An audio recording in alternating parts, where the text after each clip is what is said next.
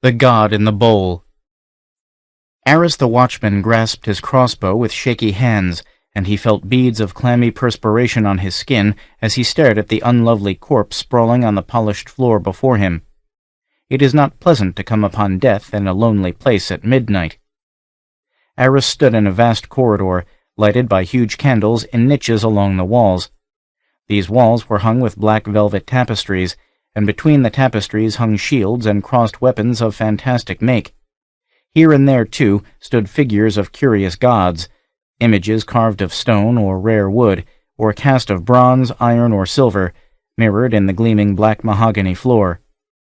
Aris shuddered. He had never become used to the place, although he had worked there as watchman for some months. It was a fantastic establishment, the great museum and antique house which men called Calian Publico's Temple, with its rarities from all over the world. And now, in the lonesomeness of midnight, Aris stood in the great silent hall and stared at the sprawling corpse that had been the rich and powerful owner of the temple. It entered even the dull brain of the watchman that the man looked strangely different now than when he rode along the Palian Way in his golden chariot, arrogant and dominant, with his dark eyes glinting with magnetic vitality. Men who had hated and feared Calian Publico would scarcely have recognized him now as he lay like a disintegrated ton of fat, his rich robe half torn from him and his purple tunic awry. His face was blackened, his eyes almost starting from his head, and his tongue lolled blackly from his gaping mouth.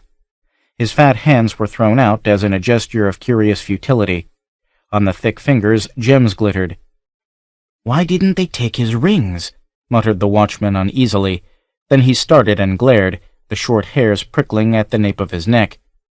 Through the dark silken hangings that masked one of the many doorways opening into the hallway came a figure.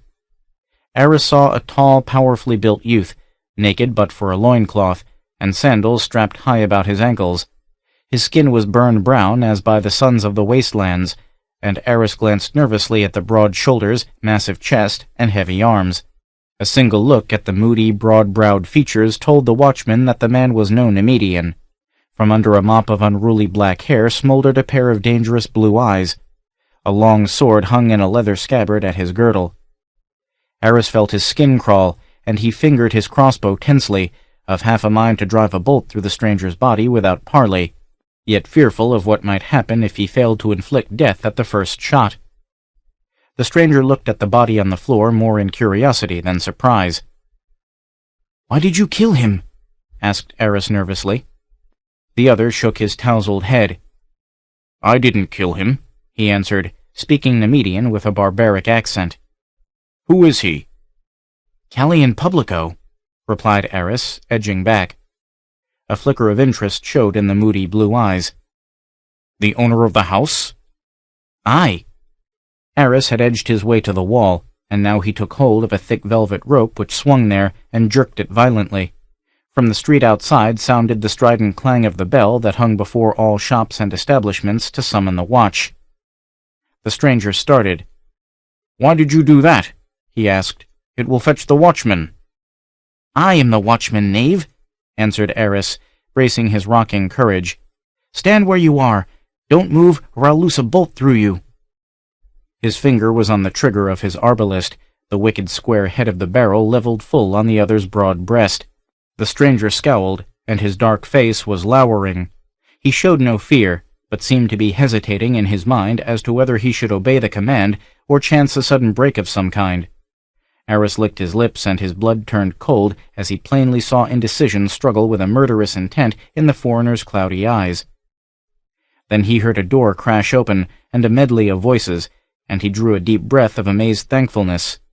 The stranger tensed and glared worriedly, like a startled hunting beast, as half a dozen men entered the hall. All but one wore the scarlet tunic of the Numalian police, were girt with stabbing swords and carried bills, long-shafted weapons, half pike, half axe. "What devil's work is this?" exclaimed the foremost man, whose cold grey eyes and lean, keen features, no less than his civilian garments, set him apart from his burly companions. "By Mitra Demetrio!" exclaimed Aris thankfully.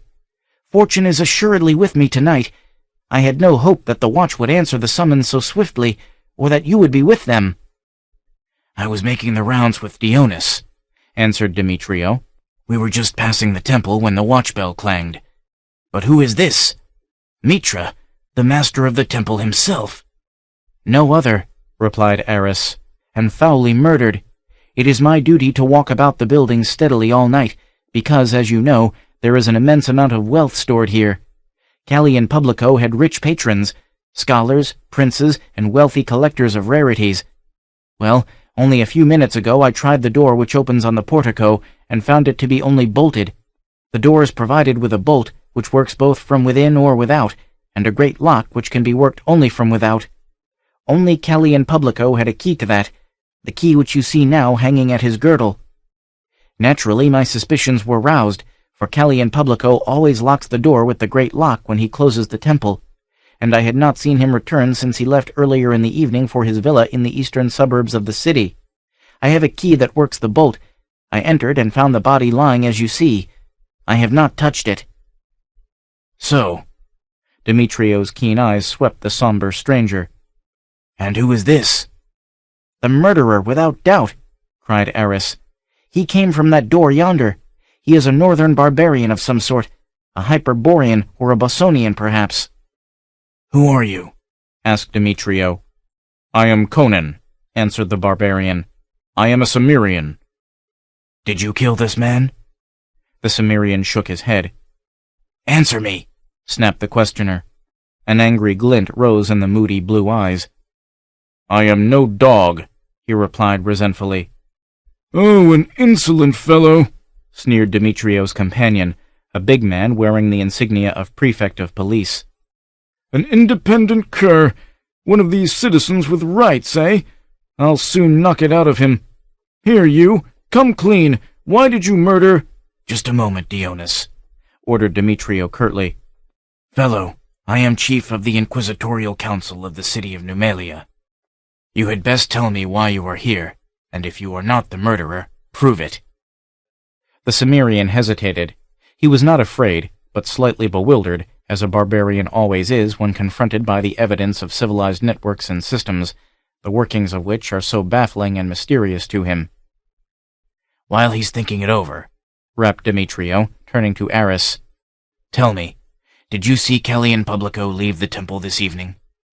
"No, he's usually gone when I arrive to begin my sentry go, but the great door was bolted and locked." "Could he have entered the building again without your having seen him?" "Why, it's possible, but hardly probable. The temple is large, and I walked clear around it in a few minutes. If he had returned from his villa, he would of course have come in his chariot, for it is a long way, and who ever heard of Callian Publico traveling otherwise? Even if I had been on the other side of the temple, I'd have heard the wheels of the chariot on the cobblestones, and I've heard no such thing, nor seen any chariots, except those which always pass along the streets just at dusk." "And the door was locked earlier in the night?" "I'll swear to it.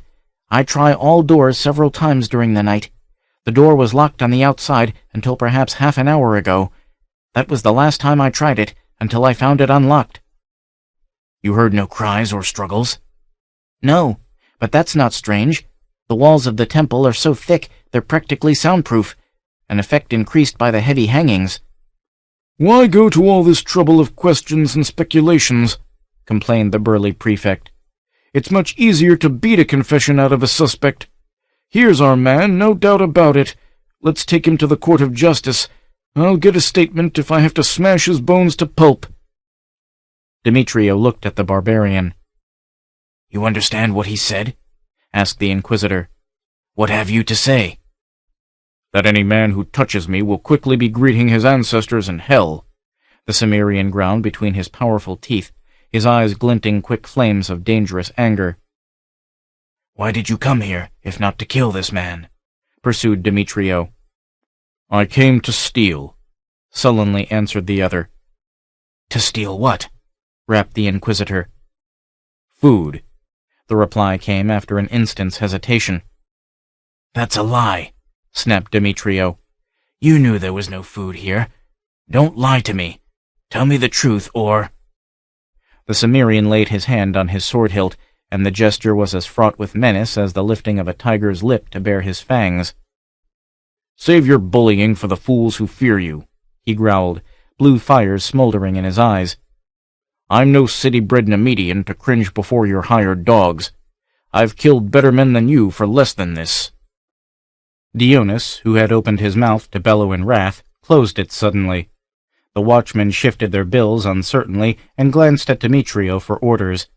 They were struck speechless at hearing the all-powerful police thus bearded and expected a command to seize the barbarian. But Demetrio did not give it.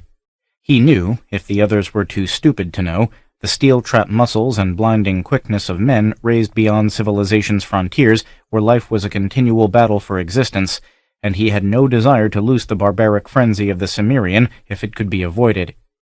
Besides, there was a doubt in his mind. "I have not accused you of killing Callian," he snapped, "but you must admit the appearances are against you. How did you enter the temple?" "I hid in the shadows of the warehouse which stands behind this building," Conan answered grudgingly. "When this dog," jerking a thumb at Eris, passed by and rounded the corner, I ran quickly to the wall and scaled it." "A lie!" broke in Eris. "No man could climb that straight wall." "Did you ever see a Cimmerian scale a sheer cliff?" asked Demetrio impatiently. "I am conducting this investigation. Go on, Conan." "The corner is decorated with carvings," said the Cimmerian. "It was easy to climb. I gained the roof before this dog came around the building again. I went across the roof until I came upon a trap door which was fastened with an iron bolt that went through it and was locked on the inside. I was forced to hew the bolt in twain with my sword." Eris, remembering the thickness of that bolt, gulped involuntarily and moved further back from the barbarian, who scowled abstractedly at him, and continued. "I feared the noise might wake somebody, but it was a chance I had to take. I passed through the trap door and came into an upper chamber. I didn't pause there, but came straight away to the stair." "How did you know where the stair was?" snapped the Inquisitor. "I know that only Callian's servants and his rich patrons were ever allowed in those upper rooms." A dogged stubbornness shadowed Conan's eyes, and he remained silent. "What did you do after you reached the stair?" demanded Demetrio. "I came straight down it," muttered the Cimmerian. "It led into the chamber behind yonder curtained door. As I came down the stairs, I heard the noise of a door being opened. When I looked through the hangings, I saw this dog standing over the dead man." "Why did you come from your hiding place?" "It was dark when I saw the watchman outside the temple. When I saw him here, I thought he was a thief too. It was not until he jerked the watch-bell rope and lifted his bow that I knew he was the watchman." "But even so," persisted the Inquisitor, "why did you reveal yourself?" "I thought perhaps he had come to steal what—" The Cimmerian checked himself suddenly as if he had said too much. "What you had come after yourself," finished Demetrio. "You have told me more than you intended. You came here with a definite purpose. You did not, by your own admission, tarry in the upper rooms, where the richest goods are generally stored. You knew the plan of the building. You were sent here by someone who knows the temple well to steal some special thing." "And to kill Callian Publico!" exclaimed Dionys. "By Mitra, we've hit it! Grab him, men! We'll have a confession before morning!" With a heathen curse, Conan leaped back, whipping out his sword with a viciousness that made the keen blade hum. "Back, if you value your dog lives," he snarled, his blue eyes blazing. "Because you dare to torture shopkeepers and strip and beat harlots to make them talk, don't think you can lay your fat paws on a hillman. I'll take some of you to hell with me. Fumble with your bow, watchman. I'll burst your guts with my heel before this night's work is over." "Wait," interposed Demetrio. "Call your dogs off, Dionys. I'm not convinced that he is the murderer. You fool," he added in a whisper. "Wait until we can summon more men, or trick him into laying down his sword." Demetrio did not wish to forego the advantage of his civilized mind by allowing matters to change to a physical basis, where the wild beast ferocity of the barbarian might even balance the odds against him. "Very well," grunted Dionys grudgingly. "Fall back, men, but keep an eye on him." "Give me your sword," said Demetrio. "Take it if you can," snarled Conan. Demetrio shrugged his shoulders. "Very well, but don't try to escape. 4 men with crossbows watch the house on the outside. We always throw a cordon about a house before we enter it." The barbarian lowered his blade, though he only slightly relaxed the tense watchfulness of his attitude. Demetrio turned again to the corpse. "Strangled," he muttered. "Why strangle him when a sword stroke is so much quicker and surer? These Cimmerians are a bloody race, born with a sword in their hand, as it were. I never heard of them killing a man in this manner." "Perhaps to divert suspicion," muttered Dionys. "Possibly." He felt the body with experienced hands. "Dead possibly half an hour," he muttered. "If Conan tells the truth about when he entered the temple, he would hardly have had time to commit the murder before Aris entered. But he may be lying. He might have broken in earlier." "I climbed the wall after Aris made the last round," Conan growled. "So you say." Demetrio brooded for a space over the dead man's throat, which had been literally crushed to a pulp of purplish flesh. The head sagged awry on splintered vertebrae. Demetrio shook his head in doubt. "Why should a murderer use a pliant cable apparently thicker than a man's arm?" he muttered. "And what terrible constriction was applied to so crush the man's heavy neck?" He rose and walked to the nearest door opening into the corridor. "Here is a bust knocked from a stand near the door," he said. "And here the polished floor is scratched, and the hangings in the doorway are pulled awry as if a clutching hand had grasped them, perhaps for support. Callie and Publico must have been attacked in that room. Perhaps he broke away from the assailant, or dragged the fellow with him as he fled. Anyway, he ran staggeringly out into the corridor, where the murderer must have followed and finished him." "And if this heathen isn't the murderer, where is he?" demanded the prefect. "I haven't exonerated the Cimmerian yet," snapped the Inquisitor. "But we'll investigate that room and—" He halted and wheeled, listening. From the street had sounded a sudden rattle of chariot wheels, which approached rapidly, then ceased abruptly. "Dionys," snapped the Inquisitor, "send 2 men to find that chariot. Bring the driver here." "From the sound," said Aris, who was familiar with all the noises of the street, "I'd say it stopped in front of Primero's house, just on the other side of the silk merchant's shop." "Who is Primero?" asked Demetrio. "Callie and Publico's chief clerk." "Bring him here with the chariot driver," snapped Demetrio. "We'll wait until they come before we examine that room." 2 guardsmen clomped away. Demetrio still studied the body. Dionys, Aris, and the remaining policemen watched Conan, who stood, sword in hand, like a bronze figure of brooding menace. Presently, sandaled feet re-echoed outside, and the 2 guardsmen entered with a strongly built, dark-skinned man in the helmet and tunic of a charioteer, with a whip in his hand, and a small, timid-looking individual, typical of that class which, risen from the ranks of artisans, supplies right-hand men for wealthy merchants and traders. This one recoiled with a cry from the sprawling bulk on the floor. "Oh, I knew evil would come of this!" "You are Primero, the clerk, I suppose. And you?" "Enaro, Callie and Publico's charioteer." "You do not seem overly moved at the sight of his corpse," observed Demetrio. "Why should I be moved?" The dark eyes flashed. "Someone has only done what I dared not, but longed to do." "So," murmured the Inquisitor, "are you a free man?" Enaro's eyes were bitter as he drew aside his tunic, showing the brand of the debtor's slave on his shoulder. "Did you know your master was coming here tonight?" "No. I brought the chariot to the temple this evening for him as usual. He entered it, and I drove toward his villa. But before we came to the Pallian Way, he ordered me to turn and drive him back. He seemed much agitated in his mind." "And did you drive him back to the temple?" "No. He bade me stop at Primero's house. There he dismissed me, ordering me to return there for him shortly after midnight." "What time was this?" "Shortly after dusk. The streets were almost deserted." "What did you do then?" "I returned to the slave quarters where I remained until it was time to return to Primero's house. I drove straight there, and your men seized me as I talked with Primero in his door." "You have no idea why Callian went to Primero's house?" "He didn't speak of his business to his slaves." Demetrio turned to Primero. "What do you know about this?" "Nothing." The clerk's teeth chattered as he spoke. Did Kelly and Publico come to your house, as the charioteer says? Yes. How long did he stay?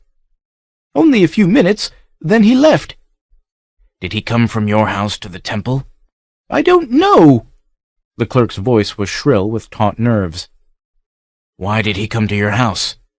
To talk matters of business with me. You're lying, snapped Demetrio. Why did he come to your house? I don't know. I don't know anything. Primero was growing hysterical. I had nothing to do with it. Make him talk, Dionys, snapped Demetrio, and Dionys grunted and nodded to one of his men, who, grinning savagely, moved toward the two captives. Do you know who I am? He growled, thrusting his head forward and staring domineeringly at his shrinking prey. You're Posthumo, answered the charioteer sullenly. You gouged out a girl's eye in the court of justice because she wouldn't give you information incriminating her lover. I always get what I go after, bellowed the guardsman, the veins in his thick neck swelling and his face growing purple as he seized the wretched clerk by the collar of his tunic, twisting it so the man was half strangled. Speak up, you rat, he growled. Answer the Inquisitor. Oh, Mitra, mercy, screamed the wretch. I swear that... Posthumo slapped him terrifically, first on one side of the face and then on the other, and continued the interrogation by flinging him to the floor and kicking him with vicious accuracy. Mercy, moaned the victim. I'll tell anything.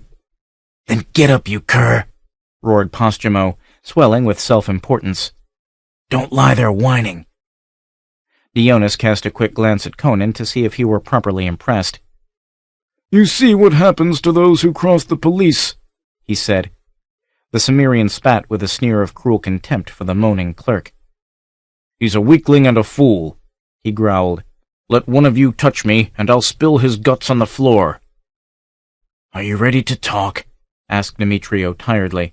He found these scenes wearyingly monotonous. All I know, sobbed the clerk, dragging himself to his feet and whimpering, like a beaten dog in his pain, is that Kellyan came to my house shortly after I arrived.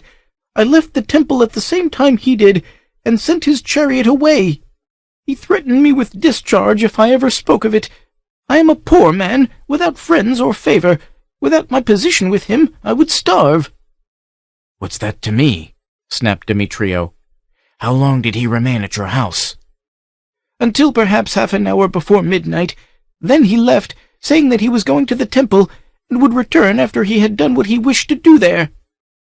What was he going to do there?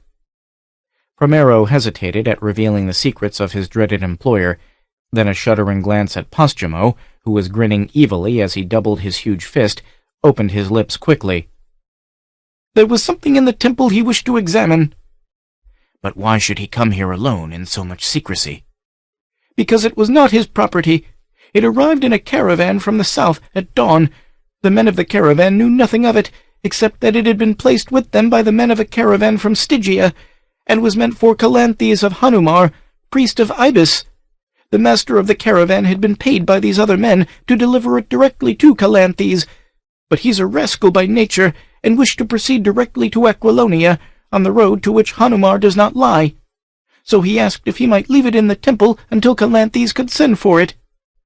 Kellyan agreed, and told him he himself would send a runner to inform Calanthes. But after the men had gone, and I spoke of the runner, Kellyan forbade me to send him. He sat brooding over what the men had left. And what was that? A sort of sarcophagus, such as is found in ancient Stygian tombs, but this one was round, like a covered metal bowl. Its composition was something like copper, but much harder, and it was carved with hieroglyphics, like those found on the more ancient menhirs in southern Stygia. The lid was made fast to the body by carven copper-like bands. What was in it? The men of the caravan did not know. They only said that the men who gave it to them told them that it was a priceless relic, found among the tombs far beneath the pyramids, and sent to Calanthes because of the love the sender bore the priest of Ibis. Kelly and Publico believed that it contained the diadem of the giant kings, of the people who dwelt in that dark land before the ancestors of the Stygians came there. He showed me a design carved on the lid, which he swore was the shape of the diadem which legend tells us the monster kings wore. He determined to open the bowl and see what it contained. He was like a madman when he thought of the fabled diadem, which myths say was set with the strange jewels known only to that ancient race, a single one of which is worth more than all the jewels of the modern world. I warned him against it, but he stayed at my house, as I have said, and a short time before midnight he came along to the temple, hiding in the shadows until the watchman had passed to the other side of the building, then letting himself in with his belt key. I watched him from the shadows of the silk shop, saw him enter the temple, and then return to my own house. If the diadem was in the bowl, or anything else of great value, he intended hiding it somewhere in the temple and slipping out again. Then on the morrow he would raise a great hue and cry, saying that thieves had broken into his house and stolen Calanthes's property. None would know of his prowlings but the charioteer and I, and neither of us would betray him." "But the watchman?" objected Demetrio. "Callian did not intend being seen by him. He planned to have him crucified as an accomplice of the thieves," answered Primero. Aris gulped and turned pale as this duplicity of his employer came home to him. "Where is this sarcophagus?" asked Demetrio. Primero pointed, and the Inquisitor grunted. "So, the very room in which Callian must have been attacked." Primero turned pale and twisted his thin hands. "Why should a man in Stygia send Calanthes a gift? Ancient gods and queer mummies have come up the caravan roads before, but who loves the priest of Ibis so well in Stygia, where they still worship the archdemon Set, who coils among the tombs in the darkness? The god Ibis has fought Set since the first dawn of the earth, and Calanthes has fought Set's priests all his life. There is something dark and hidden here." "Show us the sarcophagus," commanded Demetrio, and Primero hesitantly led the way. All followed, including Conan, who was apparently heedless of the wary eye the guardsman kept on him, and seemed merely curious. They passed through the torn hangings and entered the room, which was rather more dimly lighted than the corridor. Doors on each side gave into other chambers, and the walls were lined with fantastic images, gods of strange lands and far peoples. And Primero cried out sharply, "Look! The bowl! It's open! And empty!" In the center of the room stood a strange black cylinder, nearly 4 feet in height, and perhaps 3 feet in diameter at its widest circumference, which was halfway between the top and bottom. The heavy carven lid lay on the floor, and beside it a hammer and a chisel. Demetrio looked inside, puzzled an instant over the dim hieroglyphs, and turned to Conan. "Is this what you came to steal?" The barbarian shook his head. "How could I bear it away? It is too big for one man to carry." "The bands were cut with this chisel," mused Demetrio, "and in haste. There are marks where misstrokes of the hammer dented the metal. We may assume that Callian opened the bowl. Someone was hiding nearby, possibly in the hangings in the doorway. When Callian had the bowl open, the murderer sprang on him, or he might have killed Callian and opened the bowl himself." "This is a grisly thing," shuddered the clerk. "It's too ancient to be holy. Whoever saw metal like it in a sane world? It seems less destructible than Aquilonian steel, yet see how it is corroded and eaten away in spots. Look at the bits of black mold clinging in the grooves of the hieroglyphics. They smell as earth smells from far below the surface. And look, here on the lid." The clerk pointed with a shaky finger. "What would you say it is?" Demetrio bent closer to the carven design. "I'd say it represents a crown of some sort," he grunted. "No!" exclaimed Primero. "I warned Callian, but he would not believe me. It is a scaled serpent coiled with its tail in its mouth. It is the sign of Set, the old serpent, the god of the Stygians.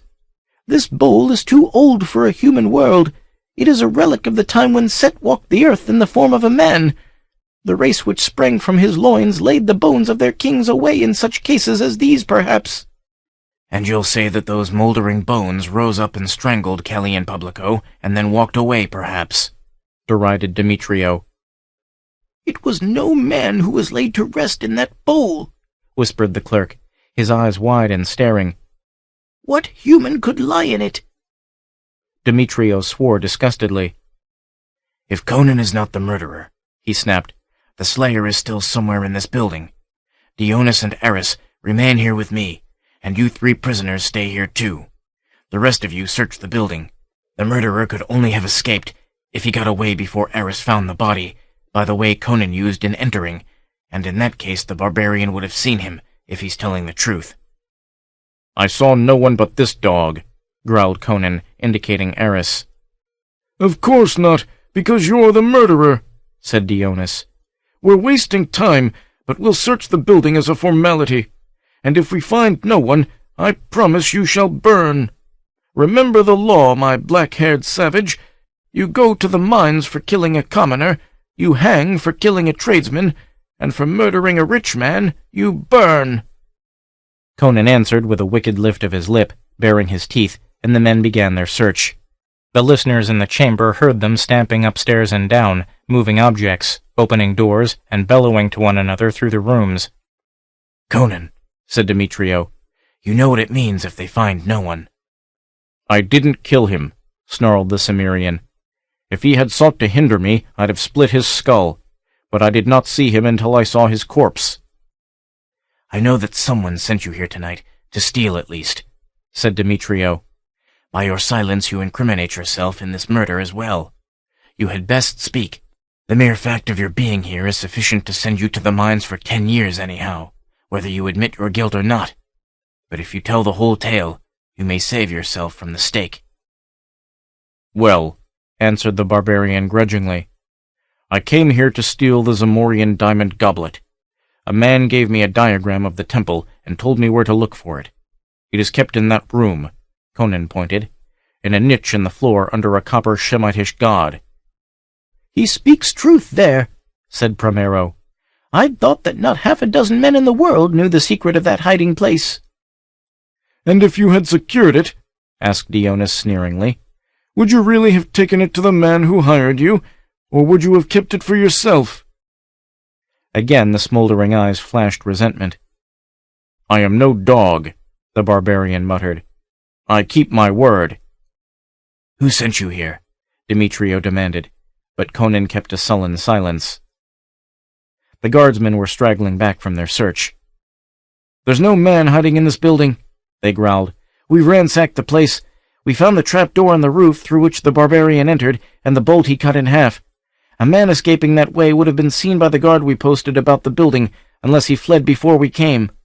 Then, besides, he would have had to stack tables or chairs or cases upon each other to reach it from below, and that has not been done. Why couldn't he have gone out the front door just before Eris came around the building? Because the door was bolted on the inside, and the only keys which will work that bolt are the one belonging to Eris and the one which still hangs on the girdle of Callian Publico.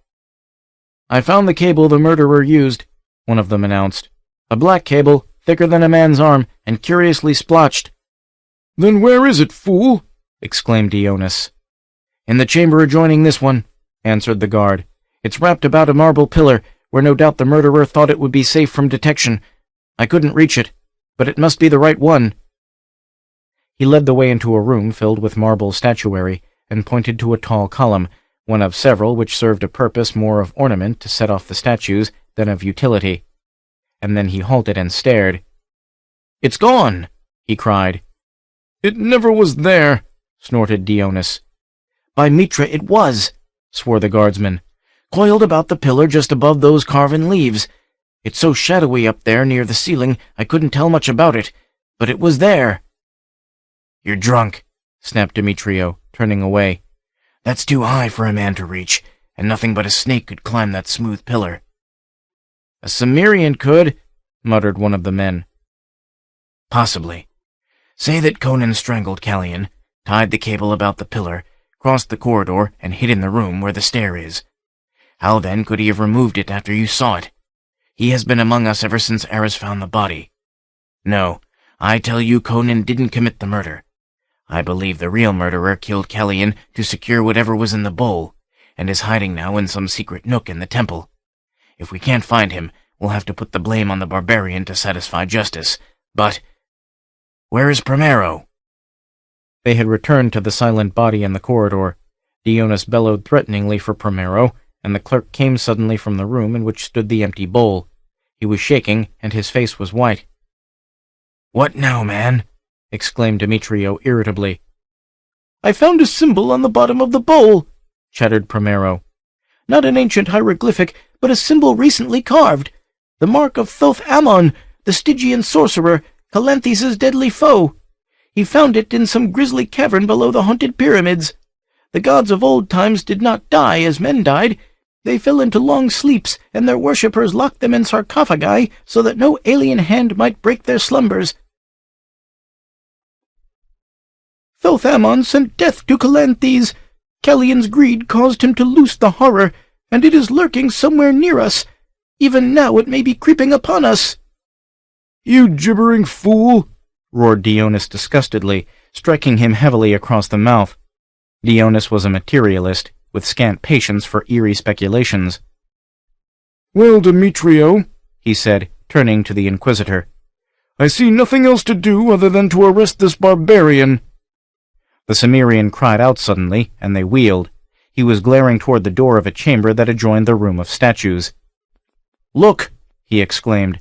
"I saw something move in that room. I saw it through the hangings. Something that crossed the floor like a long dark shadow." "Bah!" snorted Posthumo. "We searched that room." "He saw something!" Primero's voice shrilled and cracked with hysterical excitement. "This place is accursed!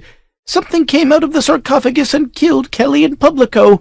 It hid from you where no human could hide, and now it is in that room. Mitra, defend us from the powers of darkness! I tell you it was one of Set's children in that grisly bowl." He caught Dionys's sleeve with claw-like fingers. "You must search that room again!"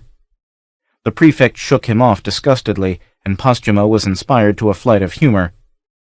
"You shall search it yourself, clerk," he said, grasping Primero by neck and girdle and propelling the screaming wretch forcibly toward the door, outside of which he paused and hurled him into the room so violently the clerk fell and lay half-stunned. "Enough of this," growled Dionys, eyeing the silent Cimmerian. The prefect lifted his hand. Conan's eyes began to burn bluely, and a tension crackled in the air, when an interruption came. A guardsman entered, dragging a slender, richly dressed figure. "I saw him slinking about the back of the temple," quoth the guard, looking for commendation. Instead, he received curses that lifted his hair. "Release that gentleman, you bungling fool!" swore the prefect. "Don't you know Astrius Patanius, the nephew of the city's governor?" The abashed guard fell away, and the foppish young nobleman brushed his embroidered sleeve fastidiously. "Save your apologies, good Dionys," he lisped affectedly. "All in line of duty, I know. I was returning from a late revel and walking to rid my brain of the wine fumes. What have we here? By Mitra, is it murder?" "Murder it is, my lord," answered the prefect. "But we have a man who, though Demetrio seems to have doubts on the matter, will doubtless go to the stake for it." "A vicious-looking brute," murmured the young aristocrat. "How can any doubt his guilt? I have never seen such a villainous countenance before." "Yes, you have, you scented dog," snarled the Cimmerian, "when you hired me to steal the Zamorian goblet for you. Revels, eh? Bah! You were waiting in the shadows for me to hand you the goblet. I would not have revealed your name if you had given me fair words. Now tell these dogs that you saw me climb the wall after the watchman made the last round, so that they'll know I didn't have time to kill this fat swine before Aris entered and found the body."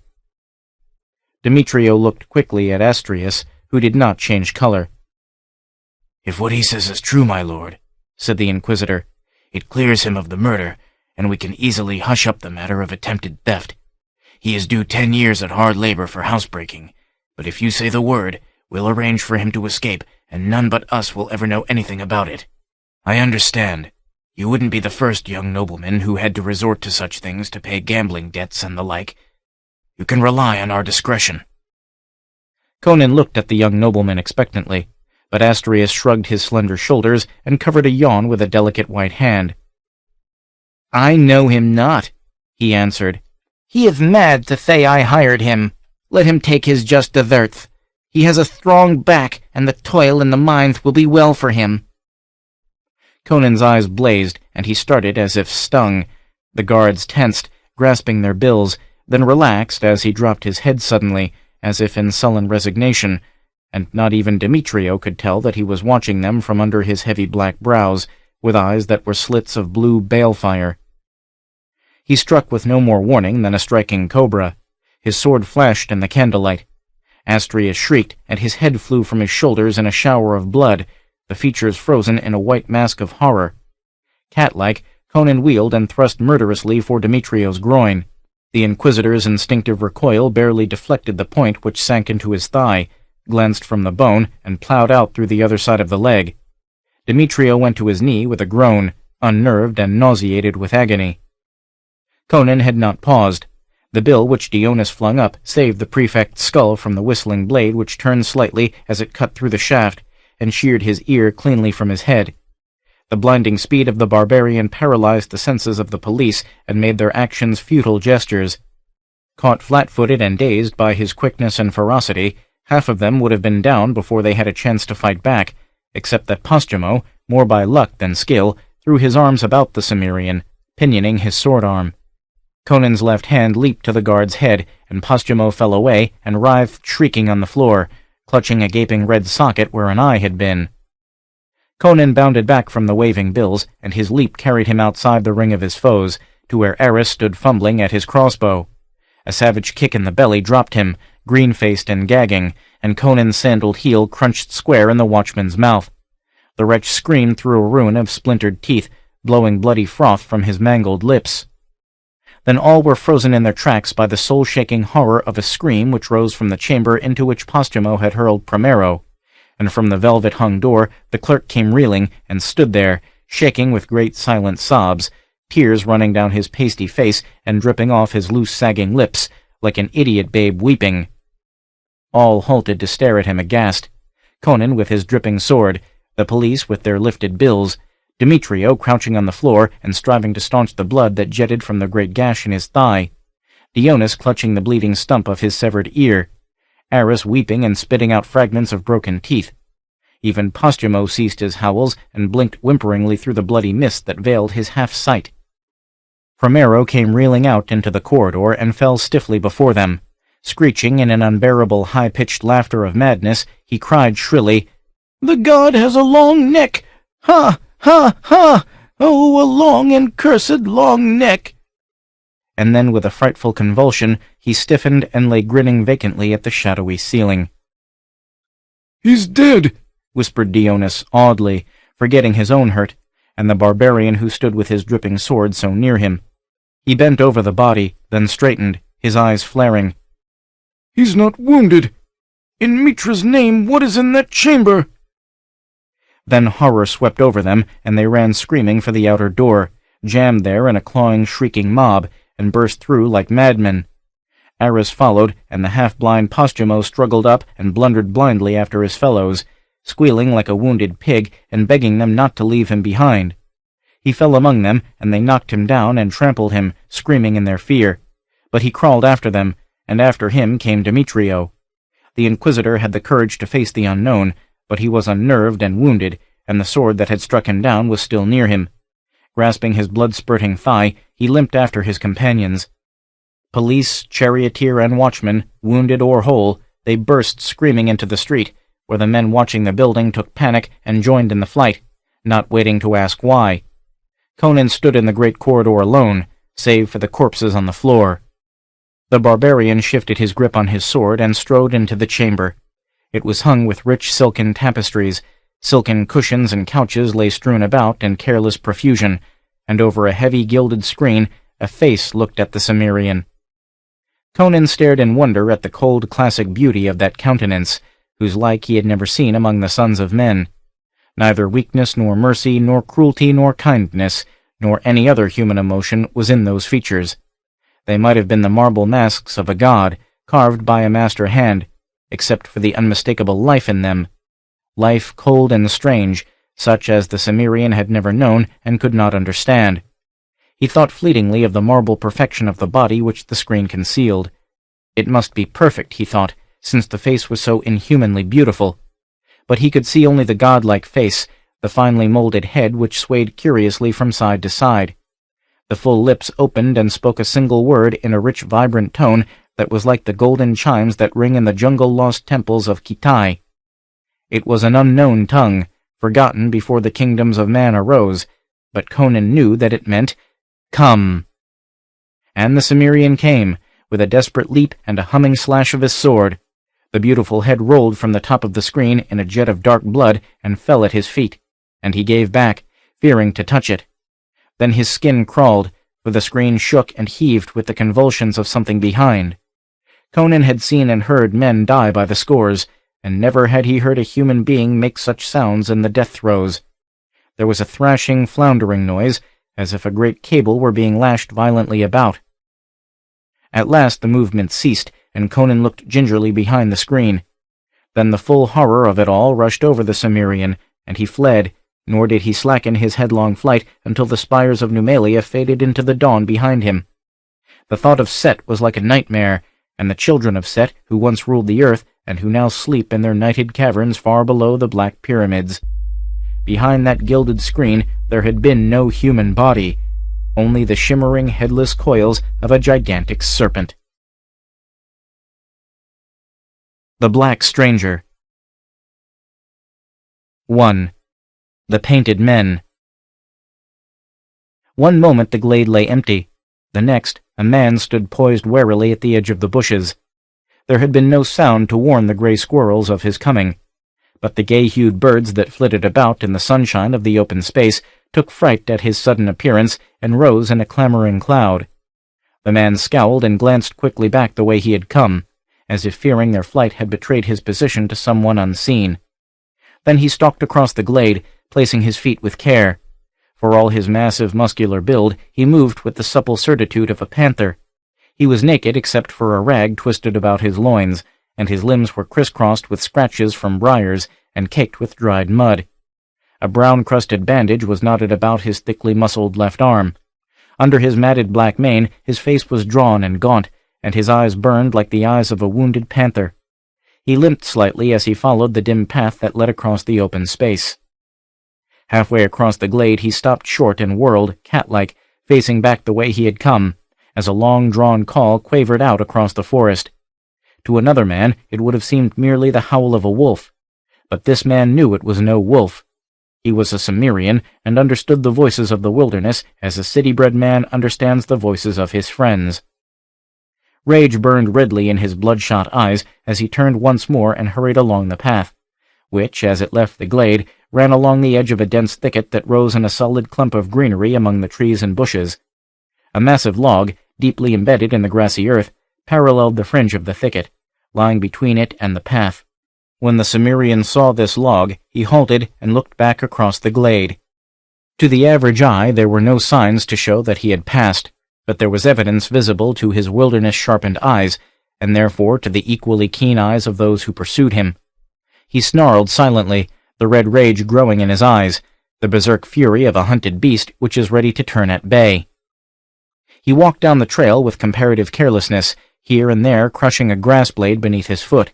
Then, when he had reached the further end of the great log, he sprang upon it, turned, and ran lightly back along it. The bark had long been worn away by the elements. He left no sign to show the keenest forest eyes that he had doubled on his trail. When he reached the densest point of the thicket, he faded into it like a shadow, with hardly the quiver of a leaf to mark his passing. The minutes dragged. The gray squirrels chattered again on the branches, then flattened their bodies and were suddenly mute. Again the glade was invaded. As silently as the first man had appeared, 3 other men materialized out of the eastern edge of the clearing. They were dark-skinned men of short stature, with thickly muscled chests and arms. They wore beaded buckskin loincloths, and an eagle's feather was thrust into each black mane. They were painted in hideous designs and heavily armed.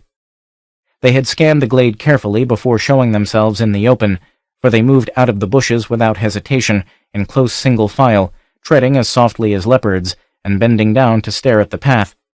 They were following the trail of the Cimmerian, but it was no easy task even for these human bloodhounds. They moved slowly across the glade, and then one stiffened, grunted, and pointed with his broad-bladed stabbing spear at a crushed grass blade where the path entered the forest again. All halted instantly, and their beady black eyes quested the forest walls. But their quarry was well hidden. They saw nothing to awake their suspicion, and presently they moved on, more rapidly, following the faint marks that seemed to indicate their prey was growing careless through weakness, or they had just passed the spot where the thicket crowded desperation. Closest to the ancient trail when the Cimmerian bounded into the path behind them and plunged his knife between the shoulders of the last man. The attack was so quick and unexpected, the Pict had no chance to save himself. The blade was in his heart before he knew he was in peril. The other two whirled with the instant steel-trap quickness of savages, but even as his knife sank home, the Cimmerian struck a tremendous blow with the war axe in his right hand. The second Pict was in the act of turning as the axe fell. It split his skull to the teeth. The remaining Pict, a chief by the scarlet tip of his eagle feather, came savagely to the attack. He was stabbing at the Cimmerian's breast even as the killer wrenched his axe from the dead man's head. The Cimmerian hurled the body against the chief and followed with an attack as furious and desperate as the charge of a wounded tiger. The Pict, staggering under the impact of the corpse against him, made no attempt to parry the dripping axe. The instinct to slay submerging even the instinct to live, he drove his spear ferociously at his enemy's broad breast.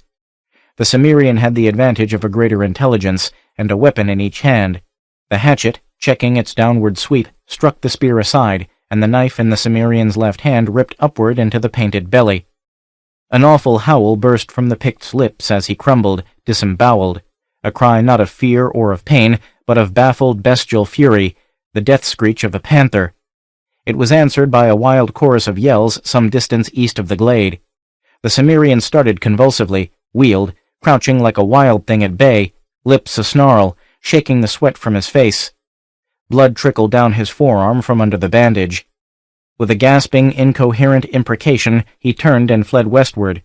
He did not pick his way now, but ran with all the speed of his long legs, calling on the deep and all but inexhaustible reservoirs of endurance which are nature's compensation for a barbaric existence.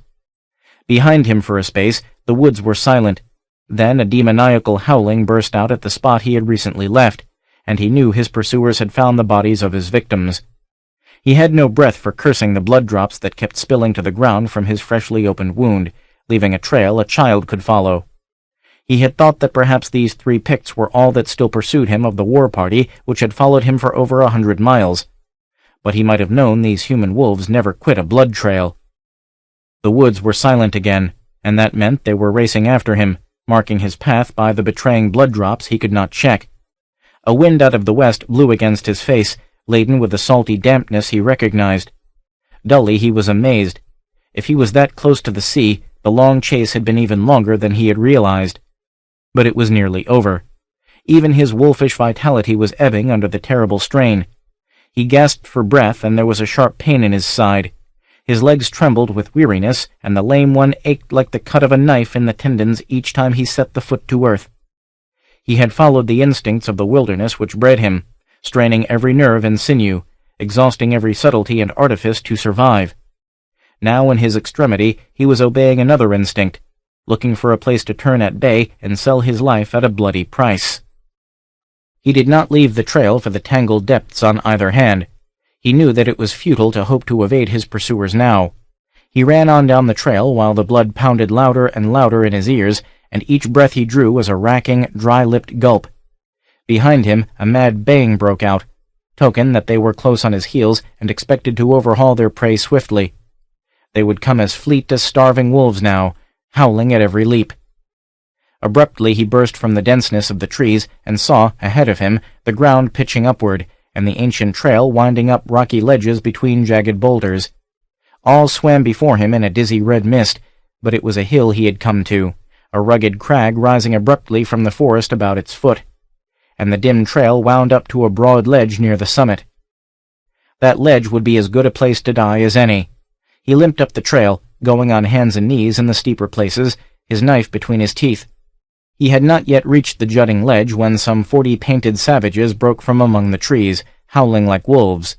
At the sight of their prey, their screams rose to a devil's crescendo, and they raced toward the foot of the crag, loosing arrows as they came.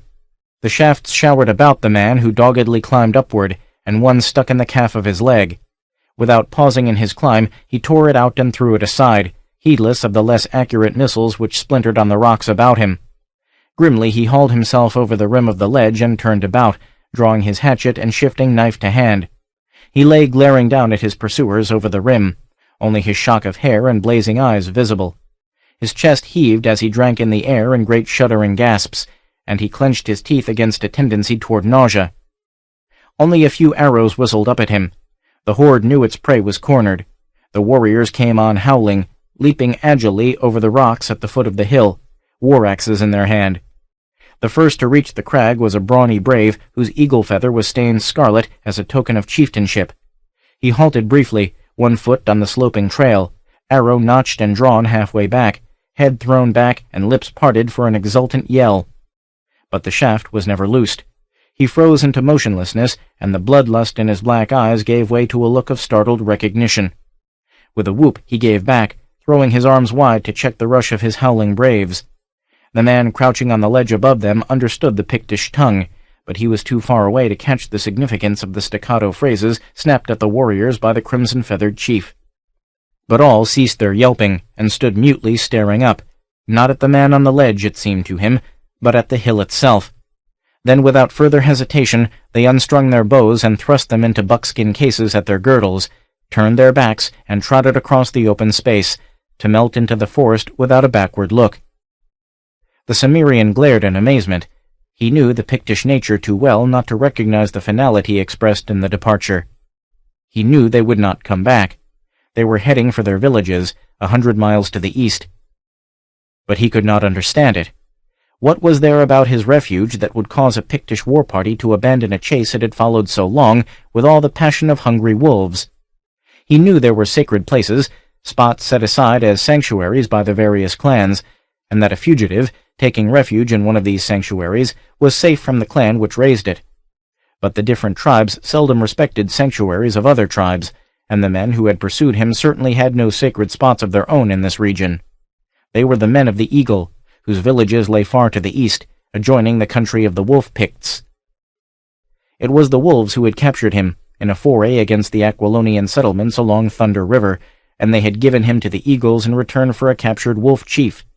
The Eaglemen had a red score against the giant Cimmerian, and now it was redder still, for his escape had cost the life of a noted war chief.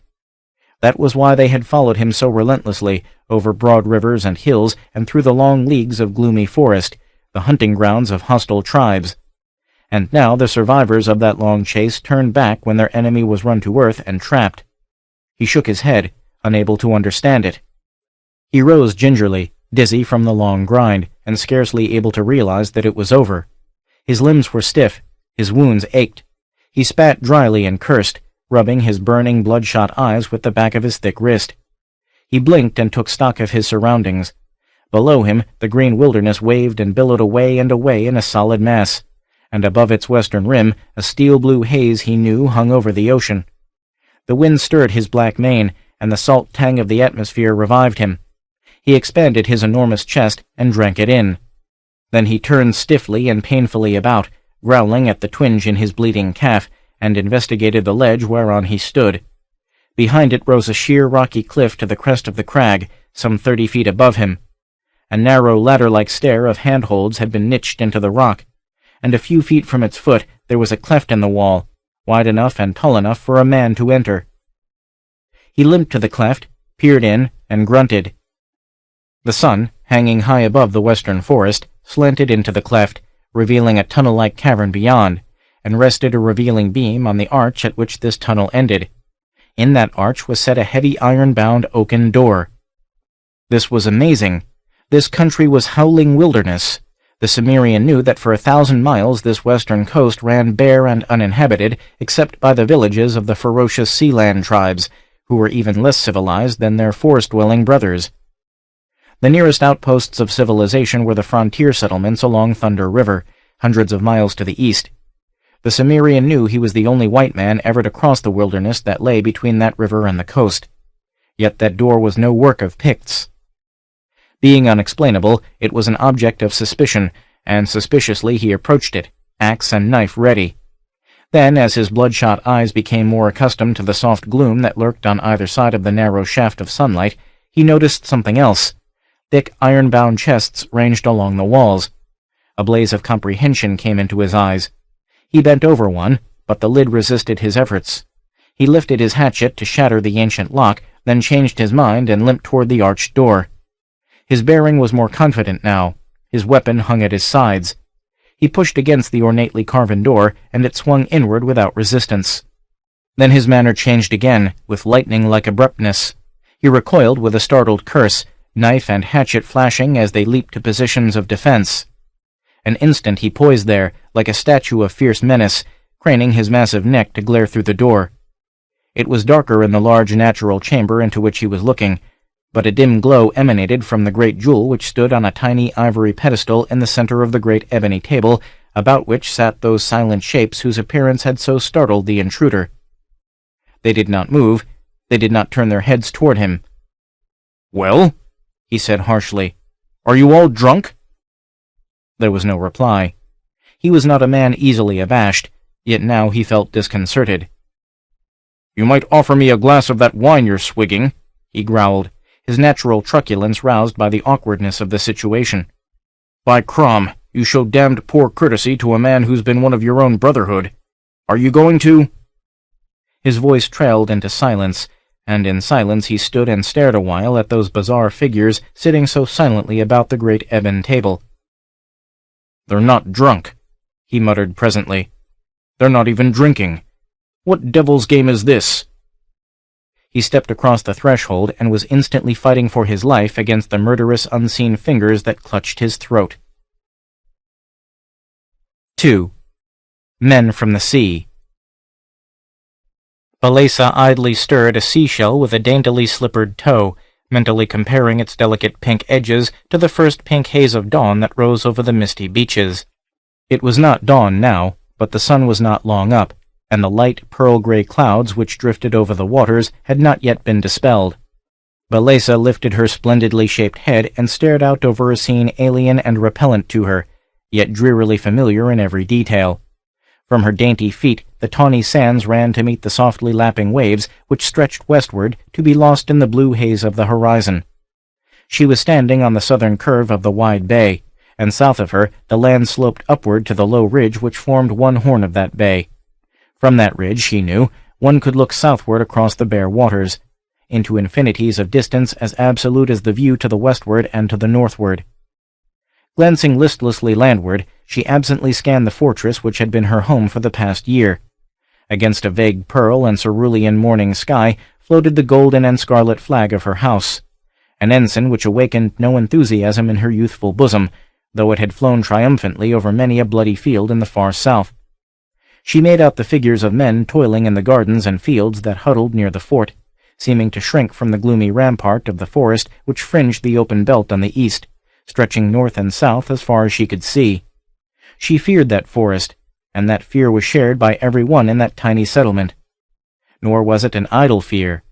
Death lurked in those whispering depths, death swift and terrible, death slow and hideous, hidden, painted, tireless, unrelenting.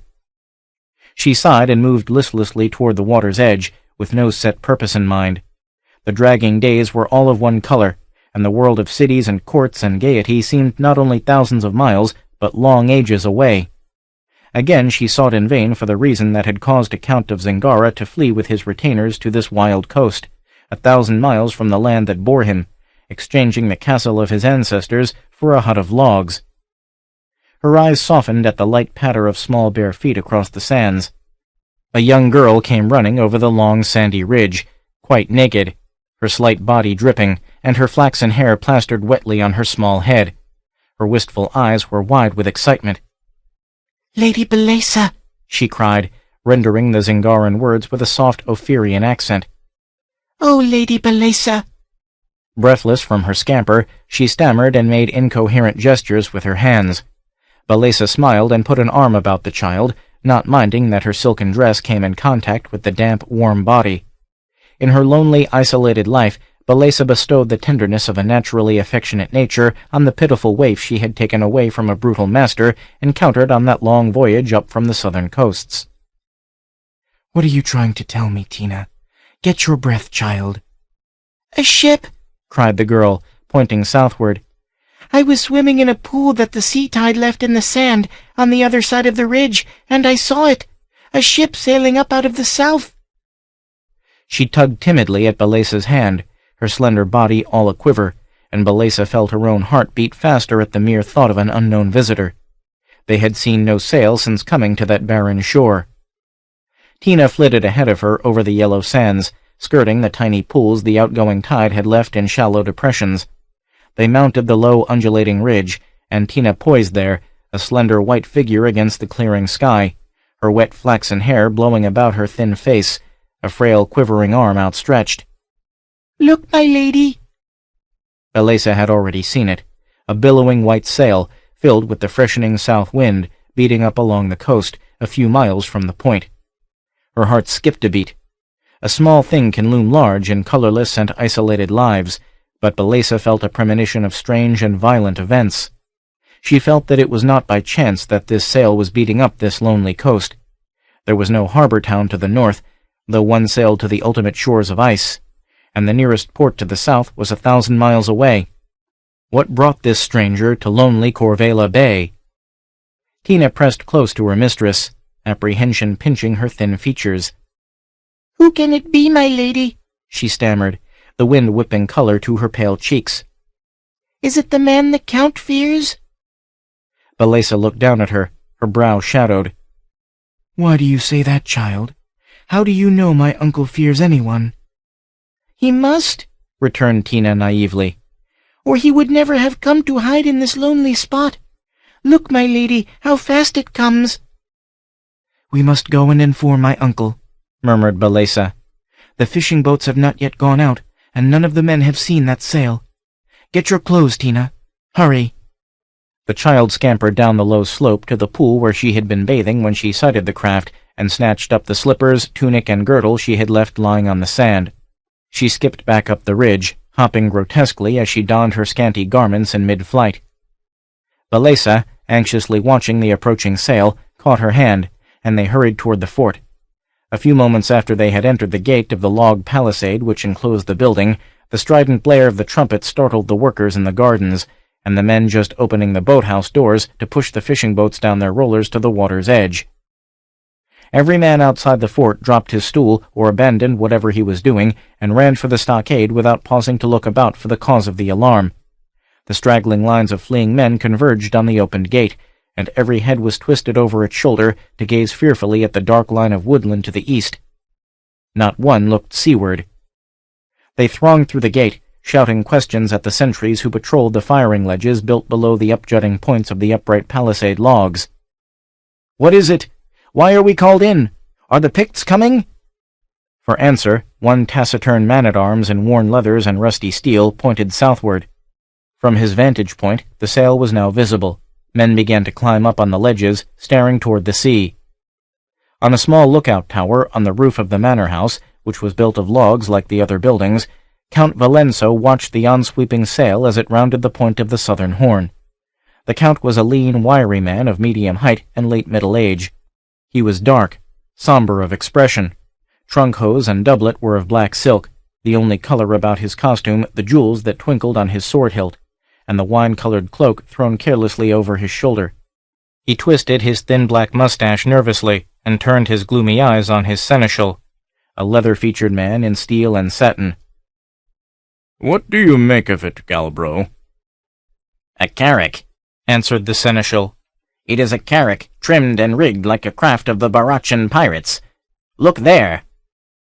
A chorus of cries below them echoed his ejaculation. The ship had cleared the point and was slanting inward across the bay, and all saw the flag that suddenly broke forth from the masthead, a black flag with a scarlet skull gleaming in the sun. The people within the stockade stared wildly at that dread emblem. Then all eyes turned up toward the tower, where the master of the fort stood somberly, his cloak whipping about him in the wind. "It's a Barachan, all right," grunted Galbro. "And unless I am mad, it's Strom's Red Hand. What is he doing on this naked coast?" "He can mean no good for us," growled the Count. A glance below showed him that the massive gates had been closed, and that the captain of his men-at-arms, gleaming in steel, was directing his men to their stations, some to the ledges, some to the tower loopholes. He was massing his main strength along the western wall, in the midst of which was the gate. Valenso had been followed into exile by 100 men, soldiers, vassals, and serfs. Of these, some 40 were men-at-arms, wearing helmets and suits of mail, armed with swords, axes, and crossbows. The rest were toilers, without armor save for shirts of toughened leather, but they were brawny stalwarts, and skilled in the use of their hunting bows, woodsmen's axes, and boar spears. They took their places, scowling at their hereditary enemies. The pirates of the Barachan Isles, a tiny archipelago off the southwestern coast of Zingara, had preyed on the people of the mainland for more than a century. The men on the stockade gripped their bows or boar spears and stared somberly at the carrack which swung inshore, its brass work flashing in the sun. They could see the figures swarming on the deck and hear the lusty yells of the seamen. Steel twinkled along the rail. The Count had retired from the tower, shooing his niece and her eager protege before him, and having donned helmet and cuirass, he betook himself to the palisade to direct the defense. His subjects watched him with moody fatalism. They intended to sell their lives as dearly as they could, but they had scant hope of victory in spite of their strong position. They were oppressed by a conviction of doom. A year on that naked coast, with the brooding threat of that devil-haunted forest looming forever at their backs, had shadowed their souls with gloomy forebodings. Their women stood silently in the doorways of their huts, built inside the stockade, and quieted the clamor of their children. Balesa and Tina watched eagerly from an upper window in the manor house, and Balesa felt the child's tense little body all a-quiver within the crook of her protecting arm. "They will cast anchor near the boathouse," murmured Balesa. "Yes, there goes their anchor, 100 yards offshore. Do not tremble so, child. They cannot take the fort. Perhaps they wish only fresh water and supplies. Perhaps a storm blew them into these seas." "They are coming ashore in longboats," exclaimed the child. "Oh, my lady, I am afraid. They are big men in armor. Look how the sun strikes fire from their pikes and burgonets. Will they eat us?" Balesa burst into laughter in spite of her apprehension. "Of course not. Who put that idea into your head?" "Zingalito told me the Barachans eat women." "He was teasing you. The Barachans are cruel, but they are no worse than the Zingaran renegades who call themselves buccaneers. Zingalito was a buccaneer once." "He was cruel," muttered the child. "I'm glad the Picts cut his head off." "Hush, child." Balesa shuddered slightly. "You must not speak that way. Look, the pirates have reached the shore. They line the beach, and one of them is coming toward the fort. That must be Strom." "Ahoy! The fort there!" came a hail in a voice gusty as the wind. "I come under a flag of truce." The Count's helmeted head appeared over the points of the palisade. His stern face, framed in steel, surveyed the pirate somberly. Strom had halted just within good earshot. He was a big man, bareheaded, his tawny hair blowing in the wind. Of all the sea rovers who haunted the Barachans, none was more framed for deviltry than he. "Speak," commanded Valenso. "I have scant desire to converse with one of your breed." Strom laughed with his lips, not with his eyes. "When your galleon escaped me in that squall off the Tralabes last year, I never thought to meet you again on the Pictish coast, Valenso," said he. "Although at the time I wondered what your destination might be. By Mitra, had I known, I would have followed you then.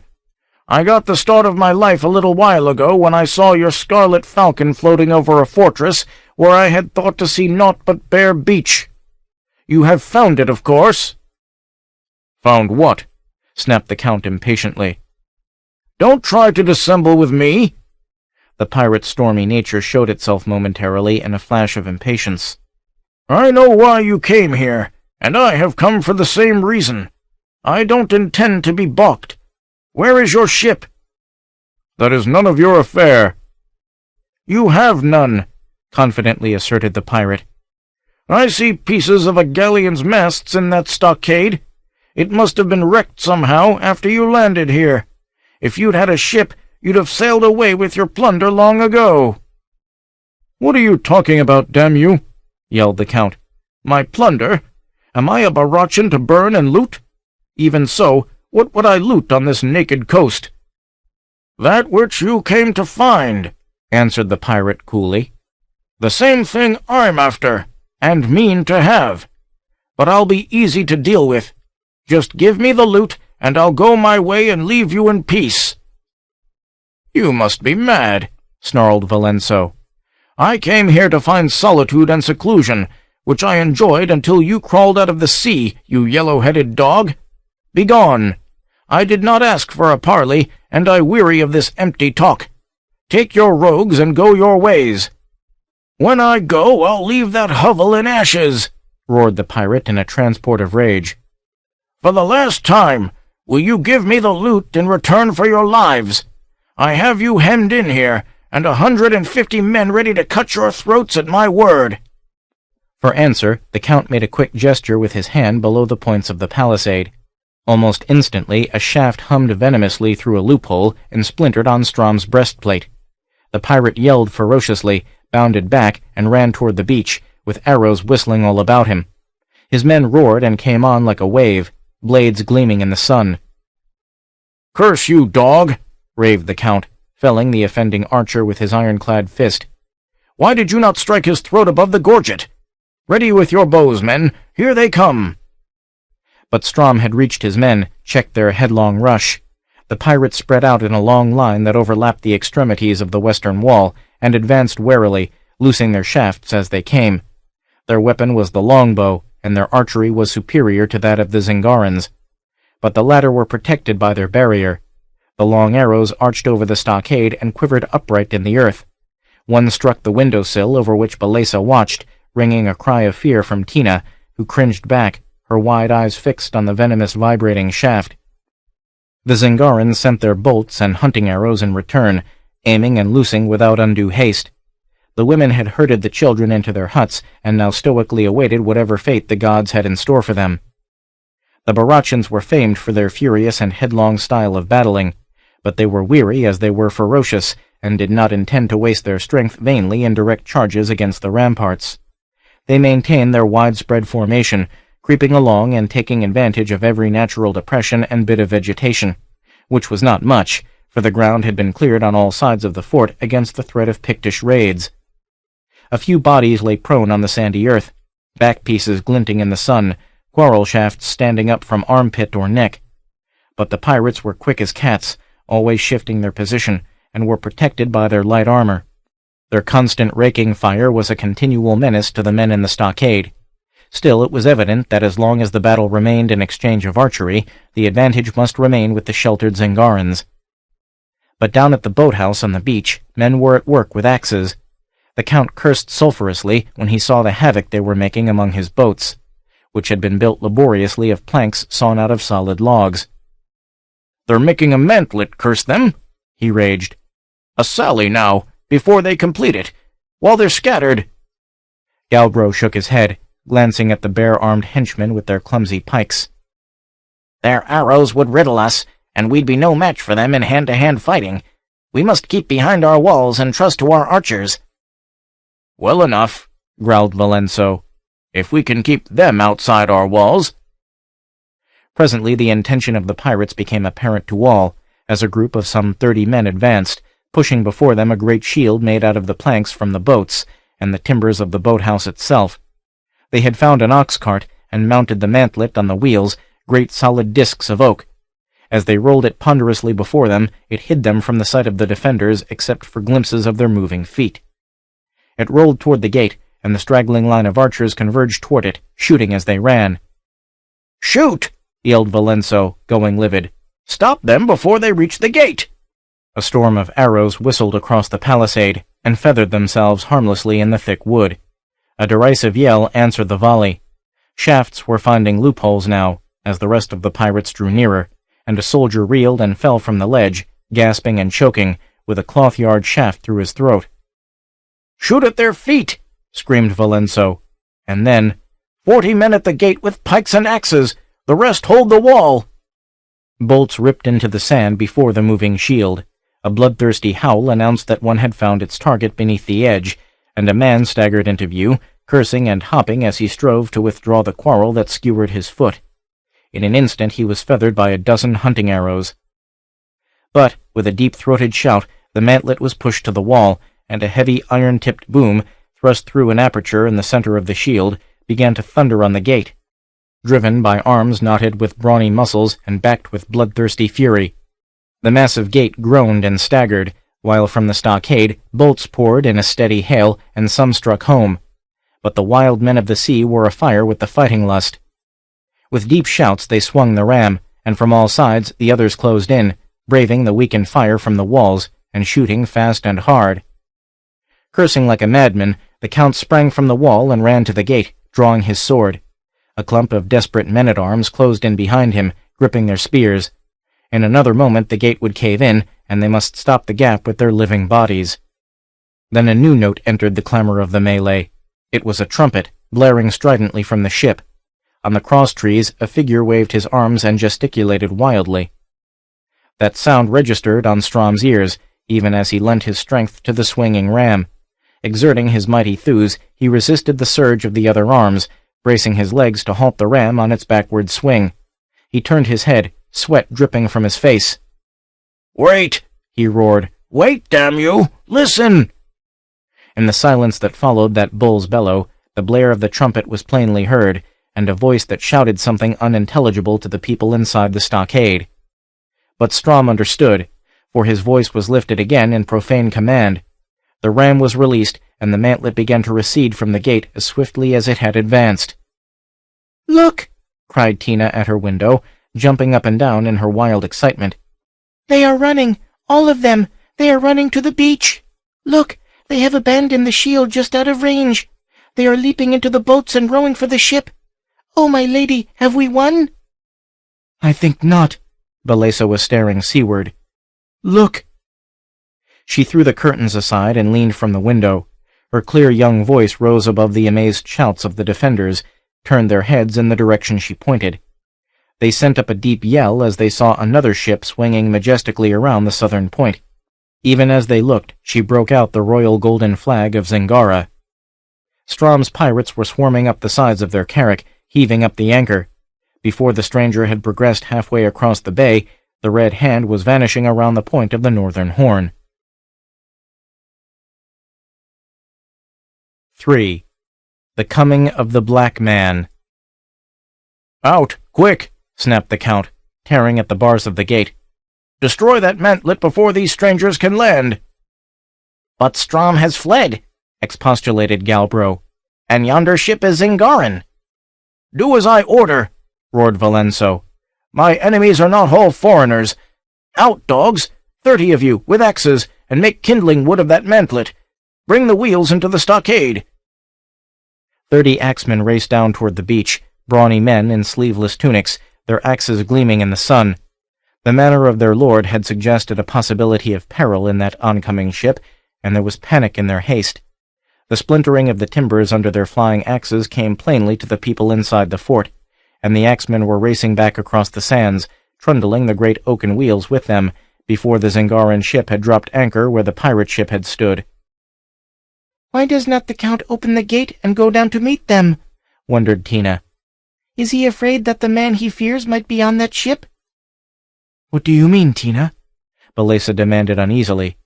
The Count had never vouchsafed a reason for this self-exile. He was not the sort of a man to run from an enemy, though he had many. But this conviction of Tina's was disquieting, almost uncanny. Tina seemed not to have heard her question. "The axemen are back in the stockade," she said. "The gate is closed again and barred. The men still keep their places along the wall. If that ship was chasing Strom, why did it not pursue him? But it is not a warship. It is a carrack, like the other. Look, a boat is coming ashore. I see a man in the bow, wrapped in a dark cloak." The boat having grounded, this man came pacing leisurely up the sands, followed by 3 others. He was a tall, wiry man, clad in black silk and polished steel. "Halt!" roared the Count. "I will parley with your leader alone." The taller stranger removed his morion and made a sweeping bow. His companions halted, drawing their wide cloaks about them, and behind them the sailors leaned on their oars and stared at the flag floating over the palisade. When he came within easy call of the gate, "Why, surely," said he, "there should be no suspicion between gentlemen in these naked seas." Valenso stared at him suspiciously. The stranger was dark, with a lean, predatory face and a thin black mustache. A bunch of lace was gathered at his throat, and there was lace on his wrists. "I know you," said Valenso slowly. "You are Black Zorono, the buccaneer." Again the stranger bowed with stately elegance. "And none could fail to recognize the red falcon of the Corsettas." "It seems this coast has become the rendezvous of all the rogues of the southern seas," growled Valenso. "What do you wish?" Come, sir," remonstrated Zorono. "This is a churlish greeting to one who has just rendered you a service. Was not that Argosian dog Strom just thundering at your gate? And did he not take to his sea heels when he saw me round the point?" "True," grunted the Count grudgingly, "though there is little to choose between a pirate and a renegade." Zorono laughed without resentment and twirled his mustache. "You are blunt in speech, my lord, but I desire only leave to anchor in your bay, to let my men hunt for meat and water in your woods, and perhaps to drink a glass of wine myself at your board." "I see not how I can stop you," growled Valenso. "But understand this, Zorono. No man of your crew comes within this palisade. If one approaches closer than 100 feet, he will presently find an arrow through his gizzard. And I charge you, do no harm to my gardens or the cattle in the pens. 3 steers you may have for fresh meat, but no more, and we can hold this fort against your ruffians in case you think otherwise." "You are not holding it very successfully against Strom," the buccaneer pointed out with a mocking smile. "You'll find no wood to build mantlets unless you chop down trees or strip it from your own ship," assured the Count grimly. "And your men are not Barachan archers. They're no better bowmen than mine. Besides, what little loot you'd find in this castle would not be worth the price." "Who speaks of loot and warfare?" protested Zorono. "Nay, my men are sick to stretch their legs ashore, and nigh to scurvy from chewing salt pork. I guarantee their good conduct. May they come ashore?" Valenso grudgingly signified his content, and Zorono bowed, a thought sardonically, and retired with a tread as measured and stately as if he trod the polished crystal floor of the Cordava royal court, where indeed, unless rumor lied, he had once been a familiar figure. "Let no man leave the stockade," Valenso ordered Galbro. "I do not trust that renegade dog. Because he drove Strom from our gate is no guarantee that he would not cut our throats." Galbro nodded. He was well aware of the enmity which existed between the pirates and the Zingaran buccaneers. The pirates were mainly Argosian sailors turned outlaw. To the ancient feud between Argos and Zingara was added, in the case of the freebooters, the rivalry of opposing interests. Both breeds preyed on the shipping and the coastal towns, and they preyed on one another with equal rapacity. So no one stirred from the palisade while the buccaneers came ashore, dark-faced men in flaming silk and polished steel, with scarfs bound about their heads and gold hoops in their ears. They camped on the beach, 170 odd of them, and Valenso noticed that Zorono posted lookouts on both points. They did not molest the gardens, and only the 3 beeves designated by Valenso, shouting from the palisade, were driven forth and slaughtered. Fires were kindled on the strand, and a wattled cask of ale was brought ashore and broached. Other kegs were filled with water from the spring that rose a short distance south of the fort, and men began to straggle toward the woods, crossbows in their hands. Seeing this, Valenso was moved to shout to Zorono, striding back and forth through the camp. "Don't let your men go into the forest. Take another steer from the pens if you haven't enough meat. If they go trampling into the woods, they may fall foul of the Picts. Whole tribes of the Painted Devils live back in the forest. We beat off an attack shortly after we landed, and since then 6 of my men have been murdered in the forest at one time or another. There's peace between us just now, but it hangs by a thread. Don't risk stirring them up." Zorono shot a startled glance at the lowering woods, as if he expected to see hordes of savage figures lurking there. Then he bowed and said, "I thank you for the warning, my lord." And he shouted for his men to come back in a rasping voice that contrasted strangely with his courtly accents when addressing the Count. If Zorono could have penetrated the leafy mask, he would have been more apprehensive, if he could have seen the sinister figure that lurked there, watching the strangers with inscrutable black eyes. A hideously painted warrior, naked but for a doeskin breech-clout, with a toucan feather drooping over his left ear. As evening drew on, a thin skim of gray crawled up from the sea rim and overcast the sky. The sun sank in a wallow of crimson, touching the tips of the black waves with blood. Fog crawled out of the sea and lapped at the feet of the forest, curling about the stockade in smoky wisps. The fires on the beach shone dull crimson through the mist, and the singing of the buccaneers seemed deadened and far away. They had brought old sail canvas from the Carrack and made them shelters along the strand, where beef was still roasting, and the ale granted them by their captain was doled out sparingly. The great gate was shut and barred. Soldiers stolidly tramped the ledges of the palisade, pike on shoulder, beads of moisture glistening on their steel caps. They glanced uneasily at the fires on the beach, stared with greater fixity toward the forest, now a vague dark line in the crawling fog. The compound lay empty of life, a bare, darkened space. Candles gleamed feebly through the crack of the huts, and light streamed from the windows of the manor. There was silence except for the tread of the sentries, the drip of water from the eaves, and the distant singing of the buccaneers. Some faint echo of this singing penetrated into the great hall where Valenso sat at wine with his unsolicited guest. "Your men make merry, sir," grunted the count. "They are glad to feel the sand under their feet again," answered Zerono. "It has been a wearisome voyage. Yes, a long, stern chase." He lifted his goblet gallantly to the unresponsive girl who sat on his host's right and drank ceremoniously. Impassive attendants ranged the walls, soldiers with pikes and helmets, servants in satin coats. Valenso's household in this wild land was a shadowy reflection of the court he had kept in Cordova. The manor house, as he insisted on calling it, was a marvel for that coast. 100 men had worked night and day for months building it. Its log-walled exterior was devoid of ornamentation, but within it was as nearly a copy of Corzetta Castle as was possible. The logs that composed the walls of the hall were hidden with heavy silk tapestries, worked in gold. Ship beams, stained and polished, formed the beams of the lofty ceiling. The floor was covered with rich carpets. The broad stair that led up from the hall was likewise carpeted, and its massive balustrade had once been a galleon's rail. A fire in the wide stone fireplace dispelled the dampness of the night.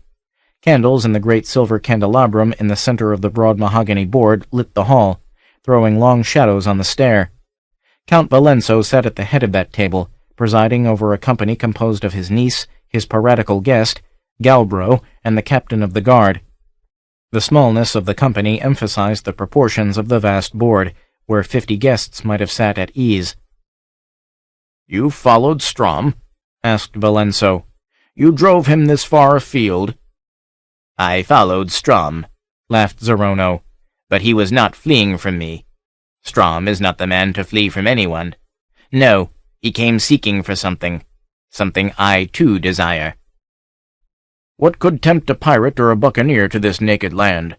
muttered Valenso, staring into the sparkling contents of his goblet. "What could tempt a Count of Cordova?" retorted Zerono, and an avid light burned an instant in his eyes. "The rottenness of a royal court might sicken a man of honor," remarked Valenso. "Corzettas of honor have endured its rottenness with tranquility for several generations," said Zerono bluntly. "My lord, indulge my curiosity. Why did you sell your lands, load your galleon with the furnishings of your castle, and sail over the horizon out of the knowledge of the king and the nobles of Zingara? And why settle here, when your sword and your name might carve out a place for you in any civilized land?" Valenso toyed with the golden seal chain about his neck. "As to why I left Zingara," he said, "that is my own affair. But it was chance that left me stranded here. I had brought all my people ashore, and much of the furnishings you mentioned, intending to build a temporary habitation. But my ship, anchored out there in the bay, was driven against the cliffs of the north point and wrecked by a sudden storm out of the west. Such storms are common enough at certain times of the year. After that there was naught to do but remain and make the best of it." "Then you would return to civilization if you could?" "Not to Cordova, but perhaps to some far clime, to Vendaya or Kitai." "Do you not find it tedious here, my lady?" asked Zerono, for the first time addressing himself directly to Balesa. Hunger to see a new face and hear a new voice had brought the girl to the great hall that night, but now she wished she had remained in her chamber with Tina. There was no mistaking the meaning in the glance Zorono turned on her. His speech was decorous and formal, his expression sober and respectful, but it was but a mask through which gleamed the violent and sinister spirit of the man. He could not keep the burning desire out of his eyes when he looked at the aristocratic young beauty in her low-necked satin gown and jeweled girdle. "There is little diversity here," she answered in a low voice. "If you had a ship," Zorono bluntly asked his host, "you would abandon this settlement?" "Perhaps," admitted the Count. "I have a ship," said Zorono. "If we could reach an agreement—" "What sort of an agreement?" Valenso lifted his head to stare suspiciously at his guest. "Share and share alike," said Zorono, laying his hand on the board with the fingers spread wide. The gesture was curiously reminiscent of a great spider, but the fingers quivered with curious tension, and the buccaneer's eyes burned with a new light. "Share what?" Valenso stared at him in evident bewilderment. "The gold I brought with me went down in my ship, and unlike the broken timbers, it did not wash ashore." "Not that." Zorono made an impatient gesture. "Let us be frank, my lord. Can you pretend it was chance which caused you to land at this particular spot, with 1,000 miles of coast from which to choose?" "There is no need for me to pretend," answered Valenso coldly. "My ship's master was one Zingalito, formerly a buccaneer. He had sailed this coast and persuaded me to land here, telling me he had a reason he would later disclose. But this reason he never divulged, because the day after we landed he disappeared into the woods, and his headless body was found later by a hunting party. Obviously he was ambushed and slain by the Picts." Zorono stared fixedly at Valenso for a space. "Sink me," quoth he at last. "I believe you, my lord. A Corzetta has no skill at lying, regardless of his other accomplishments. And I will make you a proposal. I will admit when I anchored out there in the bay, I had other plans in mind. Supposing you to have already secured the treasure, I meant to take this fort by strategy and cut all your throats. But circumstances have caused me to change my mind." He cast a glance at Balesa that brought the color into her face and made her lift her head indignantly. "I have a ship to carry you out of exile," said the buccaneer, "with your household and such of your retainers as you shall choose. The rest can fend for themselves." The attendants along the walls shot uneasy glances sidelong at each other. Zorono went on, too brutally cynical to conceal his intentions. "But first you must help me secure the treasure for which I've sailed 1,000 miles. "What treasure, in Mitra's name?" demanded the Count angrily. "You are yammering like that dog Strom now." "Did you ever hear of bloody Tranakos, the greatest of the Barachian pirates?" asked Zorono. "Who has not? It was he who stormed the island castle of the exiled Prince Tothmekri of Stygia, put people to the sword, and bore off the treasure the prince had brought with him when he fled from Kemi." "Aye, and the tale of that treasure brought the men of the Red Brotherhood swarming like vultures after carrion. Pirates, buccaneers, even the black corsairs from the south. Fearing betrayal by his captains, he fled northward with one ship and vanished from the knowledge of men. That was nearly 100 years ago. But the tale persists that one man survived that last voyage and returned to the Barachians, only to be captured by a Zingaran warship. Before he was hanged, he told his story and drew a map in his own blood, on parchment, which he smuggled somehow out of his captor's reach. This was the tale he told. Tranakos had sailed far beyond the paths of shipping, until he came to a bay on a lonely coast, and there he anchored. He went ashore, taking his treasure and 11 of his most trusted captains who had accompanied him on his ship.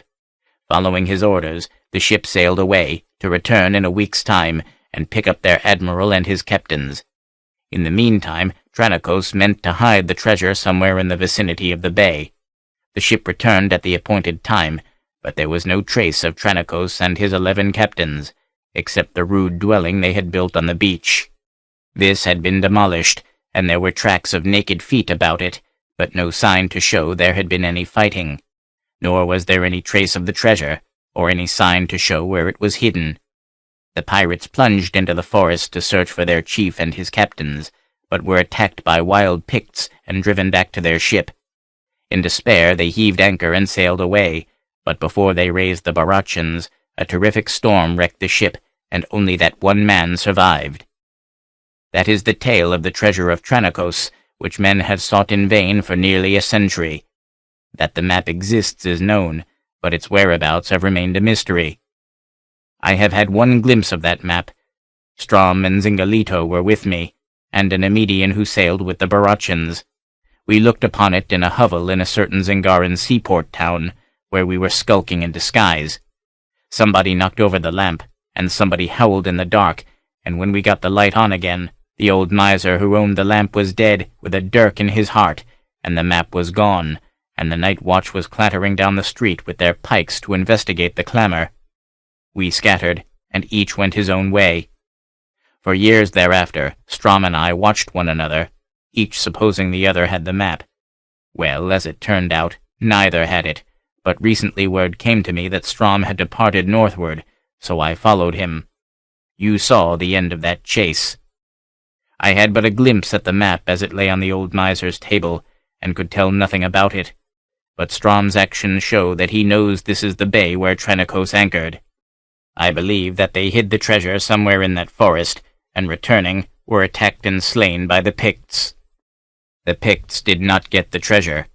Men have traded up and down this coast a little, knowing nothing of the treasure, and no gold ornament or rare jewel has ever been seen in the possession of the coastal tribes.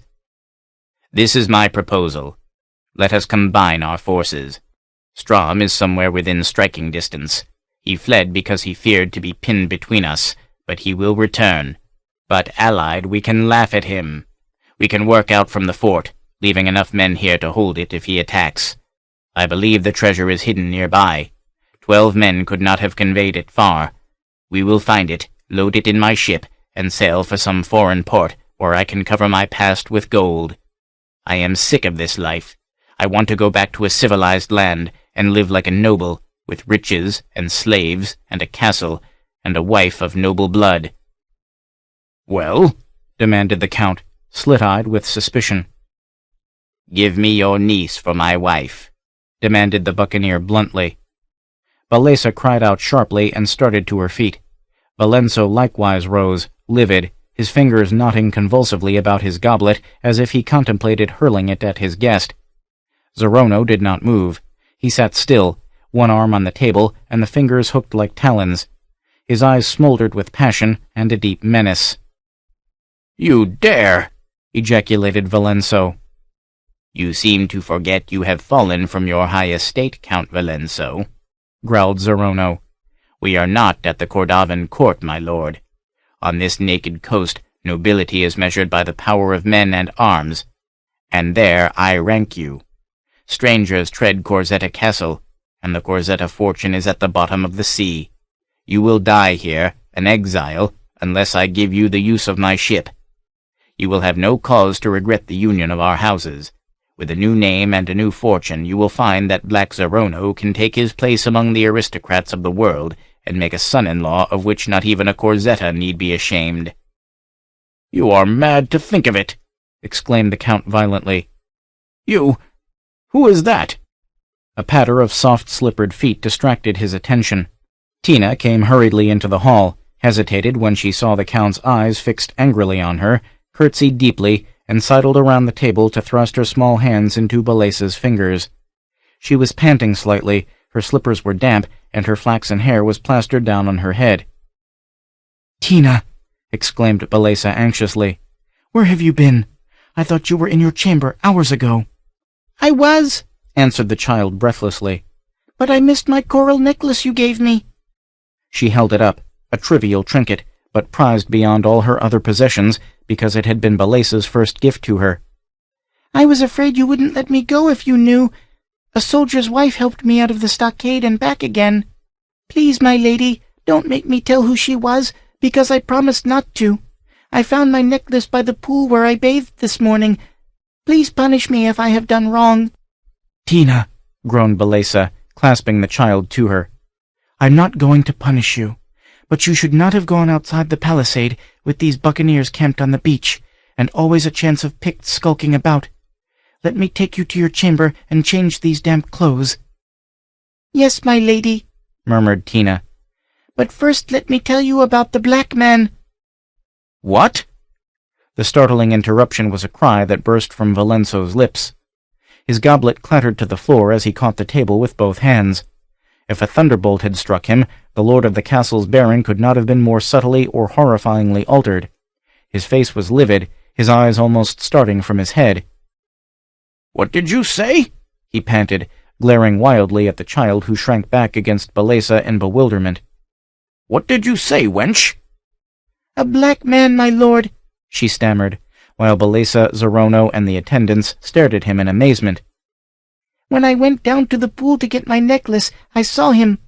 There was a strange moaning in the wind, and the sea whimpered like a thing in fear, and then he came. I was afraid and hid behind a little ridge of sand. He came from the sea in a strange black boat with blue fire playing all about it, but there was no torch. He drew his boat up on the sands below the south point and strode toward the forest, looking like a giant in the fog. A great tall man, black like a Cushite." Valenso reeled as if he had received a mortal blow. He clutched at his throat, snapping the golden chain in his violence. With the face of a madman, he lurched about the table and tore the child screaming from Balesa's arms. "You little slut!" he panted. "You lie! You have heard me mumbling in my sleep and have told me this lie to torment me.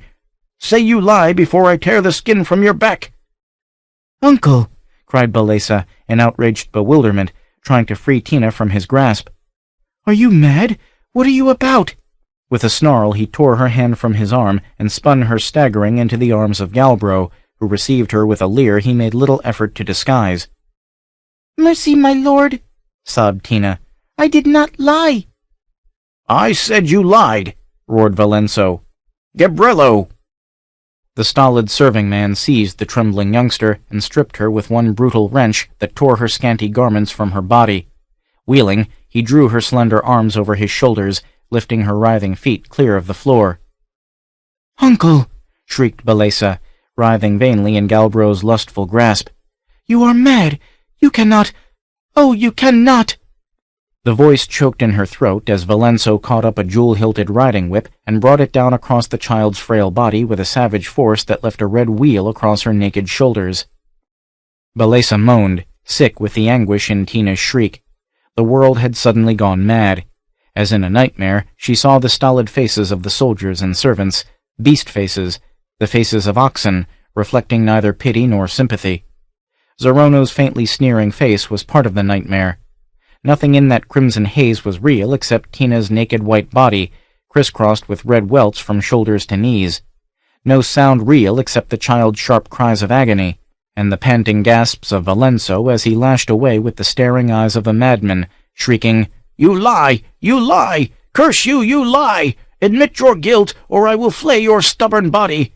He could not have followed me here!" "Oh, have mercy, my lord!" screamed the child, writhing vainly on the brawny servant's back, too frantic with fear and pain to have the wit to save herself by a lie. Blood trickled in crimson beads down her quivering thighs. "I saw him! I do not lie! Mercy, please! Ah!" "You fool!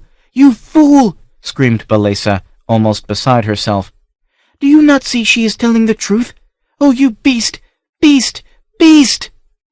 Suddenly, some shred of sanity seemed to return to the brain of Count Valenso Corzetta.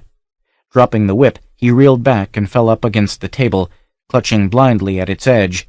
He shook as with an ague. His hair was plastered across his brow in dank strands, and sweat dripped from his livid countenance, which was like a carven mask of fear. Tina, released by Gabrello, slipped to the floor in a whimpering heap. Balesa tore free from Galbro, rushed to her, sobbing, and fell on her knees, gathering the pitiful waif into her arms. She lifted a terrible face to her uncle, to pour upon him the full vials of her wrath. But he was not looking at her. He seemed to have forgotten both her and his victim. In a daze of incredulity, she heard him say to the buccaneer, "I accept your offer, Zorono. In Mitra's name, let us find this accursed treasure and be gone from this damned coast." At this, the fire of her fury sank to sick ashes. In stunned silence, she lifted the sobbing child in her arms and carried her up the stair. A glance backward showed Valenzo crouching rather than sitting at the table, gulping wine from a huge goblet he gripped in both shaking hands, while Zorono towered over him like a somber predatory bird. Puzzled at the turn of events, but quick to take advantage of the shocking change that had come over the Count. He was talking in a low, decisive voice, and Valenzo nodded mute agreement, like one who scarcely heeds what is being said. Galbro stood back in the shadows, chin pinched between forefinger and thumb, and the attendants along the walls glanced furtively at each other, bewildered by their lord's collapse. Up in her chamber, Balesa laid the half-fainting girl on the bed and set herself to wash and apply soothing ointments to the weals and cuts on her tender skin. Tina gave herself up in complete submission to her mistress's hands, moaning faintly. Balesa felt as if her world had fallen about her ears. She was sick and bewildered, overwrought, her nerves quivering from the brutal shock of what she had witnessed.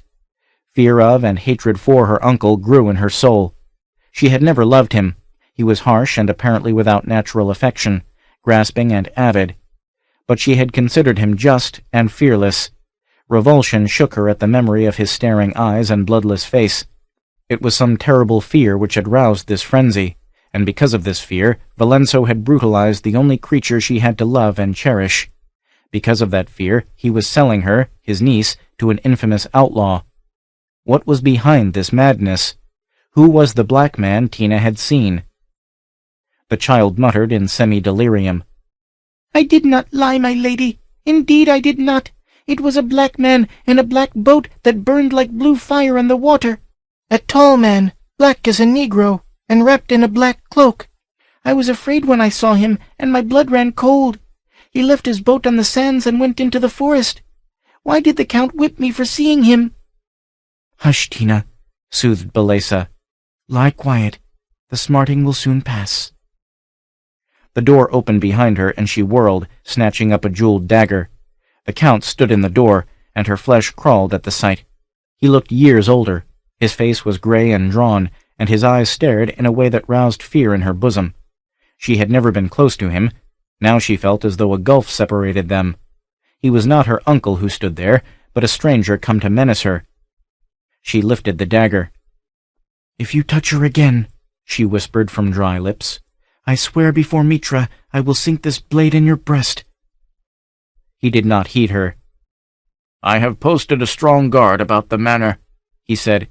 "Zorono brings his men into the stockade tomorrow. He will not sail until he has found the treasure. When he finds it, we shall sail at once for some port not yet decided upon." "And you will sell me to him?" she whispered. "In Mitra's name." He fixed upon her a gloomy gaze in which all considerations but his own self-interest had been crowded out. She shrank before it, seeing in it the frantic cruelty that possessed the man in his mysterious fear.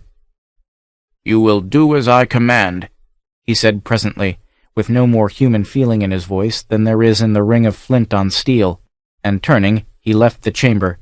Blinded by a sudden rush of horror, Balesa fell fainting beside the couch where Tina lay. 4. A black drum droning. Balesa never knew how long she lay crushed and senseless. She was first aware of Tina's arms about her and the sobbing of the child in her ear. Mechanically she straightened herself and drew the girl into her arms, and she sat there, dry-eyed, staring unseeingly at the flickering candle. There was no sound in the castle. The singing of the buccaneers on the strand had ceased. Dully, almost impersonally, she reviewed her problem. Valenzo was mad, driven frantic by the story of the mysterious black man. It was to escape this stranger that he wished to abandon the settlement and flee with Zorono. That much was obvious. Equally obvious was the fact that he was ready to sacrifice her in exchange for that opportunity to escape. In the blackness of spirit which surrounded her, she saw no glint of light. The serving men were dull or callous brutes, their women stupid and apathetic. They would neither dare nor care to help her. She was utterly helpless. Tina lifted her tear-stained face as if she were listening to the prompting of some inner voice. The child's understanding of Balesa's inmost thoughts was almost uncanny, as was her recognition of the inexorable drive of fate and the only alternative left to the weak. "We must go, my lady," she whispered. "Zorono shall not have you. Let us go far away into the forest. We shall go until we can go no further, and then we shall lie down and die together." The tragic strength that is the last refuge of the weak entered Balesa's soul. It was the only escape from the shadows that had been closing in upon her since that day when they fled from Zingara. "We shall go, child." She rose and was fumbling for a cloak when an exclamation from Tina brought her about. The girl was on her feet, a finger pressed to her lips, her eyes wide and bright with terror. "What is it, Tina?" The child's expression of fright induced Balesa to pitch her voice to a whisper, and a nameless apprehension crawled over her. "Someone outside in the hall," whispered Tina, clutching her arm convulsively. "He stopped at our door, and then went on, toward the court's chamber at the other end." "Your ears are keener than mine," murmured Balesa. "But there is nothing strange in that. It was the Count himself, perchance, or Galbro." She moved to open the door, but Tina threw her arms frantically about her neck, and Balesa felt the wild beating of her heart. "No, no, my lady, do not open the door. I am afraid. I do not know why, but I feel that some evil thing is skulking near us." Impressed, Balesa patted her reassuringly and reached a hand toward the gold disc that masked the tiny peephole in the center of the door. "He is coming back," shivered the girl. "I hear him." Balesa heard something too, a curious stealthy pad which she knew, with a chill of nameless fear, was not the step of anyone she knew, nor was it the step of Zorono or any booted man. Could it be the buccaneer gliding along the hallway on bare stealthy feet to slay his host while he slept? She remembered the soldiers who would be on guard below. If the buccaneer had remained in the manor for the night, a man-at-arms would be posted before his chamber door. But who was that sneaking along the corridor? None slept upstairs besides herself, Tina, and the Count, except Galbro. With a quick motion, she extinguished the candle so it would not shine through the hole in the door, and pushed aside the gold disc. All the lights were out in the hall, which was ordinarily lighted by candles. Someone was moving along the darkened corridor. She sensed rather than saw a dim bulk moving past her doorway, but she could make nothing of its shape except that it was manlike. But a chill wave of terror swept over her, so she crouched dumb, incapable of the scream that froze behind her lips. It was not such terror as her uncle now inspired in her, or fear like her fear of Zorono, or even of the brooding forest. It was blind, unreasoning terror that laid an icy hand on her soul and froze her tongue to her palate. The figure passed on to the stairhead, where it was limned momentarily against the faint glow that came up from below, and at the glimpse of that vague black image against the red, she almost fainted. She crouched there in the darkness, awaiting the outcry that would announce that the soldiers in the great hall had seen the intruder. But the manor remained silent. Somewhere a wind wailed shrilly. That was all. Balesa's hands were moist with perspiration as she groped to relight the candle. She was still shaken with horror, though she could not decide just what there had been about that black figure etched against the red glow that had roused this frantic loathing in her soul. It was manlike in shape, but the outline was strangely alien, abnormal, though she could not clearly define that abnormality. But she knew that it was no human being that she had seen, and she knew that the sight had robbed her of all her newfound resolution. She was demoralized, incapable of action. The candle flared up, limning Tina's white face in the yellow glow. "It was the black man," whispered Tina. "I know. My blood turned cold, just as it did when I saw him on the beach. There are soldiers downstairs. Why did they not see him? Shall we go and inform the Count?" Balesa shook her head. She did not care to repeat the scene that had ensued upon Tina's first mention of the black man. In any event, she dared not venture out into that darkened hallway. "We dare not go into the forest," shuddered Tina. "He will be lurking there." Balesa did not ask the girl how she knew the black man would be in the forest. It was the logical hiding place for any evil thing, man or devil. And she knew Tina was right. They dared not leave the fort now. Her determination, which had not faltered at the prospect of certain death, gave way at the thought of traversing those gloomy woods with that black shambling creature at large among them. Helplessly, she sat down and sank her face in her hands. Tina slept, presently, on the couch, whimpering occasionally in her sleep. Tears sparkled on her long lashes. She moved her smarting body uneasily in her restless slumber. Toward dawn, Balesa was aware of a stifling quality in the atmosphere. She heard a low rumble of thunder somewhere off to seaward. Extinguishing the candle, which had burned to its socket, she went to a window whence she could see both the ocean and a belt of the forest behind the fort. The fog had disappeared, but out to sea a dusky mass was rising from the horizon. From it lightning flickered, and the low thunder growled. An answering rumble came from the black woods. Startled, she turned and stared at the forest, a brooding black rampart. A strange rhythmic pulsing came to her ears, a droning reverberation that was not the roll of a Pictish drum. "The drum!" sobbed Tina, spasmodically opening and closing her fingers in her sleep. "The black man, beating on a black drum, in the black woods. Oh, save us!" Balesa shuddered. Along the eastern horizon ran a thin white line that presaged dawn, but that black cloud on the western rim writhed and billowed, swelling and expanding. She stared in amazement, for storms were practically unknown on that coast at that time of the year, and she had never seen a cloud like that one. It came pouring up over the world rim in great boiling masses of blackness, veined with fire.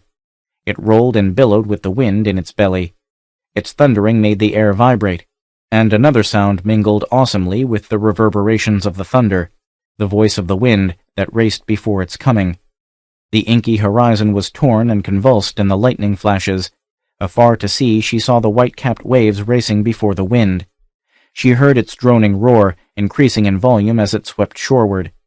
But as yet no wind stirred on the land. The air was hot, breathless. There was a sensation of unreality about the contrast. Out there, wind and thunder and chaos sweeping inland, but here, stifling stillness. Somewhere below her a shutter slammed, startling in the tense silence, and a woman's voice was lifted, shrill with alarm. But most of the people of the fort seemed sleeping, unaware of the oncoming hurricane. She realized that she still heard that mysterious droning drumbeat, and she stared toward the black forest, her flesh crawling. She could see nothing, but some obscure instinct or intuition prompted her to visualize a black hideous figure squatting under black branches and enacting a nameless incantation on something that sounded like a drum. Desperately she shook off the ghoulish conviction and looked seaward, as a blaze of lightning fairly split the sky.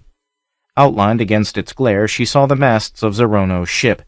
She saw the tents of the buccaneers on the beach, the sandy ridges of the south point and the rock cliffs of the north point, as plainly as by midday sun. Louder and louder rose the roar of the wind, and now the manor was awake. Feet came pounding up the stair, and Zorono's voice yelled, edged with fright. Doors slammed, and Valenzo answered him, shouting to be heard above the roar of the elements. "Why didn't you warn me of a storm from the west?" howled the buccaneer. "If the anchors don't hold—" "A storm never came from the west before, at this time of year," shrieked Valenzo, rushing from his chamber in his nightshirt, his face livid and his hair standing stiffly on end. "This is the work of—" His words were drowned as he raced madly up the ladder that led to the lookout tower, followed by the swearing buccaneer. Balesa crouched at her window, awed and deafened. Louder and louder rose the sound, until it drowned all other sound, all except that maddening droning that now rose like an inhuman chant of triumph. It roared inshore, driving before it a foaming league-long crest of white. And then all hell and destruction was loosed on that coast. Rain fell in driving torrents, sweeping the beaches with blind frenzy. The wind hit like a thunderclap, making the timbers of the fort quiver. The surf roared over the sands, drowning the coals of the fires the seamen had built. In the glare of lightning, Balesa saw, through the curtain of the slashing rain, the tents of the buccaneers whipped to ribbons and washed away, saw the men themselves staggering toward the fort, beaten almost to the sands by the fury of torrent and blast. And limned against the blue glare, she saw Zorono's ship, ripped loose from her moorings, driven headlong against the jagged cliffs that jutted up to receive her. 5. A man from the wilderness. The storm had spent its fury. Full dawn rose in a clear blue rain-washed sky. As the sun rose in a blaze of fresh gold, Bright-hued birds lifted a swelling chorus from the trees, on whose broad leaves beads of water sparkled like diamonds, quivering in the gentle morning breeze. At a small stream which wound over the sands to join the sea, hidden beyond a fringe of trees and bushes, a man bent to lave his hands and face. He performed his ablutions after the manner of his race, grunting lustily and splashing like a buffalo. But in the midst of these splashing, he lifted his head suddenly, his tawny hair dripping and water running in rivulets over his brawny shoulders. He crouched in a listening attitude for a split second, then was on his feet and facing inland, sword in hand, all in one motion. And there he froze, glaring wide-mouthed. A man as big as himself was striding toward him over the sands, making no attempt at stealth, and the pirate's eyes widened as he stared at the close-fitting silk breeches, high-flaring topped boots, wide-skirted coat, and headgear of 100 years ago. There was a broad cutlass in the stranger's hand, and unmistakable purpose in his approach. The pirate went pale, as recognition blazed in his eyes. "You!" he ejaculated unbelievingly. "By Mitra! You!" Oaths streamed from his lips as he heaved up his cutlass. The birds rose in flaming showers from the trees as the clang of steel interrupted their song. Blue sparks flew from the hacking blades, and the sand grated and ground under the stamping boot heels. Then the clash of steel ended in a chopping crunch, and one man went to his knees with a choking gasp. The hilt escaped his nerveless hand, and he slid full length on the sand which reddened with his blood. With a dying effort, he fumbled at his girdle and drew something from it, tried to lift it to his mouth, and then stiffened convulsively and went limp. The conqueror bent and ruthlessly tore the stiffening fingers from the object they crumpled in their desperate grasp. Zorono and Valenso stood on the beach, staring at the driftwood their men were gathering, spars, pieces of mast, broken timbers. So savagely had the storm hammered Zorono's ship against the low cliffs that most of the salvage was matchwood. A short distance behind them stood Balesa, listening to their conversation, one arm about Tina. The girl was pale and listless, apathetic to whatever fate held in store for her. She heard what the men said, but with little interest. She was crushed by the realization that she was but a pawn in the game, however it was to be played out, whether it was to be a wretched life dragged out on that desolate coast, or a return, effected somehow, to some civilized land. Zorono cursed venomously, but Valenso seemed dazed. "This is not the time of year for storms from the west," he muttered, staring with haggard eyes at the men dragging the wreckage up on the beach. "It was not chance that brought that storm out of the deep to splinter the ship in which I meant to escape. Escape? I am caught like a rat in a trap, as it was meant. Nay, we are all trapped rats." "I don't know what you're talking about," snarled Zorono, giving a vicious yank at his mustache. "I've been unable to get any sense out of you since that flaxen-haired slut upset you last night with her wild tale of black men coming out of the sea. But I do know that I'm not going to spend my life on this cursed coast. 10 of my men went to hell in the ship, but I've got 160 more. You've got 100. There are tools in your fort, and plenty of trees in yonder forest. We'll build a ship. I'll set men to cutting down trees as soon as they get this drift dragged up out of the reach of the waves." "It will take months," muttered Valenso. "Well, is there any better way in which we could employ our time? We're here, and unless we build a ship, we'll never get away. We'll have to rig up some kind of a sawmill, but I've never encountered anything that yet balked me long. I hope that storm smashed Strom to bits, the Argosian dog. While we're building the ship, we'll hunt for old Trenaco's loot." "We will never complete your ship," said Valenso somberly. "You fear the Picts. We have enough men to defy them." "I do not speak of the Picts. I speak of a black man." Zorono turned on him angrily. "Will you talk sense? Who is this accursed black man?" "Accursed indeed," said Valenso, staring seaward. "A shadow of mine own red-stained past, risen up to hound me to hell. Because of him I fled Zingara, hoping to lose my trail in the great ocean.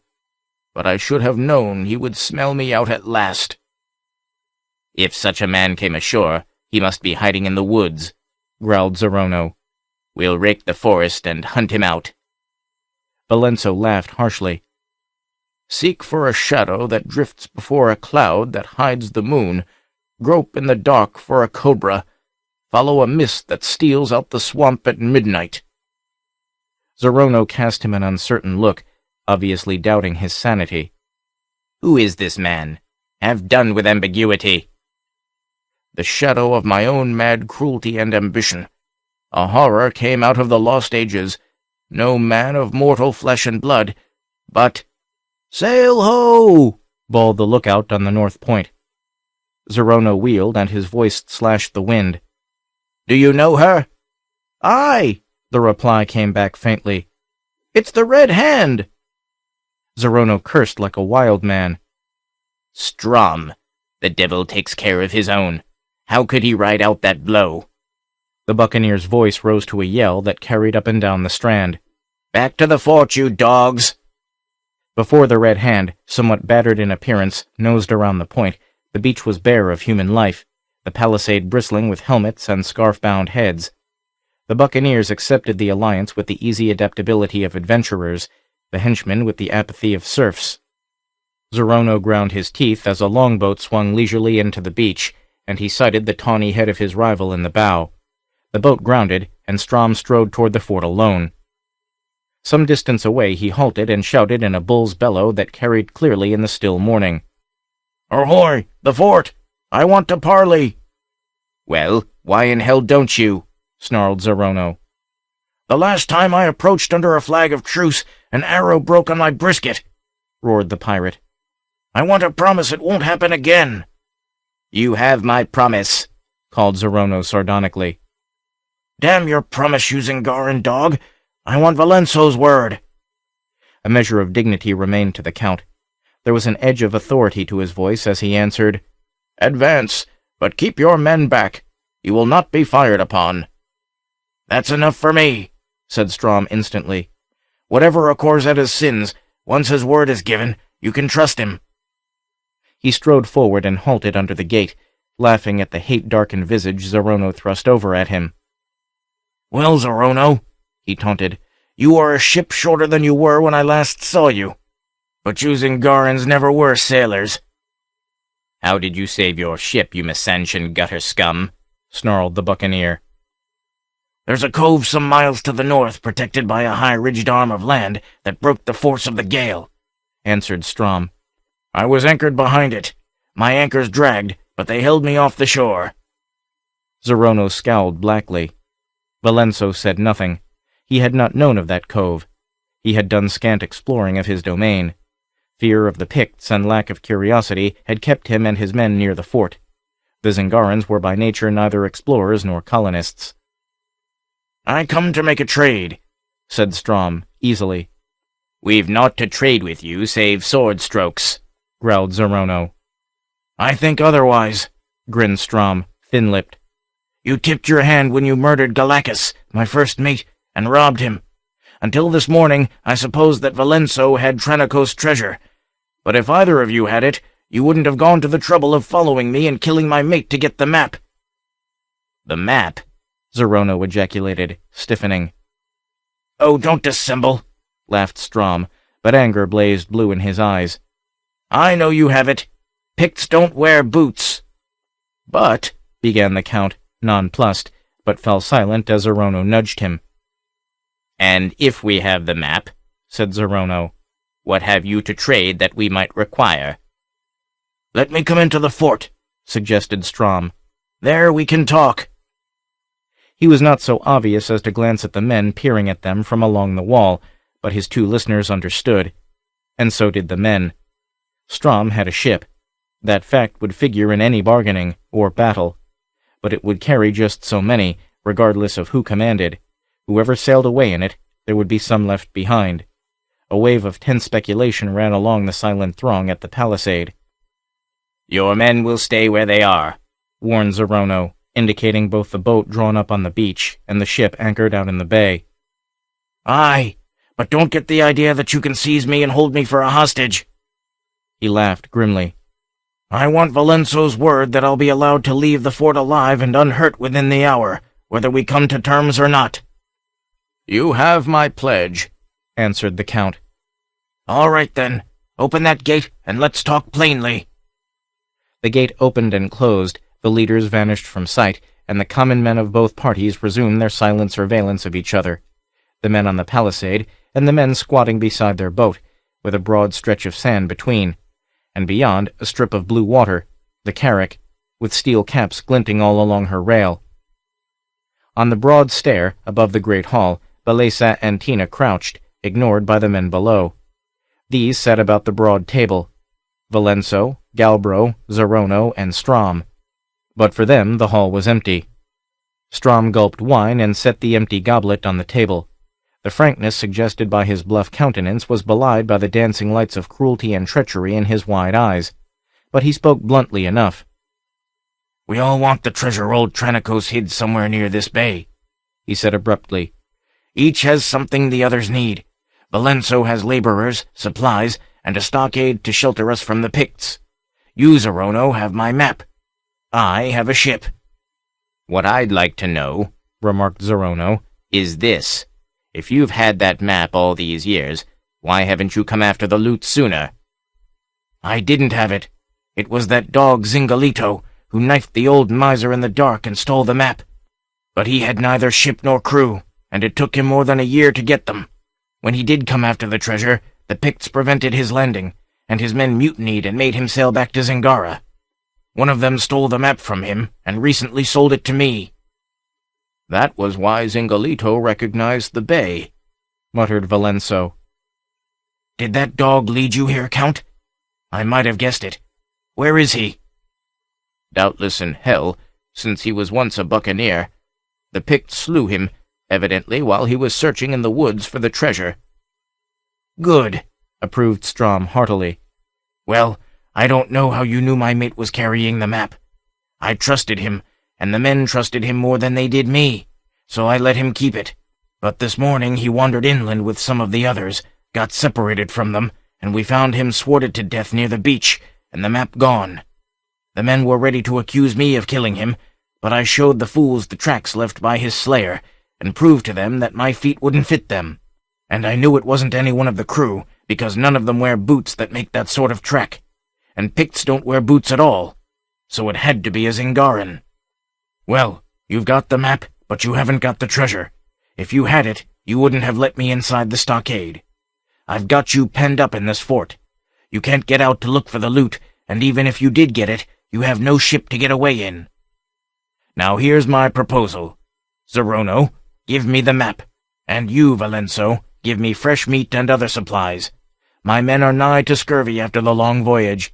In return, I'll take you 3 men, the Lady Balesa and her girl, and set you ashore within reach of some Zingaran port.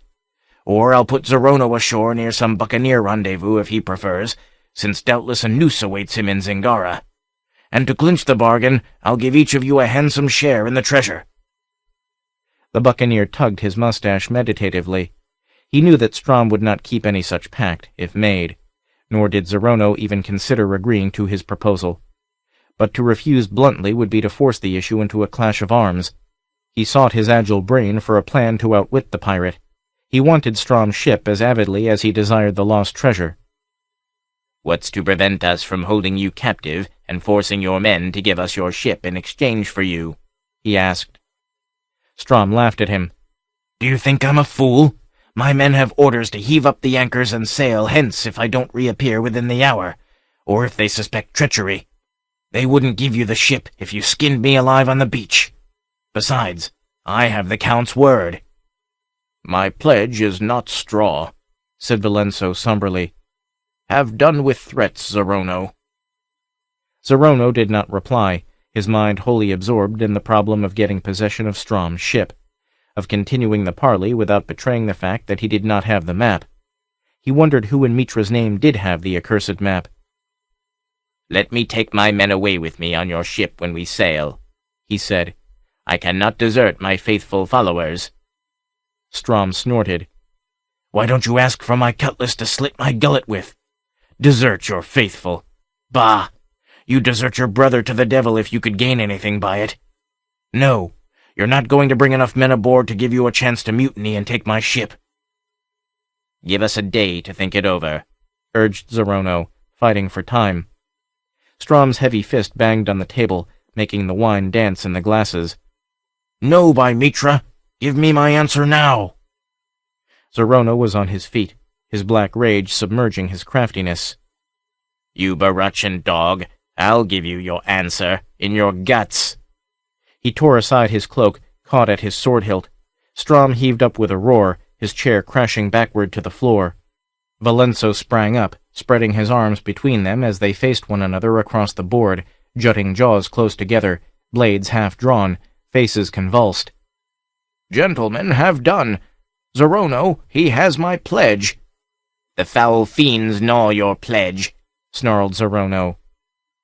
"Stand from between us, my lord," growled the pirate, his voice thick with the killing lust. "Your word was that I should not be treacherously treated. It shall be considered no violation of your pledge for this dog and me to cross swords in equal play." "Well spoken, Strom." It was a deep, powerful voice behind them, vibrant with grim amusement. All wheeled and glared, open-mouthed. Up on the stair, Balesa started up with an involuntary exclamation. A man strode out from the hangings that masked a chamber door and advanced toward the table without haste or hesitation. Instantly he dominated the group, and all felt the situation subtly charged with a new dynamic atmosphere. The stranger was as tall as either of the freebooters, and more powerfully built than either, yet for all his size he moved with pantherish suppleness in his high, flaring-topped boots. His thighs were cased in close-fitting breeches of white silk, his wide-skirted sky-blue coat open to reveal an open-necked white silken shirt beneath, and the scarlet sash that girdled his waist. There were silver acorn-shaped buttons on the coat, and it was adorned with gilt-worked cuffs and pocket flaps, and a satin collar.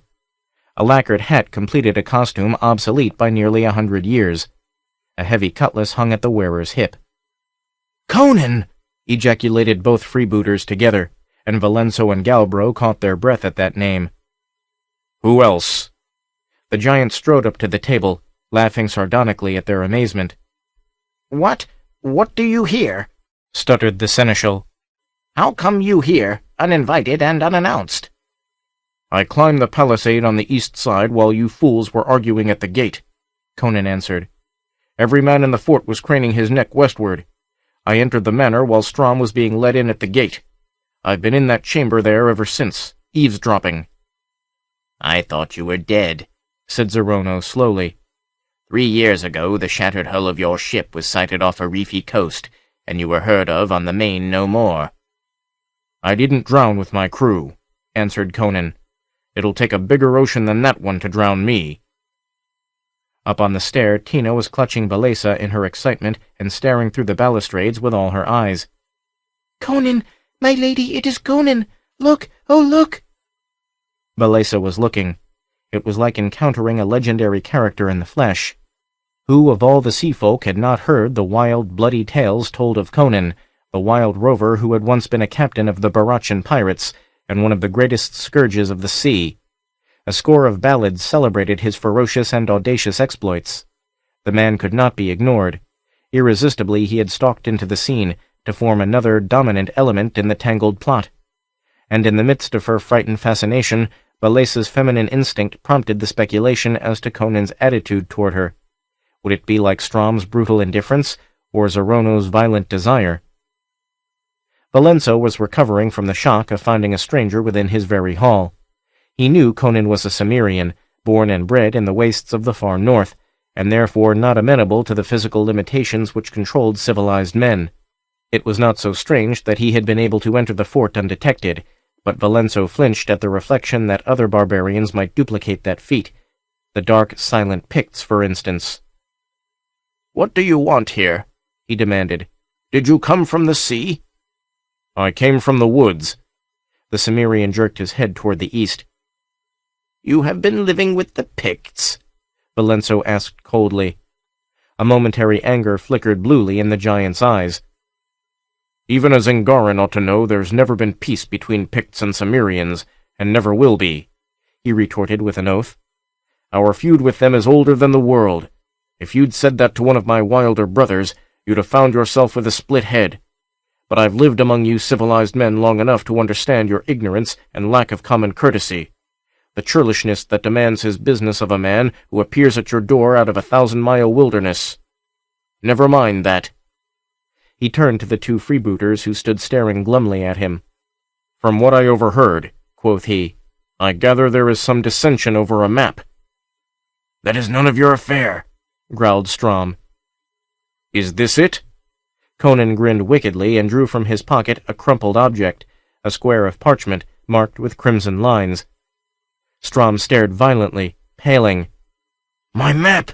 he ejaculated. "Where did you get it?" "From your mate, Galacus, when I killed him," answered Conan with grim enjoyment. "You dog!" raved Strom, turning on Zorono.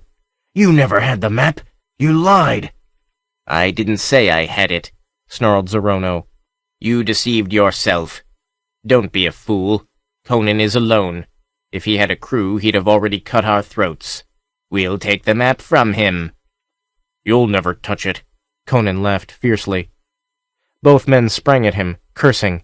Stepping back, he crumpled the parchment and cast it into the glowing coals of the fireplace. With an incoherent bellow, Strom lunged past him, to be met with a buffet under the ear that stretched him half senseless on the floor. Zorono whipped out his sword, but before he could thrust, Conan's cutlass beat it out of his hand. Zorono staggered against the table, with all hell in his eyes. Strom dragged himself erect, his eyes glazed, blood dripping from his bruised ear. Conan leaned slightly over the table. His outstretched cutlass just touched the breast of Count Valenso. "Don't call for your soldiers, Count," said the Cimmerian softly. "Not a sound out of you, or from you either, dog-face." His name for Galbro, who showed no intention of braving his wrath. "The map's burned to ashes, and it'll do no good to spill blood. Sit down, all of you." Strom hesitated, made an abortive gesture toward his hilt, then shrugged his shoulders and sank sullenly into a chair. The others followed suit. Conan remained standing, towering over the table, while his enemies watched him with bitter eyes of hate. "You were bargaining," he said. "That's all I've come to do." "And what have you to trade?" sneered Zorono. "The treasure of Chronicles." "What?" All four men were on their feet, leaning toward him. "Sit down," he roared, banging his broad blade on the table. They sank back, tense and white with excitement. He grinned in huge enjoyment of the sensation his words had caused. "Yes, I found it before I got the map. That's why I burned the map. I don't need it. And now nobody will ever find it, unless I show him where it is." They stared at him with murder in their eyes. "You're lying," said Zorono without conviction. "You've told us one lie already. You said you came from the woods, yet you say you haven't been living with the Picts. All men know this country is a wilderness, inhabited only by savages. The nearest outposts of civilization are the Aquilonian settlements on Thunder River, hundreds of miles to eastward." "That's where I came from," replied Conan imperturbably. "I believe I'm the first white man to cross the Pictish wilderness. I crossed Thunder River to follow a raiding party that had been harrying the frontier. I followed them deep into the wilderness and killed their chief, but was knocked senseless by a stone from a sling during the melee, and the dogs captured me alive. They were wolfmen, but they traded me to the Eagle clan in return for a chief of theirs the Eagles had captured. The Eagles carried me nearly 100 miles westward to burn me in their chief village, but I killed their war chief and 3 or 4 others one night and broke away. I couldn't turn back. They were behind me and kept herding me westward. A few days ago I shook them off, and by Crom the place where I took refuge turned out to be the treasure trove of old Chronicles. I found it all, chests of garments and weapons. That's where I got these clothes and this blade. Heaps of coins and gems and gold ornaments. And in the midst of all, the jewels of Toth-Mekri gleaming like frozen starlight. And old Chronicles and his 11 captains sitting about an ebon table and staring at the board, as they've stared for 100 years. "What?" "Aye," he laughed. "Chronicles died in the midst of his treasure, and all with him. Their bodies have not rotted nor shriveled. They sit there in their high boots and skirted coats and lacquered hats, with their wine-glasses in their stiff hands, just as they have sat for a century." "That's an unchancy thing," muttered Strom uneasily, but Zorono snarled, "What boots it? It's the treasure we want. Go on, Conan." Conan seated himself at the board, filled a goblet, and quaffed it before he answered. "The first wine I've drunk since I left Caughnawaga, by Crom. Those cursed eagles hunted me so closely through the forest I had hardly time to munch the nuts and roots I found. Sometimes I caught frogs and ate them raw because I dared not light a fire." His impatient hearers informed him profanely that they were not interested in his adventures prior to finding the treasure. He grinned hardly and resumed. "Well, after I stumbled onto the trove, I lay up and rested a few days, and made snares to catch rabbits, and let my wounds heal. I saw smoke against the western sky, but thought it some Pictish village on the beach. I lay close, but as it happens, the loot's hidden in a place the Picts shun. If any spied on me, they didn't show themselves. Last night I started westward, intending to strike the beach some miles north of the spot where I'd seen the smoke. I wasn't far from the shore when that storm hit. I took shelter under the lee of a rock and waited until it had blown itself out. Then I climbed a tree to look for Picts, and from it I saw your carrack at anchor, Strom, and your men coming into shore. I was making my way toward your camp on the beach when I met Galacus. I shoved a sword through him because there was an old feud between us. I wouldn't have known he had a map if he hadn't tried to eat it before he died. I recognized it for what it was, of course, and was considering what use I could make of it, when the rest of you dogs came up and found the body. I was lying in a thicket not a dozen yards from you while you were arguing with your men over the matter. I judged the time wasn't ripe for me to show myself then." He laughed at the rage and chagrin displayed in Strom's face. "Well, while I lay there, listening to your talk, I got a drift of the situation, and learned, from the things you let fall, that Zorono and Valenso were a few miles south of the beach. So when I heard you say that Zorono must have done the killing and taken the map, and that you meant to go and parley with him, seeking an opportunity to murder him and get it back—" "Dog!" snarled Zorono. Strom was livid, but he laughed mirthlessly. "Do you think I'd play fairly with a treacherous dog like you? Go on, Conan." The Cimmerian grinned. It was evident that he was deliberately fanning the fires of hate between the two men. "Nothing much, then. I came straight through the woods while you tacked along the coast, and raised the fort before you did. Your guess that the storm had destroyed Zorono's ship was a good one. But then, you knew the configuration of this bay. Well, there's the story. I have the treasure, Strom has a ship, Valenso has supplies. By Crom, Zorono, I don't see where you fit into the scheme, but to avoid strife I'll include you. My proposal is simple enough. We'll split the treasure 4 ways. Strom and I will sail away with our shares aboard the Red Hand. You and Valenso take yours and remain lords of the wilderness, or build a ship out of tree trunks as you wish." Valenso blenched and Zorono swore, while Strom grinned quietly. "Are you fool enough to go aboard the Red Hand alone with Strom?" snarled Zorono. "He'll cut your throat before you're out of sight of land." Conan laughed with genuine enjoyment.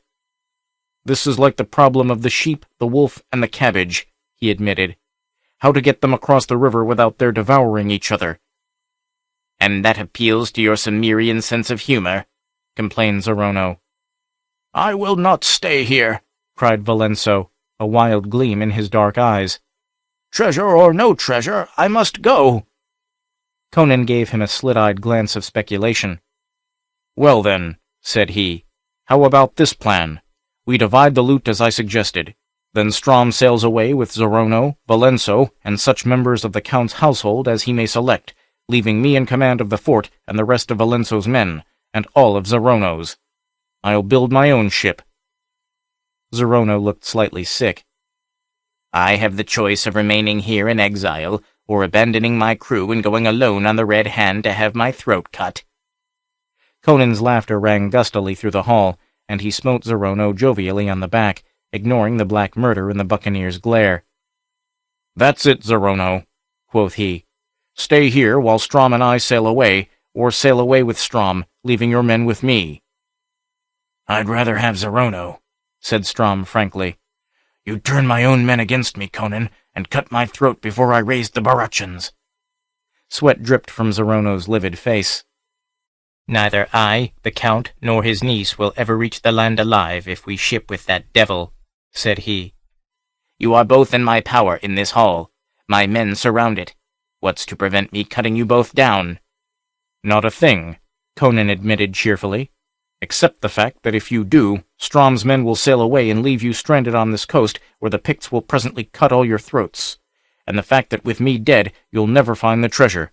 And the fact that I'll split your skull down to your chin if you try to summon your men."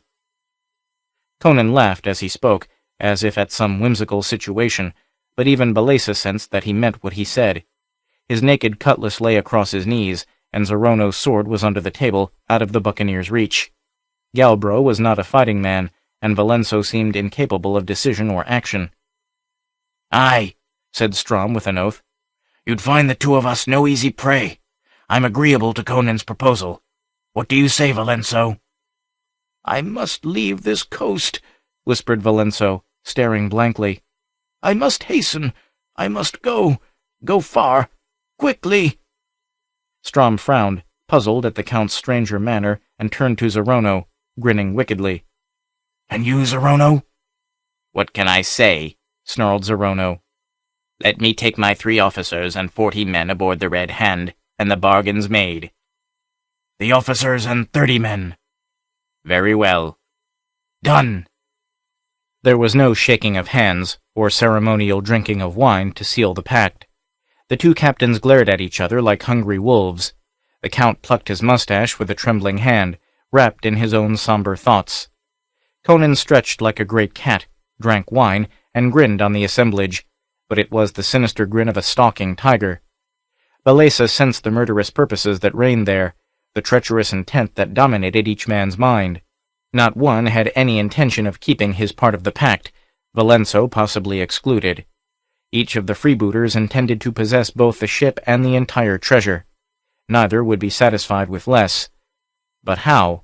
What was going on in each crafty mind? Balesa felt oppressed and stifled by the atmosphere of hatred and treachery. The Cimmerian, for all his ferocious frankness, was no less subtle than the others, and even fiercer. His domination of the situation was not physical alone, though his gigantic shoulders and massive limbs seemed too big even for the great hall. There was an iron vitality about the man that overshadowed even the hard vigor of the other freebooters. "Lead us to the treasure," Zorono demanded. "Wait a bit," answered Conan. "We must keep our power evenly balanced, so one can't take advantage of the others. We'll work it this way. Strom's men will come ashore, all but half a dozen or so, and camp on the beach. Zorono's men will come out of the fort, and likewise camp on the strand, within easy sight of them. Then each crew can keep a check on the other, to see that nobody slips after us who go after the treasure, to ambush any of us. Those left aboard the Red Hand will take her out into the bay out of reach of either party. Valenso's men will stay in the fort, but will leave the gate open. Will you come with us, Count?" "Go into that forest?" Valenso shuddered and drew his cloak about his shoulders. "Not for all the gold of Chronicles." "All right. It'll take about 30 men to carry the loot. We'll take 15 from each crew and start as soon as possible." Balesa, keenly alert to every angle of the drama being played out beneath her, saw Zorono and Strom shoot furtive glances at one another, then lower their gaze quickly as they lifted their glasses to hide the murky intent in their eyes. Balesa saw the fatal weakness in Conan's plan, and wondered how he could have overlooked it. Perhaps he was too arrogantly confident in his personal prowess. But she knew that he would never come out of that forest alive. Once the treasure was in their grasp, the others would form a rogues' alliance long enough to rid themselves of the man both hated. She shuddered, staring morbidly at the man she knew was doomed. Strange to see that powerful fighting man sitting there, laughing and swilling wine, in full prime and power, and to know that he was already doomed to a bloody death. The whole situation was pregnant with dark and bloody portents. Zorono would trick and kill Strom if he could, and she knew that Strom had already marked Zorono for death, and doubtless also her uncle and herself. If Zorono won the final battle of cruel wits, their lives were safe, but looking at the buccaneer as he sat there chewing his mustache, with all the stark evil of his nature showing naked in his dark face, she could not decide which was more abhorrent, death or Zorono. "How far is it?" demanded Strom. "If we start within the hour, we can be back before midnight," answered Conan. He emptied his glass, rose, adjusted his girdle, and glanced at the Count. "Valenso," he said, "are you mad, to kill a Pict in his hunting paint?" Valenso started.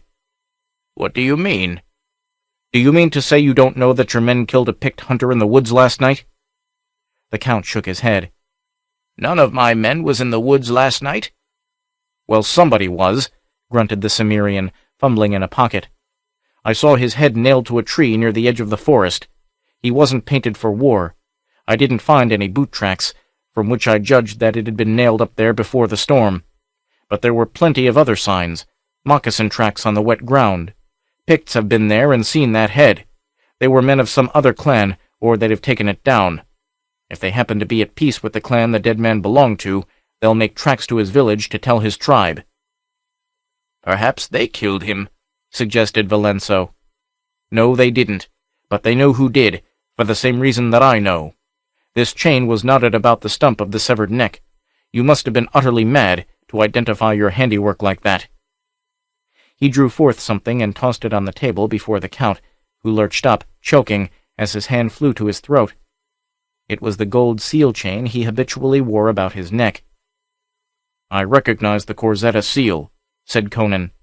"The presence of that chain would tell any Pict it was the work of a foreigner." Valenso did not reply.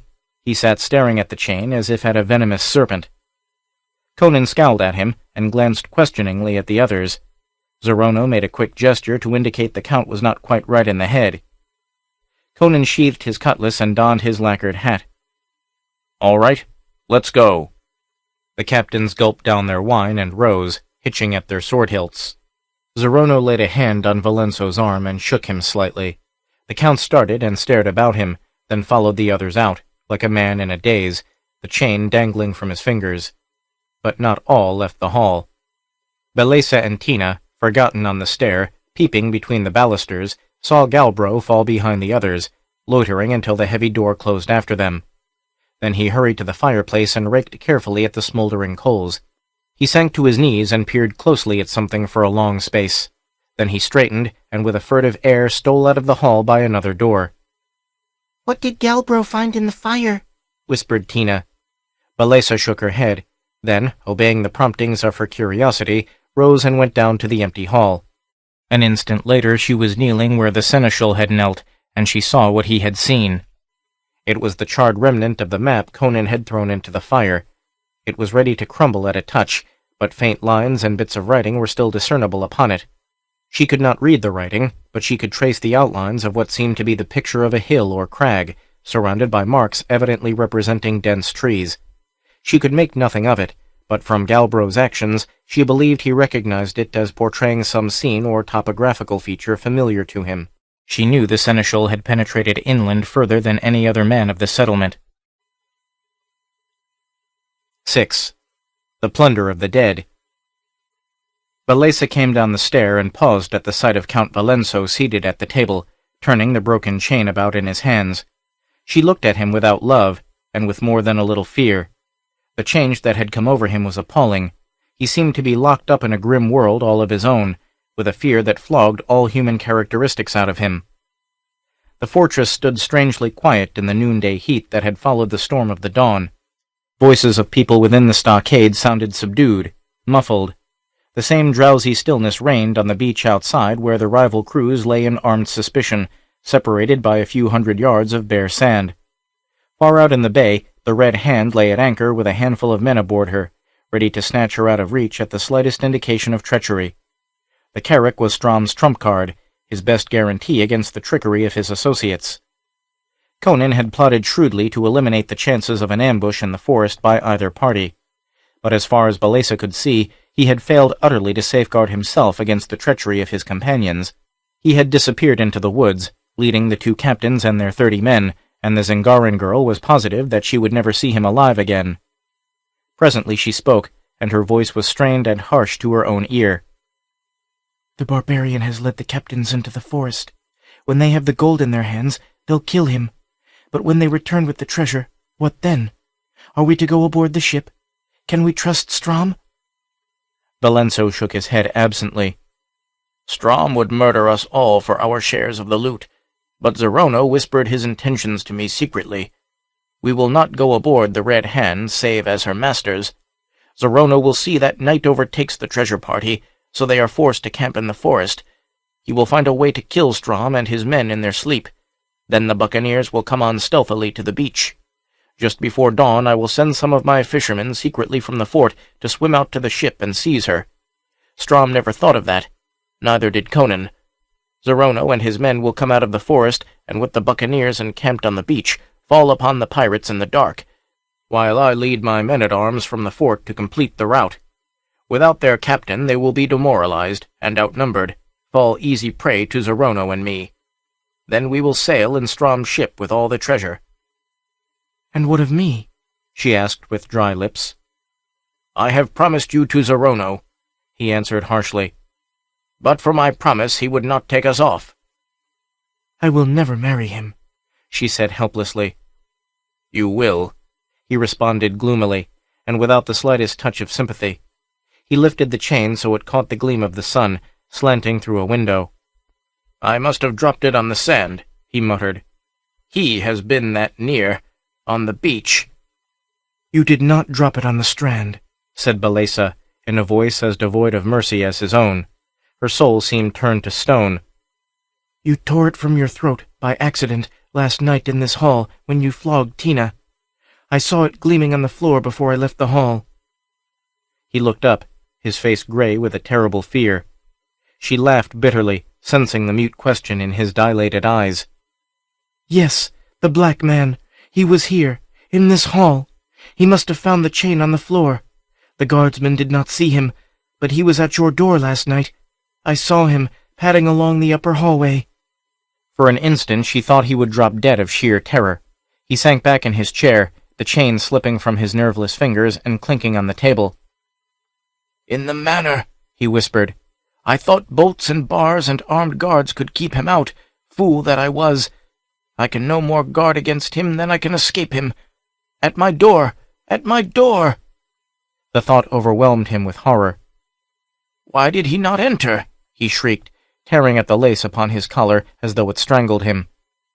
"Why did he not end it? I have dreamed of waking in my darkened chamber to see him squatting above me, and the blue hellfire playing about his horned head. Why?" The paroxysm passed, leaving him faint and trembling. "I understand," he panted. "He is playing with me, as a cat with a mouse. To have slain me last night in my chamber were too easy, too merciful. So he destroyed the ship in which I might have escaped him, and he slew that wretched Pict and left my chain upon him, so that the savages might believe I had slain him. They have seen that chain upon my neck many a time. But why? What subtle deviltry has he in mind? What devious purpose no human mind can grasp or understand?" "Who is this black man?" asked Balesa, chill fear crawling along her spine. "A demon loosed by my greed and lust to plague me throughout eternity," he whispered. He spread his long, thin fingers on the table before him and stared at her with hollow, weirdly luminous eyes that seemed to see her not at all, but to look through her and far beyond to some dim doom. "In my youth I had an enemy at court," he said, as if speaking more to himself than to her. "A powerful man who stood between me and my ambition. In my lust for wealth and power, I sought aid from the people of the black arts, a black magician who, at my desire, raised up a fiend from the outer gulfs of existence and clothed it in the form of a man. It crushed and slew my enemy. I grew great and wealthy, and none could stand before me. But I thought to cheat my fiend of the price a mortal must pay who calls the black folk to do his bidding. By his grim arts the magician tricked the soulless waif of darkness and bound him in hell, where he howled in vain, I suppose for eternity. But because the sorcerer had given the fiend the form of a man, he could never break the link that bound it to the material world, never completely close the cosmic corridors by which it had gained access to this planet.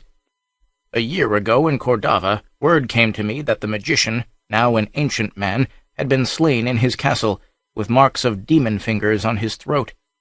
Then I knew that the Black One had escaped from the hell where the magician had bound him, and that he would seek vengeance upon me. One night I saw his demon face leering at me from the shadows in my castle hall. It was not his material body, but his spirit sent to plague me, his spirit which could not follow me over the windy waters. Before he could reach Cordava in the flesh, I sailed to put broad seas between me and him. He has his limitations. To follow me across the seas, he must remain in his man-like body of flesh. But that flesh is not human flesh. He can be slain, I think, by fire, though the magician, having raised him up, was powerless to slay him. Such are the limits set upon the powers of sorcerers. But the Black One is too crafty to be trapped or slain. When he hides himself, no man can find him. He steals like a shadow through the night, making naught of bolts and bars. He blinds the eyes of guardsmen with sleep. He can raise storms and command the serpents of the deep and the fiends of the night. I hoped to drown my trail in the blue rolling wastes, but he has tracked me down to claim his grim forfeit. The weird eyes lit palely as he gazed beyond the tapestried walls to far invisible horizons. "I'll trick him yet," he whispered. "Let him delay to strike this night. Dawn will find me with a ship under my heels, and again I will cast an ocean between me and his vengeance." Hell's fire! Conan stopped short, glaring upward. Behind him the seamen halted, 2 compact clumps of them, bows in their hands, and suspicion in their attitude. They were following an old path made by Pictish hunters which led due east, and though they had progressed only some 30 yards, the beach was no longer visible. "What is it?" demanded Strom suspiciously. "What are you stopping for?" "Are you blind? Look there!" From the thick limb of a tree that overhung the trail, a head grinned down at them, a dark painted face, framed in thick black hair, in which a toucan feather drooped over the left ear. "I took that head down and hid it in the bushes," growled Conan, scanning the woods about them narrowly. "What fool could have stuck it back up there? It looks as if somebody was trying his damnedest to bring the Picts down on the settlement." Men glanced at each other darkly, a new element of suspicion added to the already seething cauldron. Conan climbed the tree, secured the head, and carried it into the bushes, where he tossed it into a stream and saw it sink. "The Picts whose tracks are about this tree weren't toucans," he growled, returning through the thicket. "I've sailed these coasts enough to know something about the Sealand tribes. If I read the prints of their moccasins right, they were cormorants. I hope they're having a war with the toucans. If they're at peace, they'll head straight for the toucan village, and there'll be hell to pay. I don't know how far away that village is, but as soon as they learn of this murder, they'll come through the forest like starving wolves. That's the worst insult possible to a Pict. Kill a man not in war paint and stick his head up in a tree for the vultures to eat. Damn peculiar things going on along this coast. But that's always the way when civilized men come into the wilderness. They're all crazy as hell. Come on." Men loosened blades in their scabbards and shafts in their quivers as they strode deeper into the forest. Men of the sea, accustomed to the rolling expanses of grey water, they were ill at ease with the green, mysterious walls of trees and vines hemming them in. The path wound and twisted until most of them quickly lost their sense of direction, and did not even know in which direction the beach lay. Conan was uneasy for another reason. He kept scanning the trail, and finally grunted, "Somebody's passed along here recently. Not more than an hour ahead of us. Somebody in boots, with no woodscraft. Was he the fool who found that Pict's head and stuck it back up in that tree? No, it couldn't have been him. I didn't find his tracks under the tree. But who was it? I didn't find any tracks there, except those of the Picts I'd seen already. And who's this fellow hurrying ahead of us? Did either of you bastards send a man ahead of us for any reason?" Both Strom and Zorono loudly disclaimed any such act, glaring at each other with mutual disbelief. Neither man could see the signs Conan pointed out. The faint prints which he saw on the grassless, hard-beaten trail were invisible to their untrained eyes. Conan quickened his pace, and they hurried after him. Fresh coals of suspicion added to the smoldering fire of distrust. Presently the path veered northward, and Conan left it, and began threading his way through the dense trees in a southeasterly direction. Strom stole an uneasy glance at Zorono. This might force a change in their plans. Within a few hundred feet from the trail, both were hopelessly lost, and convinced of their inability to find their way back to the path. They were shaken by the fear that, after all, the Cimmerian had a force at his command, and was leading them into an ambush. The suspicion grew as they advanced, and had almost reached panic proportions when they emerged from the thick woods and saw just ahead of them a gaunt crag that jutted up from the forest floor. A dim path leading out of the woods from the east ran among a cluster of boulders and wound up the crag on a ladder of stony shelves to a flat ledge near the summit. Conan halted, a bizarre figure in his piratical finery. "That trail is the one I followed, running from the Eagle Picts," he said. "It leads up to a cave behind that ledge. In that cave are the bodies of Chronicles and his captains, and the treasure he plundered from Tothmekri. But a word before we go up after it. If you kill me here, you'll never find your way back to the trail we followed from the beach. I know you seafaring men. You're helpless in the deep woods. Of course the beach lies due west, but if you have to make your way through the tangled woods, burdened with the plunder, it'll take you not hours, but days. And I don't think these woods will be very safe for white men when the toucans learn about their hunter." He laughed at the ghastly, mirthless smiles with which they greeted his recognition of their intentions regarding him, and he also comprehended the thought that sprang in the mind of each. Let the barbarian secure the loot for them, and lead them back to the beach trail before they killed him. "All of you stay here except Strom and Zorono," said Conan. "We three are enough to pack the treasure down from the cave." Strom grinned mirthlessly. "Go up there alone with you and Zorono? Do you take me for a fool? One man at least comes with me." And he designated his bosun, a brawny, hard-faced giant, naked to his broad leather belt, with gold hoops in his ears, and a crimson scarf knotted about his head. "And my executioner comes with me," growled Zorono. He beckoned to a lean sea-thief with a face like a parchment-covered skull, who carried a two-handed scimitar naked over his bony shoulder. Conan shrugged his shoulders. "Very well. Follow me." They were close on his heels as he strode up the winding path and mounted the ledge. They crowded him close as he passed through the cleft in the wall behind it, and their breath sucked greedily between their teeth as he called their attention to the iron-bound chests on either side of the short tunnel-like cavern. "A rich cargo there," he said carelessly. "Silks, laces, garments, ornaments, weapons, the loot of the southern seas. But the real treasure lies beyond that door." The massive door stood partly open. Conan frowned. He remembered closing that door before he left the cavern, but he said nothing of the matter to his eager companions as he drew aside to let them look through. They looked into a wide cavern, lit by a strange blue glow that glimmered through a smoky mist-like haze. A great ebon table stood in the midst of the cavern, and in a carved chair with a high back and broad arms, that might once have stood in the castle of some Zingaran baron, sat a giant figure, fabulous and fantastic. There sat bloody Chronicles, his great head sunk on his bosom, one brawny hand still gripping a jeweled goblet in which wine still sparkled.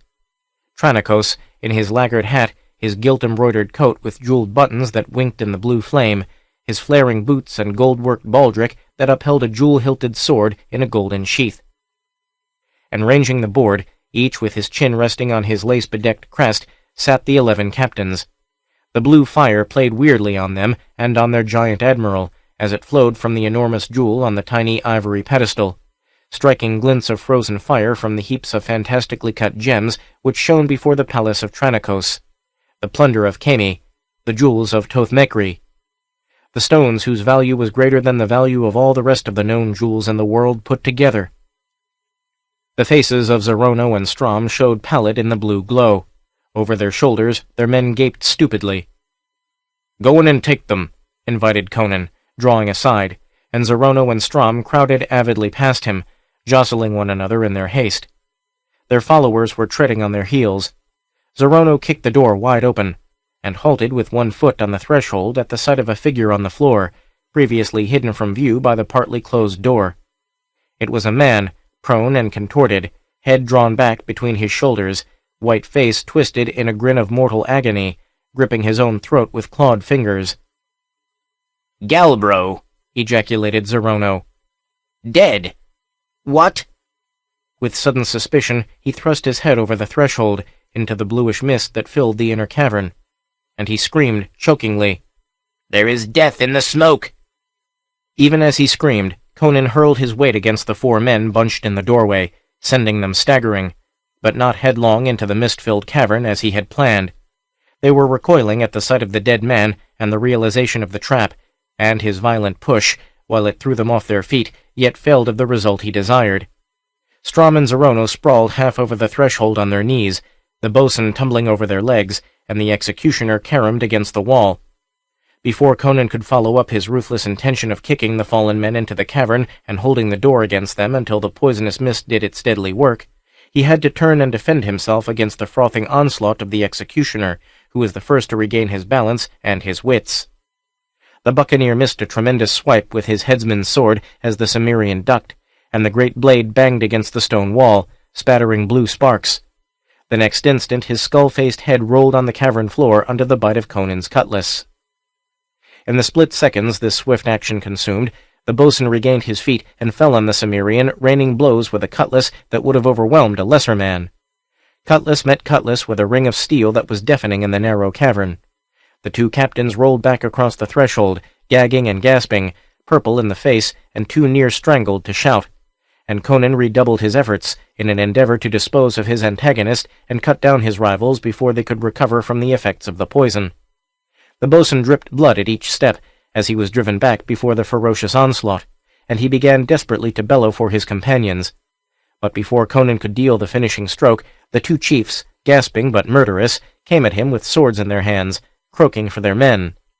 The Cimmerian bounded back and leaped out onto the ledge. He felt himself a match for all three men, though each was a famed swordsman, but he did not wish to be trapped by the crews which would come charging up the path at the sound of the battle. These were not coming with as much celerity as he expected, however. They were bewildered at the sounds and muffled shouts issuing from the cavern above them, but no man dared start up the path for fear of a sword in the back. Each band faced the other tensely, grasping their weapons, but incapable of decision, and when they saw the Cimmerian bound out on the ledge, they still hesitated. While they stood with their arrows nocked, he ran up the ladder of handholds niched in the rock near the cleft, and threw himself prone on the summit of the crag, out of their sight. The captains stormed out on the ledge, raving and brandishing their swords, and their men, seeing their leaders were not at sword strokes, ceased menacing each other, and gaped bewilderedly. "Dog!" screamed Zorono. "You plan to poison us! Traitor!" Conan mocked them from above. "Well, what did you expect? You two were planning to cut my throat as soon as I got the plunder for you. If it hadn't been for that fool Galbro, I'd have trapped the four of you, and explained to your men how you rushed in heedless to your doom." "And with us both dead, you'd have taken my ship and all the loot, too," frothed Strom. "Aye, and the pick of each crew. I've been wanting to get back on the main for months, and this was a good opportunity. It was Galbro's footprints I saw on the trail. I wonder how the fool learned of this cave, or how he expected to lug away the loot by himself." "But for the sight of his body, we'd have walked into that death trap," muttered Zorono, his swarthy face still ashy. "That blue smoke was like unseen fingers crushing my throat." "Well, what are you going to do?" their unseen tormentor yelled sardonically. "What are we to do?" Zorono asked Strom. "The treasure cavern is filled with that poisonous mist, though for some reason it does not flow across the threshold." "You can't get the treasure," Conan assured them with satisfaction from his eyrie. "That smoke will strangle you. It nearly got me when I stepped in there. Listen, and I'll tell you a tale the Picts tell in their huts when the fires burn low. Once, long ago, 12 strange men came out of the sea, and found a cave and heaped it with gold and jewels. But a Pictish shaman made magic, and the earth shook, and smoke came out of the earth and strangled them where they sat at wine. The smoke, which was the smoke of hell's fire, was confined within the cavern by the magic of the wizard. The tale was told from tribe to tribe, and all the clans shunned the accursed spot. When I crawled in there to escape the Eagle Picts, I realized that the old legend was true, and referred to old Tranikos and his men. An earthquake cracked the rock floor of the cavern while he and his captains sat at wine, and let the mist out of the depths of the earth, doubtless out of hell, as the Picts say. Death guards old Tranikos' treasure." "Bring up the men," frothed Strom. "We'll climb up and hew him down." "Don't be a fool," snarled Zorono. "Do you think any man on earth could climb those handholds in the teeth of his sword? We'll have the men up here right enough to feather him with shafts if he dares show himself. But we'll get those gems yet. He had some plan of obtaining the loot, or he wouldn't have brought 30 men to bear it back. If he could get it, so can we. We'll bend a cutlass blade to make a hook, tie it to a rope, and cast it about the leg of that table, then drag it to the door. Well thought, Zorono, came down Conan's mocking voice. Exactly what I had in mind. But how will you find your way back to the beach path? It'll be dark long before you reach the beach, if you have to feel your way through the woods, and I'll follow you and kill you one by one in the dark. It's no empty boast, muttered Strom. He can move and strike in the dark as subtly and silently as a ghost. If he hunts us back through the forest, few of us will live to see the beach. Then we'll kill him here, gritted Zorono. Some of us will shoot at him while the rest climb the crag. If he is not struck by arrows, some of us will reach him with our swords. Listen, why does he laugh? To hear dead men making plots, came Conan's grimly amused voice. Heed him not, scowled Zorono, and lifting his voice, shouted for the men below to join him and Strom on the ledge. The sailors started up the slanting trail, and one started to shout a question. Simultaneously there sounded a hum like that of an angry bee, ending in a sharp thud. The buccaneer gasped, and blood gushed from his open mouth. He sank to his knees, clutching the black shaft that quivered in his breast. A yell of alarm went up from his companions. "What's the matter?" shouted Strom. "Picts!" bawled a pirate, lifting his bow and loosing blindly. At his side a man moaned and went down with an arrow through his throat. "Take cover, you fools!" shrieked Zorono. From his vantage point he glimpsed painted figures moving in the bushes. One of the men on the winding path fell back dying. The rest scrambled hastily down among the rocks about the foot of the crag. They took cover clumsily, not used to this kind of fighting. Arrows flickered from bushes, splintering on the boulders. The men on the ledge lay prone at full length. "We're trapped!" Strom's face was pale. Bold enough with a deck under his feet, this silent, savage warfare shook his ruthless nerves. "Conan said they feared this crag," said Zorono. "When night falls, the men must climb up here. We'll hold the crag. The Picts won't rush us." "Aye," mocked Conan above them. "They won't climb the crag to get at you, that's true. They'll merely surround it and keep you here until you all die of thirst and starvation." "He speaks truth," said Zorono helplessly. "What shall we do?" "Make a truce with him," muttered Strom. "If any man can get us out of this jam, he can. Time enough to cut his throat later." Lifting his voice, he called, "Conan, let's forget our feud for the time being. You're in this fix as much as we are. Come down and help us out of it." "How do you figure that?" retorted the Cimmerian. "I have but to wait until dark, climb down the other side of this crag, and melt into the forest.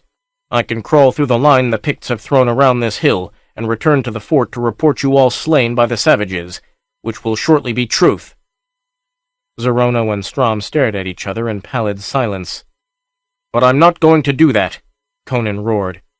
"Not because I have any love for you dogs, but because a white man doesn't leave white men, even his enemies, to be butchered by Picts." The Cimmerian's tousled black head appeared over the crest of the crag. "Now listen closely. That's only a small band down there. I saw them sneaking through the brush when I laughed a while ago. Anyway, if there had been many of them, every man at the foot of the crag would be dead already.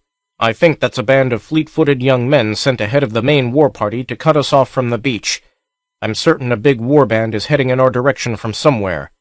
They've thrown a cordon around the west side of the crag, but I don't think there are any on the east side. I'm going down on that side and get in the forest and work around behind them. Meanwhile, you crawl down the path and join your men among the rocks. Tell them to sling their bows and draw their swords.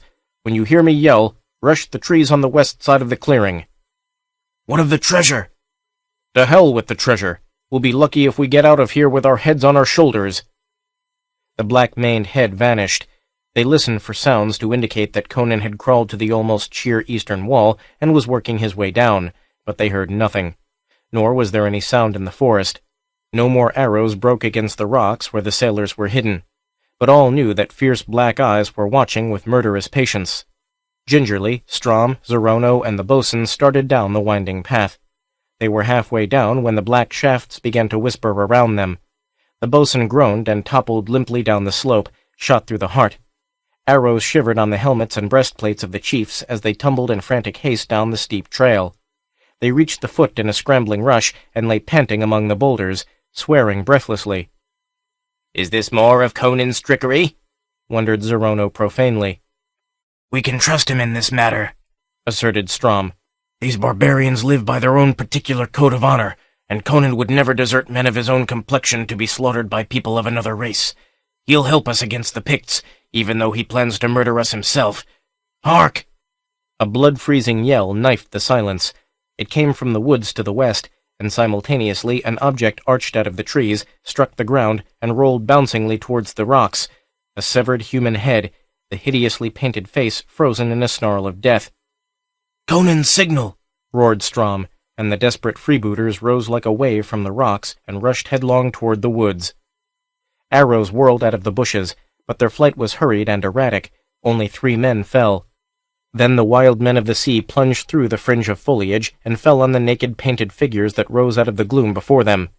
There was a murderous instant of panting, ferocious effort, hand to hand, cutlasses beating down war axes, booted feet trampling naked bodies, and then bare feet were rattling through the bushes in headlong flight as the survivors of that brief carnage quit the fray, leaving 7 still, painted figures stretched on the blood-stained leaves that littered the earth. Further back in the thickets sounded a thrashing and heaving, and then it ceased, and Conan strode into view, his lacquered hat gone, his coat torn, his cutlass dripping in his hand. "What now?" panted Zorono.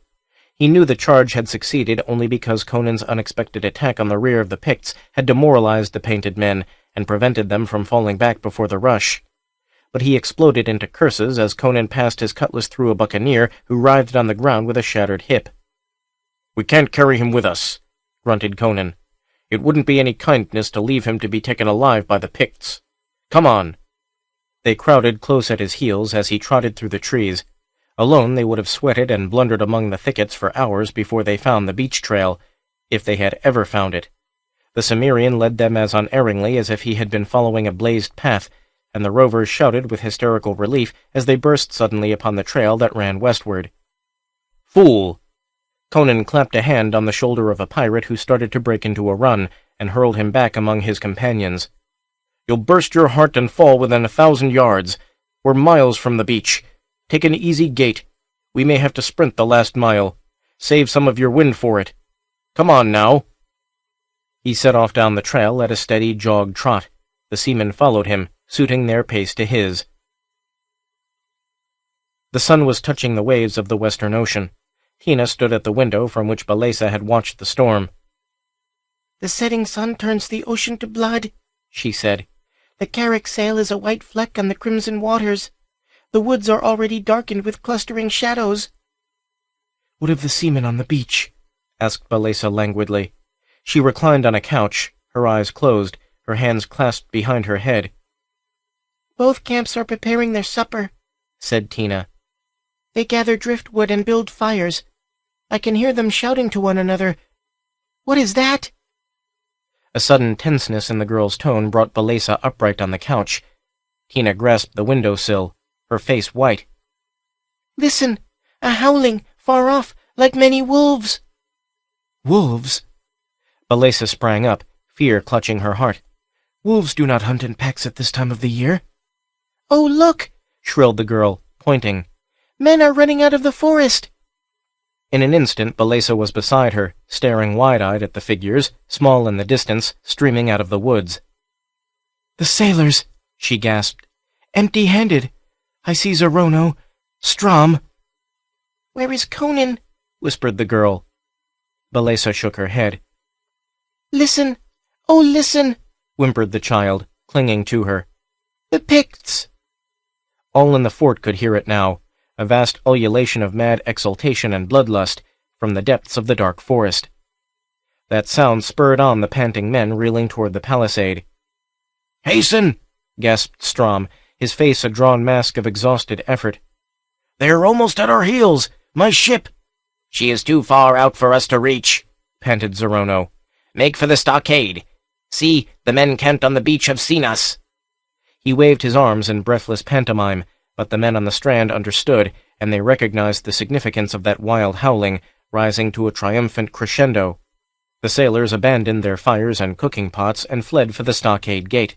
They were pouring through it as the fugitives from the forest rounded the south angle and reeled into the gate, a heaving, frantic mob, half dead from exhaustion.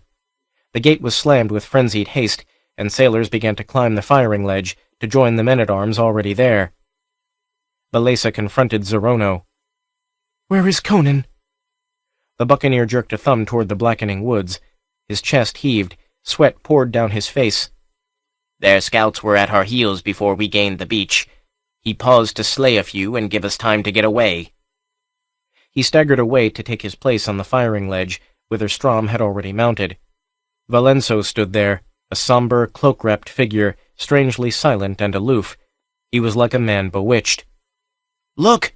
yelped a pirate above the deafening howling of the yet unseen horde. A man emerged from the forest and raced fleetly across the open belt. "Conan!"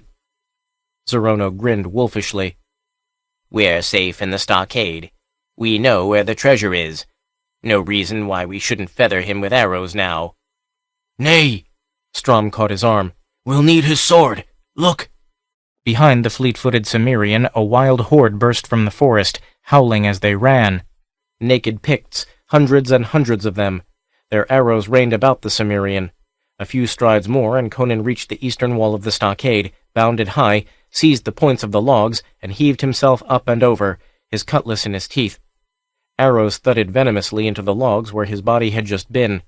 His resplendent coat was gone, his white silk shirt torn and blood-stained. "Stop them!" he roared as his feet hit the ground inside.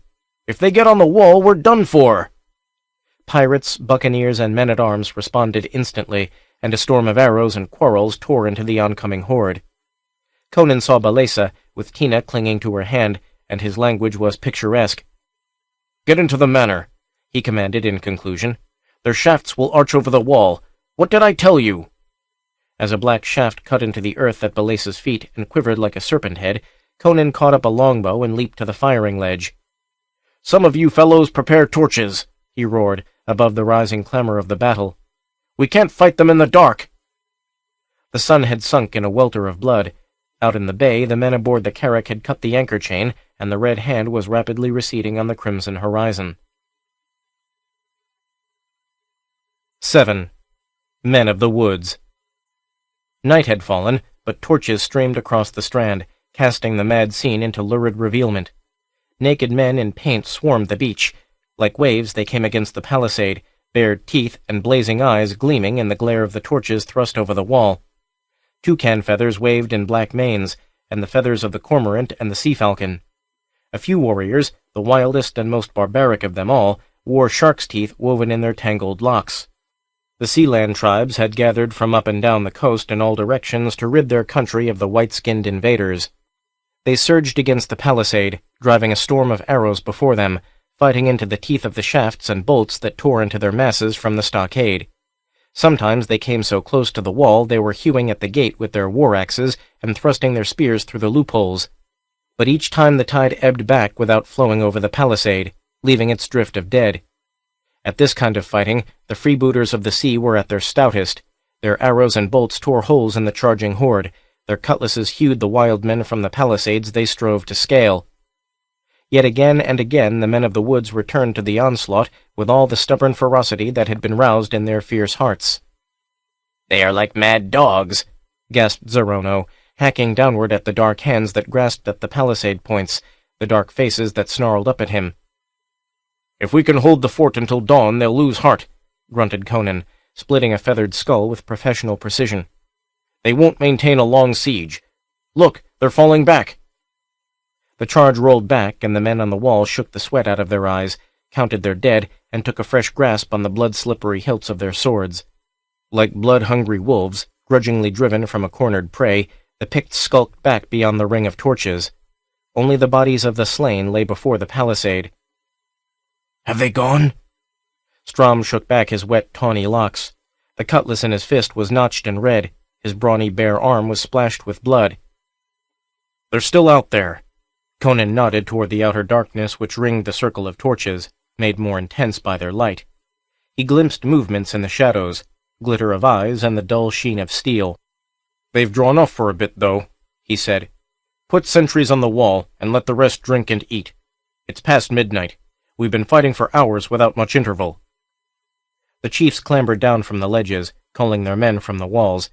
A sentry was posted in the middle of each wall, east, west, north, and south, and a clump of men-at-arms were left at the gate. The Picts, to reach the wall, would have to charge across a wide, torchlit space, and the defenders could resume their places long before the attackers could reach the palisade. "Where's Valenso?" demanded Conan, gnawing a huge beef bone as he stood beside the fire the men had built in the center of the compound. Pirates, buccaneers, and henchmen mingled with each other, wolfing the meat and ale the women brought them, and allowing their wounds to be bandaged. "He disappeared an hour ago," grunted Strom. "He was fighting on the wall beside me, when suddenly he stopped short and glared out into the darkness as if he saw a ghost. 'Look,' he croaked, 'the Black Devil, I see him, out there in the night.' Well, I could swear I saw a figure moving among the shadows that was too tall for a Pict, but it was just a glimpse and it was gone. But Valenso jumped down from the firing ledge and staggered into the manor like a man with a mortal wound. I haven't seen him since." "He probably saw a forest devil," said Conan tranquilly. "The Picts say this coast is lousy with them. What I'm more afraid of is fire arrows. The Picts are likely to start shooting them at any time. What's that? It sounded like a cry for help." When the lull came in the fighting, Balesa and Tina had crept to their window, from which they had been driven by the danger of flying arrows. Silently they watched the men gather about the fire. "There are not enough men on the stockade," said Tina. In spite of her nausea at the sight of the corpses sprawled about the palisade, Balesa was forced to laugh. "Do you think you know more about wars and sieges than the freebooters?" she chided gently. "There should be more men on the walls," insisted the child, shivering. "Suppose the black man came back." Balesa shuddered at the thought. "I am afraid," murmured Tina. "I hope Strom and Zorono are killed." "And not Conan?" asked Balesa curiously. "Conan would not harm us," said the child confidently. "He lives up to his barbaric code of honor, but they are men who have lost all honor." "You are wise beyond your years, Tina," said Balesa, with the vague uneasiness the precocity of the girl frequently roused in her. "Look!" Tina stiffened. "The sentry is gone from the south wall. I saw him on the ledge a moment ago. Now he has vanished." From their window, the palisade points of the south wall were just visible over the slanting roofs of a row of huts which paralleled that wall almost its entire length. A sort of open-topped corridor, 3 or 4 yards wide, was framed by the stockade and the back of the huts, which were built in a solid row. These huts were occupied by the serfs. "Where could the sentry have gone?" whispered Tina uneasily. Balesa was watching one end of the hut row, which was not far from the slide door of the manor. She could have sworn she saw a shadowy figure glide from behind the huts and disappear at the door. Was that the vanished sentry? Why had he left the wall, and why should he steal so subtly into the manor? She did not believe it was the sentry she had seen, and a nameless fear congealed her blood. "Where is the Count, Tina?" she asked. "In the great hall, my lady. He sits alone at the table, wrapped in his cloak and drinking wine, with a face grey as death." "Go and tell him what we have seen. I will keep watch from this window, lest the Picts steal to the unguarded wall." Tina scampered away. Balesa heard her slippered feet pattering along the corridor, receding down the stair. Then abruptly, terribly, there rang out a scream of such poignant fear that Balesa's heart almost stopped with the shock of it. She was out of the chamber and flying down the corridor before she was aware that her limbs were in motion. She ran down the stair and halted as if turned to stone. She did not scream as Tina had screamed. She was incapable of sound or motion. She saw Tina, was aware of the reality of small hands grasping her frantically.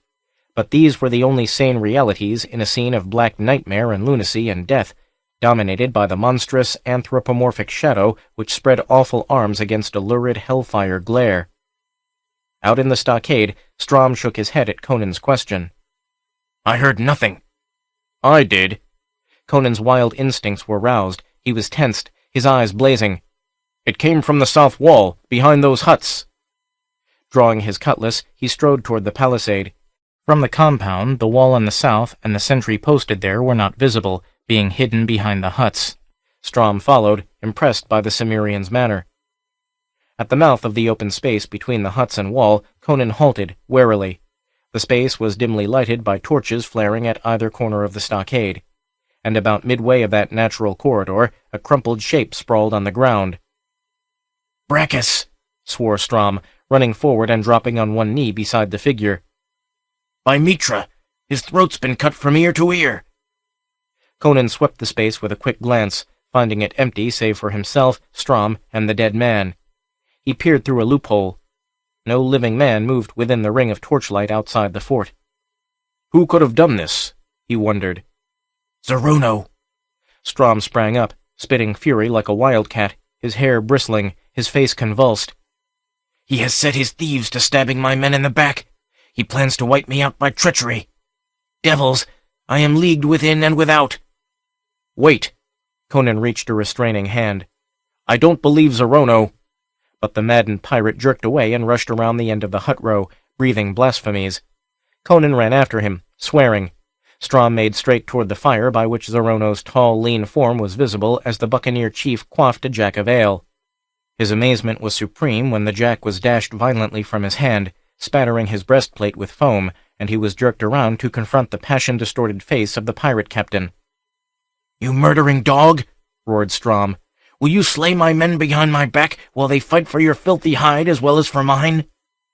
Conan was hurrying toward them, and on all sides men ceased eating and drinking to stare in amazement. "What do you mean?" sputtered Zerono. "You've set your men to stabbing mine at their posts!" screamed the maddened Barachan. "You lie!" Smoldering hate burst into sudden flame. With an incoherent howl, Strom heaved up his cutlass and cut at the buccaneer's head. Zerono caught the blow on his armored left arm, and sparks flew as he staggered back, ripping out his own sword. In an instant the captains were fighting like madmen, their blades flaming and flashing in the firelight. Their crews reacted instantly and blindly. A deep roar went up as pirates and buccaneers drew their swords and fell upon each other. The men left on the walls abandoned their posts and leaped down into the stockade, blades in hand. In an instant the compound was a battleground, where knotting, writhing groups of men smote and slew in a blind frenzy. Some of the men-at-arms and serfs were drawn into the melee, and the soldiers at the gate turned and stared down in amazement, forgetting the enemy which lurked outside.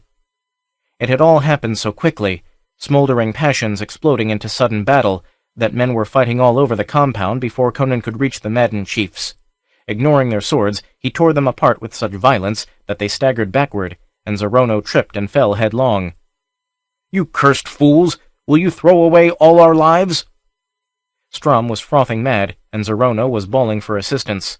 A buccaneer ran at Conan from behind and cut at his head. The Cimmerian half-turned and caught his arm, checking the stroke in mid-air.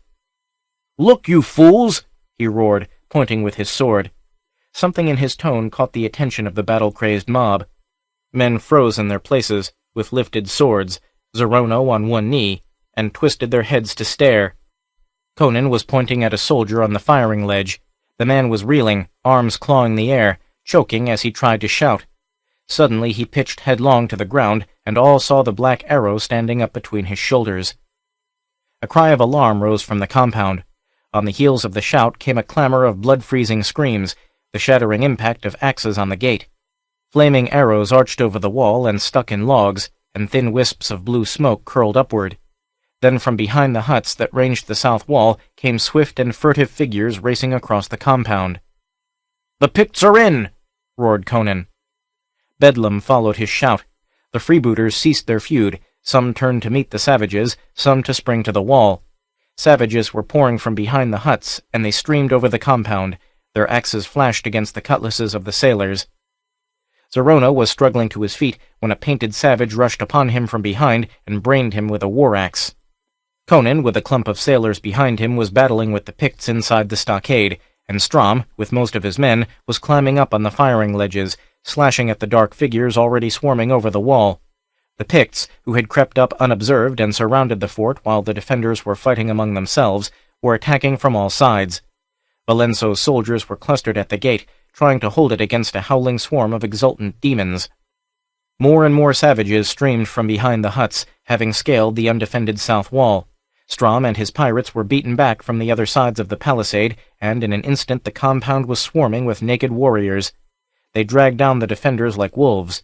The battle revolved into swirling whirlpools of painted figures surging about small groups of desperate white men. Picts, sailors, and henchmen littered the earth, stamped underfoot by the heedless feet. Blood-smeared braves dived howling into huts, and the shrieks that rose from the interiors where women and children died beneath the red axes rose above the din of the battle. The men-at-arms abandoned the gate when they heard those pitiful cries, and in an instant the Picts had burst it and were pouring into the palisade at that point also. Huts began to go up in flames. "Make for the manor!" roared Conan, and a dozen men surged in behind him as he hewed an inexorable way through the snarling pack. Strom was at his side, wielding his red cutlass like a flail. "We can't hold the manor," grunted the pirate. "Why not?" Conan was too busy with his crimson work to spare a glance. "Because, A knife in a dark hand sank deep in the Barachan's back. "Devil eat you, bastard!" Strom turned staggeringly and split the savage's head to his teeth. The pirate reeled and fell to his knees, blood starting from his lips. "The manor's burning," he croaked, and slumped over in the dust. Conan cast a swift look about him. The men who had followed him were all down in their blood. The Pict gasping out his life under the Cimmerian's feet was the last of the group which had barred his way. All about him battle was swirling and surging, but for the moment he stood alone. He was not far from the south wall. A few strides and he could leap to the ledge, swing over, and be gone through the night.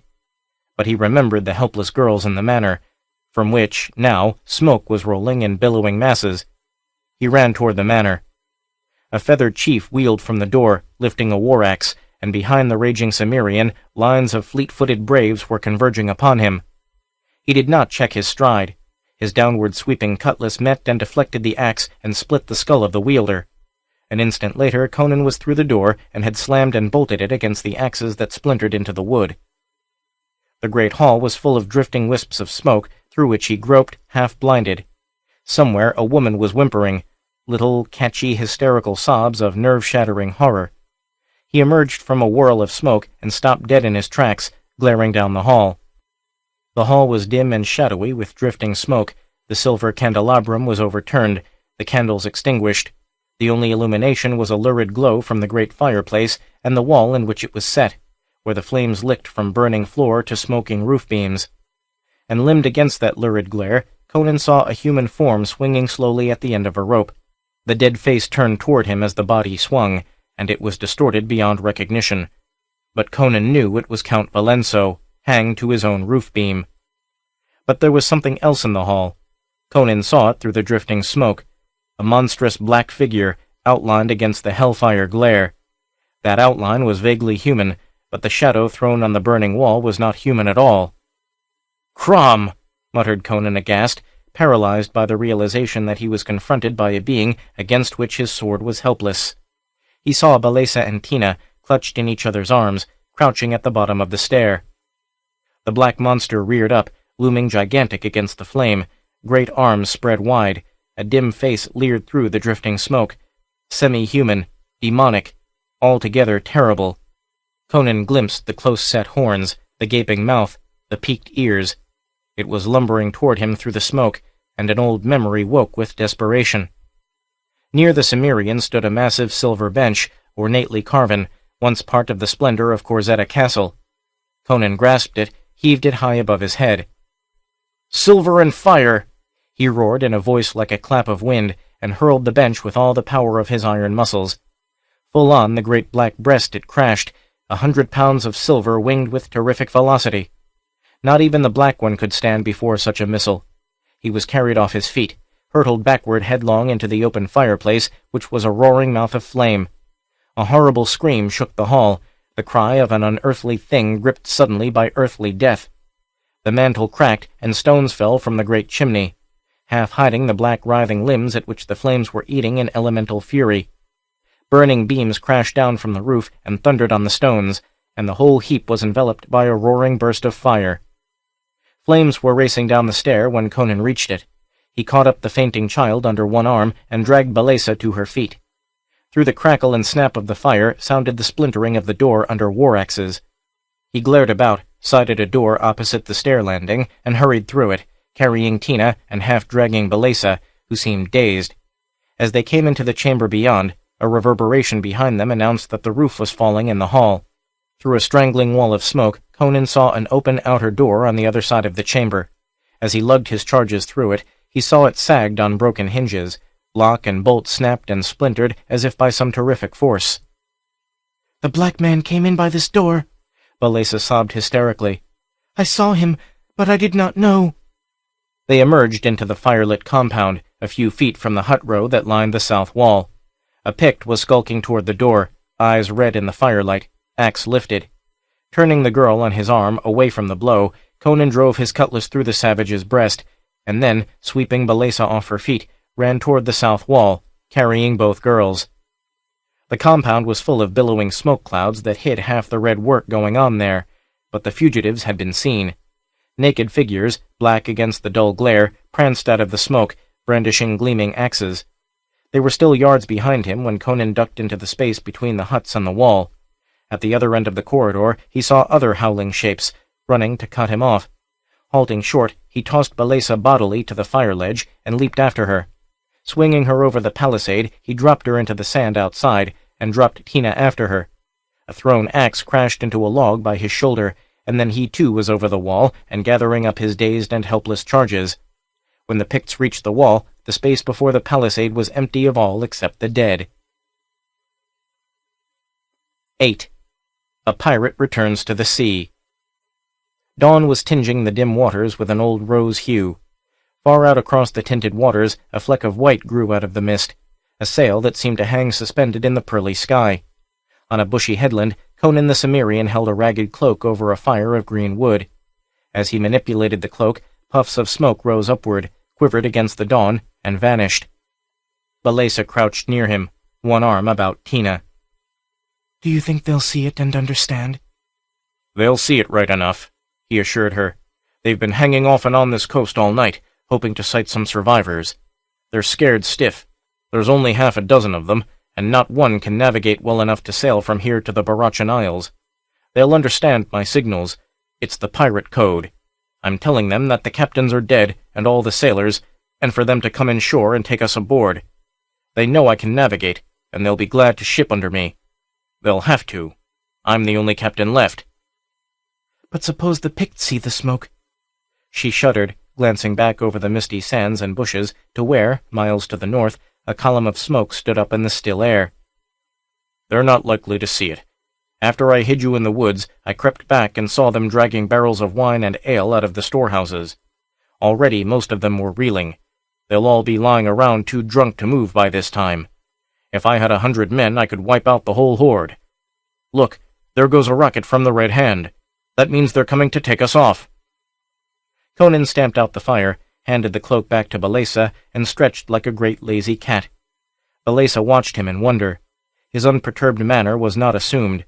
The night of fire and blood and slaughter, and the flight through the black woods afterward, had left his nerves untouched. He was as calm as if he had spent the night in feast and revel. Balesa did not fear him. She felt safer than she had felt since she landed on that wild coast. He was not like the freebooters, civilized men who had repudiated all standards of honor and lived without any. Conan, on the other hand, lived according to the code of his people, which was barbaric and bloody, but at least upheld its own peculiar standards of honor. "Do you think he is dead?" she asked, with seeming irrelevancy. He did not ask her to whom she referred. "I believe so. Silver and fire are both deadly to evil spirits, and he got a bellyful of both." Neither spoke of that subject again. Balesa's mind shrank from the task of conjuring up the scene when a black figure skulked into the great hall and a long-delayed vengeance was horribly consummated. "What will you do when you get back to Zingara?" Conan asked. She shook her head helplessly. "I do not know. I have neither money nor friends. I am not trained to earn my living. Perhaps it would have been better had one of those arrows struck my heart." "Do not say that, my lady," begged Tina. "I will work for us both." Conan drew a small leather bag from inside his girdle. "I didn't get Toth-Mekri's jewels," he rumbled, "but here are some baubles I found in the chest where I got the clothes I'm wearing." He spilled a handful of flaming rubies into his palm. "They're worth a fortune themselves." He dumped them back into the bag and handed it to her. "But I can't take these," she began. "Of course you'll take them. I might as well leave you for the Picts to scalp as to take you back to Zingara to starve," said he. I know what it is to be penniless in a Hyborian land. Now in my country sometimes there are famines, but people are hungry only when there's no food in the land at all. But in civilized countries I've seen people sick of gluttony while others were starving. Aye, I've seen men fall and die of hunger against the walls of shops and storehouses crammed with food. Sometimes I was hungry too, but then I took what I wanted at sword's point. But you can't do that. So you take these rubies. You can sell them and buy a castle, and slaves, and fine clothes, and with them it won't be hard to get a husband, because civilized men all desire wives with these possessions. But what of you? Conan grinned and indicated the red hand drawing swiftly inshore. A ship and a crew are all I want. As soon as I set foot on that deck, I'll have a ship, and as soon as I can raise the Barachans, I'll have a crew. The lads of the Red Brotherhood are eager to ship with me, because I always lead them to rare loot. And as soon as I've set you and the girl ashore on the Zingaran coast, I'll show the dogs some looting. Nay, no thanks. What are a handful of gems to me, when all the loot of the southern seas will be mine for the grasping? The Frost Giant's Daughter. The clangor of the swords had died away. The shouting of the slaughter was hushed. Silence lay on the red-stained snow. The bleak, pale sun that glittered so blindingly from the ice fields and the snow-covered plains struck sheens of silver from rent corselet and broken blade, where the dead lay as they had fallen. The nerveless hand yet gripped the broken hilt. Helmeted heads, back drawn in the death throes, tilted red beards and golden beards grimly upward, as if in last invocation to Ymir, the frost giant, god of a warrior race. Across the red drifts and mail-clad forms, two figures glared at each other. In that utter desolation, only they moved. The frosty sky was over them, the white illimitable plain around them, the dead men at their feet. Slowly through the corpses they came, as ghosts might come to a tryst through the shambles of a dead world. In the brooding silence they stood face to face. Both were tall men, built like tigers. Their shields were gone, their corselets battered and dented. Blood dried on their mail. Their swords were stained red. Their horned helmets showed the marks of fierce strokes. One was beardless and black-maned. The locks and beard of the other were red as the blood on the sunlit snow. "Men," said he, "tell me your name, so that my brothers in Vanaheim may know who was the last of Wulfhere's band to fall before the sword of Heimdall." "Not in Vanaheim," growled the black-haired warrior. "But in Valhalla will you tell your brothers that you met Conan of Cimmeria?" Heimdall roared and leaped, and his sword flashed in a deathly arc. Conan staggered, and his vision was filled with red sparks as the singing blade crashed on his helmet, shivering into bits of blue fire. But as he reeled, he thrust with all the power of his broad shoulders behind the humming blade.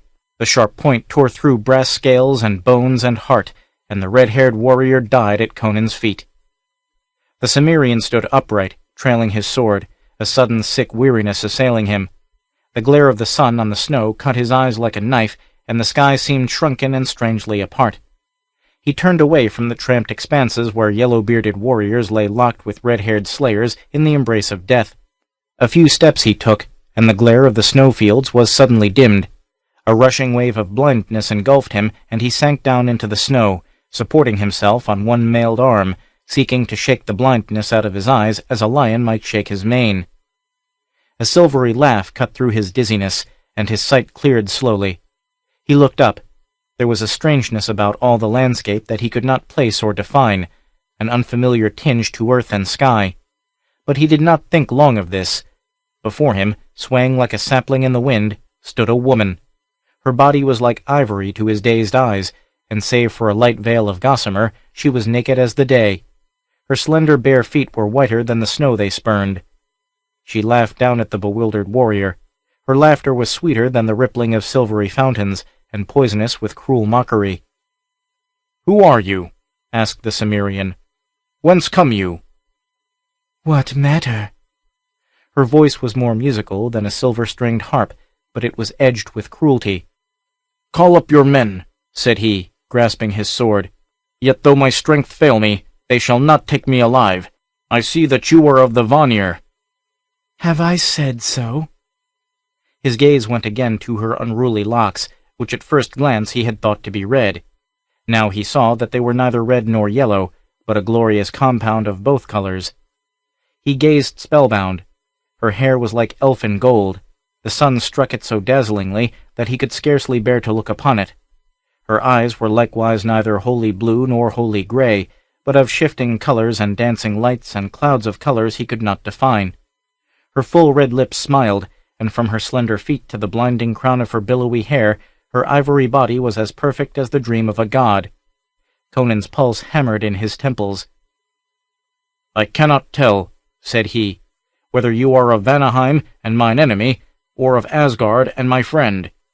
Far have I wandered, but a woman like you I have never seen. Your locks blind me with their brightness.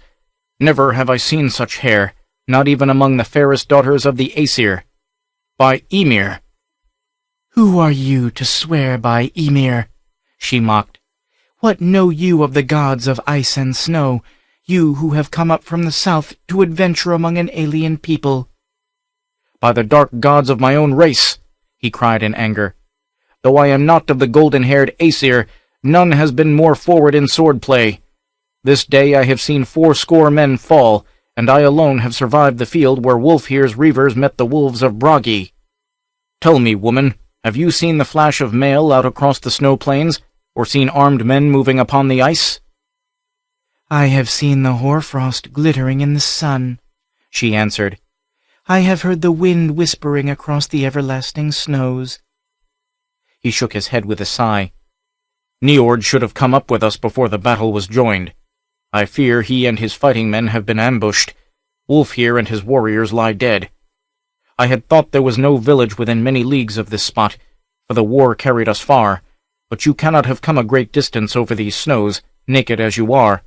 Lead me to your tribe, if you are of Asgard, for I am faint with blows and the weariness of strife." "My village is further than you can walk, Conan of Cimmeria," she laughed.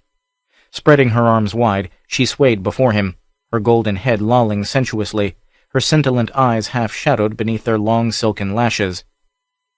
"Am I not beautiful, O man?" "Like dawn running naked on the snows," he muttered, his eyes burning like those of a wolf. "Then why do you not rise and follow me? Who is the strong warrior who falls down before me?" she chanted in maddening mockery. "Lie down and die in the snow with the other fools, Conan of the black hair. You cannot follow where I would lead." With an oath, the Cimmerian heaved himself up on his feet, his blue eyes blazing, his dark, scarred face contorted. Rage shook his soul, but desire for the taunting figure before him hammered at his temples and drove his wild blood fiercely through his veins. Passion fierce as physical agony flooded his whole being, so that earth and sky swam red to his dizzy gaze. In the madness that swept upon him, weariness and faintness were swept away. He spoke no word as he drove at her, fingers spread to grip her soft flesh. With a shriek of laughter, she leaped back and ran, laughing at him over her white shoulder. With a low growl, Conan followed. He had forgotten the fight, forgotten the mailed warriors who lay in their blood, forgotten Niord and the reavers who had failed to reach the fight. He had thought only for the slender white shape which seemed to float rather than run before him. Out across the white blinding plain the chase led. The trampled red field fell out of sight behind him, but still Conan kept on with the silent tenacity of his race. His mailed feet broke through the frozen crust. He sank deep in the drifts and forged through them by sheer strength. But the girl danced across the snow light as a feather floating across a pool. Her naked feet barely left their imprint on the hoarfrost that overlaid the crust. In spite of the fire in his veins, the cold bit through the warrior's mail and fur-lined tunic, but the girl in her gossamer veil ran as lightly and as gaily as if she danced through the palm and rose gardens of Powhatan. On and on she led, and Conan followed. Black curses drooled through the Cimmerian's parched lips. The great veins in his temples swelled and throbbed, and his teeth gnashed. "You cannot escape me," he roared. "Lead me into a trap, and I'll pile the heads of your kinsmen at your feet. Hide from me, and I'll tear apart the mountains to find you. I'll follow you to hell." Her maddening laughter floated back to him, and foam flew from the barbarian's lips. Further and further into the wastes she led him. The land changed. The wide plains gave way to low hills, marching upward in broken ranges. Far to the north he caught a glimpse of towering mountains, blue with the distance, or white with the eternal snows. Above these mountains shone the flaring rays of the borealis.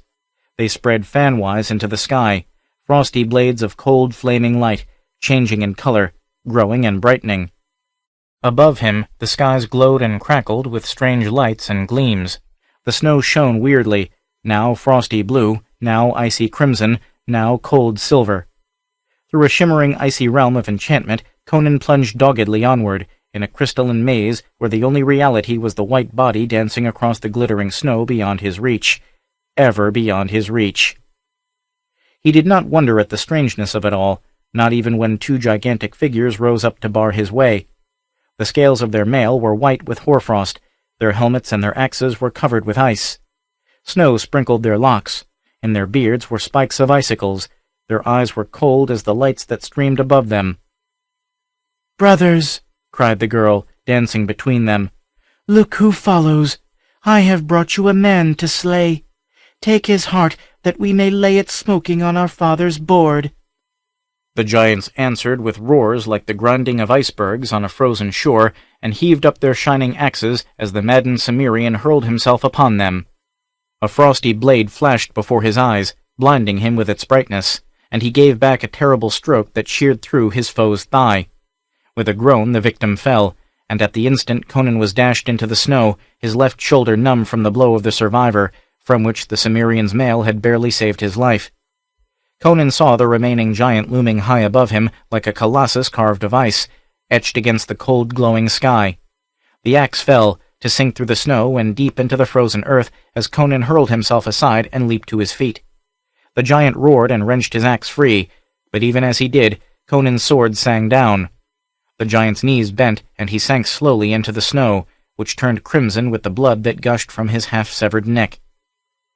Conan wheeled to see the girl standing a short distance away, staring at him in wide-eyed horror, all the mockery gone from her face. He cried out fiercely, and the blood drops flew from his sword as his hand shook in the intensity of his passion. "Call the rest of your brothers," he cried. "I'll give their hearts to the wolves. You cannot escape me." With a cry of fright, she turned and ran fleetly. She did not laugh now, nor mock him over her white shoulder. She ran as for her life, and though he strained every nerve and thew until his temples were like to burst and the snow swam red to his gaze, she drew away from him, dwindling in the witch-fire of the skies, until she was a figure no bigger than a child, then a dancing white flame on the snow, then a dim blur in the distance. But grinding his teeth until the blood started from his gums, he reeled on, and he saw the blur grow to a dancing white flame, and the flame to a figure big as a child. And then she was running less than 100 paces ahead of him, and slowly the space narrowed, foot by foot. She was running with effort now, her golden locks blowing free.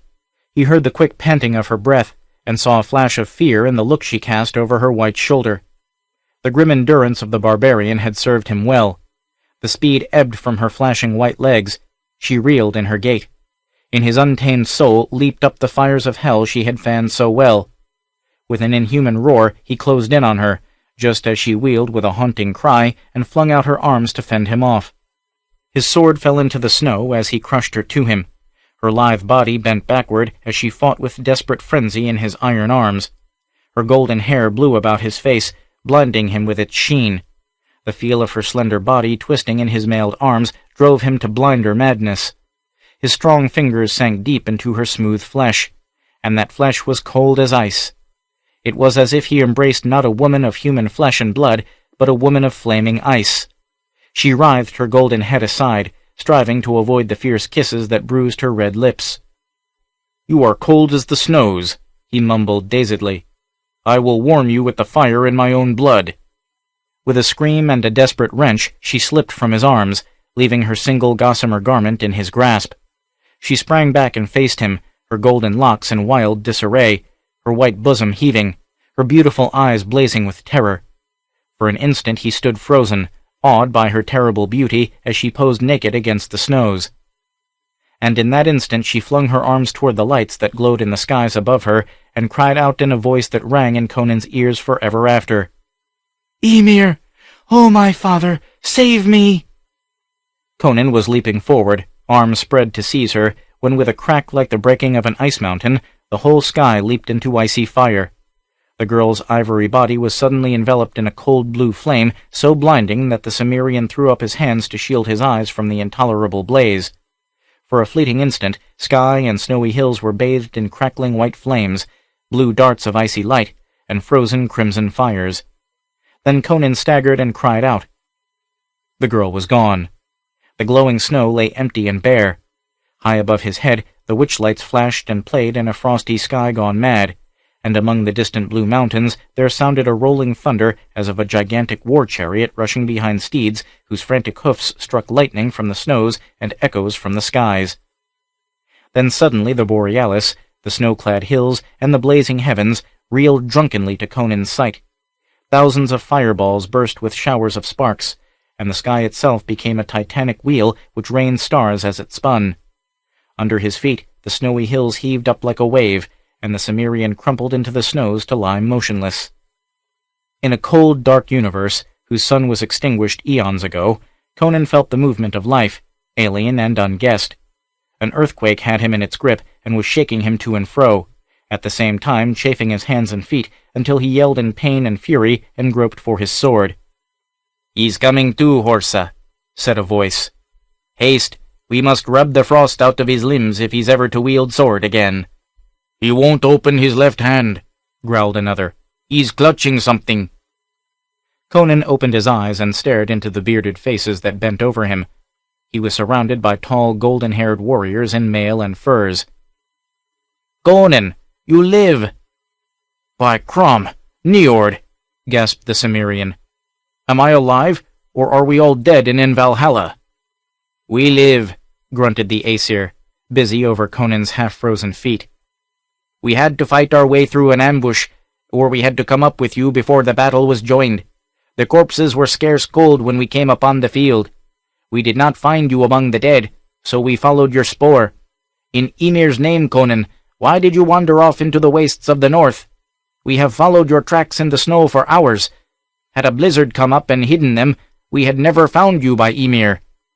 "Swear not so often by Ymir," uneasily muttered a warrior, glancing at the distant mountains. "This is his land, and the god bides among yonder mountains, the legends say." "I saw a woman," Conan answered hazily. "We met Bragi's men in the plains. I know not how long we fought. I alone lived. I was dizzy and faint. The land lay like a dream before me. Only now do all things seem natural and familiar. The woman came and taunted me. She was beautiful as a frozen flame from hell. A strange madness fell upon me when I looked at her, so I forgot all else in the world. I followed her. Did you not find her tracks, or the giants in icy mail I slew?" Niord shook his head. "We found only your tracks in the snow, Conan." "Then it may be I am mad," said Conan dazedly. "Yet you yourself are no more real to me than was the golden-locked witch who fled naked across the snows before me. Yet from under my very hands she vanished in icy flame." "He is delirious," whispered a warrior. "Not so," cried the older man, whose eyes were wild and weird. "It was Atali, the daughter of Ymir, the frost giant. To fields of the dead she comes, and shows herself to the dying. Myself, when a boy, I saw her, when I lay half-slain on the bloody field of Woolraven. I saw her walk among the dead in the snows, her naked body gleaming like ivory, and her golden hair unbearably bright in the moonlight. I lay and howled like a dying dog because I could not crawl after her.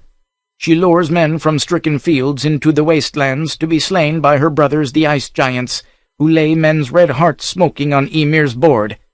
The Cimmerian has seen Atali, the frost giant's daughter." "Bah," grunted Horsa. "Old Gorm's mind was touched in his youth by a sword cut on the head. Conan was delirious from the fury of battle. Look how his helmet is dented. Any of those blows might have addled his brain. It was an hallucination he followed into the wastes. He is from the south. What does he know of Atali?" "You speak truth, perhaps," muttered Conan. "It was all strange and weird. By Crom—" He broke off, glaring at the object that still dangled from his clenched left fist. The others gaped silently at the veil he held up. a wisp of gossamer that was never spun by human distaff. Drums of Tombalku. Draft. 1.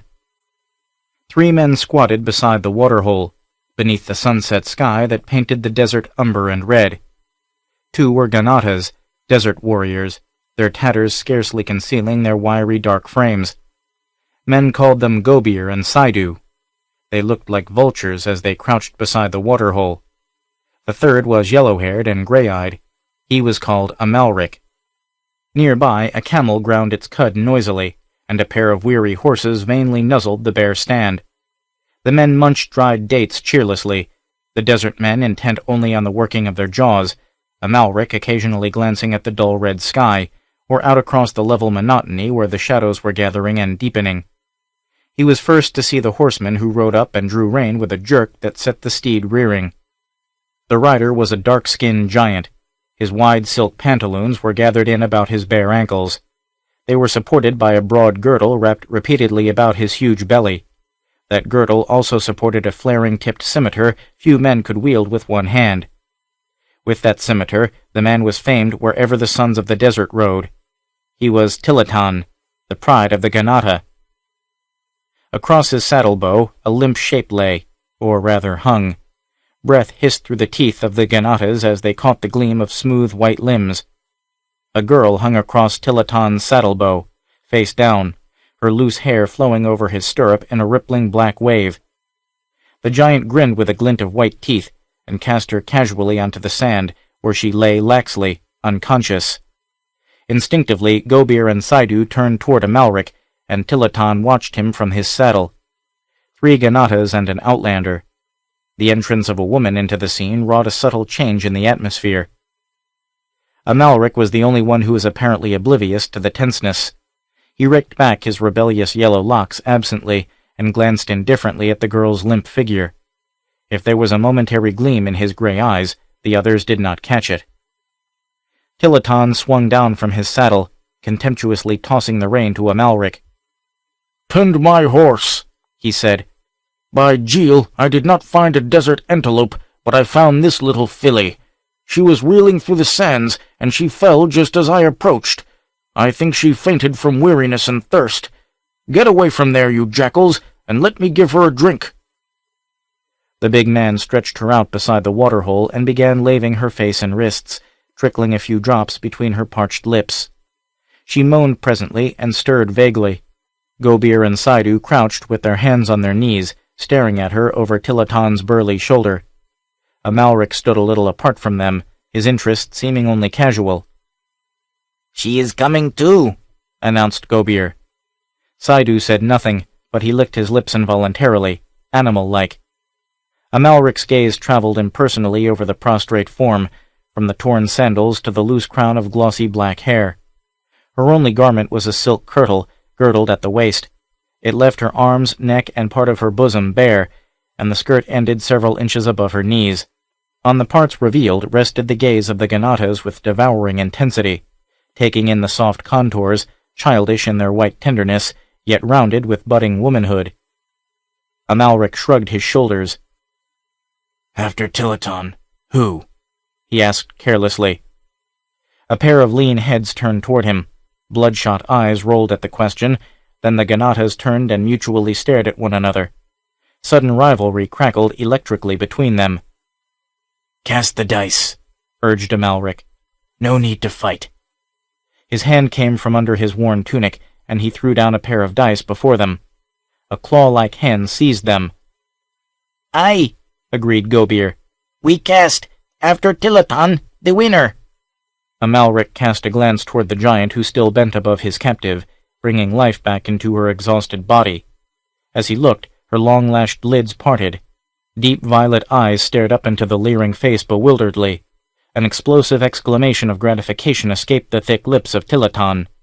Wrenching a flask from his girdle, he put it to her mouth. She drank the wine mechanically. Amalric avoided her wandering gaze. He was one man, and the 3 Ganatas were all his match. Gobir and Saidu bent above the dice. Saidu cupped them in his palm, breathed on them for luck, shook, and threw. Two vulture-like heads bent over the spinning cubes in the dim light, and Amalric drew and struck with the same motion. The edge sliced through a thick neck, severing the windpipe, and Gobier fell across the dice, spurting blood, his head hanging by a shred. Simultaneously, Saidu, with the desperate quickness of a desert man, shot to his feet and hacked ferociously at the slayer's head. Amalric barely had time to catch the stroke on his lifted sword. The whistling scimitar beat the straight blade down on Amalric's head, staggering him. He released his sword and threw both arms about Saidu, dragging him into close quarters where his scimitar was useless. Under the desert man's rags, the wiry frame was like steel cords. Tilaton, comprehending the matter instantly, had cast the girl down and risen with a roar. He rushed toward the struggling pair like a charging bull, his great scimitar flaming in his hand. Amalric saw him coming, and his flesh turned cold. Saidu was jerking and wrenching, handicapped by the scimitar he was still seeking futilely to turn against his antagonist. Their feet twisted and stamped in the sand, their bodies ground against one another. Amalric smashed his sandal heel down on the Ganata's bare instep, feeling bones give way. Saidu howled and plunged convulsively, and Amalric gave a desperate heave. The pair lurched drunkenly about, just as Tilaton struck with a rolling drive of his broad shoulders. Amalric felt the steel rasp the underpart of his arm and chug deep into Saidu's body. The Ganata gave an agonized scream, and his convulsive start tore himself free of Amalric's grasp. Tilaton roared a ferocious oath, and, wrenching his steel free, hurled the dying man aside. Before he could strike again, Amalric, his skin crawling with the fear of that great curved blade, had grappled with him. Despair swept over him as he felt the strength of the warrior. Tilaton was wiser than Saidu. He dropped the scimitar, and with a bellow, caught Amalric's throat with both hands. The great fingers locked like iron, and Amalric, striving vainly to break their grip, was borne down, with the Ganata's great weight pinning him to the earth.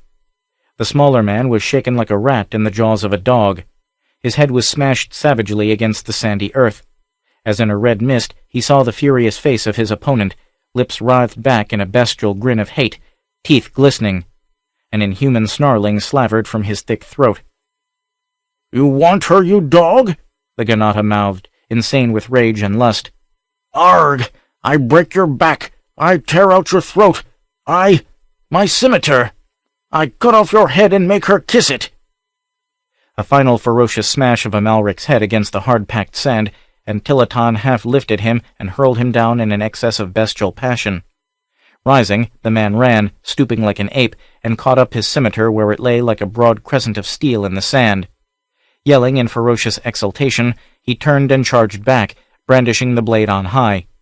Amalric rose slowly to meet him, dazed, shaken, sick from the manhandling he had received. Tilaton's girdle had become unwound in the fight, and now the end dangled about his feet. He tripped, stumbled, fell headlong, throwing out his arms to save himself.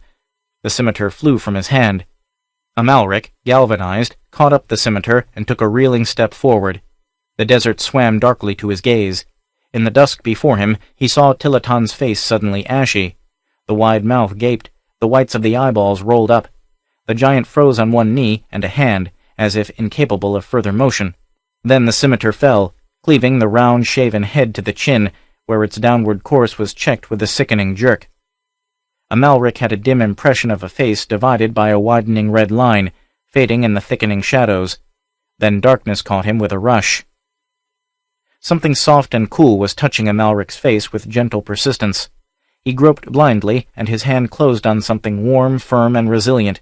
Then his sight cleared, and he looked into a soft oval face, framed in lustrous black hair. As in a trance, he gazed unspeaking, hungrily dwelling on each detail of the full red lips, dark violet eyes, and alabaster throat. With a start, he realized the vision was speaking in a soft, musical voice. The words were strange, yet possessed an elusive familiarity. A small white hand holding a dripping bunch of silk was passed gently over his throbbing head and face. He sat up dizzily. It was night, under the star-splashed skies. The camel still munched its cud. A horse whinnied restlessly. Not far away lay a hulking dark figure with its cleft head in a horrible puddle of blood and brains. Amalric looked up at the girl who knelt beside him, talking in her gentle, unknown tongue. As the mists cleared from his brain, he began to understand her. Harking back into half-forgotten tongues he had learned and spoken in the past, he remembered a language used by a scholarly class in a southern province of Koth. "Who are you, girl?" he demanded, prisoning a small hand in his own hardened fingers. "I am Lissa." The name was spoken with almost the suggestion of a lisp. It was like the rippling of a slender stream. "I am glad you are conscious. I feared you were not alive." "A little more and I wouldn't have been," he muttered, glancing at the grisly sprawl that had been Tilaton. She paled, refusing to follow his gaze. Her hand trembled, and in their nearness, Amalric thought he could feel the quick throb of her heart. "It was horrible," she faltered. "Like an awful dream. Anger, and blows, and blood." "It might have been worse," he growled. She seemed sensitive to every changing inflection of his voice or mood. Her free hand stole timidly to his arm. "I did not mean to offend you. It was very brave for you to risk your life for a stranger. You are noble as the knights about which I have read." He cast a quick glance at her. Her wide, clear eyes met his, reflecting only the thought she had spoken. He started to speak, then changed his mind and said another thing. "What are you doing in the desert?" "I came from Ghazal," she answered. I was running away. I could not stand it any longer. But it was hot and lonely and weary, and I saw only sand, and the blazing blue sky. The sands burned my feet, and my sandals were worn out quickly. I was so thirsty, my canteen was soon empty. And then I wished to return to Ghazal, but one direction looked like another. I did not know which way to go. I was terribly afraid, and started running in the direction in which I thought Ghazal to be. I do not remember much after that. I ran until I could run no further, and I must have lain in the burning sand for a while. I remember rising and staggering on, and toward the last I thought I heard someone shouting, and saw a huge man on a black horse riding toward me, and then I knew no more until I awoke and found myself lying with my head in that man's lap, while he gave me wine to drink. Then there was shouting and fighting." She shuddered. "When it was all over, I crept to where you lay like a dead man, and I tried to bring you to—" "Why?" he demanded. She seemed at a loss. "Why?" she floundered. "Why, you were hurt, and— why, it is what anyone would do. Besides, I realized that you were fighting to protect me from these men. The people of Ghazal have always said that the desert people were wicked and would harm the helpless." "That's no exclusive characteristic," muttered Amalric. "Where is this Ghazal?" "It cannot be far," she answered. "I walked a whole day, and then I do not know how far the warrior carried me after he found me. But he must have discovered me about sunset, so he could not have come far." "In what direction?" he demanded. "I do not know. I traveled eastward when I left the city." "City?" he muttered. "A day's travel from this spot? I had thought there was only desert for 1,000 miles. "Ghazal is in the desert," she answered. "It is built amidst the palms of an oasis." Putting her aside, he got to his feet, swearing softly as he fingered his throat, the skin of which was bruised and lacerated. He examined the 3 Ganatas in turn, finding no sign of life in them. Then, one by one, he dragged them a short distance out into the desert. Somewhere the jackals were yelping. Returning to the waterhole where the girl squatted patiently, he cursed to find only the black stallion of Tilaton with the camel. The other horses had broken their tethers and bolted during the fight. Amalric went to the girl and proffered her a handful of dried dates. She nibbled at them eagerly, while the other sat and watched her, his chin on his fists, and increasing impatience throbbing in his veins. "Why did you run away?" he asked abruptly. "Are you a slave?" "We have no slaves in Ghazal," she answered. "Oh, I was weary, so weary of the eternal monotony. I wish to see something of the outer world. Tell me, from what land do you come?" "I was born in the western hills of Aquilonia," he answered. She clapped her hands like a delighted child. "I know where it is. I have seen it on the maps. It is the westernmost country of the Hyborians, and its king is Epius the sword-wielder." Amalric experienced a distant shock. His head jerked up, and he stared at his fair companion. "Epius? Why, Epius has been dead for 900 years. The king's name is Villaris." "Oh, of course," she said, rather embarrassedly. "I am foolish. Of course, Epius was king 9 centuries ago, as you say. But tell me all about the world." "Why, that is a big order," he answered, nonplussed. "You have not traveled?" "This is the very first time that I have ever been out of sight of the walls of Ghazal," she admitted to him. His gaze was fixed on the curve of her white bosom. He was not interested in her adventures at the moment, and Ghazal might have been hell for all he cared. He started to speak, then, changing his mind, caught her roughly in his arms, his muscles tensing for the struggle he expected. But he encountered no resistance. Her soft, yielding body lay across his knees, and she looked up at him somewhat in surprise, but without fear or embarrassment. She might have been a child submitting to a new kind of play. Something about her direct gaze confused him. If she had screamed, wept, fought, or smiled knowingly, he would have known how to deal with her. "Who in Mitra's name are you, girl?" he asked roughly. "You are neither touched with the sun, nor playing a game with me. Your speech shows you to be no ignorant country lass, innocent in ignorance. Yet you seem to know nothing of the world and its ways." "I am a daughter of Ghazal," she answered helplessly. "If you saw Ghazal, perhaps you would understand." He lifted her and placed her on the sand. Rising, he brought a saddle blanket and set it out for her. "Sleep, Lissa," he said, his voice harsh with conflicting emotions. "Tomorrow I mean to see Ghazal." At dawn they started westward. Amalric had lifted Lissa onto the camel, showing her how to maintain her balance.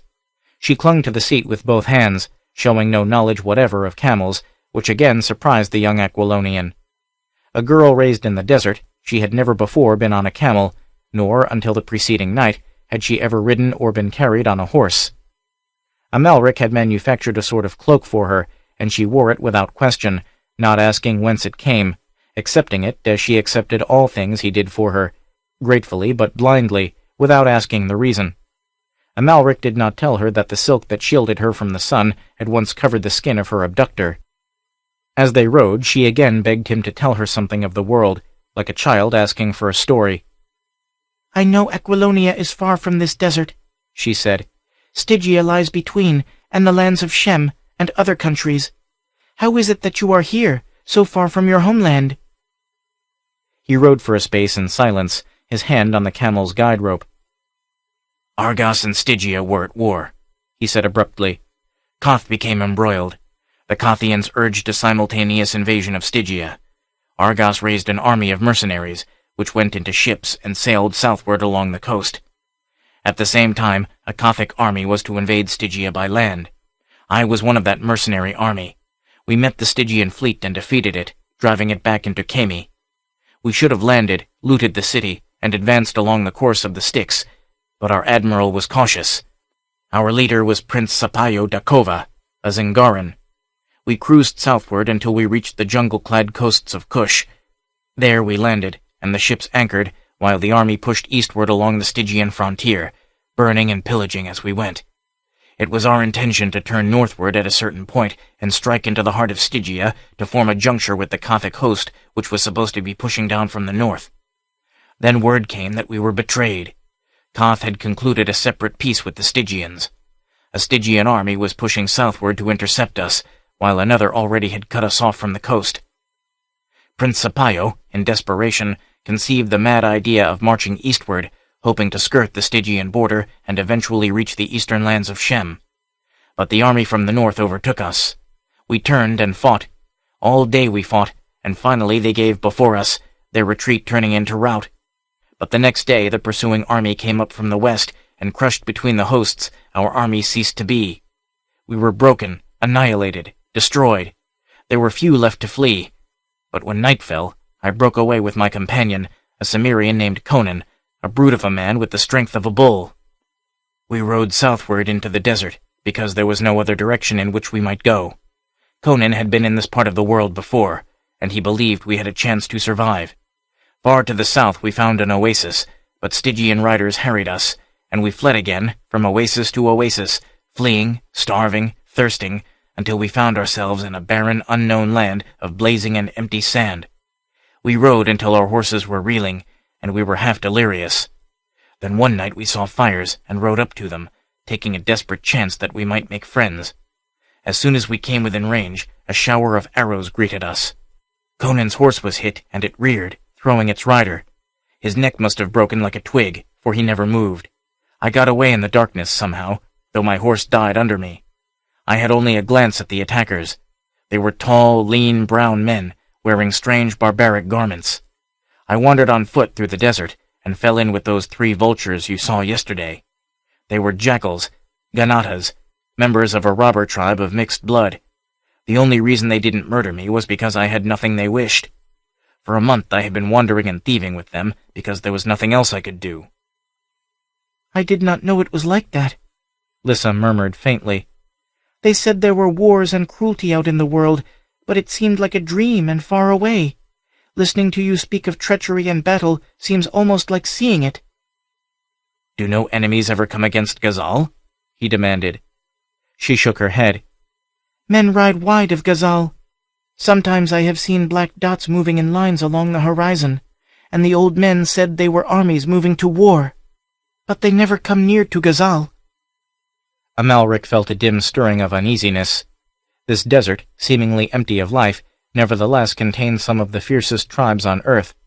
The Ganatas, who ranged far to the east, the masked Tibu, whom he believed dwelt further to the south, and somewhere off to the southwest lay the semi-mythical empire of Tombalku, ruled by a wild and barbaric race. It was strange that a city in the midst of this savage land should be left so completely alone that one of its inhabitants did not even know the meaning of war. When he turned his gaze elsewhere, strange thoughts assailed him. Was the girl touched by the sun? Was she a demon in womanly form come out of the desert to lure him to some cryptic doom? A glance at her, clinging childishly to the high peak of the camel saddle, was sufficient to dispel these broodings. Then again, doubt assailed him. Was he bewitched? Had she cast a spell on him?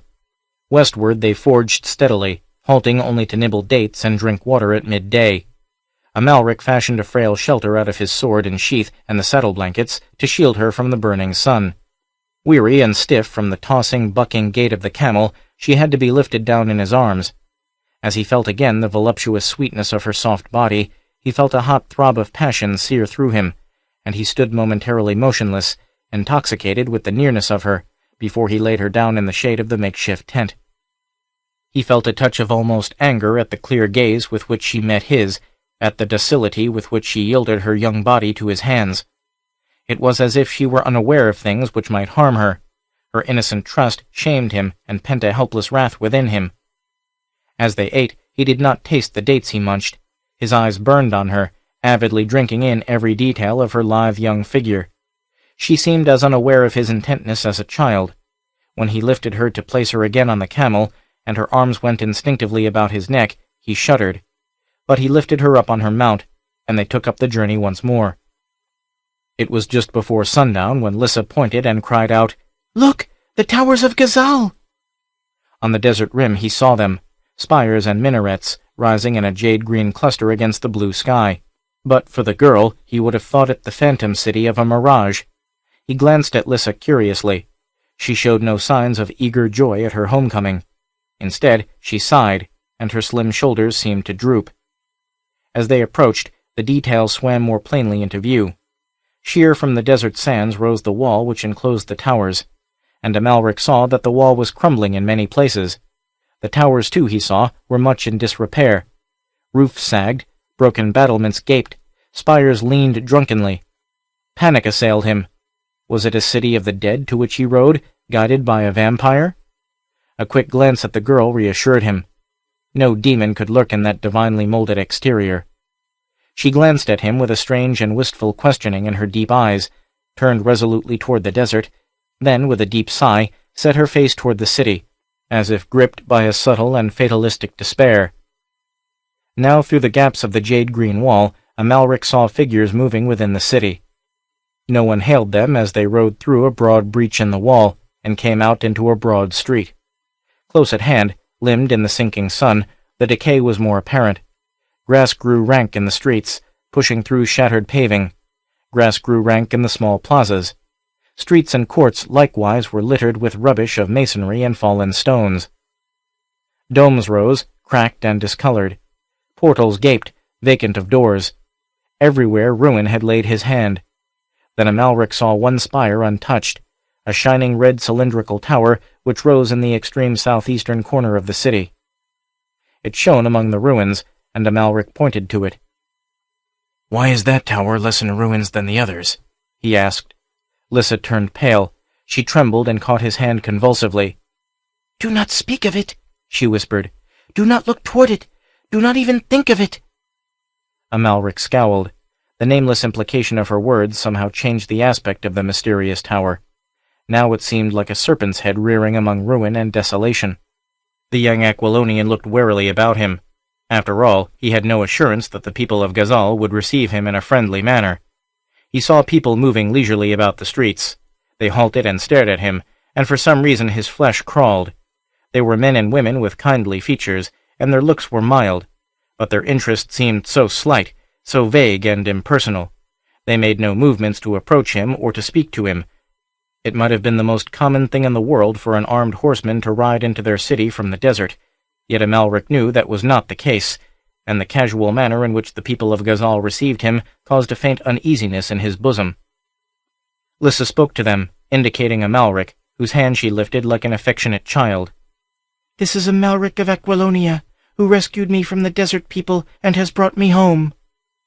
A polite murmur of welcome rose from the people, and several of them approached to extend their hands. Amalric thought he had never seen such vague, kindly faces. Their eyes were soft and mild, without fear and without wonder. Yet they were not the eyes of stupid oxen. Rather, they were the eyes of people wrapped in dreams. Their stare gave him a feeling of unreality. He hardly knew what was said to him.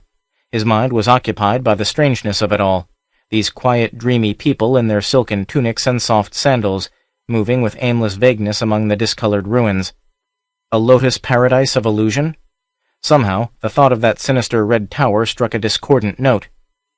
One of the men, his face smooth and unlined, but his hair silver, was saying, "Aquilonia? There was an invasion, we heard. King Bregarus of Nemedia. How went the war?" "He was driven back," answered Amalric briefly, resisting a shudder. 900 years had passed since Bregarus led his spearmen across the marches of Aquilonia. His questioner did not press him further. The people drifted away, and Lissa tugged at his hand. He turned, feasted his eyes upon her. In a realm of illusion and dream, her soft, firm body anchored his wandering conjectures. She was no dream. She was real. Her body was sweet and tangible as cream and honey. "Come, let us go to rest and eat." "What of the people?" he demurred. "Will you not tell them of your experiences?"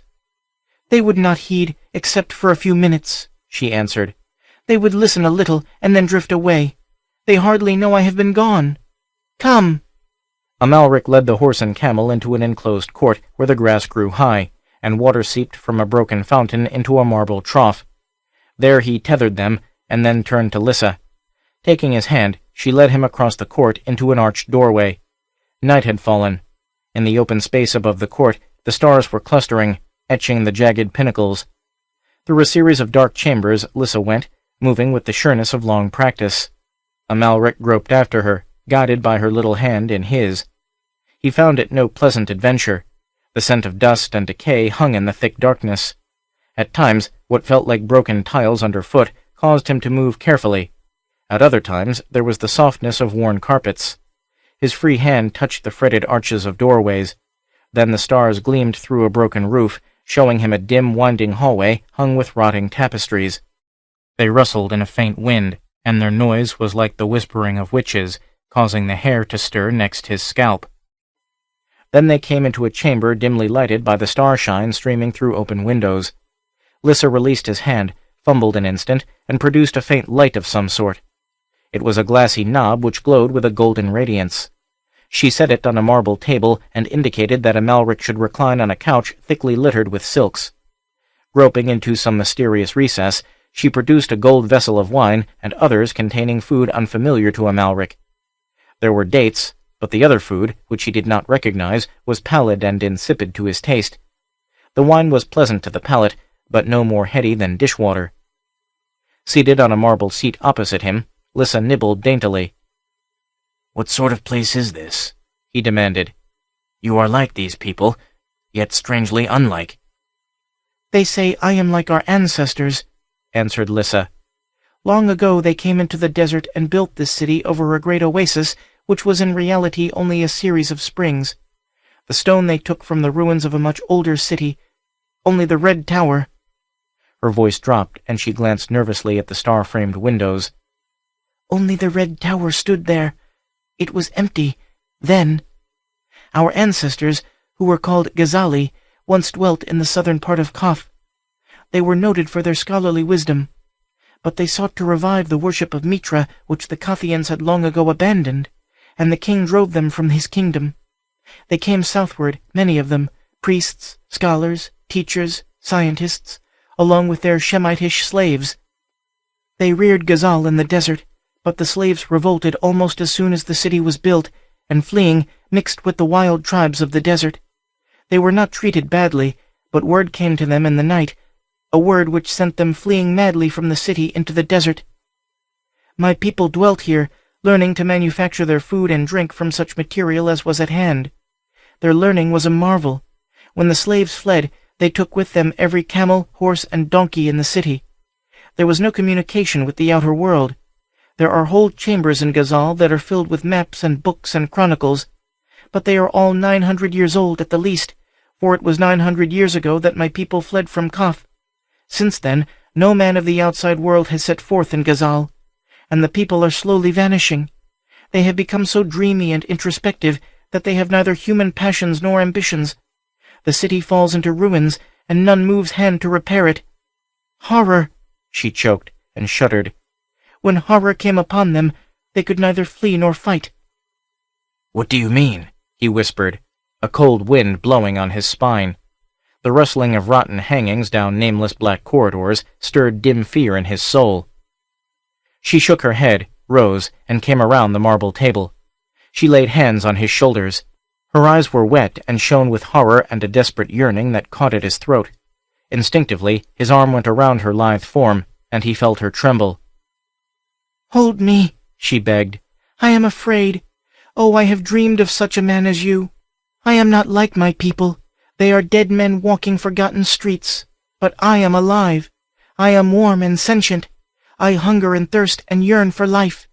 I cannot abide the silent streets and ruined halls and dim people of Ghazal, though I have never known anything else. That is why I ran away. I yearned for life." She was sobbing uncontrollably in his arms. Her hair streamed over his face. Her fragrance made him dizzy. Her firm body strained against him. She was lying across his knees, her arms locked about his neck. Straining her to his breast, he crushed her lips with his. Eyes, lips, cheeks, hair, throat, breasts, he showered with hot kisses, until her sobs changed to panting gasps. The passion that slumbered in her woke in one overpowering wave. The glowing gold ball, struck by his groping fingers, tumbled to the floor and was extinguished. Only the starshine gleamed through the windows. Lying in Amalric's arms on the silk-heaped couch, Lissa opened her heart and whispered her dreams and hopes and aspirations, childish, pathetic, terrible. "I'll take you away," he muttered. "Tomorrow. You are right. Ghazal is a city of the dead. We will seek life in the outer world. It is violent, rough, and cruel, but it is better than this living death."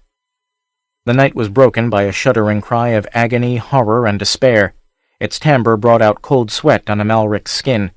He started upright from the couch, but Lissa clung to him desperately. "No, no," she begged in a frantic whisper. "Do not go. Stay." "But murder is being done," he exclaimed, fumbling for his sword. The cries seemed to come from across an outer court. Mingled with them there was an indescribable tearing, rending sound.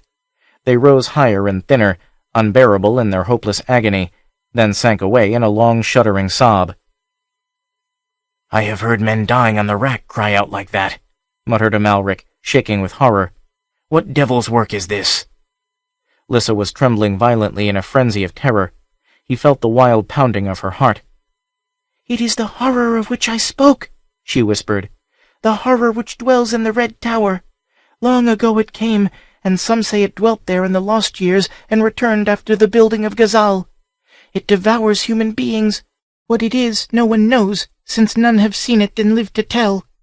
It is a god or a devil.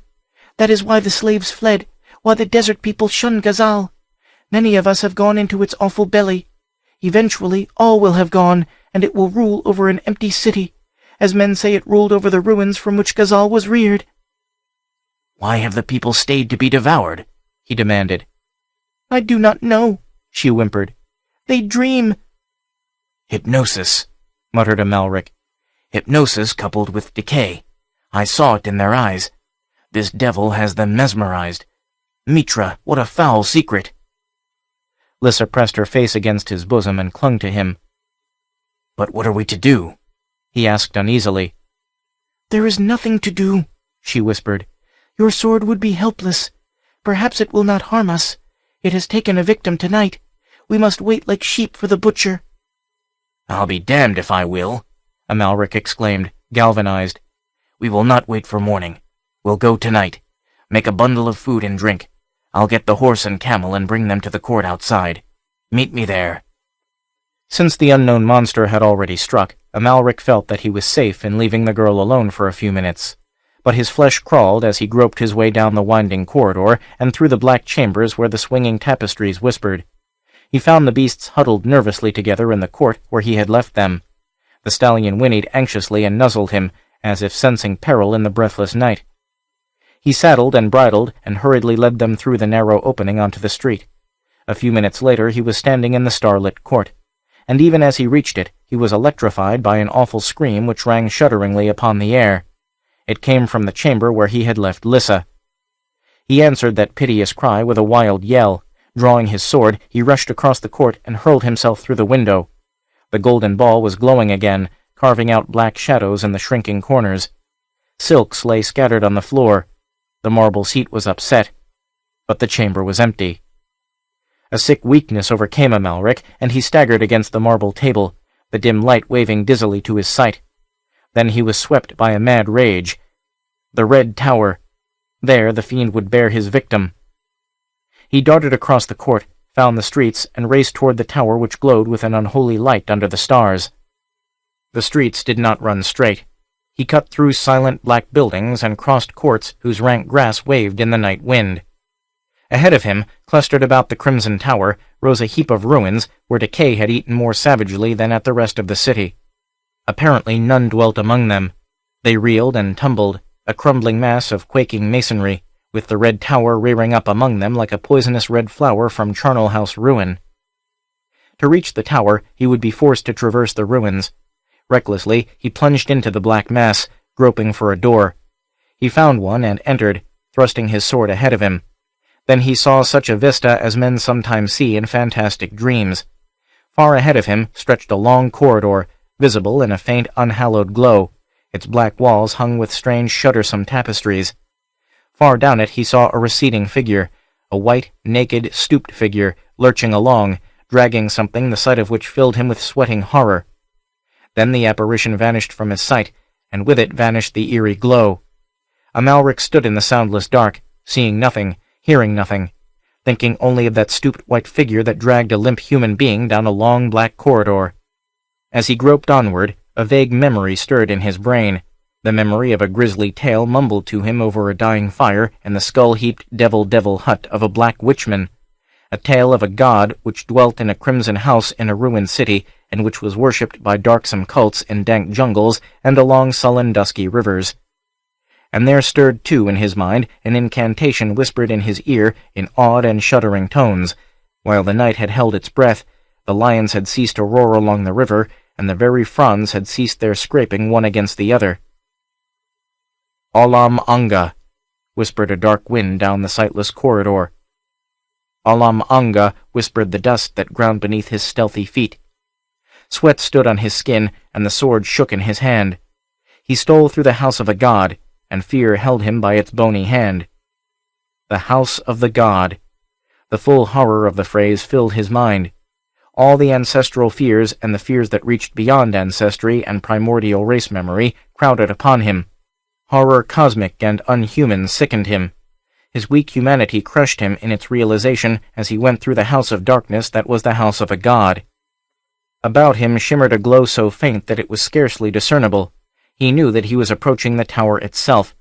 Another instant, and he groped his way through an arched door and stumbled upon strangely spaced steps. Up them he went, and, as he climbed, that blind fury which is mankind's last defense against diabolism and all the hostile forces of the universe surged in him, and he forgot his fear. Burning with terrible eagerness, he climbed up and up through the thick evil darkness until he came into a chamber lit by a weird glow. And before him stood a white, naked figure. Amalric halted, his tongue cleaving to his palate.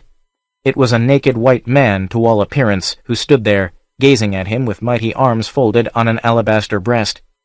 The features were classic, cleanly carven, with more than human beauty.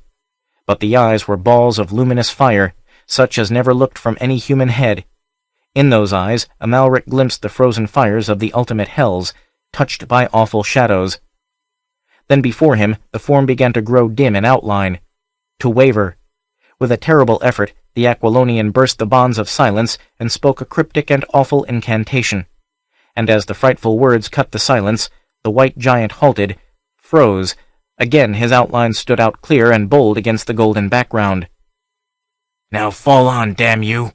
cried Amalric hysterically. "I have bound you into your human shape. The Black Wizard spoke truly. It was the master word he gave me. Fall on, Olam Anga. Till you break the spell by feasting on my heart, you are no more than a man like me." With a roar that was like the gust of a whirlwind, the creature charged. Amalric sprang aside from the clutch of those hands whose strength was more than that of a giant. A single taloned finger, spread wide and catching in his tunic, ripped the garment from him like a rotten rag as the monster plunged by. But Amalric, nerved to more than human quickness by the horror of the fight, wheeled and drove his sword through the thing's back, so that the point stood out a foot from the broad breast. A fiendish howl of agony shook the tower. The monster whirled and rushed at Amalric, but the youth sprang aside and raced up the stairs to the dais. There he wheeled, and, catching up a marble seat, hurled it down upon the horror that was lumbering up the stairs. Full in the face the massive missile struck, carrying the fiend back down the steps. He rose, an awful sight, streaming blood, and again essayed the stairs. In desperation, Amalric lifted a jade bench whose weight wrenched a groan of effort from him, and hurled it. Beneath the impact of the hurtling bulk, Olam Anga pitched back down the stair and lay among the marble shards, which were flooded with his blood. With a last desperate effort, he heaved himself up on his hands, eyes glazing, and throwing back his bloody head, voiced an awful cry. Amalric shuddered and recoiled from the abysmal horror of that scream. And it was answered.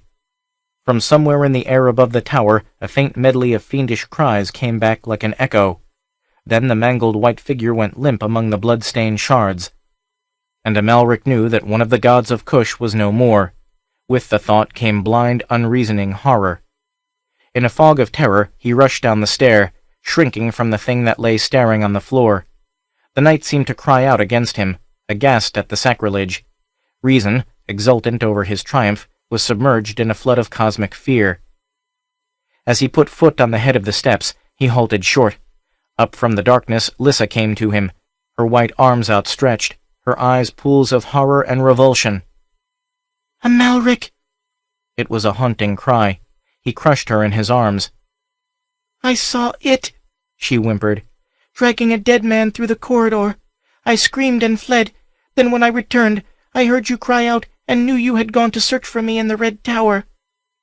"And you came to share my fate." His voice was almost inarticulate. Then, as she tried to peer in trembling fascination past him, he covered her eyes with his hands and turned her about. Better that she should not see what lay on the crimson floor. As he half led, half carried her down the shadowed stairs, a glance over his shoulder showed him that a naked white figure lay no longer among the broken marble. The incantation had bound Olam Anga into his human form in life, but not in death. Blindness momentarily assailed Amalric. Then, galvanized into frantic haste, he hurried Lissa down the stairs and through the dark ruins. He did not slacken pace until they reached the street, where the camel and stallion huddled against one another. Quickly he placed the girl on the camel and swung up on the stallion. Taking the lead line, He headed straight for the broken wall. A few minutes later, he breathed gustily. The open air of the desert cooled his blood. It was free of the scent of decay and hideous antiquity. There was a small water pouch hanging from his saddle bow. They had no food, and his sword was in the chamber of the Red Tower. He had not dared touch it. Without food and unarmed, they faced the desert, but its peril seemed less grim than the horror of the city behind them. Without speaking, they rode. Amalric headed south. Somewhere in that direction there was a waterhole. Just at dawn, as they mounted a crest of sand, he looked back toward Ghazal, unreal in the pink light. And he stiffened as Lissa, sharing his vision, cried out. From a breach in the wall rode 7 horsemen. Their steeds were black, and the riders were cloaked in black from head to foot. Horror swept over Amalric as he realized there had been no horses in Ghazal. Turning, he urged their mounts on. The sun rose, red and then gold, and then a ball of white-beaten flame. On and on the fugitives pressed, reeling with heat and fatigue, blinded by the glare. They moistened their lips with water from time to time, and behind them, at an even pace, rode 7 black dots. Evening began to fall, and the sun reddened and lurched toward the desert rim, and a cold hand clutched at Amalric's heart. The riders were closing in. As darkness came on, so came the black riders. Amalric glanced at Lissa, and a groan burst from him. His stallion stumbled and fell. The sun had gone down. The moon was blotted out suddenly by a bat-shaped shadow. In the utter darkness, the stars glowed red, and behind him Amalric heard a rising rush as of an approaching wind.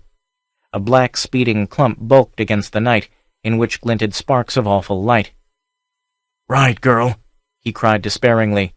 "Go on, save yourself. It is me they want."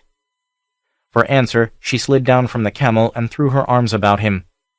"I will die with you." 7 black shapes loomed against the stars, racing like the wind. Under the hoods shone balls of evil fire. Jawbones seemed to clack together. Suddenly, a horse swept past Amalric, a vague bulk in the unnatural darkness. There was the sound of an impact as the unknown steed caromed among the oncoming shapes. A horse screamed in frenzy, and a bull-like voice bellowed in a strange tongue. From somewhere in the night, a clamor of yells answered. Some sort of violent action was taking place. Horses' hoofs stamped and clattered. There was the impact of savage blows, and the same stentorian voice was cursing lustily. Then the moon abruptly came out and lit a fantastic scene. A man on a giant horse whirled, slashed, and smote apparently at thin air, and from another direction swept a wild horde of riders, their curved swords flashing in the moonlight. Away over the crest of a rise, 7 black figures were vanishing, their cloaks floating out like the wings of bats. Amalric was swamped by wild men who leaped from their horses and swarmed around him. Sinewy, naked arms pinioned him. Fierce, brown, hawk-like faces snarled at him. Lissa screamed. Then the attackers were thrust right and left as the man on the great horse reined through the crowd. He bent from his saddle and glared closely at Amalric. "The devil!" he roared. "Amalric the Aquilonian!"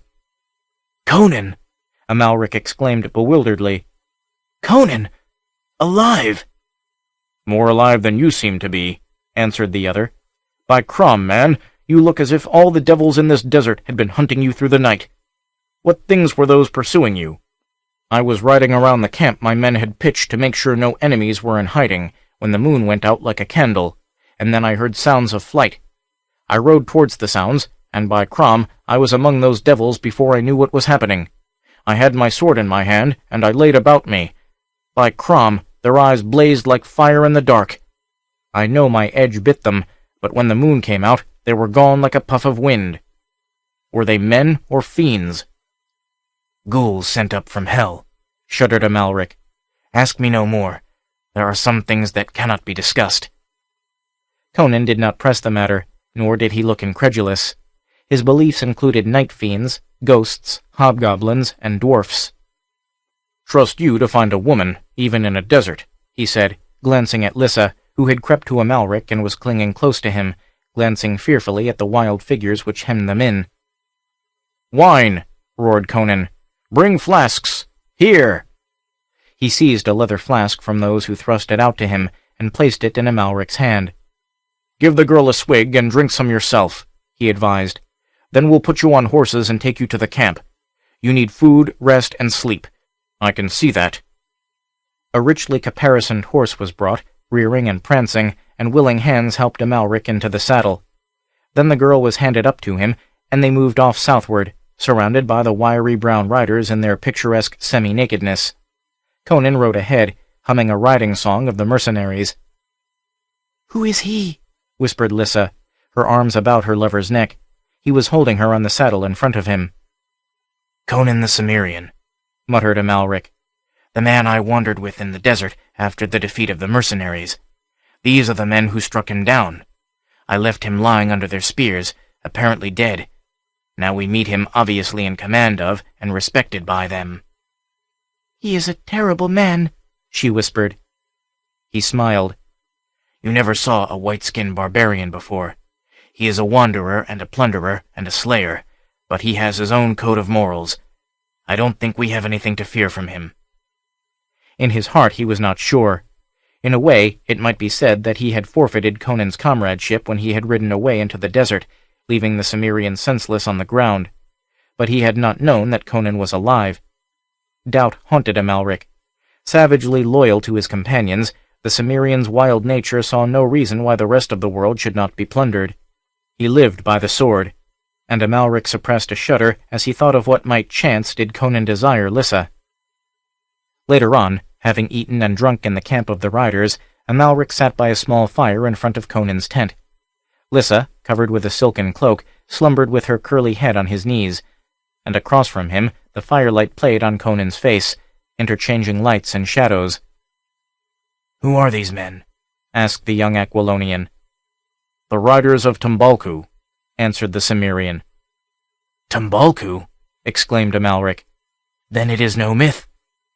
"Far from it," agreed Conan. "When my accursed steed fell with me, I was knocked senseless, and when I recovered consciousness, the devils had me bound hand and foot. This angered me, so I snapped several of the cords they had tied me with, but they rebound them as fast as I could break them. Never did I get a hand entirely free. But to them my strength seemed remarkable." Amalric gazed at Conan unspeaking. The man was tall and broad as Tilitan had been, without the dead man's surplus flesh. He could have broken the Ganata's neck with his naked hands. "They decided to carry me to their city instead of killing me out of hand," Conan went on. "They thought a man like me should be a long time in dying by torture, and so give them sport. Well, they bound me on a horse without a saddle, and we went to Tombalku. There were 2 kings of Tombalku. They took me before them. One a lean, brown-skinned devil named Zebe, the other a big, hulking black who dozed on his ivory-tusk throne. They spoke a dialect I could understand a little, it being much like that of the western Mandingo who dwell on the coast. Zebe asked one of his priests what should be done with me, and the priest cast dice made of sheep bone, and said I should be flayed alive before the altar of Jil. Everyone cheered, and that woke the other king. I spat at the priest and cursed him roundly, and the kings as well, telling them that if I were to be skinned by Crom, I wanted a good bellyful of wine before they began. Then I damned them for thieves and cowards and sons of harlots. At this the Black King roused and sat up to stare at me. Then he rose and shouted, "Amra!" And I knew him. Sakumbe, a Suba from the Black Coast, a fat adventurer I had known well in the days when I was a corsair along the coast. He trafficked in ivory, gold dust, and slaves, and would cheat the devil out of his eye-teeth. Well, he knew me, and descended from his throne, and embraced me for joy, the fat, smelly devil, and took my cords off with his own hands. Then he announced that I was Amra, the lion, his friend, and that no harm should come to me. Then followed much discussion, because Zebe and his priest, Daura, wanted my life. But Sakumbe yelled for his witch-finder, Askia, and he came, all feathers and bells and snakeskins, a wizard of the Black Coast, and a son of the devil if there ever was one. Askia pranced and made incantations, and announced that Sakumbe was the chosen of Ajujo, the Dark One, and all the black people of Tombalku shouted, and Zebe backed down. The blacks in Tombalku are the real power. Several centuries ago, the Apaki, a Shemitish race, pushed into the southern desert and established the kingdom of Tombalku. They mixed with the desert blacks, and the result was a brown, straight-haired race. They are the dominant caste in Tombalku, but they are in the minority, and Sakumbe is the real ruler of Tombalku. The Apaki worship Jil, but the blacks worship Ajujo, the Dark One, and his kin. Askia came to Tombalku with Sakumbe and revived the worship of Ajujo, which was crumbling because of the Apaki priests.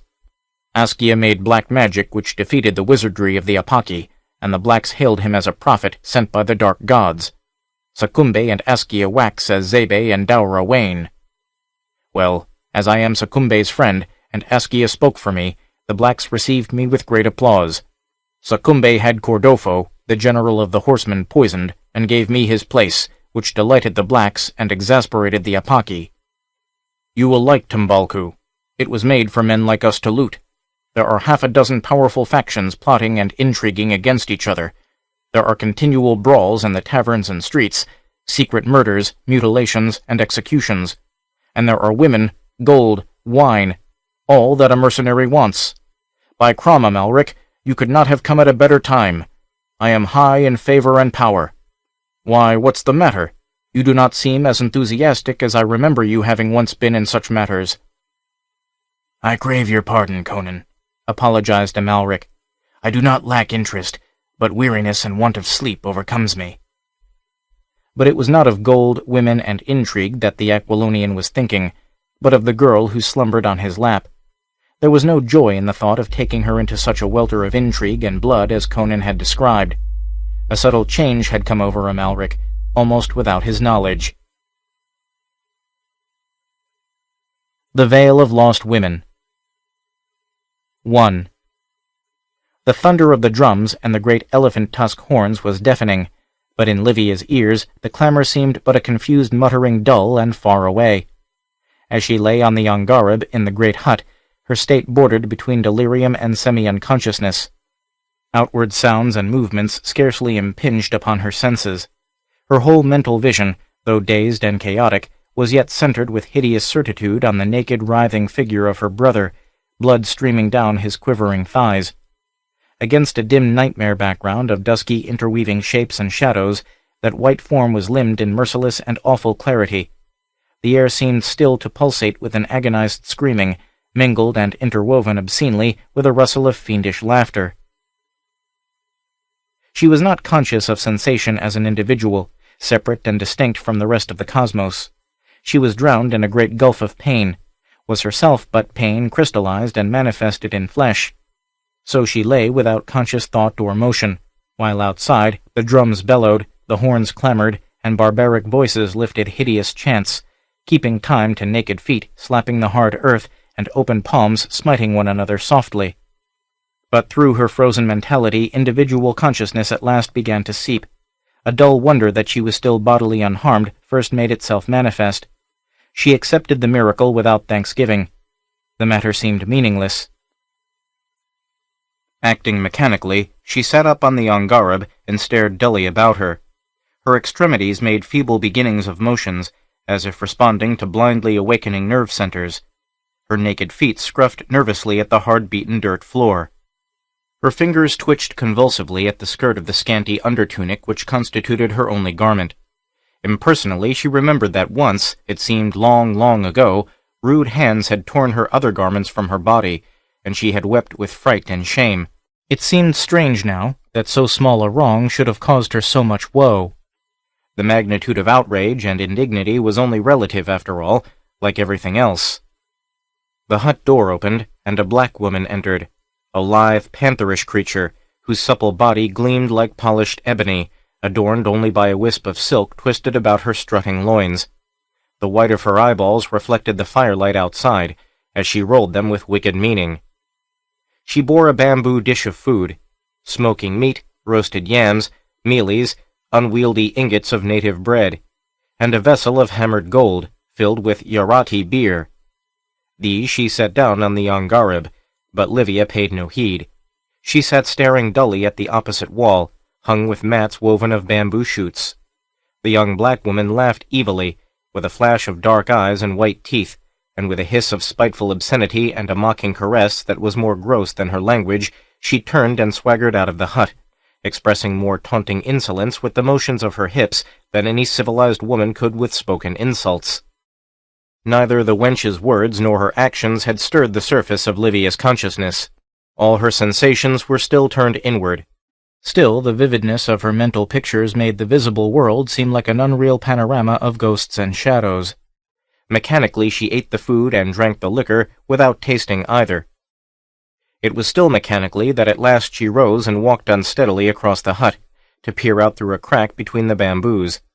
It was an abrupt change in the timbre of the drums and horns that reacted upon some obscure part of her mind and made her seek the cause, without sensible volition. At first she could make out nothing of what she saw. All was chaotic and shadowy, shapes moving and mingling, writhing and twisting, black formless blocks hewed out starkly against a setting of blood red that dulled and glowed. Then actions and objects assumed their proper proportions, and she made out men and women moving about the fires. The red light glinted on silver and ivory ornaments. White plumes nodded against the glare. Naked black figures strutted and posed, silhouettes carved out of darkness and limned in crimson. On an ivory stool, flanked by giants in plumed headpieces and leopard-skin girdles, sat a fat, squat shape, abysmal, repulsive, a toad-like chunk of blackness, reeking of the dank rotting jungle and the nighted swamps. The creature's pudgy hands rested on the sleek arch of his belly. His nape was a roll of sooty fat that seemed to thrust his bullet head forward. His eyes gleamed in the firelight, like live coals in a dead black stump. Their appalling vitality belied the inert suggestion of the gross body. As the girl's gaze rested on that repellent figure, her body stiffened and tensed as frantic life surged through her again. From a mindless automaton, she changed suddenly into a sentient mold of live, quivering flesh, stinging and burning. Pain was drowned in hate, so intense it in turn became pain. She felt hard and brittle, as if her body were turning to steel. She felt her hate flow almost tangibly out along the line of her vision. So it seemed to her that the object of her emotion should fall dead from his carven stool because of its force. But if Bajuj, king of Bacala, felt any psychic discomfort because of the concentration of his captive, he did not show it. He continued to cram his frog-like mouth to capacity with handfuls of mealies scooped up from a vessel held up to him by a kneeling woman, and to stare down a broad lane which was being formed by the action of his subjects in pressing back on either hand. Down this lane, walled with sweaty black humanity, Livia vaguely realized some important personage would come, judging from the strident clamor of drum and horn. And as she watched, one came. A column of fighting men, marching 3 abreast, advanced toward the ivory stool, a thick line of waving plumes and glinting spears meandering through the motley crowd. At the head of the ebon spearmen strode a figure at the sight of which Livia started violently. Her heart seemed to stop, then began to pound again, suffocatingly. Against that dusky background, this man stood out with vivid distinctness. He was clad like his followers in leopard-skin loincloth and plumed headpiece, but he was a white man. It was not in the manner of a supplicant or a subordinate that he strode up to the ivory stool, and sudden silence fell over the throng as he halted before the squatting figure. Livia felt the tenseness, though she only dimly knew what it portended. For a moment, Bajuj sat, craning his short neck upward, like a great frog. Then, as if pulled against his will by the other's steady glare, he shambled up off his stool and stood grotesquely bobbing his shaven head. Instantly the tension was broken. A tremendous shout went up from the massed villagers, and at a gesture from the stranger, his warriors lifted their spears and boomed a salute royal for King Bajuj. Whoever he was, Livia knew the man must indeed be powerful in that wild land, if Bajuj of Bacala rose to greet him. And power meant military prestige. Violence was the only thing respected by those ferocious races. Thereafter, Livia stood with her eyes glued to the crack in the hut wall, watching the white stranger. His warriors mingled with the Bacalas, dancing, feasting, swigging beer. He himself, with a few of his chiefs, sat with Bajuj and the headmen of Bacala, cross-legged on mats, gorging and guzzling. She saw his hands dipped deep into the cooking pots with the others, saw his muzzle thrust into the beer vessel out of which Bajuj also drank.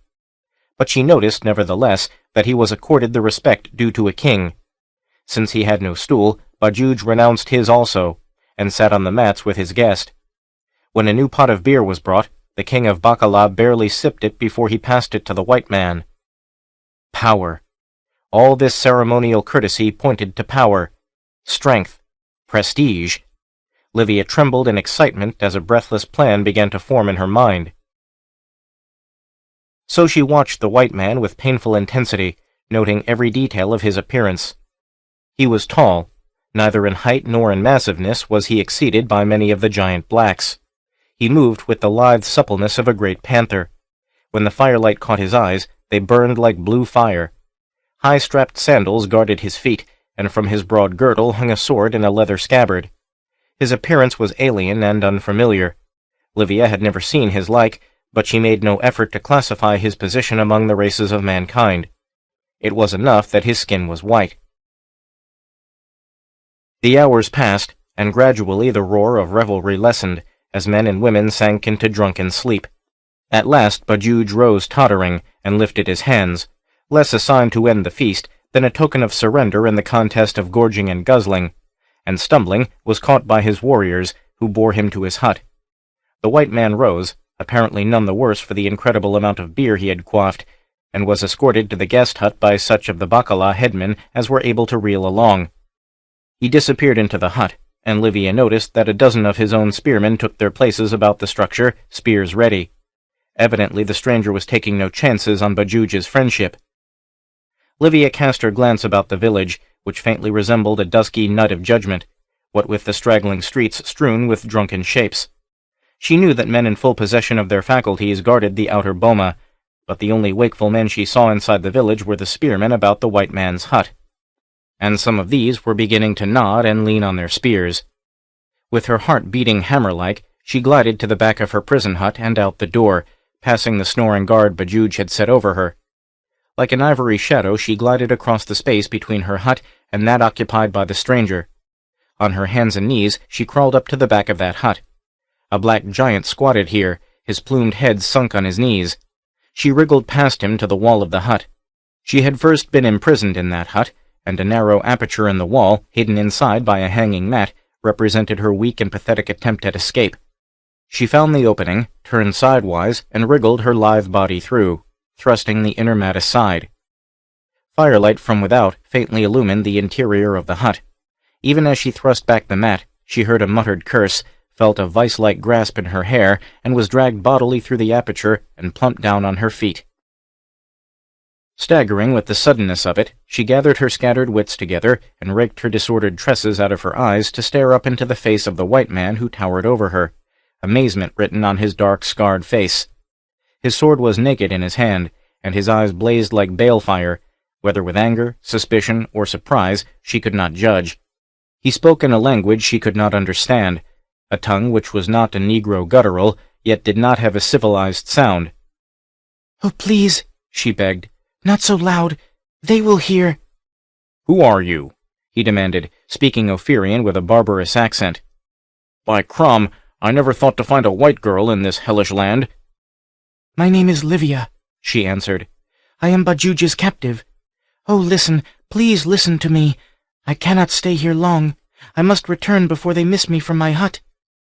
My brother—" A sob choked her, then she continued. "My brother was Theteles, and we were of the house of Chelkis, scientists and noblemen of Ophir. By special permission of the king of Stygia, my brother was allowed to go to Kashata, the city of magicians, to study their arts, and I accompanied him. He was only a boy, younger than myself." Her voice faltered and broke. The stranger said nothing, but stood watching her with burning eyes, his face frowning and unreadable. There was something wild and untamable about him that frightened her and made her nervous and uncertain. "The Black Cushites raided Kashata," she continued hurriedly. "We were approaching the city in a camel caravan. Our guards fled, and the raiders carried us away with them. But they did us no harm, and let us know that they would parley with the Stygians and accept a ransom for our return. But one of the chiefs desired all the ransom for himself, and he and his followers stole us out of the camp one night and fled far to the southeast with us, to the very borders of Kush. There they were attacked and cut down by a band of Bacala raiders. Theteles and I were dragged into this den of beasts." She sobbed convulsively. "This morning my brother was mutilated and butchered before me." She gagged and went momentarily blind at the memory. "They fed his body to the jackals. How long I lay in a faint, I do not know." Words failing her, she lifted her eyes to the scowling face of the stranger. A mad fury swept over her. She lifted her fists and beat futilely on his mighty breast, which he heeded no more than the buzzing of a fly. "How can you stand there like a dumb brute?" she screamed in a ghastly whisper. "Are you but a beast like these others? Ah, Mitra, once I thought there was honor in men. Now I know each has his price. You, what do you know of honor, or of mercy or decency? You are a barbarian like these others. Only your skin is white, your soul is black as theirs. You care not that a man of your own color has been foully done to death by these black dogs, that a white woman is their slave. Very well." She fell back from him, panting, transfigured by her passion. "I will give you a price," she raved, tearing away her tunic from her ivory breasts. "Am I not fair? Am I not more desirable than these soot-colored wenches? Am I not a worthy reward for bloodletting? Is not a fair-skinned virgin a price worth slaying for? Kill that black dog, Bajuj. Let me see his cursed head roll in the bloody dust. Kill him! Kill him!" She beat her clenched fists together in the agony of her intensity. "Then take me and do as you wish with me. I will be your slave." He did not speak for an instant, but stood like a giant brooding figure of slaughter and destruction, fingering his hilt. "You speak as if you were free to give yourself at your pleasure," he said, "as if the gift of your body had power to swing kingdoms. Why should I kill Bajuj to obtain you? Women are cheap as plantains in this land, and their willingness or unwillingness matters as little. You value yourself too highly. If I wanted you, I wouldn't have to fight Bajuj to take you." "You would rather give you to me than to fight me." Livia gasped. All the fire went out of her. The hut reeled dizzily before her eyes. She staggered and sank in a crumpled heap on an angareb. Dazed bitterness crushed her soul as the realization of her utter helplessness was thrust brutally upon her. The human mind clings unconsciously to familiar values and ideas, even among surroundings and conditions alien and unrelated to those environs to which such values and ideas are adapted. In spite of all Livia had experienced, she had still instinctively supposed a woman's consent the pivotal point of such a game as she proposed to play. She was stunned by the realization that nothing hinged upon her at all. She could not move men as pawns in a game. She herself was the helpless pawn. "I see the absurdity of supposing that any man in this corner of the world would act according to rules and customs existent in another corner of the planet," she murmured weakly, scarcely conscious of what she was saying, which was indeed only the vocal framing of the thought which overcame her. Stunned by that newest twist of fate, she lay motionless, until the white barbarian's iron fingers closed on her shoulder and lifted her again to her feet. "You said I was a barbarian," he said harshly, "and that is true, Crom be thanked. If you had had men of the outlands guarding you instead of soft-gutted civilized weaklings, you would not be the slave of a black pig this night. I am Conan, a Cimmerian, and I live by the sword's edge, but I am not such a dog as to leave a white woman in the clutches of a black man, and though your kind call me a robber, I never forced a woman against her consent. Customs differ in various countries, but if a man is strong enough, he can enforce a few of his native customs anywhere, and no man ever called me a weakling. If you were old and ugly as the devil's pet vulture, I'd take you away from Bajuj simply because of the color of your hide. But you are young and beautiful, and I have looked at black sluts until I am sick at the guts. I'll play this game your way, simply because some of your instincts correspond with some of mine. Get back to your hut. Bajuj is too drunk to come to you tonight, and I'll see that he's occupied tomorrow. And tomorrow night it will be Conan's bed you'll warm, not Bajuj's." "How will it be accomplished?" She was trembling with mingled emotions. "Are these all your warriors?" "They're enough," he grunted. "Bamulas, every one of them, and suckled at the teats of war. I came here at Bajuj's request. He wants me to join him in an attack on Jihiji. Tonight we feasted. Tomorrow we hold council. When I get through with him, he'll be holding council in hell." "You will break the truce?" "Truces in this land are made to be broken," he answered grimly. "He would break his truce with Jihiji, and after we'd looted the town together, he'd wipe me out the first time he caught me off guard. What would be blackest treachery in another land is wisdom here. I have not fought my way alone to the position of war chief of the Bamulas without learning all the lessons the Black Country teaches. Now go back to your hut and sleep, knowing that it is not for Bajuj, but for Conan that you preserve your beauty. 2. Through the crack in the bamboo wall, Livia watched, her nerves taut and trembling. All day, since their late waking, bleary and sodden from their debauch of the night before, the black people had prepared the feast for the coming night. All day Conan the Cimmerian had sat in the hut of Bajuj, and what had passed between them Livia could not know. She had fought to hide her excitement from the only person who entered her hut, the vindictive black girl who brought her food and drink. But that ribald wench had been too groggy from her libations of the previous night to notice the change in her captive's demeanor. Now night had fallen again, fires lighted the village, and once more the chiefs left the king's hut and squatted down in the open space between the huts to feast and hold a final ceremonious council. This time there was not so much beer-guzzling. Livia noticed the Bamulas casually converging toward the circle where sat the chief men. She saw Bajuj, and sitting opposite him across the eating pots, Conan, laughing and conversing with the giant Aja, Bajuj's war chief. The Cimmerian was gnawing a great beef bone, and as she watched, she saw him cast a glance across his shoulder. As if it were a signal for which they had been waiting, the Bamulas all turned their gaze toward their chief. Conan rose, still smiling, as if to reach into a nearby cooking pot. Then, quick as a cat, he struck Aja a terrible blow with the heavy bone. The Bacala war chief slumped over, his skull crushed in, and instantly a frightful yell rent the skies as the Bamulas went into action like blood-mad panthers. Cooking pots overturned, scalding the squatting women, bamboo walls buckled to the impact of plunging bodies, screams of agony ripped the night, and over all rose the exultant "Yee, yee, yee!" of maddened Bamulas, the flame of spears that crimsoned in the lurid glow. Bacala was a madhouse that reddened into a shambles. The action of the invaders paralyzed the luckless villagers by its unexpected suddenness. No thought of attack by their guests had ever entered their woolly pates. Most of the spears were stacked in the huts, many of the warriors already half drunk. The fall of Aja was a signal that plunged the gleaming blades of the Bamulas into 100 unsuspecting bodies. After that, it was massacre.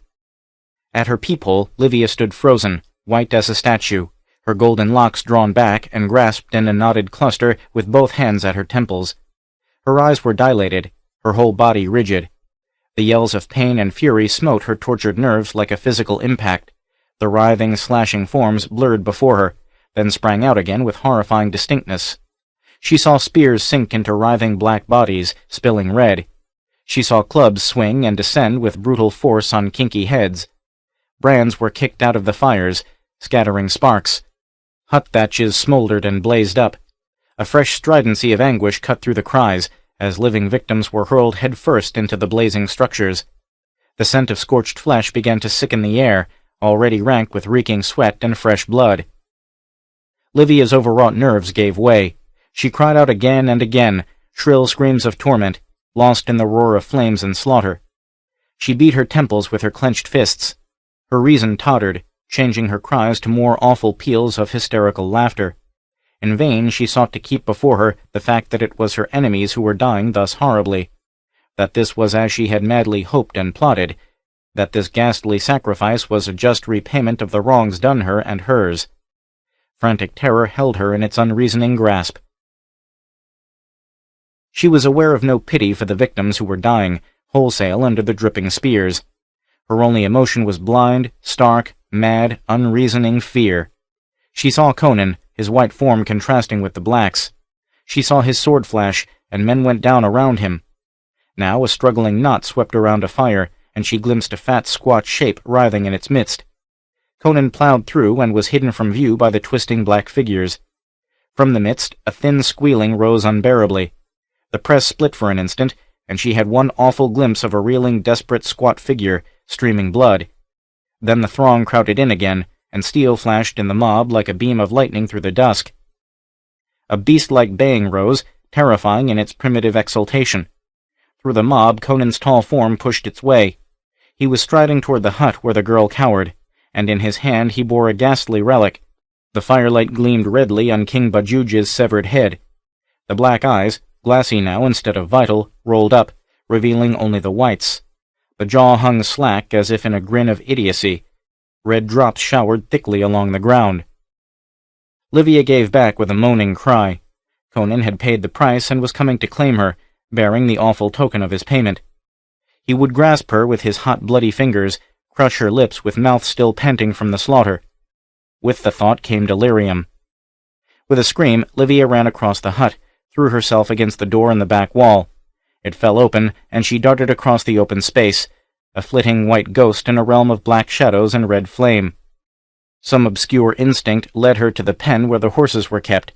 A warrior was just taking down the bars that separated the horse pen from the main boma, and he yelled in amazement as she darted past him. A dusky hand clutched at her, closed on the neck of her tunic. With a frantic jerk, she tore away, leaving the garment in his hand. The horses snorted and stampeded past her, rolling the black warrior in the dust, lean, wiry steeds of the Cushite breed, already frantic with the fire and the scent of blood.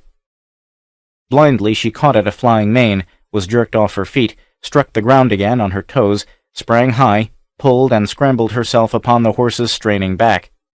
Mad with fear, the herd plunged through the fires, their small hoofs knocking sparks in a blinding shower. The startled black people had a wild glimpse of the girl clinging naked to the mane of a beast that raced like the wind that streamed out his rider's loose yellow hair. Then straight for the boma the steed bolted, soared breathtakingly into the air, and was gone into the night. 3. Livia could make no attempt to guide her steed, nor did she feel any need of so doing. The yells and the glow of the fires were fading out behind her. The wind tossed her hair and caressed her naked limbs.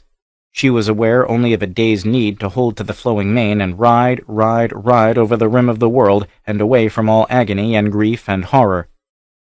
And for hours the wiry steed raced, until, topping a starlit crest, he stumbled and hurled his rider headlong. She struck on soft cushioning sward, and lay for an instant, half-stunned, dimly hearing her mount trot away. When she staggered up, the first thing that impressed her was the silence. It was an almost tangible thing, soft, darkly velvet, after the incessant blare of barbaric horns and drums which had maddened her for days. She stared up at the great white stars clustered thickly in the dark blue sky. There was no moon, yet the starlight illuminated the land, though elusively, with unexpected clusterings of shadow. She stood on a swarded eminence from which the gently molded slopes ran away, soft as velvet under the starlight.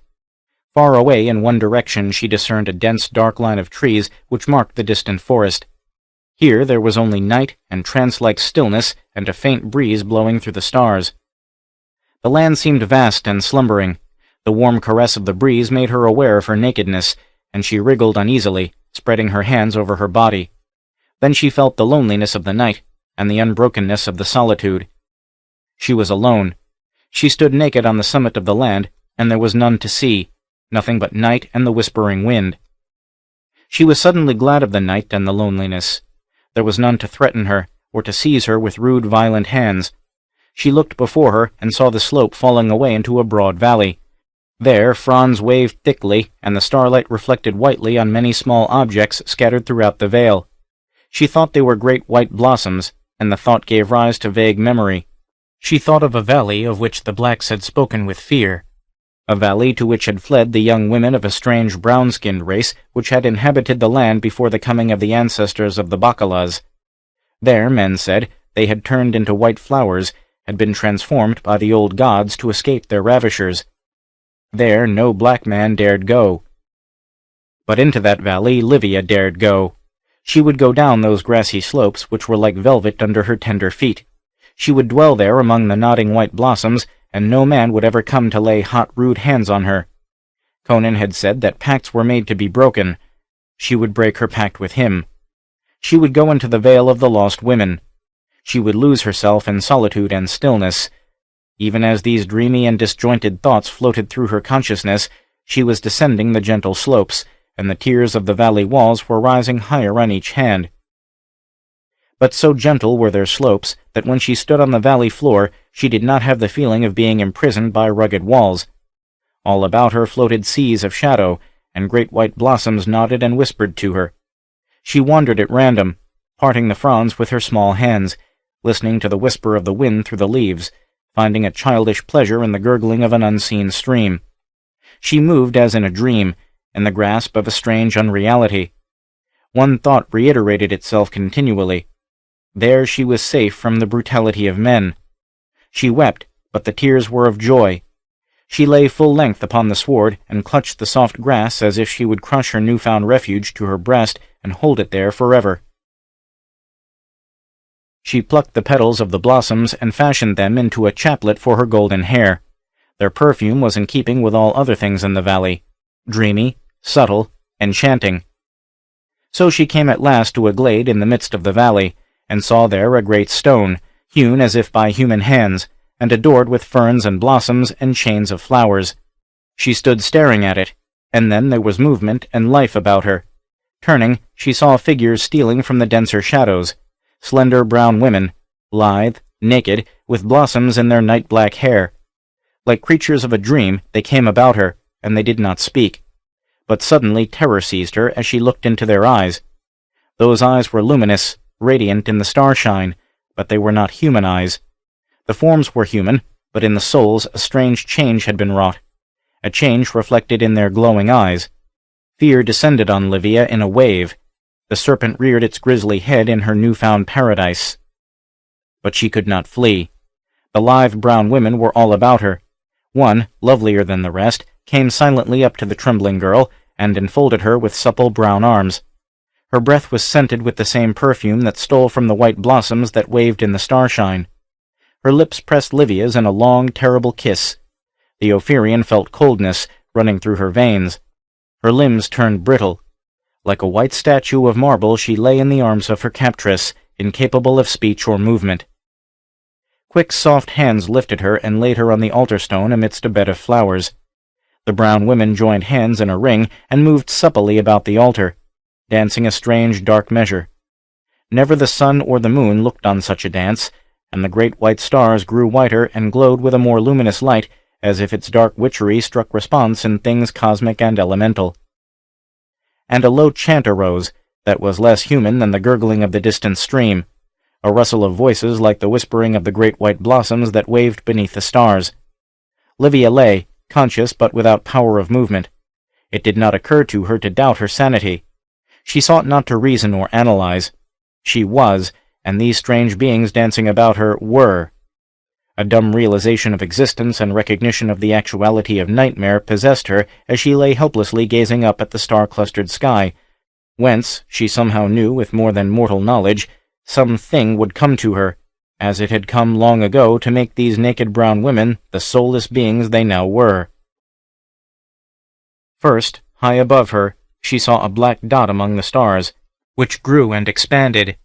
It neared her. It swelled to a bat, and still it grew, though its shape did not alter further to any great extent.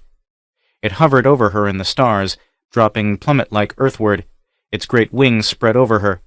She lay in its tenebrous shadow, and all about her the chant rose higher, to a soft paean of soulless joy, a welcome to the god which came to claim a fresh sacrifice, fresh and rose-pink as a flower in the dew of dawn. Now it hung directly over her, and her soul shriveled and grew chill and small at the sight. Its wings were bat-like, but its body and the dim face that gazed down upon her were like nothing of sea or earth or air. She knew she looked upon ultimate horror, upon black cosmic foulness born in night-black gulfs beyond the reach of a madman's wildest dreams. Breaking the unseen bonds that held her dumb, she screamed awfully. Her cry was answered by a deep, menacing shout. She heard the pounding of rushing feet. All about her there was a swirl as of swift waters. The white blossoms tossed wildly, and the brown women were gone. Over her hovered the great black shadow, and she saw a tall white figure, with plumes nodding in the stars, rushing toward her. "Conan!" The cry broke involuntarily from her lips. With a fierce, inarticulate yell, the barbarian sprang into the air, lashing upward with his sword that flamed in the starlight. The great black wings rose and fell. Livia, dumb with horror, saw the Cimmerian enveloped in the black shadow that hung over him. The man's breath came pantingly. His feet stamped the beaten earth, crushing the white blossoms into the dirt. The rending impact of his blows echoed through the night. He was hurled back and forth like a rat in the grip of a hound, Blood splashed thickly on the sward, mingling with the white petals that lay strewn like a carpet. And then the girl, watching that devilish battle as in a nightmare, saw the black-winged thing waver and stagger in mid-air. There was a threshing beat of crippled wings, and the monster had torn clear and was soaring upward to mingle and vanish among the stars. Its conqueror staggered dizzily, sword poised, legs wide-braced, staring upward stupidly amazed at victory, but ready to take up again the ghastly battle. An instant later, Conan approached the altar, panting, dripping blood at every step. His massive chest heaved, glistening with perspiration. Blood ran down his arms in streams from his neck and shoulders. As he touched her, the spell on the girl was broken, and she scrambled up and slid from the altar, recoiling from his hand. He leaned against the stone, looking down at her, where she cowered at his feet. "Men saw you ride out of the village," he said. "I followed as soon as I could, and picked up your track, though it was no easy task following it by torchlight. I tracked you to the place where your horse threw you, and though the torches were exhausted by then, and I could not find the prints of your bare feet on the sward, I felt sure you had descended into the valley. My men would not follow me, so I came alone on foot. What veil of devils is this? What was that thing?" "A god," she whispered. "The black people spoke of it. A god from far away and long ago." "A devil from the outer dark," he grunted. "Oh, they're nothing uncommon. They lurk as thick as fleas outside the belt of light which surrounds this world. I've heard the wise men of Zamora talk of them. Some find their way to Earth, but when they do, they have to take on earthly form and flesh of some sort. A man like myself, with a sword, is a match for any amount of fangs and talons, infernal or terrestrial. Come, my men await me beyond the ridge of the valley." She crouched motionless, unable to find words, while he frowned down at her. Then she spoke. "I ran away from you. I planned to dupe you. I was not going to keep my promise to you. I was yours by the bargain we made, but I would have escaped from you if I could. Punish me as you will." He shook the sweat and blood from his locks and sheathed his sword. "Get up," he grunted. "It was a foul bargain I made. I do not regret that black dog Bajuj, but you are no wench to be bought and sold. The ways of men vary in different lands, but a man need not be a swine, wherever he is. After I thought a while, I saw that to hold you to your bargain would be the same as if I had forced you. Besides, you are not tough enough for this land. You are a child of cities and books and civilized ways, which isn't your fault, but you die quickly following the life I thrive on. A dead woman would be no good to me. I will take you to the Stygian borders. The Stygians will send you home to Ophir." She stared up at him as if she had not heard aright. "Home?" she repeated mechanically. "Home? Ophir? My people? Cities? Towers? Peace? My home?" Suddenly tears welled into her eyes, and sinking to her knees, she embraced his knees in her arms. "Crom, girl," grunted Conan, embarrassed. "Don't do that. You'd think I was doing you a favor by kicking you out of this country. Haven't I explained that you're not the proper woman for the war chief of the Bamulas?" Wolves Beyond the Border. Draft. 1. It was the mutter of a drum that awakened me. I lay still amidst the bushes where I had taken refuge, straining my ears to locate it, for such sounds are elusive in the deep forest. In the dense woods about me, there was no sound. Above me, the tangled vines and brambles bent close to form a massed roof, and above them there loomed the higher, gloomier arch of the branches of the great trees.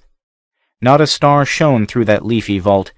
Low-hanging clouds seemed to press down upon the very tree-tops. There was no moon. The night was dark as a witch's hate. The better for me. If I could not see my enemies, neither could they see me. But the whisper of that ominous drum stole through the night.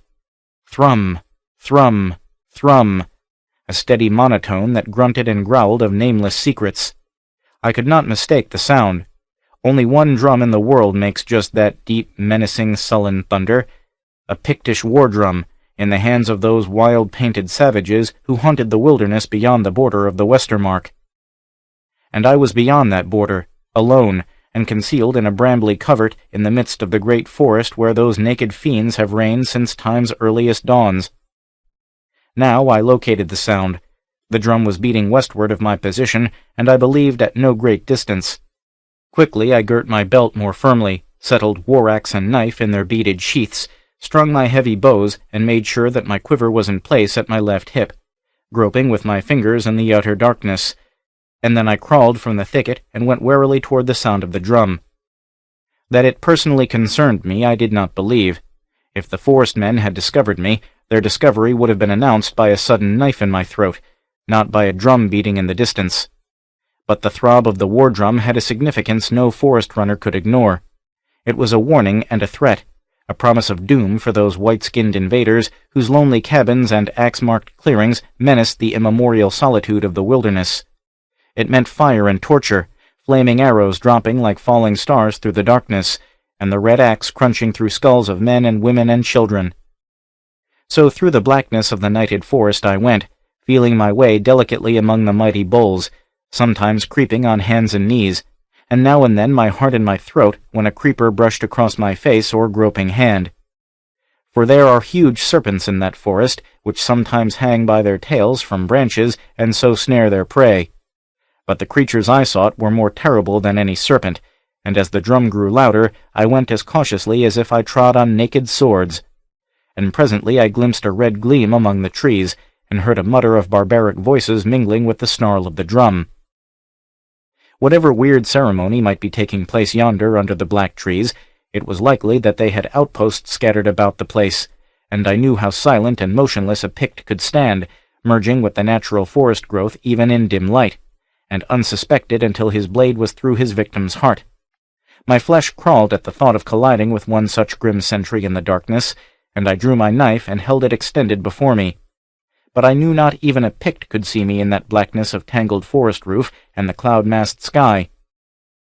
The light revealed itself as a fire before which black silhouettes moved like black devils against the red fires of hell, and presently I crouched close among the dense tamarack and looked into a black-walled glade and the figures that moved therein. There were 40 or 50 Picts, naked but for loincloths, and hideously painted, who squatted in a wide semicircle, facing the fire, with their backs to me. By the hawk feathers in their thick black manes, I knew them to be of the Hawk clan, or Onayaga. In the midst of the glade there was a crude altar made of rough stones heaped together, and at the sight of this my flesh crawled anew. For I had seen these Pictish altars before, all charred with fire and stained with blood, in empty forest glades, and though I had never witnessed the rituals wherein these things were used, I had heard the tales told about them by men who had been captives among the Picts, or spied upon them even as I was spying. A feathered shaman was dancing between the fire and the altar, a slow, shuffling dance, indescribably grotesque, which caused his plumes to swing and sway about him. His features were hidden by a grinning scarlet mask that looked like a forest devil's face. In the midst of the semicircle of warriors squatted one with the great drum between his knees, and as he smote it with his clenched fist, it gave forth that low, growling rumble which is like the mutter of distant thunder. Between the warriors and the dancing shaman stood one who was no Pict, for he was tall as I, and his skin was light in the play of the fire. But he was clad only in doeskin loinclout and moccasins, and his body was painted, and there was a hawk feather in his hair. So I knew he must be a Ligurian, one of those light-skinned savages who dwell in small clans in the great forest, generally at war with the Picts, but sometimes at peace and allied with them. Their skins are white as an Aquilonian's. The Picts are a white race too, in that they are not black, nor brown, nor yellow, but they are black-eyed and black-haired and dark of skin, and neither they nor the Ligurians are spoken of as white by the people of Westermark, who only designate thus a man of Hyborian blood. Now as I watched, I saw 3 warriors drag a man into the ring of the firelight. Another Pict, naked and blood-stained, who still wore in his tangled mane a feather that identified him as a member of the Raven clan, with whom the Hawkmen were ever at war. His captors cast him down upon the altar, bound hand and foot, and I saw his muscles swell and writhe in the firelight as he sought in vain to break the rawhide thongs which prisoned him. Then the shaman began dancing again, weaving intricate patterns about the altar, and the man upon it, and he who beat the drum wrought himself into a fine frenzy, thundering away like one possessed of a devil. And suddenly, down from an overhanging branch dropped one of those great serpents of which I have spoken. The firelight glistened on its scales as it writhed toward the altar, its beady eyes glittered, and its forked tongue darted in and out, but the warriors showed no fear, though it passed within a few feet of some of them. And that was strange, for ordinarily these serpents are the only living creatures a Pict fears. The monster reared its head up on arched neck above the altar, and it and the shaman faced one another across the prone body of the prisoner. The shaman danced with a writhing of body and arms, scarcely moving his feet, and as he danced, the great serpent danced with him, weaving and swaying as though mesmerized, and from the mask of the shaman rose a weird wailing that shuddered like the wind through the dry reeds along the sea marshes. And slowly the great reptile reared higher and higher, and began looping itself about the altar and the man upon it, until his body was hidden by its shimmering folds, and only his head was visible with that other terrible head swaying close above it. The shrilling of the shaman rose to a crescendo of infernal triumph, and he cast something into the fire. A great green cloud of smoke billowed up and rolled about the altar, so that it almost hid the pair upon it, making their outlines indistinct and elusive. But in the midst of that cloud I saw a hideous writhing and changing. Those outlines melted and flowed together horribly, and for a moment I could not tell which was the serpent and which the man. A shuddering sigh swept over the assembled Picts, like a wind moaning through nighted branches. Then the smoke cleared, and man and snake lay limply on the altar, and I thought both were dead. But the shaman seized the neck and let the great reptile ooze to the ground, and he tumbled the body of the man from the stones to fall beside the monster, and cut the rawhide thongs that bound wrist and ankle. Then he began a weaving dance about them, chanting as he danced and swaying his arms in mad gestures. And presently the man moved. But he did not rise. His head swayed from side to side, and I saw his tongue dart out and in again. And Mitra, he began to wriggle away from the fire, squirming along on his belly as a snake crawls. And the serpent was suddenly shaken with convulsions, and arched its neck, and reared up almost its full length, and then fell back, loop on loop, and reared up again vainly, horribly like a man trying to rise and stand and walk upright after being deprived of his limbs. The wild howling of the Picts shook the night, and I was sick where I crouched among the bushes, and fought an urge to retch. I understood the meaning of this ghastly ceremony now. I had heard tales of it. By black primordial sorcery that spawned and throve in the depths of this black primal forest, that painted shaman had transferred the soul of a captured enemy into the foul body of a serpent. It was the revenge of a fiend, and the screaming of the blood-mad Picts was like the yelling of all hell's demons. And the victims writhed and agonized side by side, the man and the serpent, until a sword flashed in the hand of the shaman, and both heads fell together.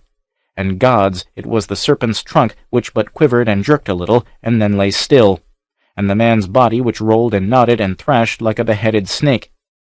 A deathly faintness and weakness took hold of me, for what white man could watch such black diabolism unmoved? And these painted savages, smeared with war paint, howling and posturing and triumphing over the ghastly doom of a foe, seemed not humans at all to me, but foul fiends of the black world whom it was a duty and an obligation to slay. The shaman sprang up and faced the ring of warriors, and, ripping off his mask, threw up his head and howled like a wolf. And as the firelight fell full on his face, I recognized him, and with that recognition all horror and revulsion gave place to red rage, and all thought of personal peril and the recollection of my mission, which was my first obligation, was swept away.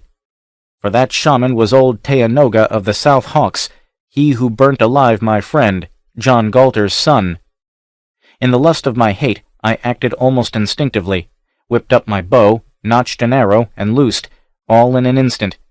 The firelight was uncertain, but the range was not great, and we of the Westermark live by twang of bow. Old Teanoga yowled like a cat and reeled back, and his warriors howled with amazement to see a shaft quivering suddenly in his breast. The tall, light-skinned warrior wheeled, and for the first time I saw his face. And Mitra, he was a white man.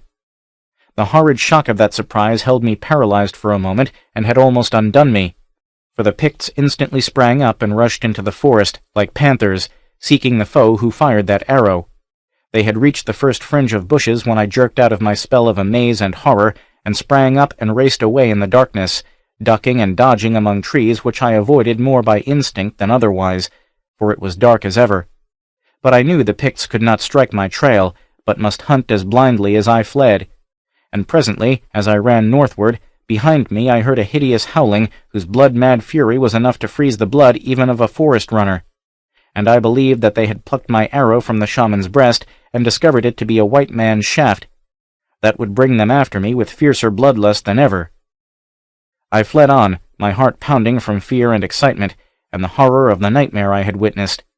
And that a white man, a Hyborian, should have stood there as a welcome and evidently honored guest, for he was armed, I had seen knife and hatchet at his belt, was so monstrous I wondered if, after all, the whole thing were a nightmare. For never before had a white man observed the dance of the changing serpent, save as a prisoner or a spy, as I had.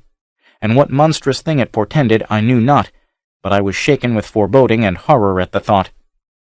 And because of my horror, I went more carelessly than is my wont, seeking haste at the expense of stealth, and occasionally blundering into a tree I could have avoided had I taken more care. And I doubt not it was the noise of this blundering progress which brought the Pict upon me, for he could not have seen me in that pitch darkness. Behind me sounded no more yells, but I knew that the Picts were raging like fire-eyed wolves through the forest, spreading in a vast semicircle and combing it as they ran. That they had not picked up my trail was evidenced by their silence, for they never yell except when they believe only a short dash is ahead of them, and feel sure of their prey. The warrior who heard the sounds of my flight could not have been one of that party, for he was too far ahead of them. He must have been a scout ranging the forest to guard against his comrades being surprised from the north. At any rate, he heard me running close to him, and came like a devil of the Black Night. I knew of him first only by the swift faint pad of his naked feet, and when I wheeled I could not even make out the dim bulk of him, but only heard the soft thudding of those inexorable feet coming to me unseen in the darkness. They see like cats in the dark, and I know he saw well enough to locate me, though doubtless I was only a dim blur in the darkness. But my blindly upswung hatchet met his falling knife, and he impaled himself on my knife as he lunged in, his death yell ringing like a peal of doom under the forest roof. And it was answered by a ferocious clamor to the south, only a few hundred yards away, and then they were racing through the bushes giving tongue like wolves, certain of their quarry. I ran for it in good earnest now, abandoning stealth entirely for the sake of speed, and trusting to luck that I would not dash out my brains against a tree stem in the darkness. But here the forest opened up somewhat. There was no underbrush, and something almost like light filtered in through the branches, for the clouds were clearing a little. And through this forest I fled like a damned soul pursued by demons, hearing the yells at first rising higher and higher in bloodthirsty triumph, then edged with anger and rage as they grew fainter and fell away behind me. For in a straightaway race no Pict can match the long legs of a white forest runner. The desperate risk was that there were other scouts or war parties ahead of me who could easily cut me off, hearing my flight. But it was a risk I had to take. But no painted figures started up like phantoms out of the shadows ahead of me, and presently, through the thickening growth that betokened the nearness of a creek, I saw a glimmer through the trees far ahead of me, and knew it was the light of Fort Quanyara, the southernmost outpost of Shohira. 2.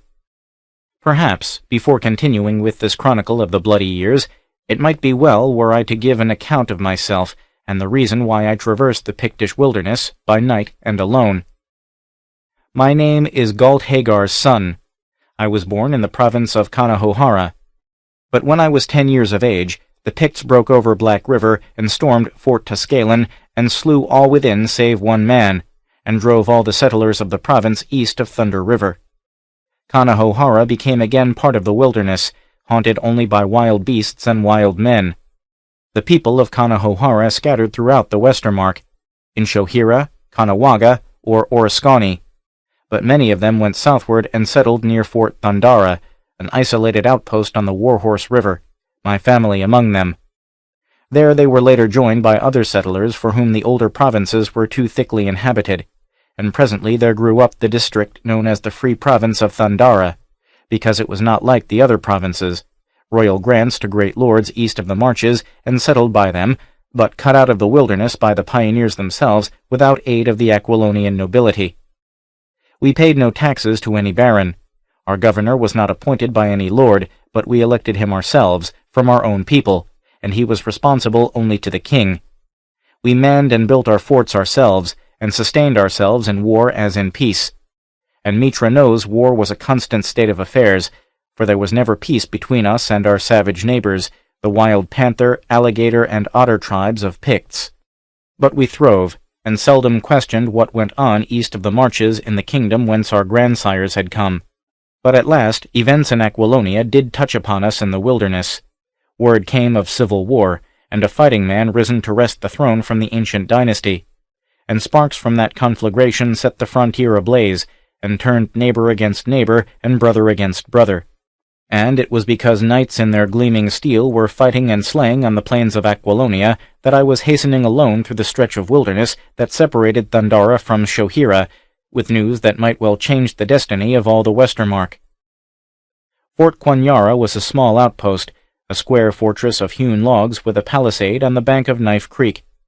I saw its banner streaming against the pale rose of the morning sky, and noted that only the ensign of the province floated there. The royal standard that should have risen above it, flaunting the golden serpent, was not in evidence. That might mean much, or nothing. We of the frontier are careless about the delicate punctilios of custom and etiquette which mean so much to the knights beyond the marches. I crossed Knife Creek in the early dawn, wading through the shallows, and was challenged by a picket on the other bank, a tall man in the buckskins of a ranger. When he knew I was from Thandara, "By Mitra," quoth he, "your business must be urgent, that you cross the wilderness instead of taking the longer road." For Thandara was separated from the other provinces, as I have said, and the little wilderness lay between it and the Bossonian marches. But a safe road ran through it into the marches, and thence to the other provinces, but it was a long and tedious road. Then he asked for news from Thandara, but I told him I knew little of the latest events, having just returned from a long scout into the country of the Ottermen, which was a lie, but I had no way of knowing Shohira's political color, and was not inclined to betray my own until I knew.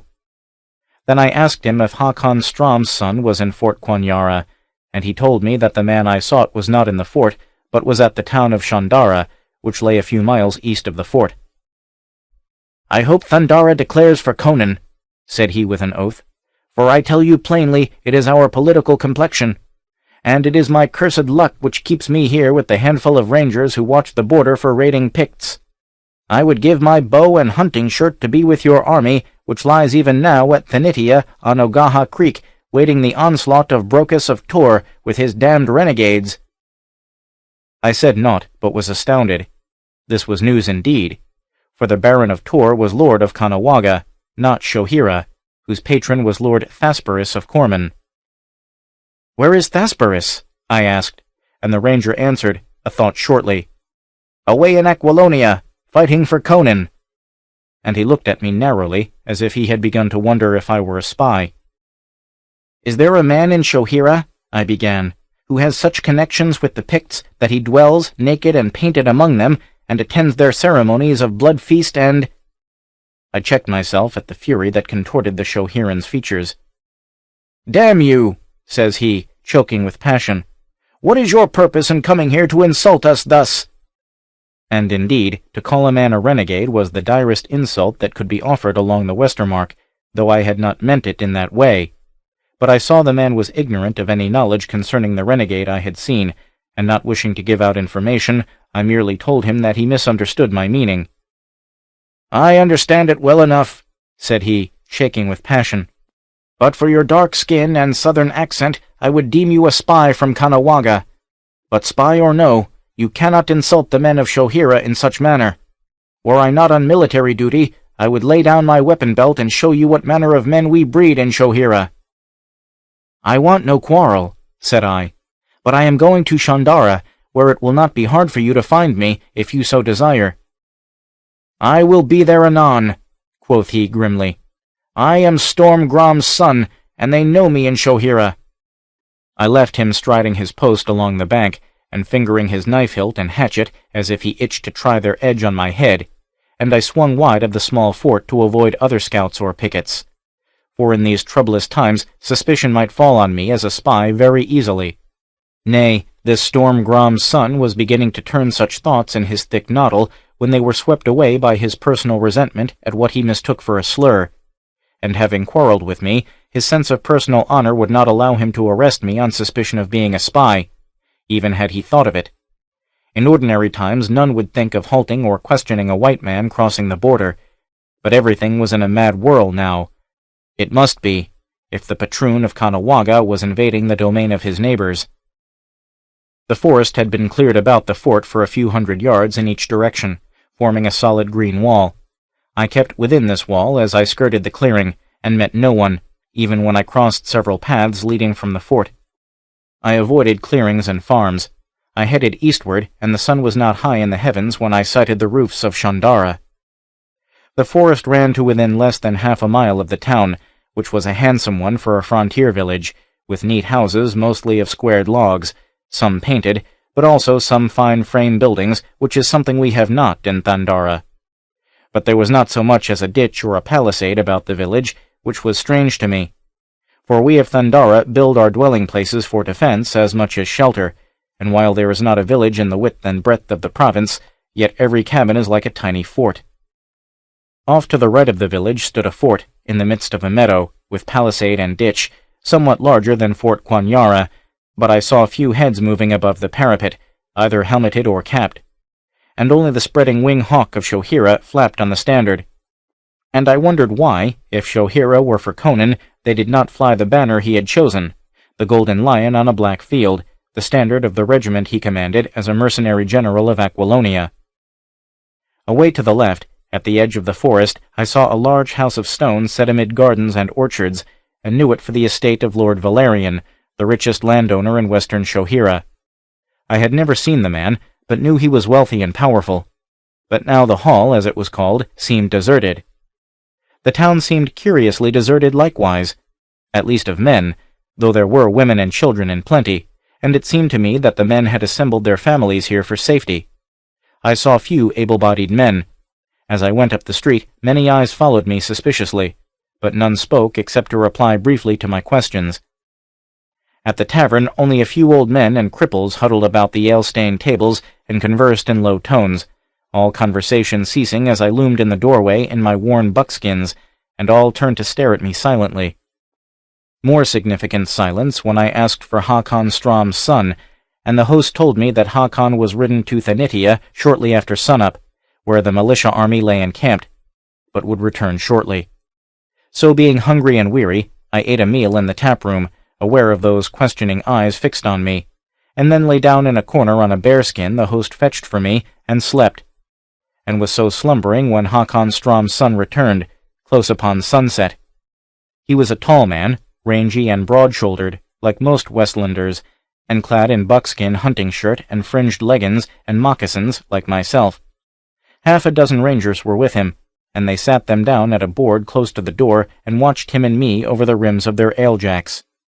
When I named myself and told him I had word for him, he looked at me closely, and bade me sit with him at a table in the corner where mine host brought us ale foaming in leathern jacks. "Has no word come through of the state of affairs in Thandara?" I asked. "No sure word, only rumors." "Very well," I said. "I bring you word from Brent Drago's son, governor of Thandara, and the council of captains, and by this sign you shall know me for a true man." And so saying, I dipped my finger in the foamy ale, and with it drew a symbol on the table, and instantly erased it. He nodded, his eyes blazing with interest. "This is the word I bring you," quoth I. "Thandara has declared for Conan, and stands ready to aid his friends and defy his enemies." At that he smiled joyfully and grasped my brown hand warmly with his own rugged fingers. "Good," he exclaimed, "but it is no more than I expected." "What man of Thandara could forget Conan?" said I.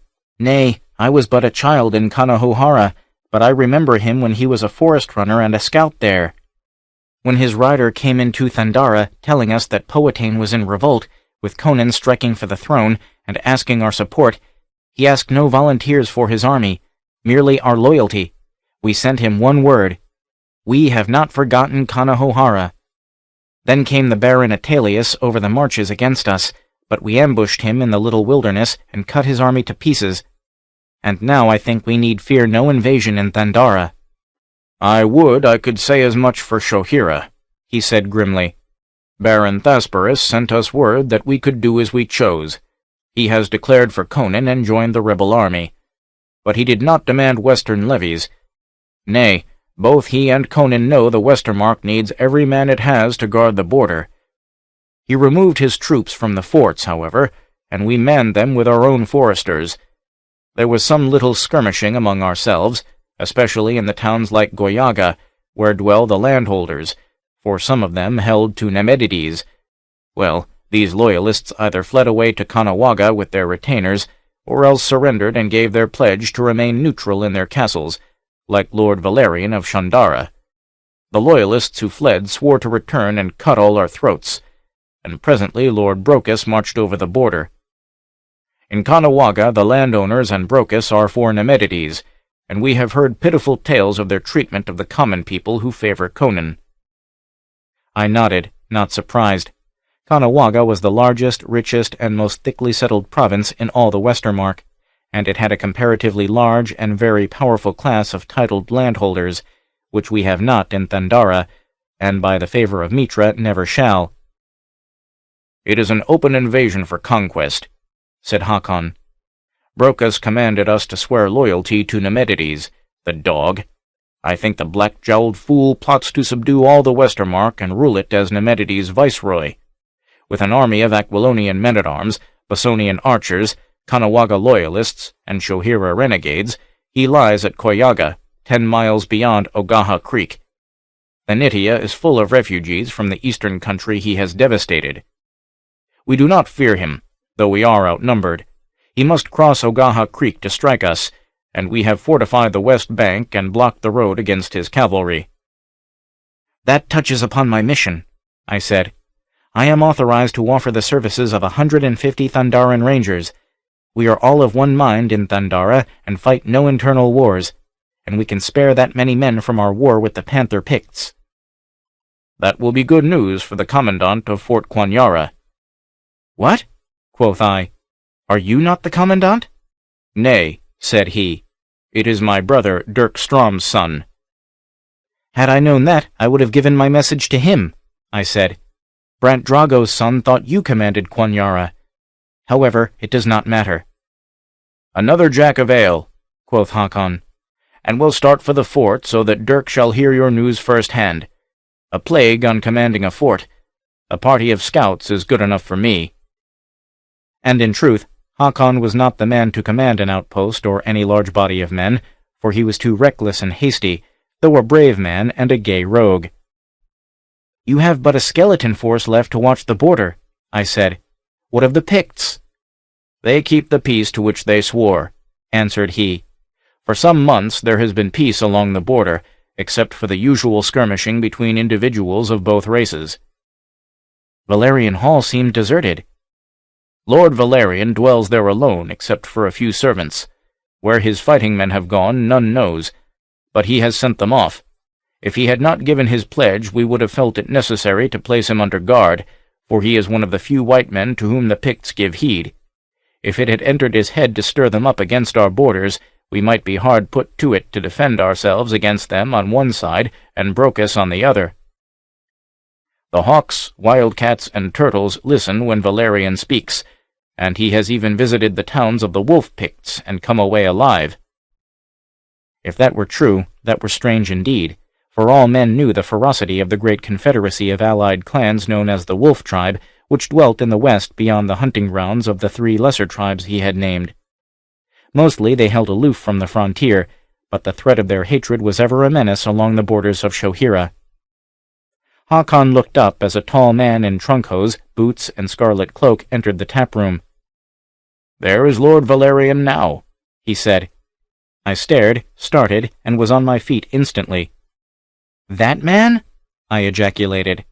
"I saw that man last night beyond the border, in a camp of the Hawks, watching the dance of the changing snake." Valerian heard me, and he whirled, going pale. His eyes blazed like those of a panther. Hakon sprang up too. "What are you saying?" he cried. Lord Valerian gave his pledge." "I care not," I exclaimed fiercely, striding forward to confront the tall noble.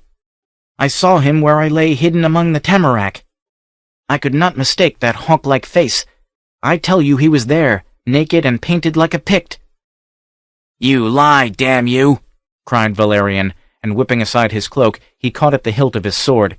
But before he could draw it, I closed with him and bore him to the floor, where he caught at my throat with both hands, blaspheming like a madman. Then there was a swift stamp of feet, and men were dragging us apart, grasping my lord firmly, who stood white and panting with fury, still clutching my neckcloth which had been torn away from my throat in the struggle. "Loose me, you dogs!" he raved. "Take your peasant hands from me! I'll cleave this liar to the chin!" "Here is no lie," I said more calmly. "I lay in the tamarack last night and watched while old Teanoga dragged a raven chief's soul from his body and forced it into that of a tree serpent. It was my arrow which struck down the shaman, and I saw you there. You, a white man, naked and painted, accepted as one of the clan." "If this be true," began Hakon. "It is true, and there is your proof," I exclaimed. "Look there, on his bosom." His doublet and shirt had been torn open in the scuffle, and there, dim on his naked breast, showed the outline of the white skull which the Picts paint only when they mean war against the whites. He had sought to wash it off his skin, but Pictish paint stains strongly. "Disarm him," said Hakon, white to the lips. "Give me my neckcloth," I demanded, but his lordship spat at me and thrust the cloth inside his shirt. "When it is returned to you, it shall be knotted in a hangman's noose about your rebel neck," he snarled. Hakon seemed undecided. "Let us take him to the fort," I said. "Give him in custody of the commander. It was for no good purpose he took part in the dance of the snake. Those Picts were painted for battle. That symbol on his breast means he intended to take part in the war for which they danced." "But great Mitra, this is incredible!" exclaimed Hakon. "A white man loosing those painted devils on his friends and neighbors?" My lord said naught. He stood there between the men who grasped his arms, livid, his thin lips drawn back in a snarl that bared his teeth, but all hell burned like yellow fire in his eyes where I seemed to sense lights of madness. But Hakon was uncertain. He dared not release Valerian, and he feared what the effect might be on the people if they saw the lord being led a captive to the fort. "They will demand the reason," he argued, "and when they learn he has been dealing with the Picts in their war paint, a panic might well ensue. Let us lock him into the jail until we can bring Dirk here to question him." "It is dangerous to compromise with a situation like this," I answered bluntly. "But it is for you to decide. You are in command here." So we took his lordship out the back door, secretly, and it being dusk by that time, reached the jail without being noticed by the people, who indeed stayed indoors mostly. The jail was a small affair of logs, somewhat apart from the town, with 4 cells, and one only occupied, that by a fat rogue who had been imprisoned overnight for drunkenness and fighting in the street. He stared to see our prisoner. Not a word said Lord Valerian as Hakon locked the grilled door upon him, and detailed one of the men to stand guard. But a demon fire burned in his dark eyes, as if behind the mask of his pale face he were laughing at us with fiendish triumph. "You place only one man on guard?" I asked Hakon. "Why more?" said he. "Valerian cannot break out, and there is no one to rescue him." It seemed to me that Hakon was prone to take too much for granted, but after all, it was none of my affair, so I said no more. Then Hakon and I went to the fort, and there I talked with Dirk Strom's son, the commander, who was in command of the town, in the absence of John Storm's son, the governor appointed by Lord Thasparis, who was now in command of the militia army which lay at Thanitia. He looked sober indeed when he heard my tale, and said he would come to the jail and question Lord Valerian as soon as his duties permitted, though he had little belief that my lord would talk, for he came of a stubborn and haughty breed. He was glad to hear of the men Thandara offered him, and told me that he could find a man to return to Thandara accepting the offer if I wished to remain in Shohira a while, which I did. Then I returned to the tavern with Hakon, for it was our purpose to sleep there that night, and set out for Thanitia in the morning. Scouts kept the Shohirans posted on the movements of Brocas, and Hakon, who had been in their camp that day, said Brocas showed no signs of moving against us, which made me believe that he was waiting for Valerian to lead his Picts against the border. But Hakon still doubted, in spite of all I had told him, believing Valerian had but visited the Picts through friendliness as he often did. But I pointed out that no white man, however friendly to the Picts, was ever allowed to witness such a ceremony as the Dance of the Snake. He would have to be a blood member of the clan. 3. I awakened suddenly and sat up in bed. My window was open, both shutters and pane, for coolness, for it was an upstairs room, and there was no tree nearby which a thief might gain access.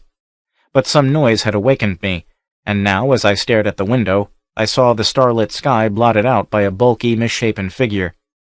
I swung my legs around off the bed, demanding to know who it was, and groping for my hatchet, but the thing was on me with frightful speed, and before I could even rise, something was around my neck, choking and strangling me. Thrust almost against my face, there was a dim, frightful visage, but all I could make out in the darkness was a pair of flaming red eyes and a peaked head. My nostrils were filled with a bestial reek. I caught one of the thing's wrists, and it was hairy as an ape's, and thick with iron muscles. But then I had found the haft of my hatchet, and I lifted it and split that misshapen skull with one blow. It fell clear of me, and I sprang up, gagging and gasping, and quivering in every limb. I found flint, steel, and tinder, and struck a light and lit a candle, and glared wildly at the creature lying on the floor. In form it was like a man, gnarled and misshapen, covered with thick hair. Its nails were long and black, like the talons of a beast, and its chinless, low-browed head was like that of an ape. The thing was a chakan, one of those semi-human beings which dwell deep in the forests. There came a knocking on my door, and Hakon's voice called to know what the trouble was, so I bade him enter. He rushed in, axe in hand, his eyes widened at the sight of the thing on the floor. "A chakan," he whispered. "I have seen them, far to the west, smelling out trails through the forests. The damned bloodhounds! What is that in his fingers?" A chill of horror crept along my spine as I saw the creature still clutched a neckcloth in his fingers, the cloth which he had tried to knot like a hangman's noose about my neck. "I have heard that Pictish shamans catch these creatures and tame them and use them to smell out their enemies," he said slowly. "But how could Lord Valerian so use one?" "I know not," I answered, "but that neckcloth was given to the beast, and according to its nature it smelled my trail out and sought to break my neck. Let us go to the jail, and quickly." Hakon roused his rangers, and we hurried there, and found the guard lying before the open door of Valerian's empty cell with his throat cut. Hakon stood like one turned to stone, and then a faint call made us turn, and we saw the white face of the drunkard peering at us from the next cell. "He's gone," quoth he. "Lord Valerian's gone. Harkee, an hour agone, while I lay on my bunk, I was awakened by a sound outside, and saw a strange dark woman come out of the shadows and walk up to the guard. He lifted his bow and bade her halt, but she laughed at him, staring into his eyes, and he became as one in a trance. He stood staring stupidly, and Mitra, he took his own knife from his girdle and cut his throat, and he fell down and died. Then she took the keys from his belt and opened the door, and Valerian came out, and laughed like a devil out of hell, and kissed the wench, and she laughed with him. And she was not alone, for something lurked in the shadows behind her, some vague monstrous being that never came into the light of the lanthorn hanging over the door. I heard her say best to kill the fat drunkard in the next cell, and by Mitra I was so nigh dead of fright I knew not if I were even alive. But Valerian said I was dead drunk, and I could have kissed him for that word. So they went away, and as they went, he said he would send her companion on a mission, and then they would go to a cabin on Lynx Creek, and there meet his retainers who had been hiding in the forest ever since he sent them from Valerian Hall. He said that Teanoga would come to them there, and they would cross the border and go among the Picts, and bring them back to cut all our throats." Hakon looked livid in the lanthorn light. "Who is this woman?" I asked curiously. "His half-breed Pictish mistress," he said. "Half hawk-picked and half Ligurian. I have heard of her. They call her the Witch of Skandaga. I have never seen her, never before credited the tales whispered of her and Lord Valerian, but it is the truth." I thought I had slain old Teanoga, I muttered. The old fiend must bear a charmed life. I saw my shaft quivering in his breast. What now? We must go to the hut on Lynx Creek and slay them all, said Hakon. If they loose the Picts on the border, hell will be to pay.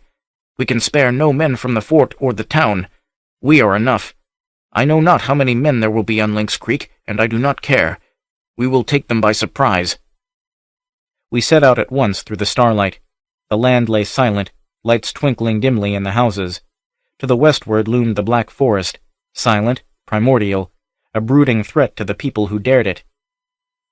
We went in single file, bows strung and held in our left hands, hatchets swinging in our right hands.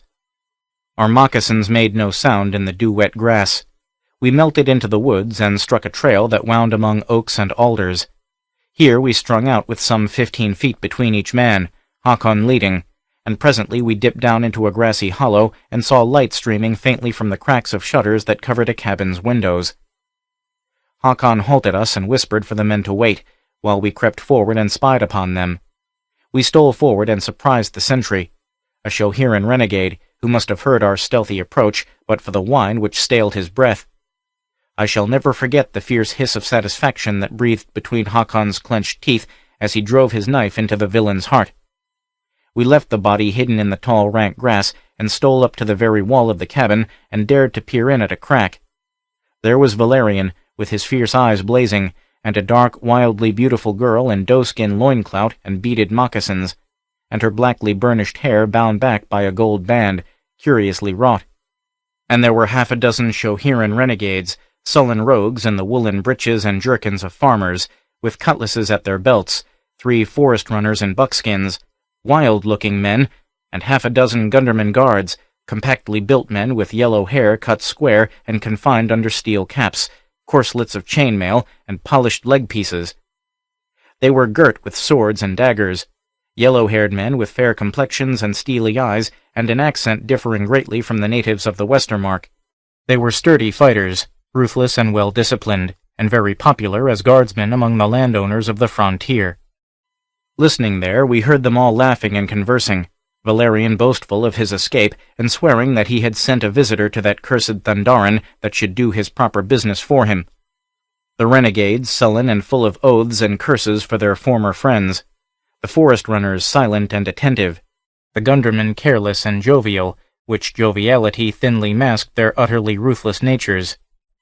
And the half-breed girl, whom they called Quarada, laughed, and plagued Valerian, who seemed grimly amused.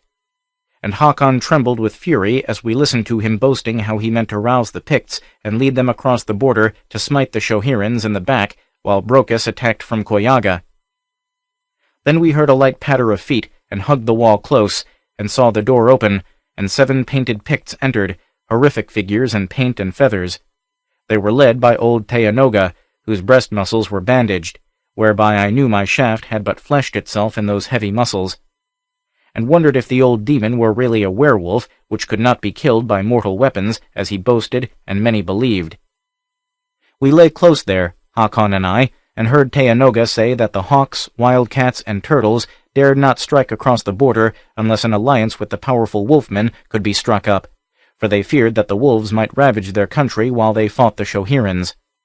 Teanoga said that the 3 lesser tribes met the wolves on the edge of Ghost Swamp for a council, and that the wolves would abide by the counsel of the Wizard of the Swamp. So Valerian said they would go to the Ghost Swamp and see if they could not persuade the wizard to induce the wolves to join the others. At that, Hakon told me to crawl back and get the others, and I saw it was in his mind that we should attack, outnumbered as we were, but so fired was I by the infamous plot to which we had listened that I was as eager as he. I stole back and brought the others, and as soon as he heard us coming, he sprang up and ran at the door to beat it in with his war-axe. At the same instant, others of us burst in the shutters and poured arrows into the room, striking down some and set the cabin on fire. They were thrown into confusion and made no attempt to hold the cabin. The candles were upset and went out, but the fire lent a dim glow. They rushed the door, and some were slain then, and others as we grappled with them.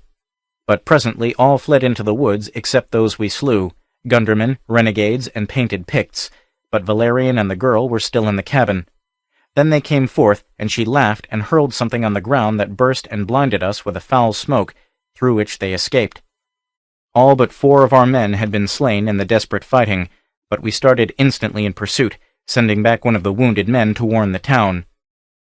The trail led into the wilderness. We followed, and in fights and skirmishes slew several others, and presently all our men were slain except Hakon and I.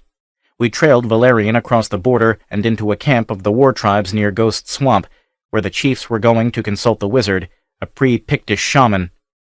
We trailed Valerian into the swamp, he going secretly to give the shamans instructions, and Hakon waited on the trail to slay Valerian, while I stole into the swamp to slay the wizard. But both of us were captured by the wizard, who gave his consent to the war and gave them a ghastly magic to use against the white men, and the tribes went howling toward the border.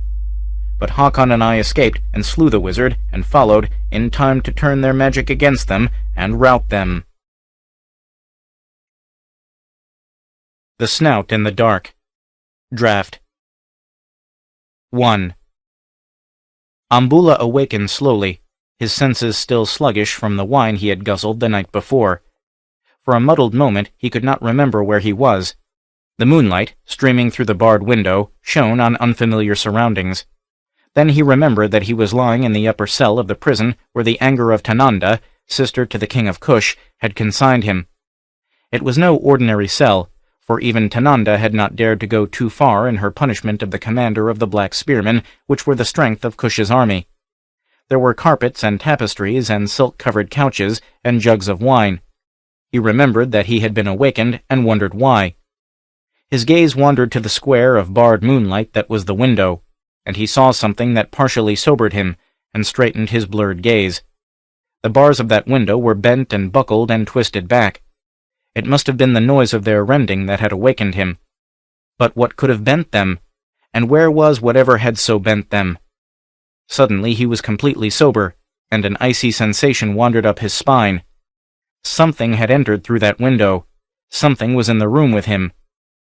With a low cry he started up on his couch and stared about him, and he froze at the sight of the motionless figure that stood at the head of his couch. An icy hand clutched the heart of Ambula, which had never known fear. That silent grayish shape did not move nor speak. It stood there in the shadowy moonlight, misshapen, deformed, its outline outside the bounds of sanity. Staring wildly, Ambula made out a pig-like head, snouted, covered with coarse bristles. But the thing stood upright, and its thick, hair-covered arms ended in rudimentary hands. Ambula shrieked and sprang up, and then the motionless thing moved, with the paralyzing speed of a monster in a nightmare. The black man had one frenzied vision of champing, foaming jaws, of great chisel-like tusks flashing in the moonlight. Presently the moonlight fell on a black shape sprawled amidst the dabbled coverings of the couch on the floor. A grayish, shambling form moved silently across the chamber toward the window, whose broken bars leaned out against the stars. 2. "Tooth Mace!" The voice was urgent as the fist that hammered on the teak door of the chamber where slept Shambhala's most ambitious nobleman. "Tooth Mace, let me in! The devil is loose in Shambhala!" The door was opened, and the speaker burst into the room, a lean, wiry man in a white jebba, dark-skinned, the whites of his eyes gleaming. He was met by Tooth Mace, tall, slender, dusky, with the straight features of his caste. "What are you saying, Afari?" Afari closed the door before he answered. He was panting as if from a long run. He was shorter than Tooth Mace, and the negroid was more predominant in his features. "Ambula! He is dead! In the Red Tower!" "What?" exclaimed Tooth Mace. "Tananda dared execute him?" "No! No, no! She would not be such a fool, surely. He was not executed, but murdered. Something broke through the bars of his cell and tore his throat out and stamped in his ribs and broke his skull. Set, I have seen many dead men, but never one less lovely in his death than Ambula. Tooth Mace, it is the work of some demon. His throat was bitten out, and the prints of the teeth were not like those of a lion or an ape. It was as if they had been made by chisels, sharp as razors." "When was this done?" "Sometime about midnight. Guards in the lower part of the tower, watching the stair that leads up to the cell in which he was imprisoned, heard him cry out, and rushing up the stairs, burst into the cell and found him lying as I have said. I was sleeping in the lower part of the tower, as you bade me, and having seen, I came straight here, bidding the guards say naught to anyone." Toothmace smiled, and his smile was not pleasant to see. "Gods and demons work for a bold man," he said. "I do not think Tananda was fool enough to have Ambula murdered, however she desired it. The blacks have been sullen ever since she cast him into prison. She could not have kept him imprisoned much longer. But this matter puts a weapon into our hands. If the Gallas think she did it, so much the better.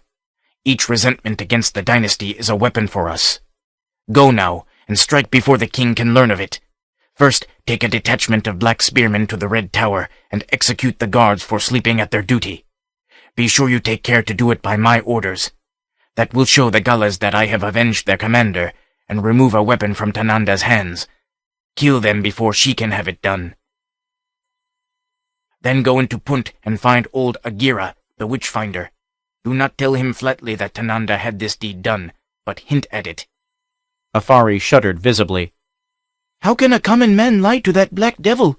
His eyes are like coals of red fire that look into depths unnameable. I have seen him make corpses rise and walk, and skulls champ and grind their naked jaws." "Don't lie," answered Toothmace. "Simply hint to him your own suspicions.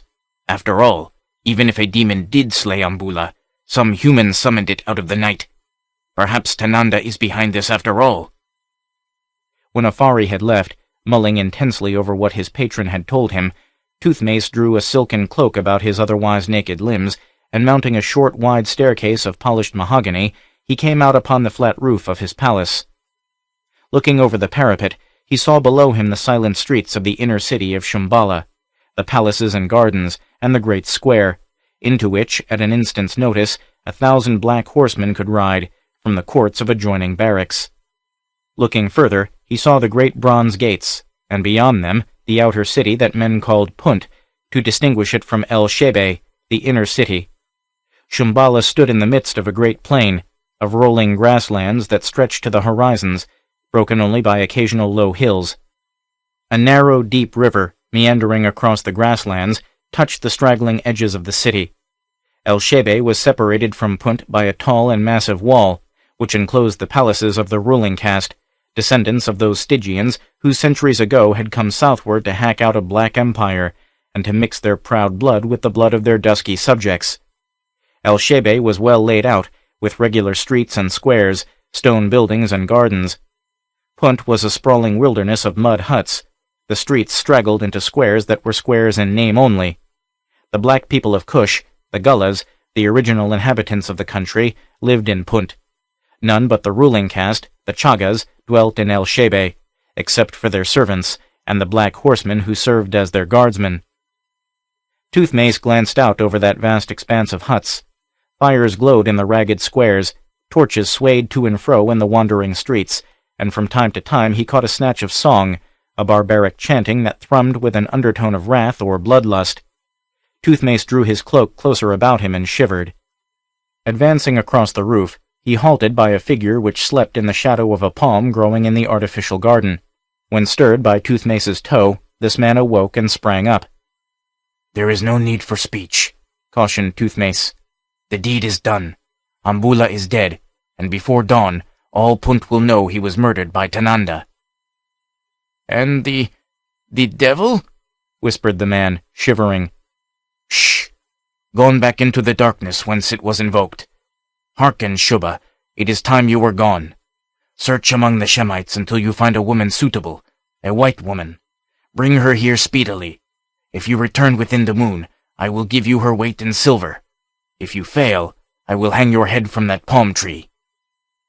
Shuba prostrated himself and touched his head to the dust. Then rising, he hurried from the roof. Toothmace glanced again into Punt.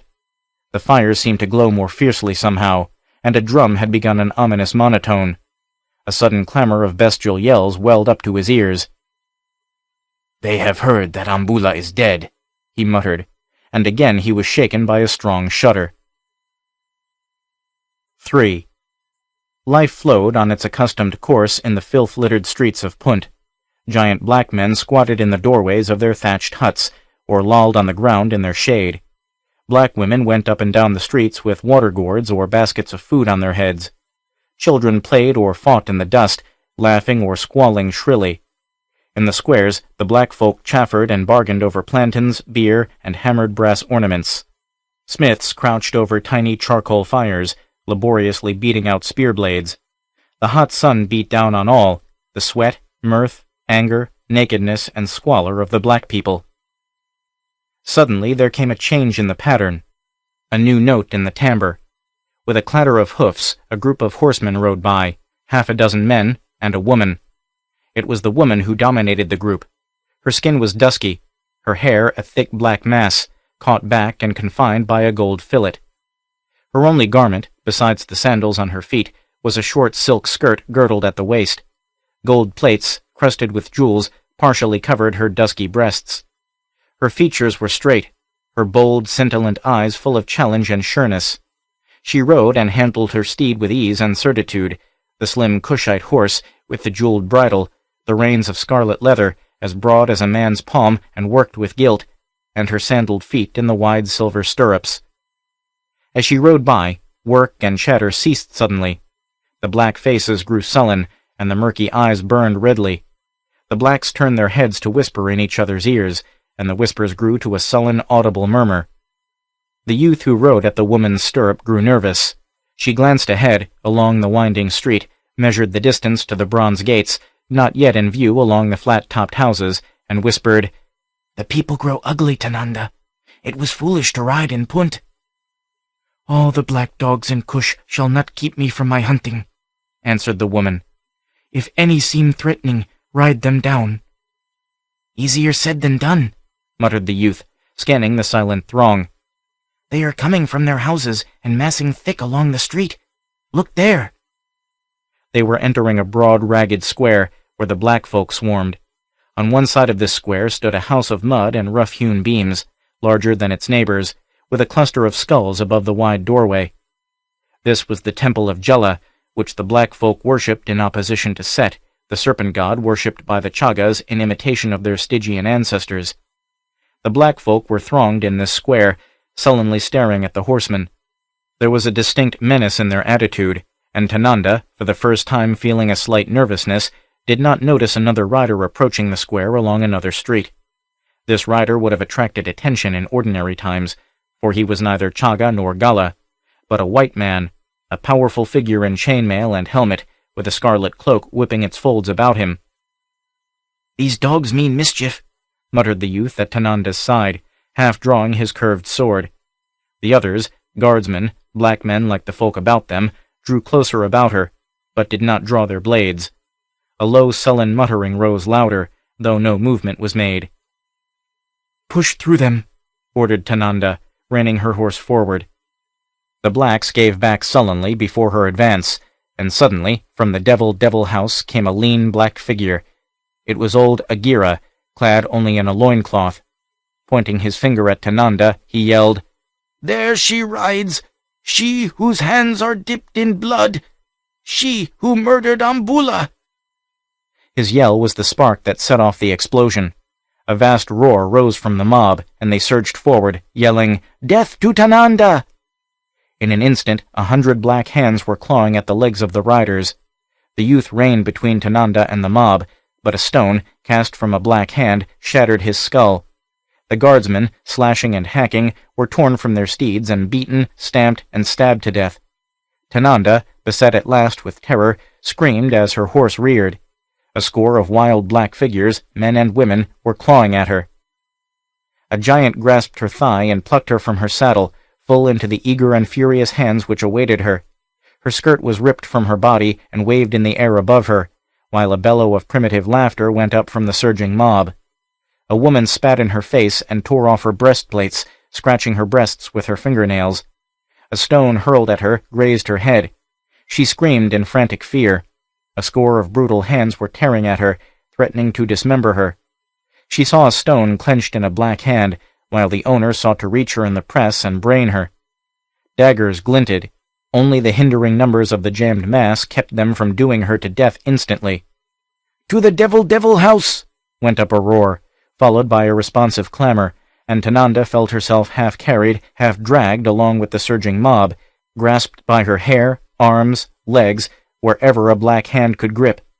Blows aimed at her in the press were blocked or diverted by the mass. And then there came a shock under which the whole throng staggered as a horseman on a powerful steed crashed full into the press. Men went down screaming, to be crushed under the flailing hoofs. Tananda got a dizzy glimpse of a figure towering above the press, of a dark scarred face under a steel helmet, of a scarlet cloak unfurled from mighty mailed shoulders, and a great sword lashing up and down, spattering crimson splashes. But from somewhere in the press a spear licked upward, disemboweling the steed. It screamed, plunged, and went down, but the rider landed on his feet, smiting right and left. Wildly driven spears and knives glanced from his helmet or the shield on his left arm, while his broadsword cleft flesh and bone, split skulls, scattered brains, and spilled entrails into the bloody dust. Flesh and blood could not stand before it. Clearing a space, he stooped, caught up the terrified girl, and, covering her with his shield, fell back, cutting a ruthless way. He backed into the angle of a wall, and, dropping her behind him, stood before her, beating back the frothing, screaming onslaught. Then there was a clatter of hoofs, and a regiment of the guardsmen swept into the square, driving the rioters before them. The captain approached, a giant Negro resplendent in crimson silk and gold-worked harness. "You were long in coming," said Tananda, who had risen and regained much of her poise. The captain turned ashy, but before he could turn, Tananda had made a sign that was caught by his men behind him. One of them grasped his spear with both hands and drove it between his captain's shoulders with such force that the point started out from his breast. The captain sank to his knees, and thrusts from half a dozen more spears finished the task. Tananda shook back her long black disheveled hair and faced her rescuer. She was bleeding from a score of scratches on her breasts and thighs. Her locks fell in confusion down her back, and she was as naked as the day she was born. But she stared at him without perturbation or uncertainty, and he gave back her stare, frank admiration in his expression of her cool bearing and the ripeness of her brown limbs. "Who are you?" she demanded. "Conan, a Cimmerian," he answered. "What are you doing in Shambhala?" "I came here to seek my fortune. I was formerly a corsair." "Oh." New interest shone in her dark eyes. She gathered her hair back in her hands. "We have heard tales of you, whom men call Amra the Lion. But if you are no longer a corsair, what are you now?" "A penniless wanderer." She shook her head. "No, by Set. You are captain of the royal guard." He glanced casually at the sprawling figure in silk and steel, and the sight did not alter the zest of his sudden grin. 4. Shubha returned to Shambhala, and coming to Toothmace in his chamber, where leopard skins carpeted the marble floor, he said, "I have found the woman you desired, a Nemedian girl, captured from a trading vessel of Argos. I paid the Shemitish slave trader many broad gold pieces." "Let me see her," commanded Toothmace, and Shubha left the room, returning a moment later leading a girl by the wrist. She was supple, her white skin almost dazzling in contrast with the brown and black bodies to which Toothmace was accustomed. Her hair fell in a curly, rippling gold stream over her white shoulders. She was clad only in a tattered shift. This Shubha removed, leaving her shrinking in complete nudity. Toothmace nodded, impersonally. "She is a fine bit of merchandise. If I were not gambling for a throne, I might be tempted to keep her for myself. Have you taught her Cushite as I commanded?" "Aye, in the city of the Shemites, and later daily on the caravan trail, I taught her, and impressed upon her the need of learning by means of a slipper, after the Shemite fashion. Her name is Diana." Toothmace seated himself on a couch, and indicated that the girl should sit cross-legged on the floor at his feet, which she did. "I am going to give you to the king of Kush as a present," he said. "You will nominally be his slave, but actually you will belong to me. You will receive your orders regularly, and you will not fail to carry them out. The king is degenerate, slothful, dissipated. It should not be hard for you to achieve complete dominance over him. But lest you might be tempted to disobey, when you fancy yourself out of my reach in the palace of the king, I will demonstrate my power to you." He took her hand and led her through a corridor, down a flight of stone stairs, and into a long chamber, dimly lighted. The chamber was divided in equal halves by a wall of crystal, clear as water, though some 3 feet in thickness, and of such strength as to have resisted the lunge of a bull elephant. He led her to this wall and made her stand, facing it, while he stepped back. Abruptly the light went out. She stood there in darkness, her slender limbs trembling with an unreasoning panic. Then light began to float in the darkness. She saw a hideous malformed head grow out of the blackness. She saw a bestial snout, chisel-like teeth, bristles, turned and ran, frantic with fear, and forgetful of the sheet of crystal that kept the brute from her. She ran full into the arms of Toothmace in the darkness, and heard his hiss in her ear. "You have seen my servant. Do not fail me, for if you do, he will search you out wherever you may be, and you cannot hide from him." And when he hissed something else into the quivering ear of the Nemedian girl, she promptly fainted. Toothmace carried her up the stairs and gave her into the hands of a black wench, with instructions to revive her, to see that she had food and wine, and to bathe, comb, perfume, and dress her for her presentation to the king. The Hall of the Dead. Synopsis. A squad of Zamorian soldiers, led by the officer Nestor, a Gunderman mercenary, were marching down a narrow gorge in pursuit of a thief, Conan the Cimmerian, whose thefts from rich merchants and nobles had infuriated the government of the nearest Zamorian city. Conan had left the city and been followed into the mountains. The walls of the gorge were steep, and the gorge floor grown quickly with high, rich grass. Striding through this grass at the head of his men, Nestor tripped over something and fell heavily. It was a rawhide rope stretched there by Conan, and it tripped a spring pole which started a sudden avalanche that overwhelmed all the soldiers except Nestor, who escaped, bruised, and with his armor scratched and dented. Enraged, he followed the trail alone, and emerging into an upland plateau, came into the deserted city of the ancients, where he met Conan. He instantly attacked the Cimmerian, who, after a desperate battle, knocked him senseless with a sword stroke on his helmet, and went on into the deserted city, thinking him dead. Nestor recovered and followed the Cimmerian. Conan, meanwhile, had entered the city, clambering over the walls, the gates being locked, and had encountered the monstrous being which haunted the city. This he slew by casting great blocks of stone upon it from an elevation, and then descending and hacking it to pieces with his sword. He had made his way to the great palace which was hewn out of a single monstrous hill of stone in the center of the city. He was seeking an entrance when Nestor came upon him again, sword in hand, having followed him over the wall. Conan disgustedly advised him to aid him in securing the vast fabulous treasure instead of fighting. After some argument, the Gundermen agreed, and they made their way into the palace, eventually coming to the great treasure chamber, where warriors of a bygone age lay about in lifelike positions. The companions made up packages of gold and precious stones, and threw dice to decide which should take a set of perfectly matched uncanny gems which adorned an altar, on which lay a jade serpent, apparently a god. Conan won the toss, and gave all the gold and the other jewels to Nestor. He himself swept up the altar gems and the jade serpent, but when he lifted it off the altar, the ancient warriors came terrifically to life, and a terrible battle ensued, in which the thieves barely managed to escape with their lives. Hewing their way out of the palace, they were followed by the giant warriors, who, upon coming into the sunlight, crumpled into dust. A terrific earthquake shook down the deserted city, and the companions were separated. Conan made his way back to the city, and entering a tavern where his light of love was guzzling wine, spilled the jewels out on the ale-splashed table in the mall. To his amazement, they had turned to green dust. He then prepared to examine the jade serpent, who was still in the leather sack. The girl lifted the sack and dropped it with a scream, swearing that something moved inside it. At this instant, a magistrate entered with a number of soldiers and arrested Conan, who set his back to a wall and drew his sword. Before the soldiers could close in, the magistrate thrust his hand into the sack. Nestor had regained the city, with the coins which had not crumpled, and drunk, had told of the exploit. They had sought to arrest him, but drunk though he was, he had cut his way through and escaped.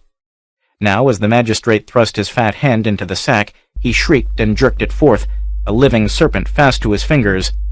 The turmoil which followed gave Conan and the girl an opportunity to escape. The Hand of Nergal. Fragment 1. The battlefield stretched silent, crimson pools among the still sprawling figures seeming to reflect the lurid red-streamered sunset sky. Furtive figures slunk from the tall grass. Birds of prey dropped down on mangled heaps with a rustle of dusky wings. Like harbingers of fate, a wavering line of herons flapped slowly away toward the reed-grown banks of the river. No rumble of chariot wheel or peal of trumpet disturbed the unseeing stillness. The silence of death followed the thundering of battle. Yet one figure moved through that wide-strewn field of ruin, pygmy-like against the vast dully crimson sky. The fellow was a Cimmerian, a giant with a black mane and smoldering blue eyes. His girdled loincloth and high-strapped sandals were splashed with blood. The great sword he trailed in his right hand was stained to the crosspiece. There was a ghastly wound in his thigh, which caused him to limp as he walked. Carefully yet impatiently he moved among the dead, limping from corpse to corpse, and swearing wrathfully as he did so. Others had been before him. Not a bracelet, gemmed dagger, or silver breastplate rewarded his search. He was a wolf who had lingered too long at the bloodletting, while jackals stripped the prey. Glaring out across the littered plains, he saw no body unstripped or moving. The knives of the mercenaries and camp followers had been at work.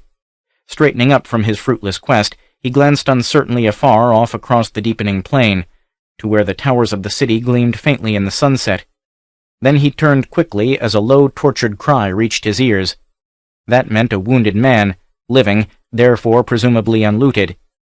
He limped quickly toward the sound, and coming to the edge of the plain, parted the first straggling reeds and glared down at the figure which writhed feebly at his feet. It was a girl that lay there. She was naked, her white limbs cut and bruised. Blood was clotted in her long dark hair. There was unseeing agony in her dark eyes, and she moaned in delirium.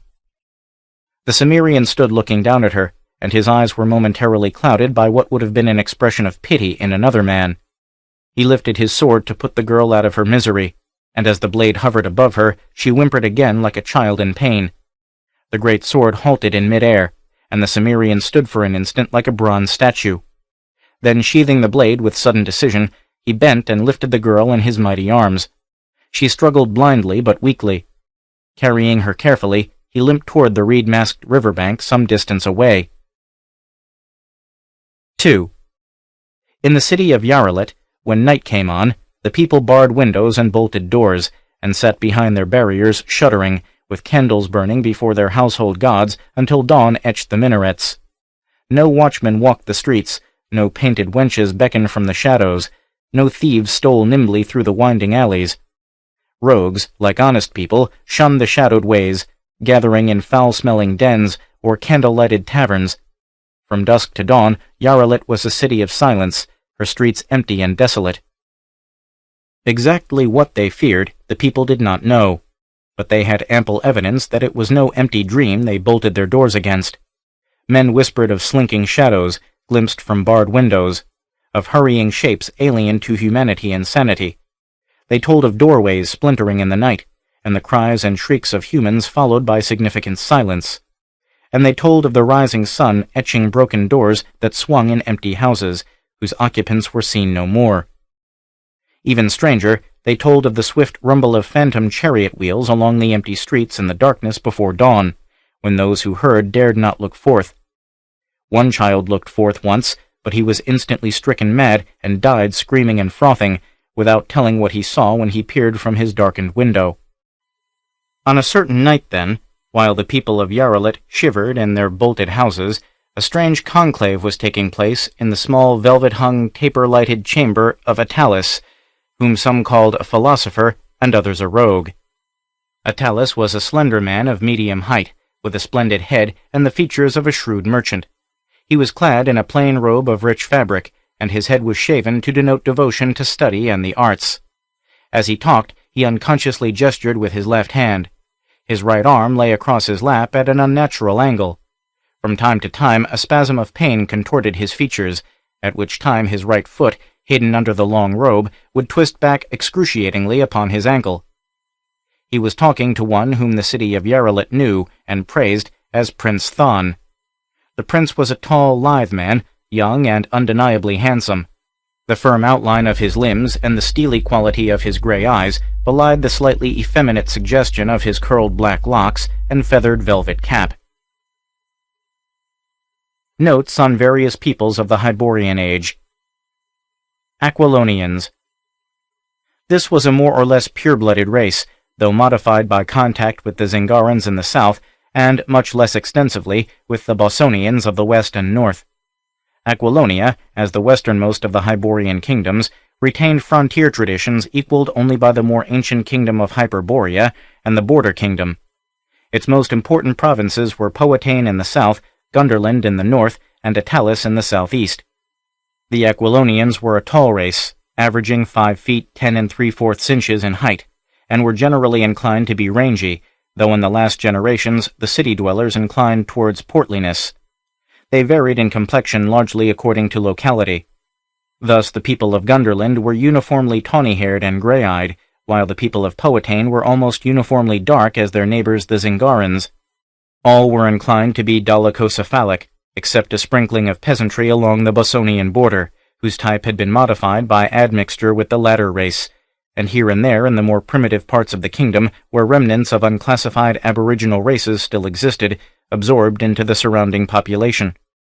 The people of Atalis boasted the greatest advances in commerce and culture, though the whole level of Aquilonian civilization was enviable. Their language was much like the other Hyborian tongues, and their chief god was Mitra. At the height of their power, their religion was of a refined and imaginative type, and they did not practice human sacrifice. In war, they relied largely upon their cavalry, heavily armed knights. Their pikemen and spearmen were mainly Gundermen, while their archers were supplied from the Bossonian marches. Gundermen. Gunderland was once a separate kingdom, but was brought into the larger kingdom, less by conquest than agreement. Its people never considered themselves exactly Aquilonians, and after the fall of the Great Kingdom, Gunderland existed for several generations in its former state as a separate principality. Their ways were ruder and more primitively Hyborian than those of the Aquilonians, and their main concession to the ways of their more civilized southern neighbors was the adoption of the god Mitra in place of the primitive Bori, a worship to which they returned, however, upon the fall of Aquilonia. They were, next to the Hyperboreans, the tallest of the Hyborian races. They were fine soldiers, and inclined to wander far. Gunderland mercenaries were to be found in all the armies of the Hyborian kingdoms, and in Zamora and the more powerful kingdoms of Shem.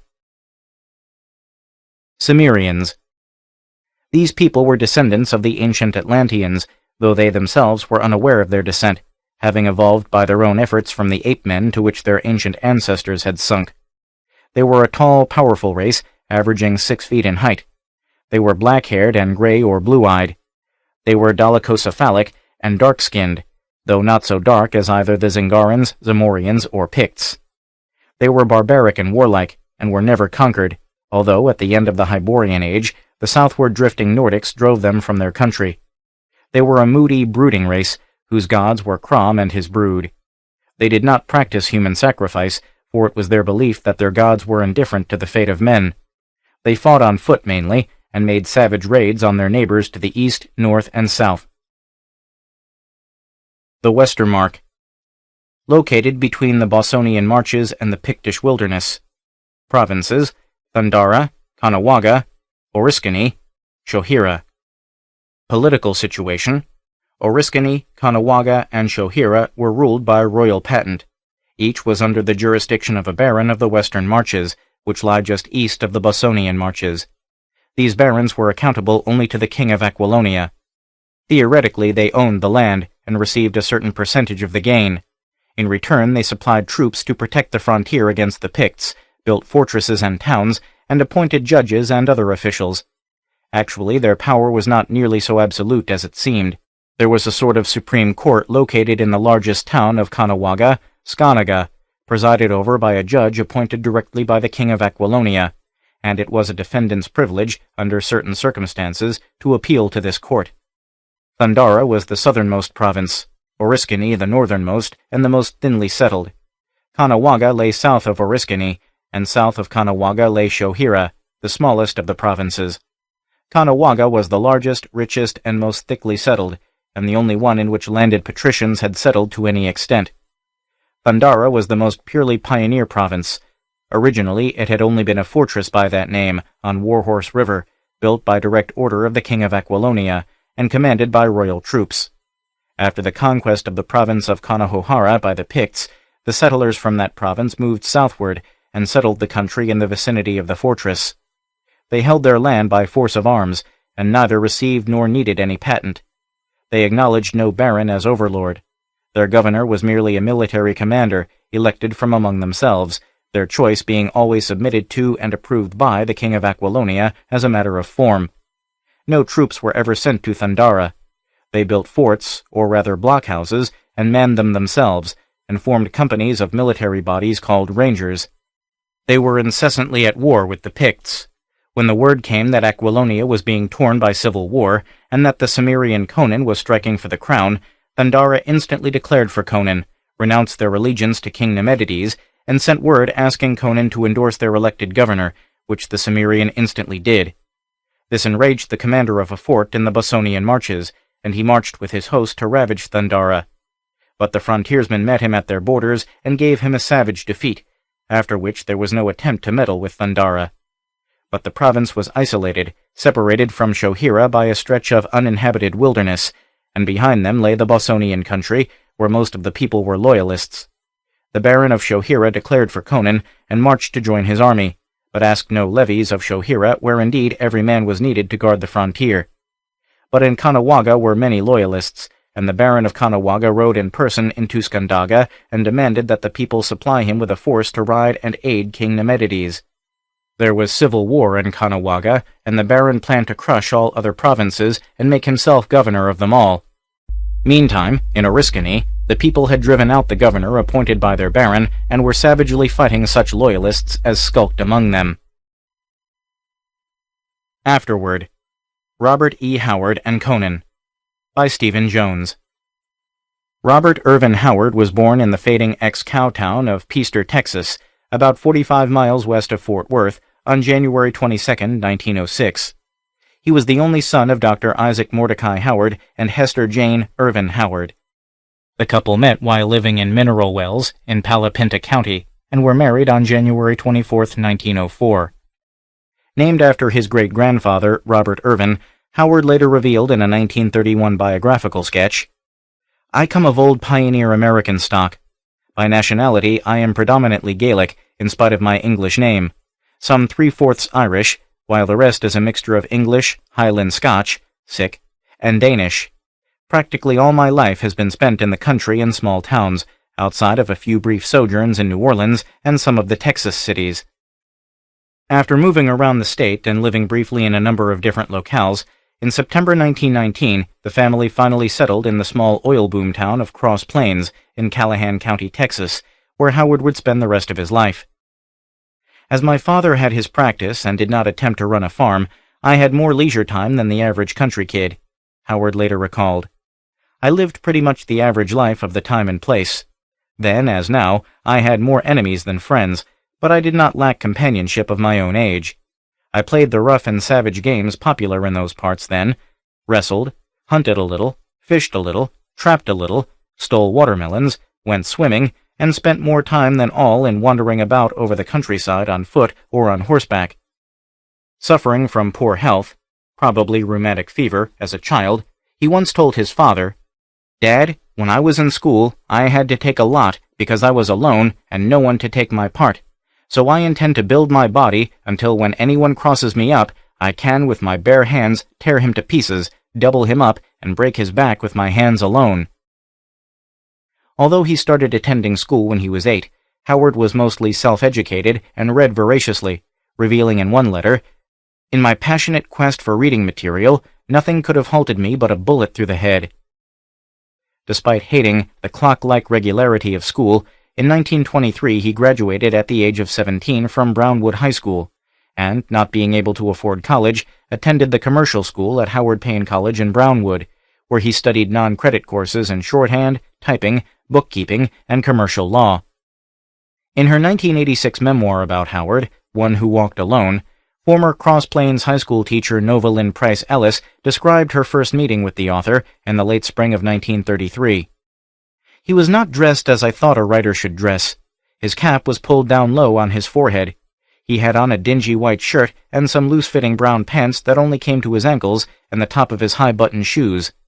He took off his cap, and I saw that his hair was dark brown, short, almost clipped. He ran his hand over his head. E. Hoffman Price was one of the few writers and fellow correspondents who actually visited Howard. In 1934, he drove down to Cross Plains and recalled years later meeting a broad, towering man with a bluff, tanned face and a big, hearty hand, and a voice which was surprisingly soft and easy, instead of the bull bellow one would expect of the creator of Conan and those other swashbucklers. Robert Howard was packed with whimsy and poetry which rang out in his letters, and blazed up in much of his published fiction, but, as is usually the case with writers, his appearance belied him. His face was boyish, not yet having squared off into angles. His blue eyes, slightly prominent, had a wide openness which did not suggest anything of the man's keen wit and agile fancy. That first picture persists, a powerful, solid, round-faced fellow, kindly and somewhat stolid. However, Price also discovered that there was a darker side to Howard while his host was driving Price and his new wife, Wanda, to the nearby town of Brownwood for a shopping and sightseeing trip. Suddenly he took his foot off the throttle, cocked his head, idled down. We were approaching a clump of vegetation which was near the roadside. He reached across us to the side pocket. He took out a pistol, sized up the terrain, put the weapon back again, and resumed speed. He explained in a matter-of-fact tone, "I have a lot of enemies. Everyone has around here. Wasn't that I figured we were running into anything, but I had to make sure." Sometime later, Howard confided to Novelyn Price Ellis that a man with as many enemies as he had needed to be careful. "Anybody who is not your friend is your enemy," he explained pleasantly to her. Howard had written his first story, a historical adventure about a Viking named Beowulf, at the age of 9 or 10, and he was 15 when he began writing professionally. "I took up writing simply because it seemed to promise an easier mode of work, more money, and more freedom than any job I'd tried. I wouldn't write otherwise." He sent off his first effort to adventure, but it was rejected, and it was another 3 years before Howard made his professional debut in the pulp magazine Weird Tales. Originally selling for just 25 cents on newsstands and printed on low-grade pulp paper, Weird Tales was the first magazine devoted exclusively to weird and fantastic fiction. It ran for 279 issues, starting in March 1923 and finally giving up the ghost in September 1954. Although just one title amongst many hundreds being published at that time, it carried the subtitle The Unique Magazine, and during its original 32-year run, the title has been revived, unsuccessfully, on several occasions since. It presented all types of fantasy fiction, from supernatural stories to gothic horror, sword and sorcery to science fiction. Among some of its most famous contributors were H.P. Lovecraft, Ray Bradbury, Clark Ashton Smith, Robert Bloch, Seabury Quinn, C.L. Moore, Henry Kuttner, Manly Wade Wellman, Jack Williamson, Henry S. Whitehead, and even Tennessee Williams. At the time Howard began submitting manuscripts, Farnsworth Wright had replaced Edwin F. Baird as editor of the Chicago-based magazine, after founder and owner J.C. Henneberger was forced to reorganize the title because of debts. From the November 1924 issue onwards, Weird Tales began to flourish under Wright's guidance, and he edited 179 copies before retiring after the March 1940 edition. He died as a result of Parkinson's disease in June that same year. Written when Howard was just 18, Spear and Fang was a story about the struggles faced by prehistoric man. Wright published it in the July 1925 issue and paid its teenage author a fee of $16, or half a cent a word. Even in pre-Depression Texas, that didn't go far, and Howard quickly realized that he would have to work at a variety of jobs to supplement his meager income from writing. These included picking cotton, branding cattle, hauling garbage, working in a grocery store and a law office, jerking soda in a drugstore, trying to be a public stenographer, packing a surveyor's rod, and working up oil field news for some Texas and Oklahoma papers. However, by his own admission, he wasn't a success at any of them. In his 1931 biographical sketch, he told Wright, "Pounding out a living at the writing game is no snap, but the average man's life is no snap, whatever he does.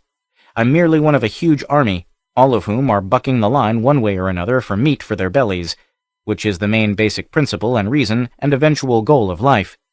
Every now and then one of us finds the going too hard and blows his brains out, but it's all in the game, I reckon." Thanks to Wright and Weird Tales, things soon began to change for Howard. In just 3 years, his income from writing jumped from $772.50 to $1,500.26. The prolific author also began to sell other types of fiction: westerns, sports stories, horror tales, true confessions, historical adventures, and detective thrillers, to pulp markets besides weird tales, while at the same time he began to develop a series of characters with whom he would forever be identified with.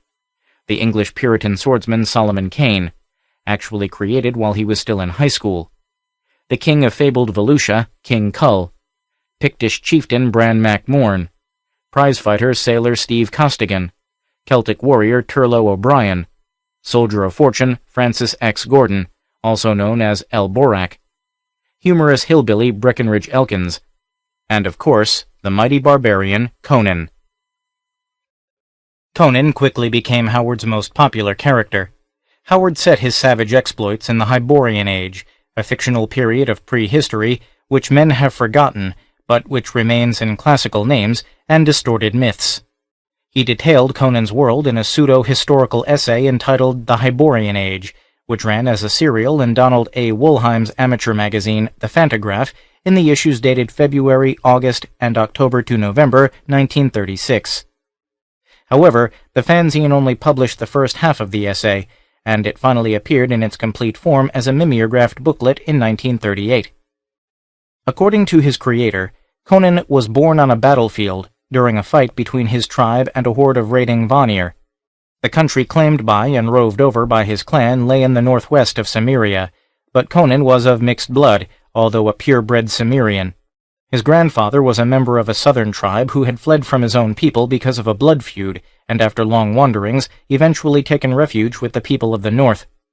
He had taken part in many raids into the Hyborian nations in his youth, before his flight, and perhaps it was the tales he told of those softer countries which roused in Conan, as a child, a desire to see them. There are many things concerning Conan's life of which I am not certain myself. I do not know, for instance, when he got his first sight of civilized people. It might have been at Vanarium, or he might have made a peaceable visit to some frontier town before that. At Vanarium he was already a formidable antagonist, though only 15. He stood 6 feet and weighed 180 pounds, though he lacked much of having his full growth. However, despite what Howard would claim later, the mighty thewed barbarian did not leap fully formed into his creator's mind. The June 1932 issue of Strange Stories contained Howard's story People of the Dark, whose hero was a warrior named Conan the Reaver, who was physically similar to the later Conan. He, too, swore by Crom. The first published Conan story, The Phoenix on the Sword, is one of the final adventures in Conan's chronology, set after he had become king of Aquilonia. Wright conditionally accepted it in a letter dated March 10, 1932, describing it as having points of real excellence. I hope you will see your way clear to touch it up and resubmit it. It eventually appeared in the December 1932 issue of Weird Tales and was an instant hit, as indicated in the February 1933 edition of the Letters column, The Airy, where readers and writers alike were invited to air their comments and opinions about the magazine. The Phoenix on the Sword fairly took my breath away with its fine intrigue and excellent action and description, exclaimed a reader from Denver, Colorado, adding, "It was a magnificent story. Mr. Howard never writes, but that he produces a masterpiece." In fact, the story was a reworking of an unsold King Kull tale entitled By This Axe I Rule, which finally saw print in its original form in the 1967 collection King Kull. Still king of Aquilonia, Conan was ambushed and shackled in a dungeon, where he encountered an enormous serpent in the Scarlet Citadel, published in the January 1933 Weird Tales. Although Howard had already been awarded the coveted cover spot on previous issues of the magazine, his first had been for Wolf's Head back in April 1926. The covers for the December and January issues were 2 out of the 4 which J. Allen St. John produced consecutively for Otis Adelbert Klein's serial Buccaneers of Venus. Howard also missed out on the cover for the March 1933 issue, which contained The Tower of the Elephant.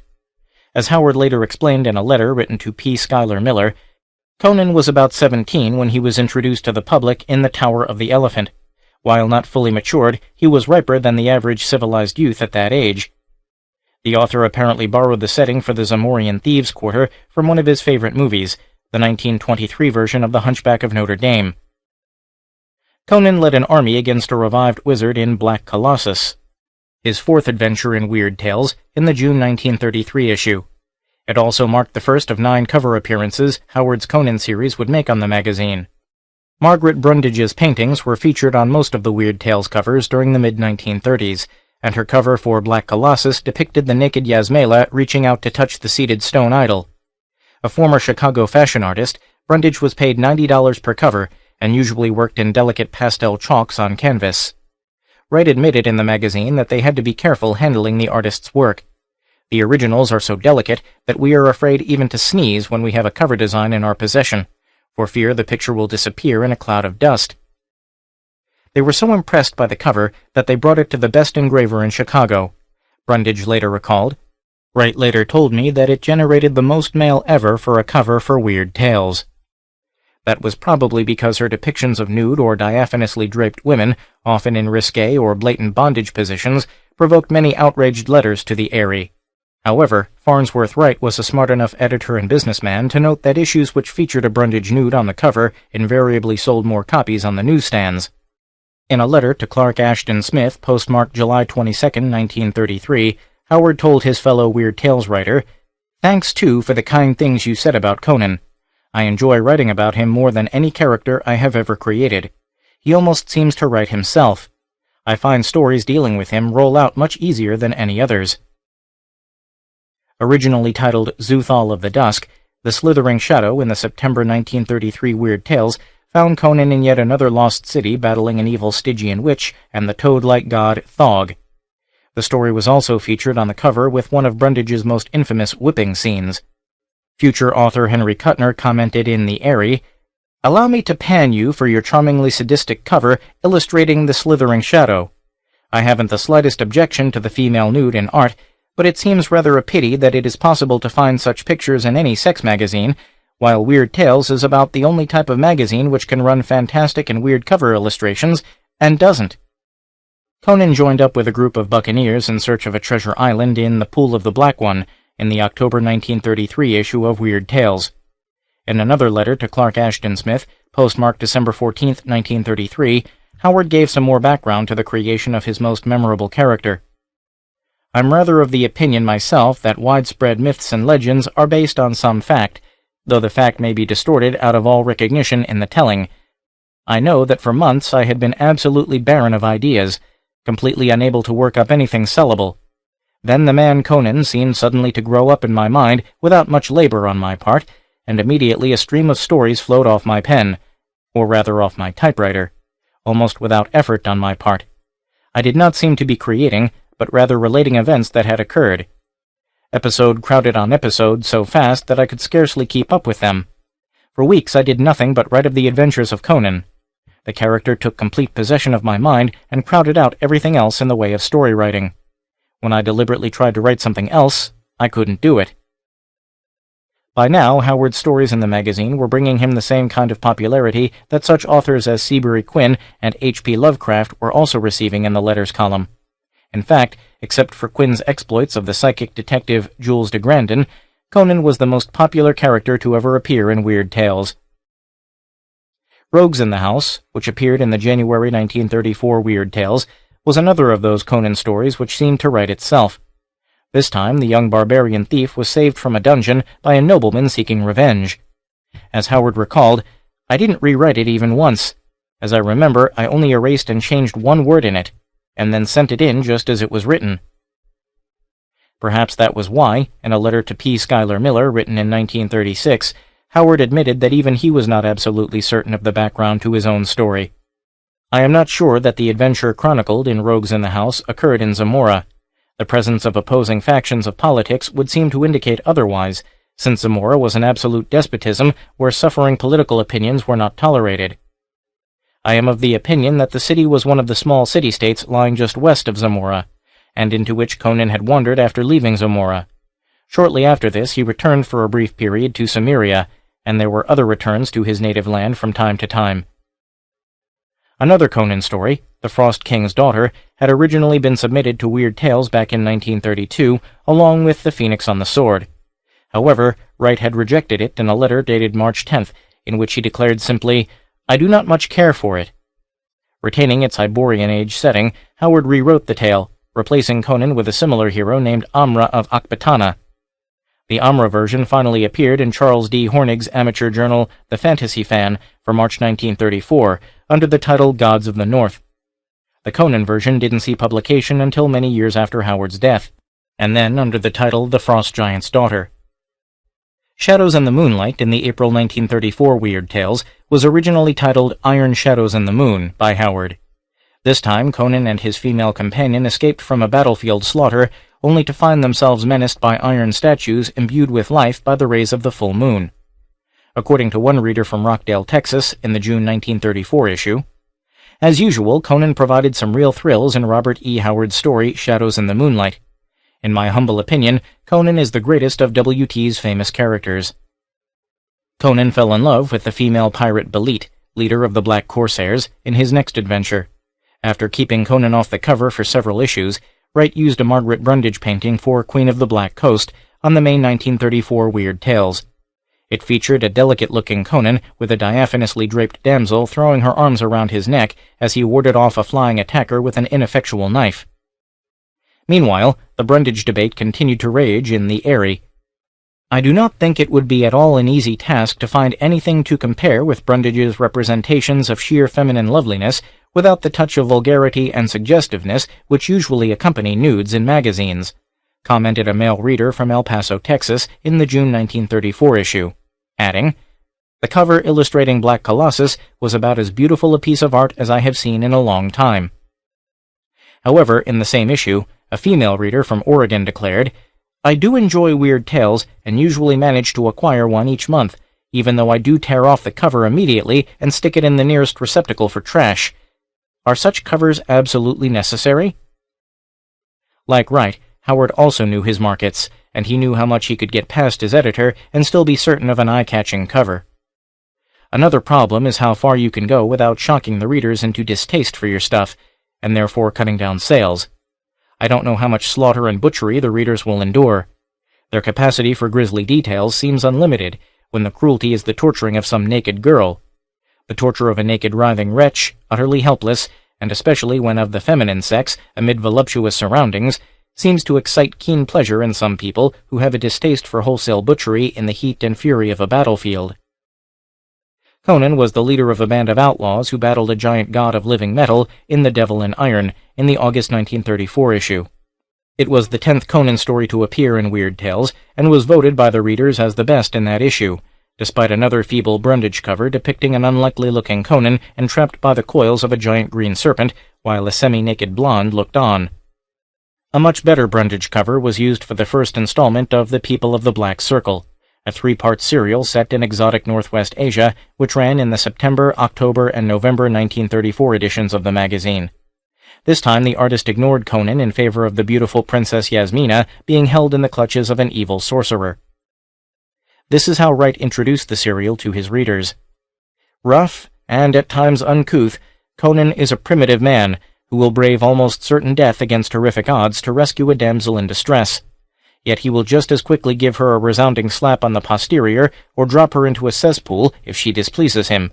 But rude though he is, he possesses a sort of primordial chivalry and an innate reverence for womanhood that make him wholly fascinating. Obviously, the readers agreed, as this short novel was again voted the best story in the magazine, and editor Wright revealed that Robert E. Howard's spectacular and original hero Conan the Barbarian, adventurer and fighting man, has captured the fancy of our readers by his brilliant exploits and his utter humanness. However, not everyone was so enamored with the mighty Cimmerian. In the November 1934 Weird Tales, the following letter appeared in the Eyrie. "I am awfully tired of poor old Conan the Cluck, who for the past 15 issues has every month slain a new wizard, tackled a new monster, come to a violent and sudden end that was averted, incredibly enough, in just the nick of time, and won a new girlfriend, each of whose penchant for nudism won her place of honor, either on the cover or on the interior illustration. I cry, enough of this brute and his iron-thewed sword thrusts. May he be sent to Valhalla to cut out paper dolls." The author of this anti-Conan diatribe was none other than 17-year-old Robert Bloch, later to find lasting fame as the author of Psycho, whose own first story would be appearing in the January 1935 edition of the Unique magazine. When A Witch Shall Be Born, with its memorable crucifixion scene, was published in the December 1934 issue of Weird Tales, Brundage instead went for another of her suggestive whipping scenes on the cover, this time involving two near-naked women and a cat-o'-nine-tails. Editor Farnsworth Wright's lengthy introduction announced that since Howard's first publication in the magazine back in 1925, he has had 40 stories in Weird Tales alone, and has gained an enormous following among the readers of this magazine. Many thousands of readers eagerly buy any magazines that feature one of Mr. Howard's stories.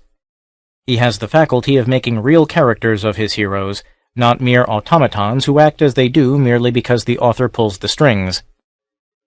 In early 1935, Howard's mother Hester underwent a serious operation, remaining in hospital for a month before returning home. Novelyn Price Ellis later recalled meeting her. Mrs. Howard was sitting on the end of a divan. Her hair was nearly white, short, and parted on one side, not stylish. It looked as if she just combed it quickly to get it over with, not to make her look better. She got up with a great effort and stood leaning slightly to one side. Hester Howard never fully recovered her health. She spent the remainder of her life in and out of various hospitals and sanatoriums when not being cared for at home by her husband and son. Meanwhile, Jules of Gwaller appeared in the March 1935 Weird Tales. It was a minor Conan tale about the stealing of a cursed treasure from yet another lost city, which Howard had originally titled Teeth of Gwaller. But there was nothing minor about Beyond the Black River, the second of Conan's 4 serial-length appearances in Weird Tales, published in the May and June issues for 1935. Drawing upon his author's Texas background, it was a variation on the American frontier saga, with Howard's fictional Picts standing in for Native American warriors. It was also in this story that Howard had one of his characters famously observe, "Barbarism is the natural state of mankind. Civilization is unnatural. It is a whim of circumstance, and barbarism must always triumph." There is little doubt that the author was expressing his own views directly to the reader. With Beyond the Black River, Howard was still experimenting with the series, as he revealed in a letter to H.P. Lovecraft. "I wanted to see if I could write an interesting Conan yarn without sex interest. I've attempted a new style of setting entirely, abandoned the exotic settings of lost cities, decaying civilizations, golden domes, marble palaces, silk-clad dancing girls, etc., and thrown my story against a background of forests and rivers, log cabins, frontier outposts, buckskin-clad settlers, and painted tribesmen." It was around this time that Howard also wrote but failed to sell Wolves Beyond the Border, which was set in the same milieu as Beyond the Black River, but did not feature Conan directly. The May 1935 Weird Tales also included another letter from Robert Bloch, whose story The Secret of the Tomb ran in the same issue. "I have been highly interested in the comments anent my so-called attack on Howard in the Eyrie. At no time have I ever, directly or indirectly, maligned Mr. Howard's fine and obviously talented abilities as a writer. I confine myself solely to a criticism of Conan's career." Meanwhile, the cost of Mrs. Howard's continued medical treatment and the effect it was having on his own practice was draining Dr. Howard's finances, and the family was in need of urgent cash. At the time, Weird Tales still owed Howard more than $800 for stories which had already appeared and were supposed to have been paid for upon publication. In frustration, Howard wrote to editor Farnsworth Wright on May 6th. "For some time now I have been receiving a check regularly each month from Weird Tales. Half checks, it is true, but by practicing the most rigid economy I have managed to keep my head above the water. That I was able to do so was largely because of, not the size but the regularity of the checks. I came to depend upon them and to expect them, as I felt justified in so doing. But this month, at the very time when I need money so desperately bad, I did not receive a check. Somehow, some way, my family and I have struggled along this far, but if you cut off my monthly checks now, I don't know what in God's name we'll do." In an autobiographical sketch in the July 1935 issue of Julia Schwartz's amateur fantasy magazine, Howard told the readers, "Conan simply grew up in my mind a few years ago when I was stopping in a little border town on the lower Rio Grande. I did not create him by any conscious process. He simply stalked full-grown out of oblivion and set me at work recording the saga of his adventures." In a letter that same month to Clark Ashton Smith, Howard continued, "It may sound fantastic to link the term realism with Conan, But as a matter of fact, his supernatural adventures aside, he is the most realistic character I ever evolved. He is simply a combination of a number of men I have known, and I think that's why he seemed to step full-grown into my consciousness when I wrote the first yarn of the series. Some mechanism in my subconsciousness took the dominant characteristics of various prize-fighters, gunmen, bootleggers, oil-field bullies, gamblers, and honest workmen I had come in contact with, and combining them all, produced the amalgamation I call Conan the Cimmerian. Between the early months of 1932 and July 1935, Robert E. Howard wrote 21 adventures of Conan the Barbarian. These tales varied in length from around 3,500 words to the almost novel length of 75,000 words, and 17 of them were published in Weird Tales. As the author explained, literature is a business to me, a business at which I was making an ample living when the Depression knocked the guts out of the markets. My sole desire in writing is to make a reasonable living. I may cling to many illusions, but I am not ridden by the illusion that I have anything wonderful or magical to say, or that it would amount to anything particularly if I did say it. I have no quarrel with art for art's sakers.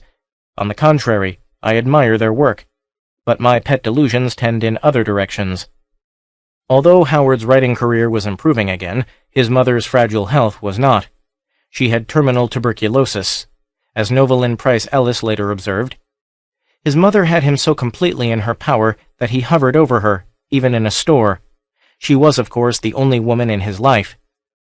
Howard's idolization of his mother would be his downfall. What neither knew was that time was quickly running out for both of them.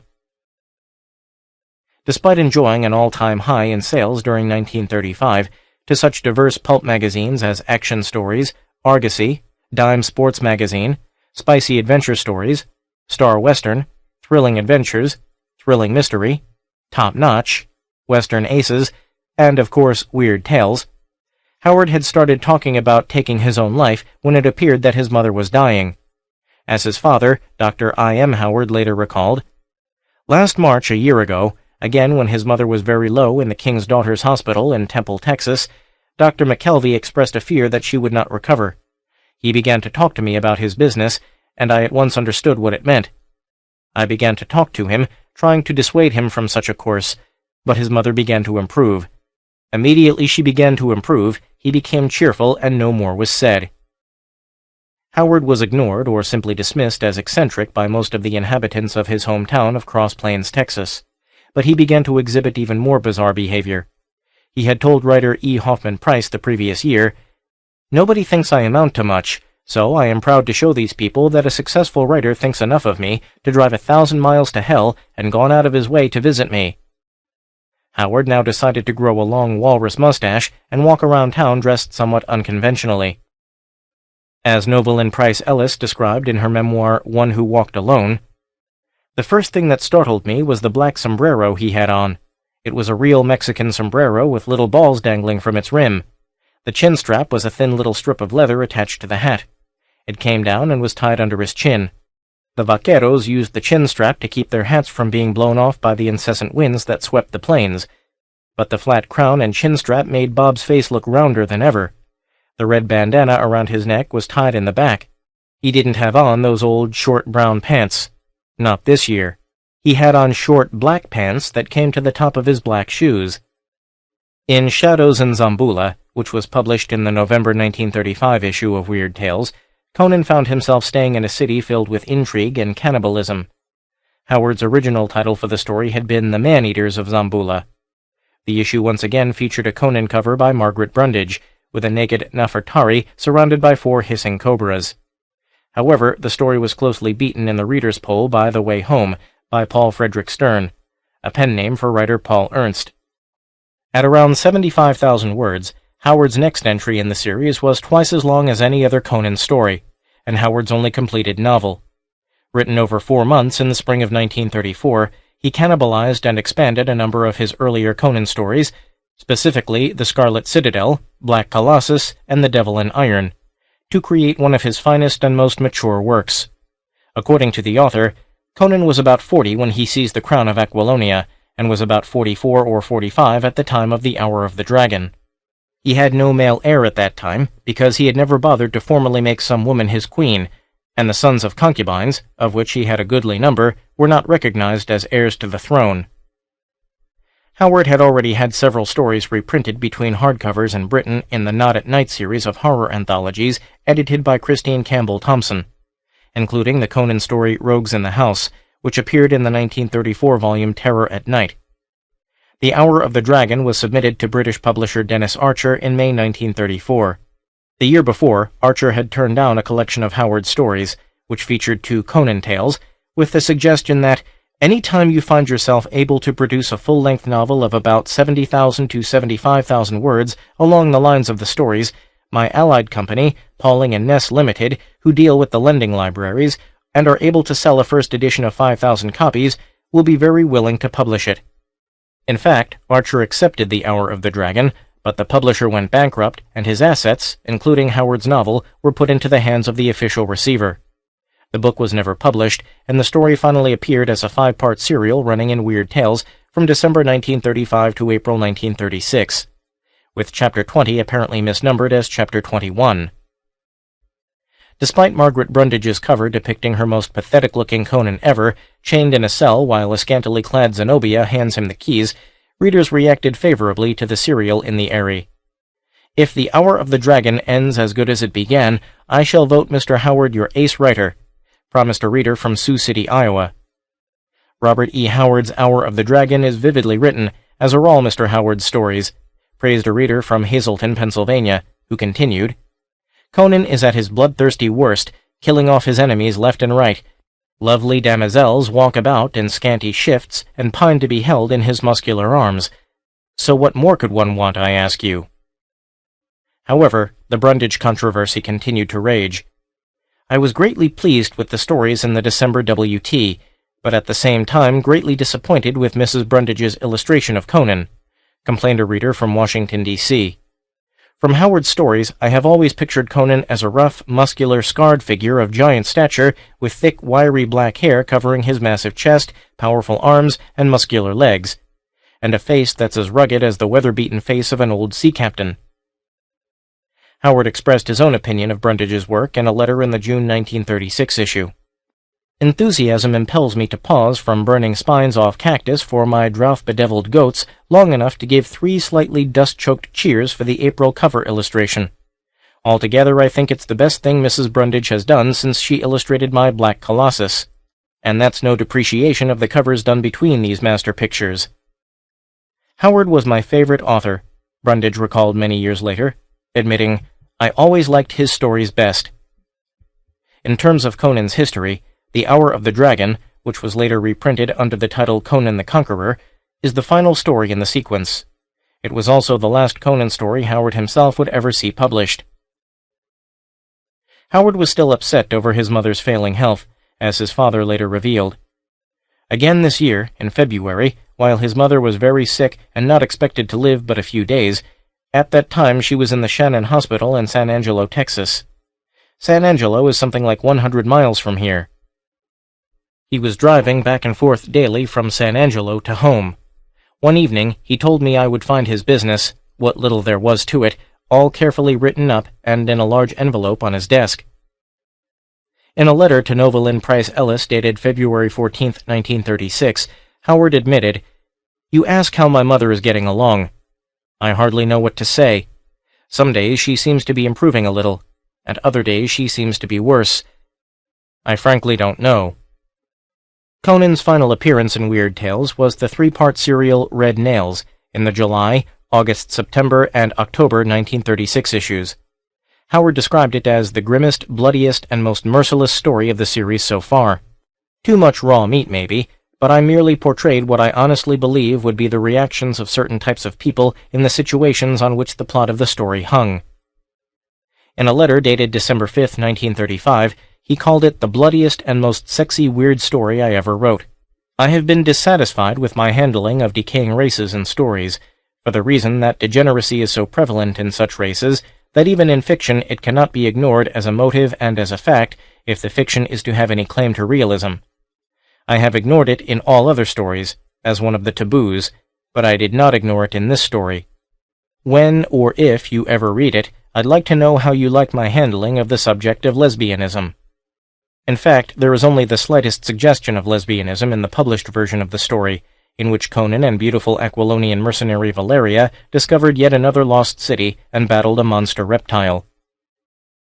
Introducing Red Nails in the July 1936 issue, editor Farnsworth Wright recalled, "Nearly 4 years ago, Weird Tales published a story called The Phoenix on the Sword, built around a barbarian adventurer named Conan, who had become king of a country by sheer force of valor and brute strength.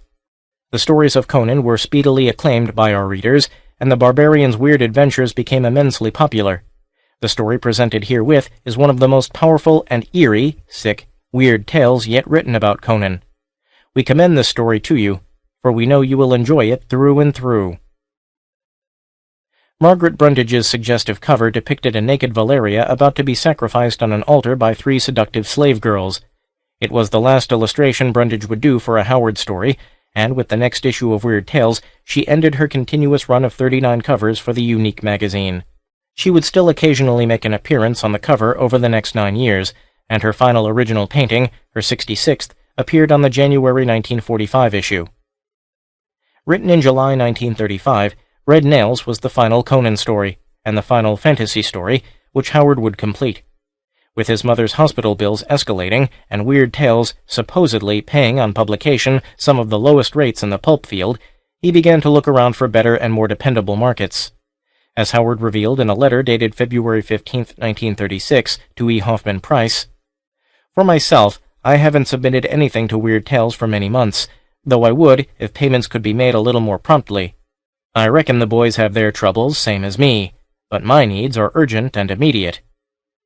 Price observed that during his 1934 visit to Cross Plains.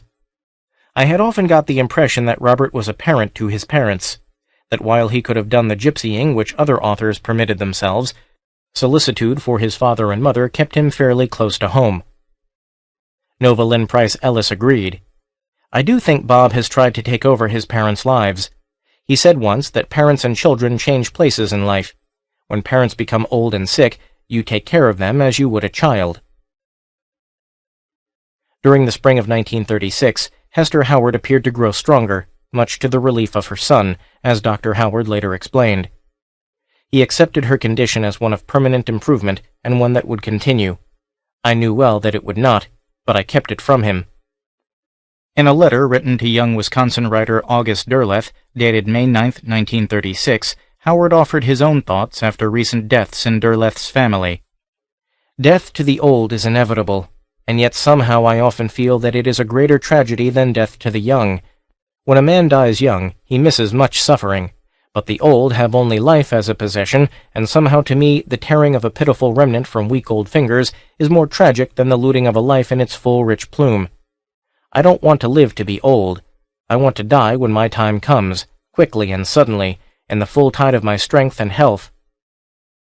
In a letter dated May 13th, he also confided to his old correspondent and fellow Weird Tales writer H.P. Lovecraft that he did not know whether his mother would live or not. "She is very weak and weighs only 109 pounds. 150 pounds is her normal weight, and very few kinds of food agree with her. But if she does live, she will owe her life to my father's efforts."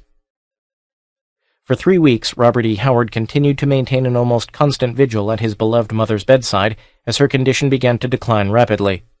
Atypically, his mood became almost cheerful, as if he had finally made up his mind about something. On the morning of June 11, 1936, Howard learned from one of 2 trained nurses attending Mrs. Howard that his mother had entered a terminal coma and that she would probably never recognize him again. He rose from beside her sickbed, slipped out of the house, climbed into his 1935 Chevrolet sedan, which was parked in front of the garage, and rolled up the windows. At a few minutes past 8 o'clock in the morning, he fired a single bullet from a borrowed Colt .380 automatic into his right temple.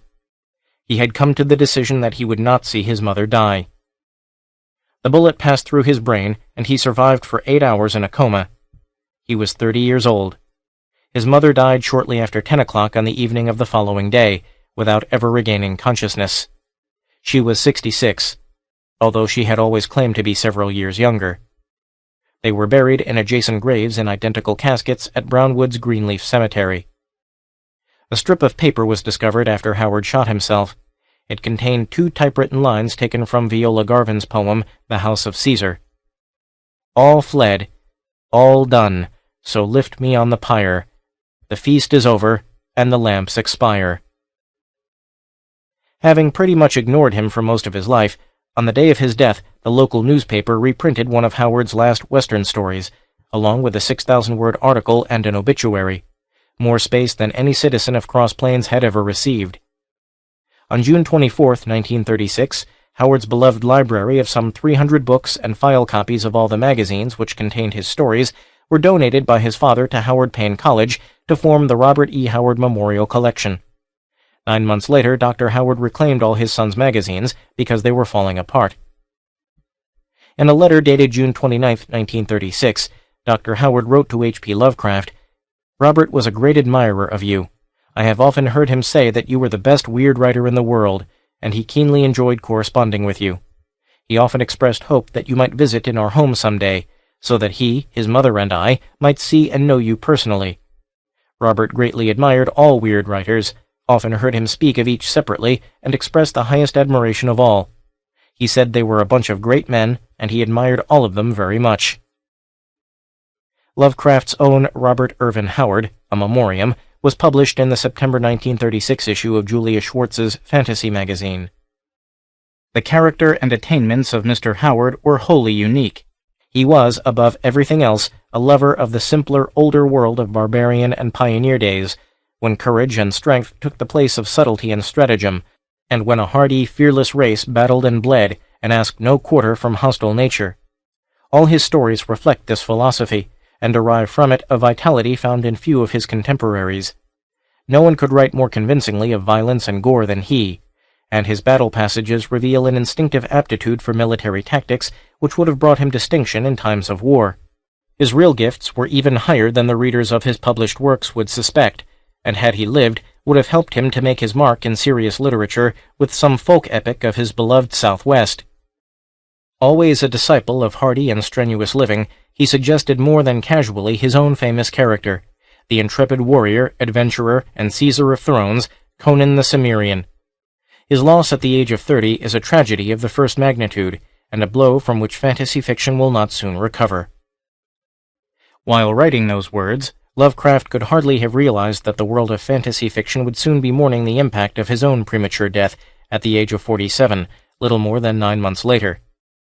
Howard's father continued to correspond with E. Hoffman Price until he died, a lonely old man suffering from diabetes and cataracts in both eyes, on November 12, 1944. As Price later recalled, "Whenever I think of Dr. Howard, well into his 74th year, and with failing eyesight, having for these past 8 years faced alone and single-handed a home and a world from which both his wife and son were taken in one day, I cannot help but say, I wish Robert had had more of his father's courage." The notice of Howard's death appeared in the August-September issue of Weird Tales. As this issue goes to press, we are saddened by the news of the sudden death of Robert E. Howard of Cross Plains, Texas. Mr. Howard for years has been one of the most popular magazine authors in the country. It was in Weird Tales that the cream of his writing appeared. Mr. Howard was one of our literary discoveries. Prolific though he was, his genius shone through everything he wrote, and he did not lower his high literary standards for the sake of mere volume. At the time, the magazine still owed Howard $1,350 for stories it had already published. Regular Weird Tales cover artist Margaret Brundage remembered how she learned of the author's death. "I came into the offices one day, and Wright informed me of Howard's suicide. We both just sat around and cried for most of the day. He was always my personal favorite." Robert Bloch, who had previously criticized Howard in the magazine, wrote, "Robert E. Howard's death is quite a shock, and a severe blow to W.T. Despite my standing opinion of Conan, the fact always remains that Howard was one of W.T.'s finest contributors." Although it is true that Robert E. Howard neither wrote nor published the Conan stories in any particular sequence, in a letter dated March 10, 1936, to science fiction writer P. Schuyler Miller, the author responded to an attempt by Miller and chemist Dr. John D. Clark to put the Conan series into chronological order with his own concept of Conan's eventual fate. "Frankly, I can't predict it. In writing these yarns, I've always felt less as creating them than as if I were simply chronicling his adventures as he told them to me. That's why they skip about so much, without following a regular order. The average adventurer, telling tales of a wild life at random, seldom follows any ordered plan, but narrates episodes widely separated by space and years as they occur to him. The Cimmerian's adventures appeared as the author imagined them. Consequently, the first 2 stories published, The Phoenix on the Sword and The Scarlet Citadel, feature an older Conan who has already been crowned King of Aquilonia, while the character appears as a teenage thief in the 3rd published tale, The Tower of the Elephant. One explanation for this apparently random chronology appears in a letter postmarked December 14, 1933, to Clark Ashton Smith, in which Howard hinted at a possible preternatural power behind the creation of his character. While I don't go so far as to believe that stories are inspired by actually existent spirits or powers, though I am rather opposed to flatly denying anything, I have sometimes wondered if it were possible that unrecognized forces of the past or present, or even the future, work through the thoughts and actions of living men. This occurred to me when I was writing the first stories of the Conan series especially. I do not attempt to explain this by esoteric or occult means, but the facts remain. I still write of Conan more powerfully and with more understanding than any of my other characters, but the time will probably come when I will suddenly find myself unable to write convincingly of him at all. That has happened in the past with nearly all my rather numerous characters. Suddenly I would find myself out of contact with the conception, as if the man himself had been standing at my shoulder directing my efforts, and had suddenly turned and gone away, leaving me to search for another character. Robert E. Howard's death did not mark the end of Conan. The unpublished manuscripts of 4 completed Conan stories, which had been rejected by Weird Tales editor Farnsworth Wright, were discovered amongst the author's papers many years after his death. The first of these, The God and the Bull, appeared in the September 1952 issue of Space Science Fiction. A combination of murder mystery and magic, it was revised considerably for publication by writer L. Sprague de Camp, who produced yet another version of the story, closer to the original manuscript, for paperback publication 15 years later. Another greatly abridged version by de Camp of Howard's story The Black Stranger appeared in the first issue of Fantasy magazine for February-March 1953. It was quite an event to discover that a full novelette by Howard had never been published, wrote editor Lester Del Rey, and we finally got it. It isn't the sort of a tale you'll usually find in this magazine, because nobody else can quite recapture the pre-mythical past. This 33,000-word short novel had been written around the same time as Beyond the Black River and Wolves Beyond the Border, and mixed Conan with Picts and pirates. When he could not sell it as a Conan adventure, Howard had attempted to rescue the story by turning the hero into the swashbuckling pirate Black Vulmea, but it remained unpublished until 1976, when it appeared in the collection Black Vulmea's Vengeance under the title Swords of the Red Brotherhood. The Conan treatment was subsequently republished under the title The Treasure of Tranakos, and the complete version finally saw print, exactly as Howard wrote it, in Carl Edward Wagner's 1987 anthology Echoes of Valor. Originally rejected by Wright in 1932, Howard had submitted a revised draft of The Frost King's Daughter, featuring the Conan-like hero Amra of Akbatana, to the amateur journal The Fantasy Fan, which had published the story in the March 1934 issue as Gods of the North. When Howard's Conan version appeared in the August 1953 issue of Fantasy Fiction as The Frost Giant's Daughter, it had been extensively rewritten by de Camp, and it was not until 1976 that the author's original manuscript finally saw print. Although Fantasy Fiction had claimed, "Here, for the last time in an original story, the barbarian hero stalks through the strange, magic-ridden lands of the Hyborian, age," another Conan story, The Vale of Lost Women, eventually appeared in the spring 1967 issue of Robert A. W. Lowndes' Magazine of Horror. This story was probably rejected by Wright because of scenes where an older Conan massacred an entire village and the heroine had to barter her virginity in order to be rescued.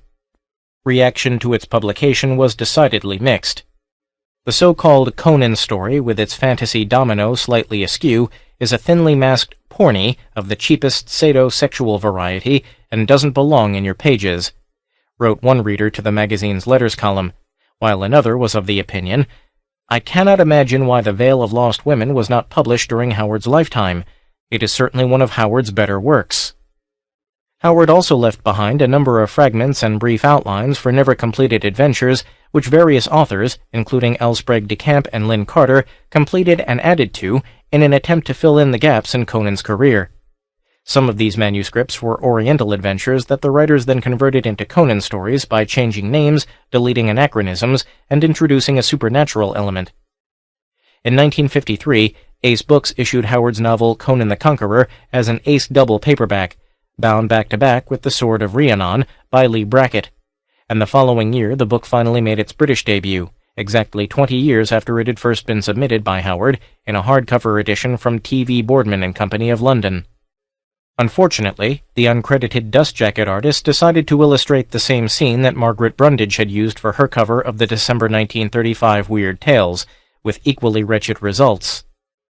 Between 1950 to 57, New York's Gnome Press published 7 hardcover volumes of Conan stories, which included several tales either edited by or in collaboration with de Camp, who later explained, "Late in 1951, I stumbled upon a cache of Howard's manuscripts in the apartment of the then literary agent for Howard's estate. The incomplete state of the Conan saga has tempted me and others to add to it, as Howard might have done had he lived. The reader must judge how successful our posthumous collaboration with Howard has been." However, as author and editor Carl Edward Wagner wrote in 1977, "The only man who could write a Robert E. Howard story was Robert E. Howard. It is far more than a matter of imitating adjective usage or analyzing comma splices. It is a matter of spirit. Pastiche Conan is not the same Conan as portrayed by Robert E. Howard. Read such as it pleases you, but don't delude yourself into thinking that this is any more Robert E. Howard's Conan than a Conan story you decided to write yourself. It is this editor's belief that a Conan collection should contain only Robert E. Howard's Conan tales, and that no editorial emendations should alter the authenticity of Howard's creation." And this came from one of the better writers of Howard pastiches. In fact, Weird Tales editor Farnsworth Wright had told his readers much the same thing 4 decades earlier. "Sorry to deny your request for some other author to carry on the Conan stories of the late Robert E. Howard. His work was touched with genius, and he had a distinctive style of writing that put the stamp of his personality on every story he wrote. It would hardly be fair to his memory if we allowed Conan to be recreated by another hand, no matter how skillful." Amateur publications such as Glenn Lord's The Howard Collector, George H. Skither's Amra, and the Robert E. Howard United Press Association, REHUPA, rekindled interest in Howard's fiction during the 1960s and 70s. And beginning in 1966, Lancer Books in America, and later Sphere Books in Britain, collected the Conan stories into a series of 12 paperbacks, many of which featured distinctive cover paintings by Frank Frazetta. They were edited by L. Sprague de Camp, and once again Howard's original texts were altered. The series included revisions, posthumous collaborations, fixed-up novels, and totally new pastiches. Over 1 million copies of the Lancer editions were sold during the first few years of publication, ranking Howard second only to J.R.R. Tolkien in the field of fantasy fiction. In 1957, a Swedish fan named Björn Nyberg had collaborated with L. Sprague de Camp on a new novel entitled The Return of Conan, and with Howard's renewed popularity, soon other authors were adding original novels to the Conan canon. These included Carl Edward Wagner, Powell Anderson, Andrew J. Offutt, Robert Jordan, John Maddox Roberts, Steve Perry, Roland Green, Leonard Carpenter, and John C. Hocking. 35 years after his creator's death, Howard's mighty Cimmerian had turned into a money-spinning franchise.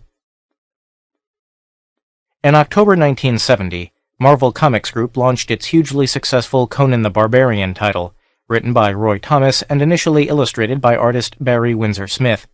Many issues adapted or were based on Howard's original stories, and there was even a 2-issue crossover with Michael Moorcock's character Elric of Melniboné. The following year, Marvel introduced another series of Conan adaptations by Thomas in Savage Tales.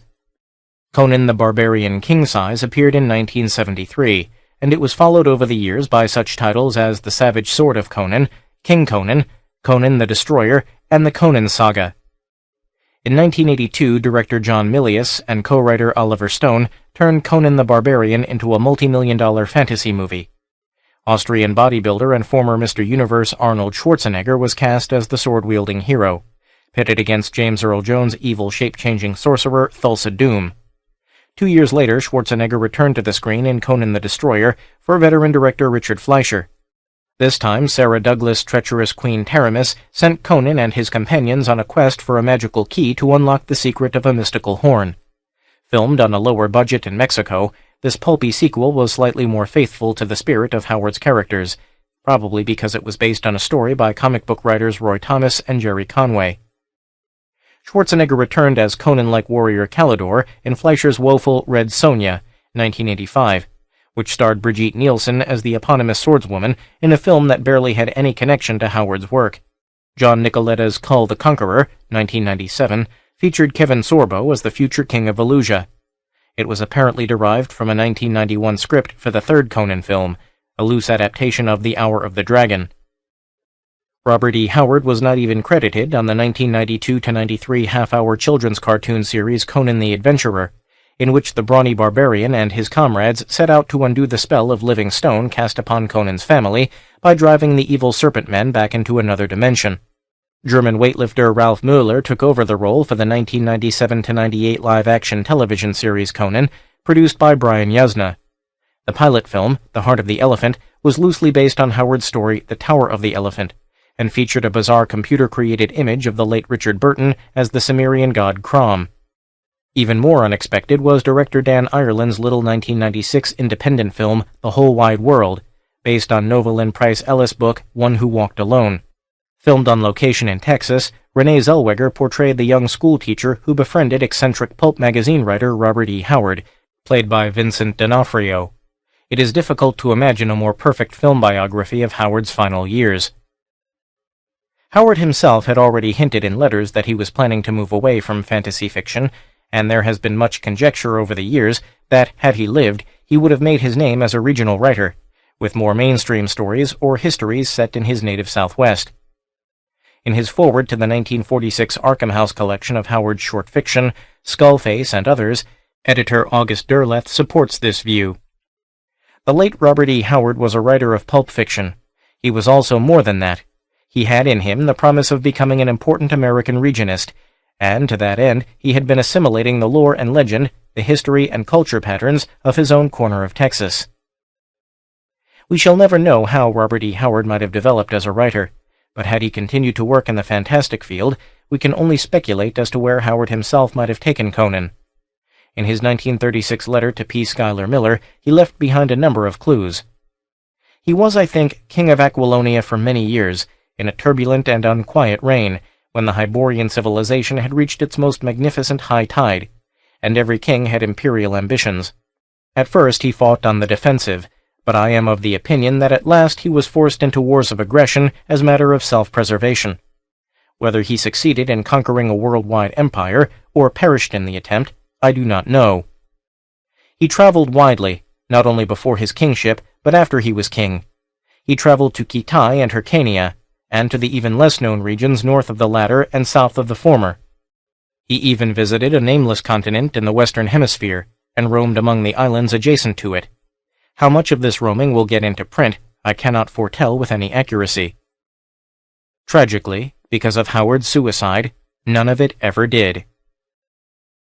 As we celebrate the centenary of Robert E. Howard's birth, it is worth noting that these stories, often written for less than a cent per word and published in disposable magazines printed on cheap pulp paper, have remained with us over the decades. Today, through films, television, and comic books, Howard's name is more widely known than it ever was during his lifetime. His most famous creation, Conan the Cimmerian, has outlived his creator, and, with the exception of Edgar Rice Burroughs' Tarzan, is possibly the best-known character in modern fantasy fiction.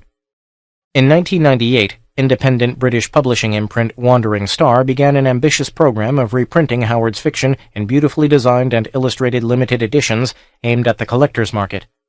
The publisher began issuing a series of complete Conan stories in 2003, lovingly illustrated by artists such as Mark Schultz and Gary Johnny.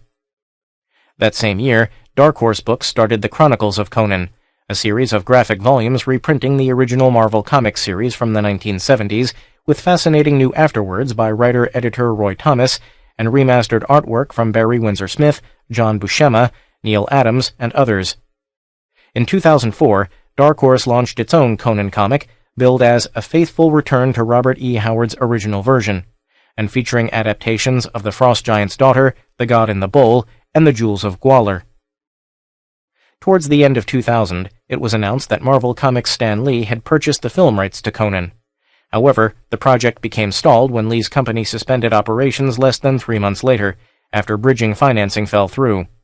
An attempt by Wachowski brothers Larry and Andy, The Matrix, etc., to develop a movie entitled King Conan for Warner Brothers, with John Milius once again attached to write and direct, also collapsed in early 2004 over creative differences.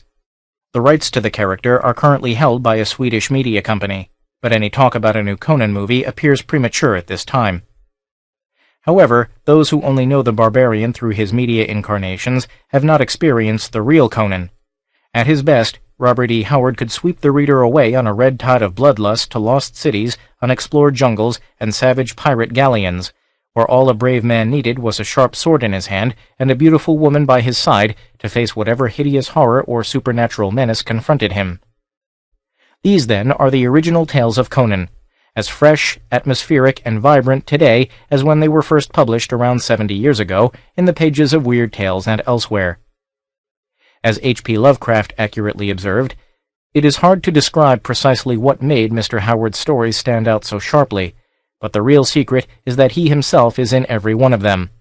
He was greater than any profit-making policy he could adopt, for even when he outwardly made concessions to mammon-guided editors and commercial critics, he had an internal force and sincerity which broke through the surface and put the imprint of his personality on everything he wrote. Before he concluded with it, it always took on some tinge of vitality and reality in spite of popular editorial policy. Always drew something from his own experience and knowledge of life instead of from the sterile herbarium of desiccated pulpish standby. Not only did he excel in pictures of strife and slaughter, but he was almost alone in his ability to create real emotions of spectral fear and dread suspense.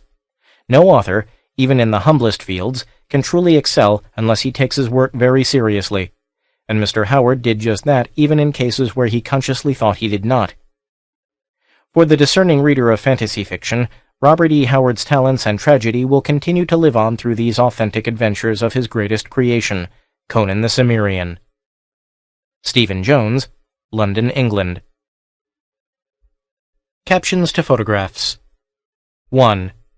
Shadows in Zambula appeared in the November 1935 issue of Weird Tales with a cover illustration by Margaret Brundage. 2. Conan's first British publication was Rogues in the House in the 1934 anthology Terror by Night, edited by Christine Campbell Thompson. 3. The Hour of the Dragon began its serialization in Weird Tales with the December 1935 issue, featuring another cover illustration by Margaret Brundage. 4. Robert and Hester Jane Howard's Funeral Notice, June 1936. Reader's Note. The funeral notice reads, Funeral Notice. Mrs. I. M. Howard. Born July 11, 1874. Died June 12, 1936. Age 61 years, 11 months, and 1 day. Robert E. Howard. Born January 22, 1906. Died June 11, 1936. Age 30 years, 4 months, and 19 days. Funeral services promptly at 10 a.m. Sunday morning, June 14th, at Baptist Tabernacle, Cross Plains. Interment in Greenleaf Cemetery, Brownwood, Texas, 1 p.m., June 14th, 1936. End of reader's note. 5. The Black Stranger appeared in the first issue of Fantasy magazine for February-March 1953. Cover by Hannes Bach. 6. The British hardcover edition of Conan the Conqueror, published by T.V. Boardman and Company of London in 1954. End of captions. End of the Complete Chronicles of Conan by Robert E. Howard. ROBERTEHOWARD. Read by Mark Delgado in the studios of Potomac Talking Book Services Incorporated for the Library of Congress, July 2010. Published by Galance, an imprint of Orion Publishing Group, Orion House, 5 Upper St. Martin's Lane, London, WC2H9EA. Further reproduction or distribution in other than a specialized format is prohibited. End of book.